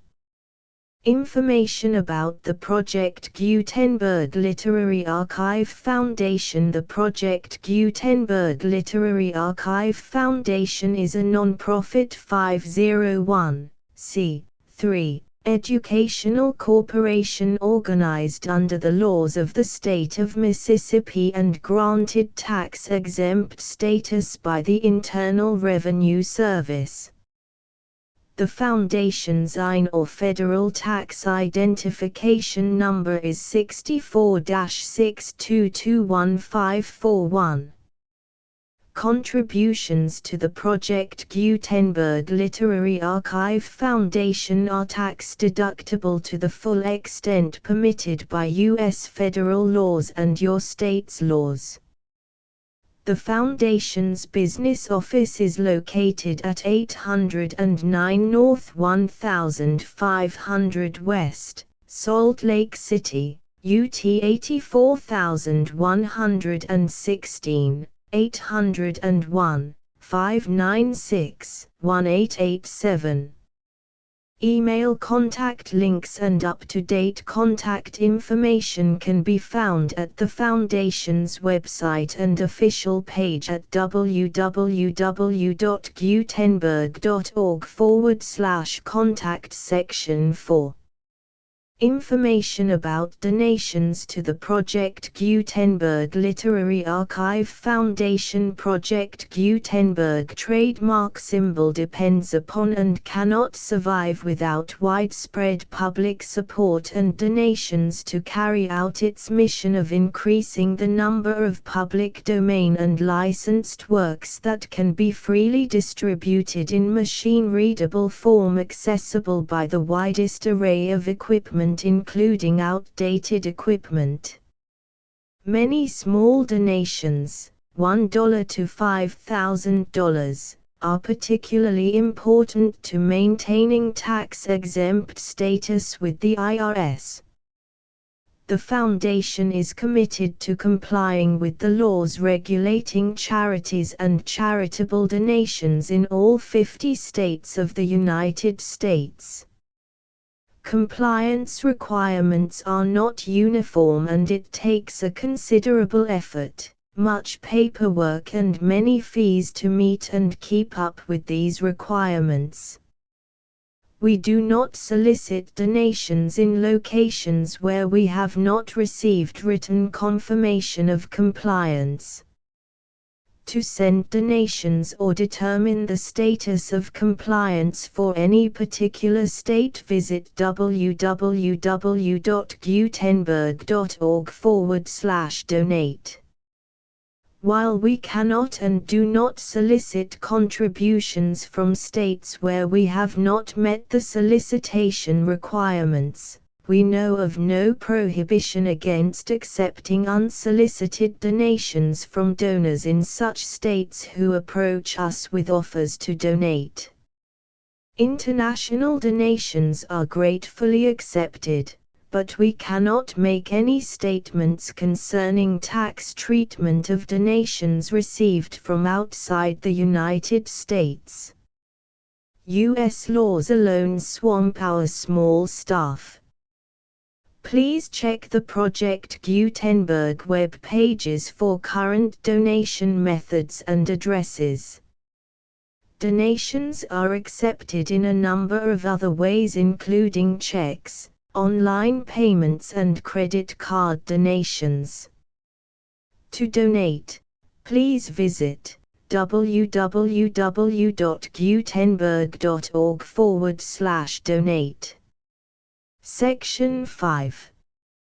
General information about Project Gutenberg trademark symbol electronic works. Professor Michael S. Hart was the originator of the Project Gutenberg trademark symbol concept of a library of electronic works that could be freely shared with anyone.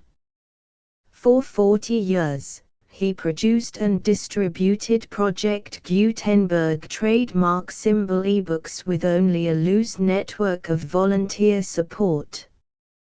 Project Gutenberg trademark symbol ebooks are often created from several printed editions, all of which are confirmed as not protected by copyright in the U.S. unless a copyright notice is included. Thus, we do not necessarily keep ebooks in compliance with any particular paper edition. Most people start at our website, which has the main PG search facility, www.gutenberg.org. This website includes information about Project Gutenberg trademark symbol, including how to make donations to the Project Gutenberg Literary Archive Foundation, how to help produce our new ebooks, and how to subscribe to our email newsletter to hear about new ebooks.